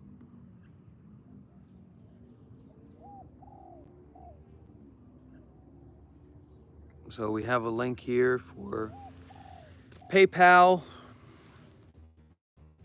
If anyone feels inspired to donate and support, practicing generosity is a very big part of the spiritual path. And if you want to practice generosity with me, I'd be very grateful to support and sustain my life as a non-dual Buddhist absurdist or live streamer. As I'm sure you can imagine, these kinds of 10-hour live streams do not correlate to any kind of ad revenue or possibility of a lot of people watching it. So it's not like I make money through YouTube. But if you have the heart, the intention to donate to this humble beggar, this crazy fool, it really means a lot to me, and it helps me feel connected to you and this community, and how we take this seriously, and you know, we really get involved with this in a lot of different ways.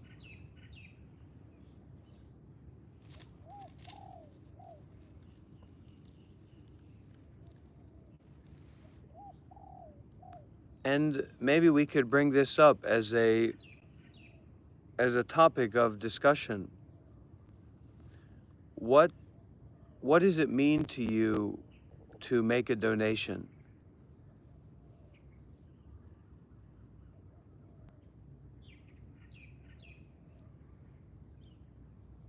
What does it mean to you to make a donation? So like, what reasoning, what would lead you to make a donation? What would lead you to not make a donation? What do you think about the notion of donating in general, practicing generosity? Oh, thank you, little mouse. You're gonna need all the metta in the world you come by this way.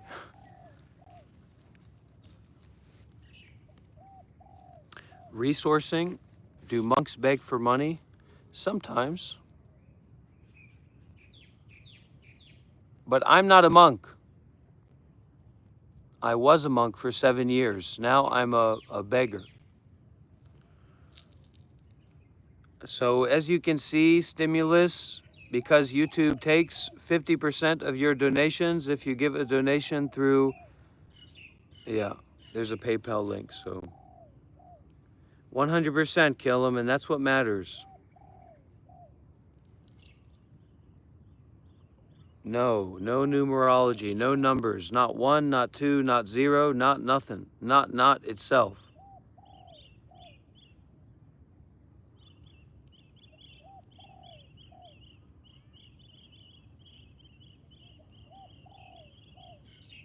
None your business.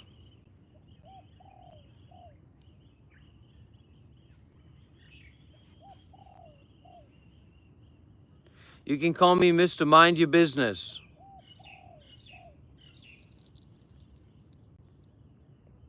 Free speech OP, that's your final warning. I said mind your business.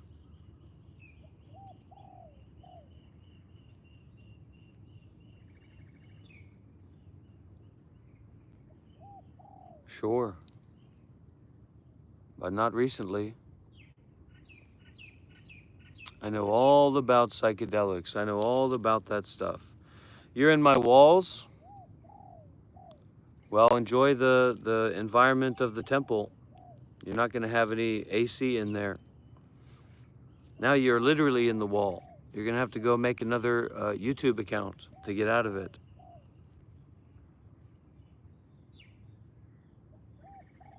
Dream is probably I would want to have 2 meditation centers. One meditation center would be at a retreat center. It would be a retreat center in the mountains And there would be a hot tub there or hot springs there or by the beach, by the ocean. That's the number. That's the place. And the other place would be a coffee shop slash community center slash hostel, Dhamma focused. Dhamma focused. So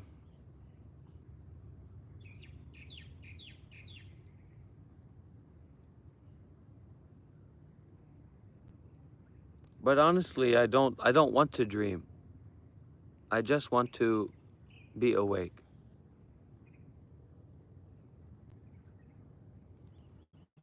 I don't want to have a good dream.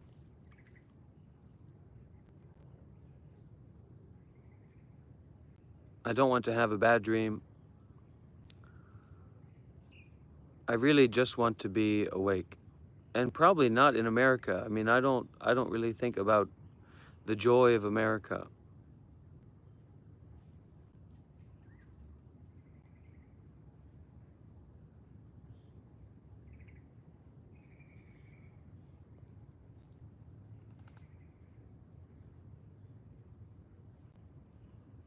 And the profits from that kind of Dhamma business would go towards kind of like Dhamma orphanages and Dhamma single mother homes and things like that, projects like that. That would be the idea. That would be the dream. But once again, you know, that's just a dream of I. And those dreams of I, they don't really go anywhere. It's just about waking up. But we can still have that kind of aspiration to benefit others. Just make sure that your dream isn't just about you and what you want, because that's not the right way. That's not the good way. Okay, everybody, are we ready to finish? Are we ready to wrap up? So how we usually like to end these live streams and these practices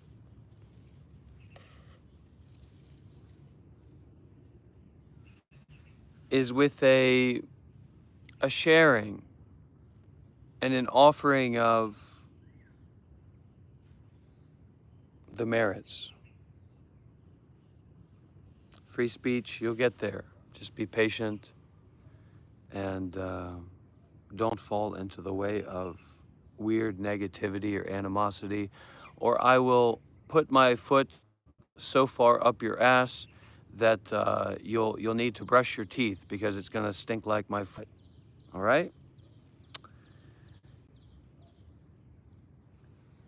During this live stream, although we may have not been perfectly in meditation or perfectly in doing good deeds, there has been a deep intention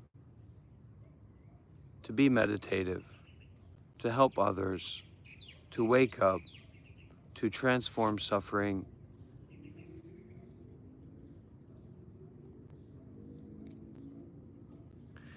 And to go beyond conventional ideas and views about ourselves and about the world. Considering this, it is known, it is recognized that many blessings, many merits have been made. Many good side effects have been accumulated. Just in the same way, if we were to have been live streaming and dwelling in anger, fixating on complicated political thoughts, stressed out, greedy and confused, there would be many negative side effects. So just as we have made these practices of generosity, of mindfulness and detachment in the Dhamma, even making donations, making offerings concerned with this path, it is for sure that there will be many blessings, many good side effects, many good seeds that have been planted. May these good seeds, may these blessings, may these good side effects not be hoarded, not be held onto, not be kept for oneself, but instead may we all dedicate, offer, and share out all of the blessings, all of the merits, all of the goodness, all of the well-being that has been generated during this live stream. May we offer this out towards all beings in all directions. May all beings, especially those in suffering, in difficulty, without access to community, without access to a teacher, without access to a Dhamma friend, may these blessings somehow reach those beings. May these good seeds reach the heart and minds of those suffering beings, and may these seeds grow into fruits of happiness, peacefulness, and dwelling in the consideration to be virtuous. May all of this absolutely come true right now.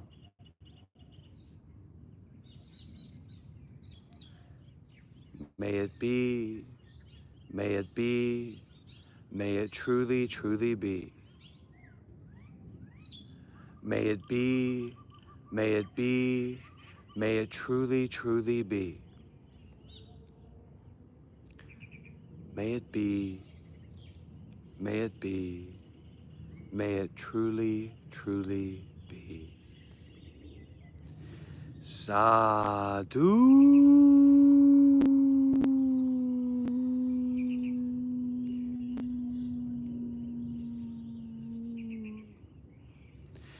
Sadhu.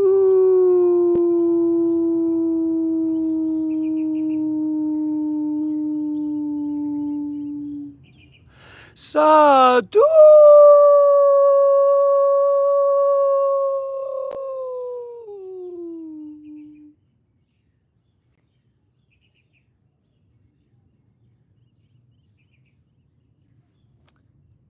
Thank you, friends. We'll wrap up with a free reign of W's, thanks and gratitude. And it's time to get packed up. It's time for Mr. Rob, Brother Bante, the hero of the Mongolian graveyard, to pack up, to wrap up, and to go and drink some water and take a rest and relax the whole body and mind. Thank you all for being here. I hope that I'll have the energy to wake up tomorrow morning and start all again. Another 8 hours, another 10 hours.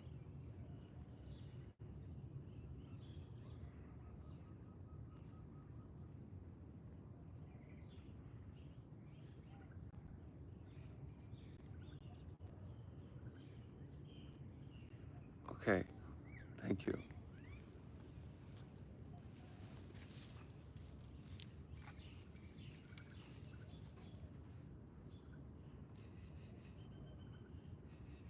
I'm ready to continue, but the technology has hit its limit. The battery is drained.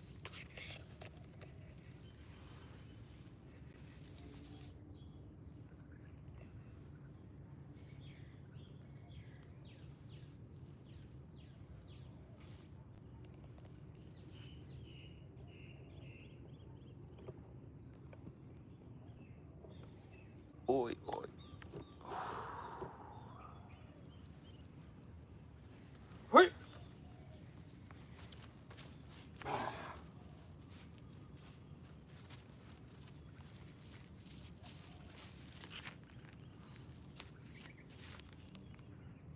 1% left. Let's finish with a Kamehameha. 1% left on the battery for the hot bath.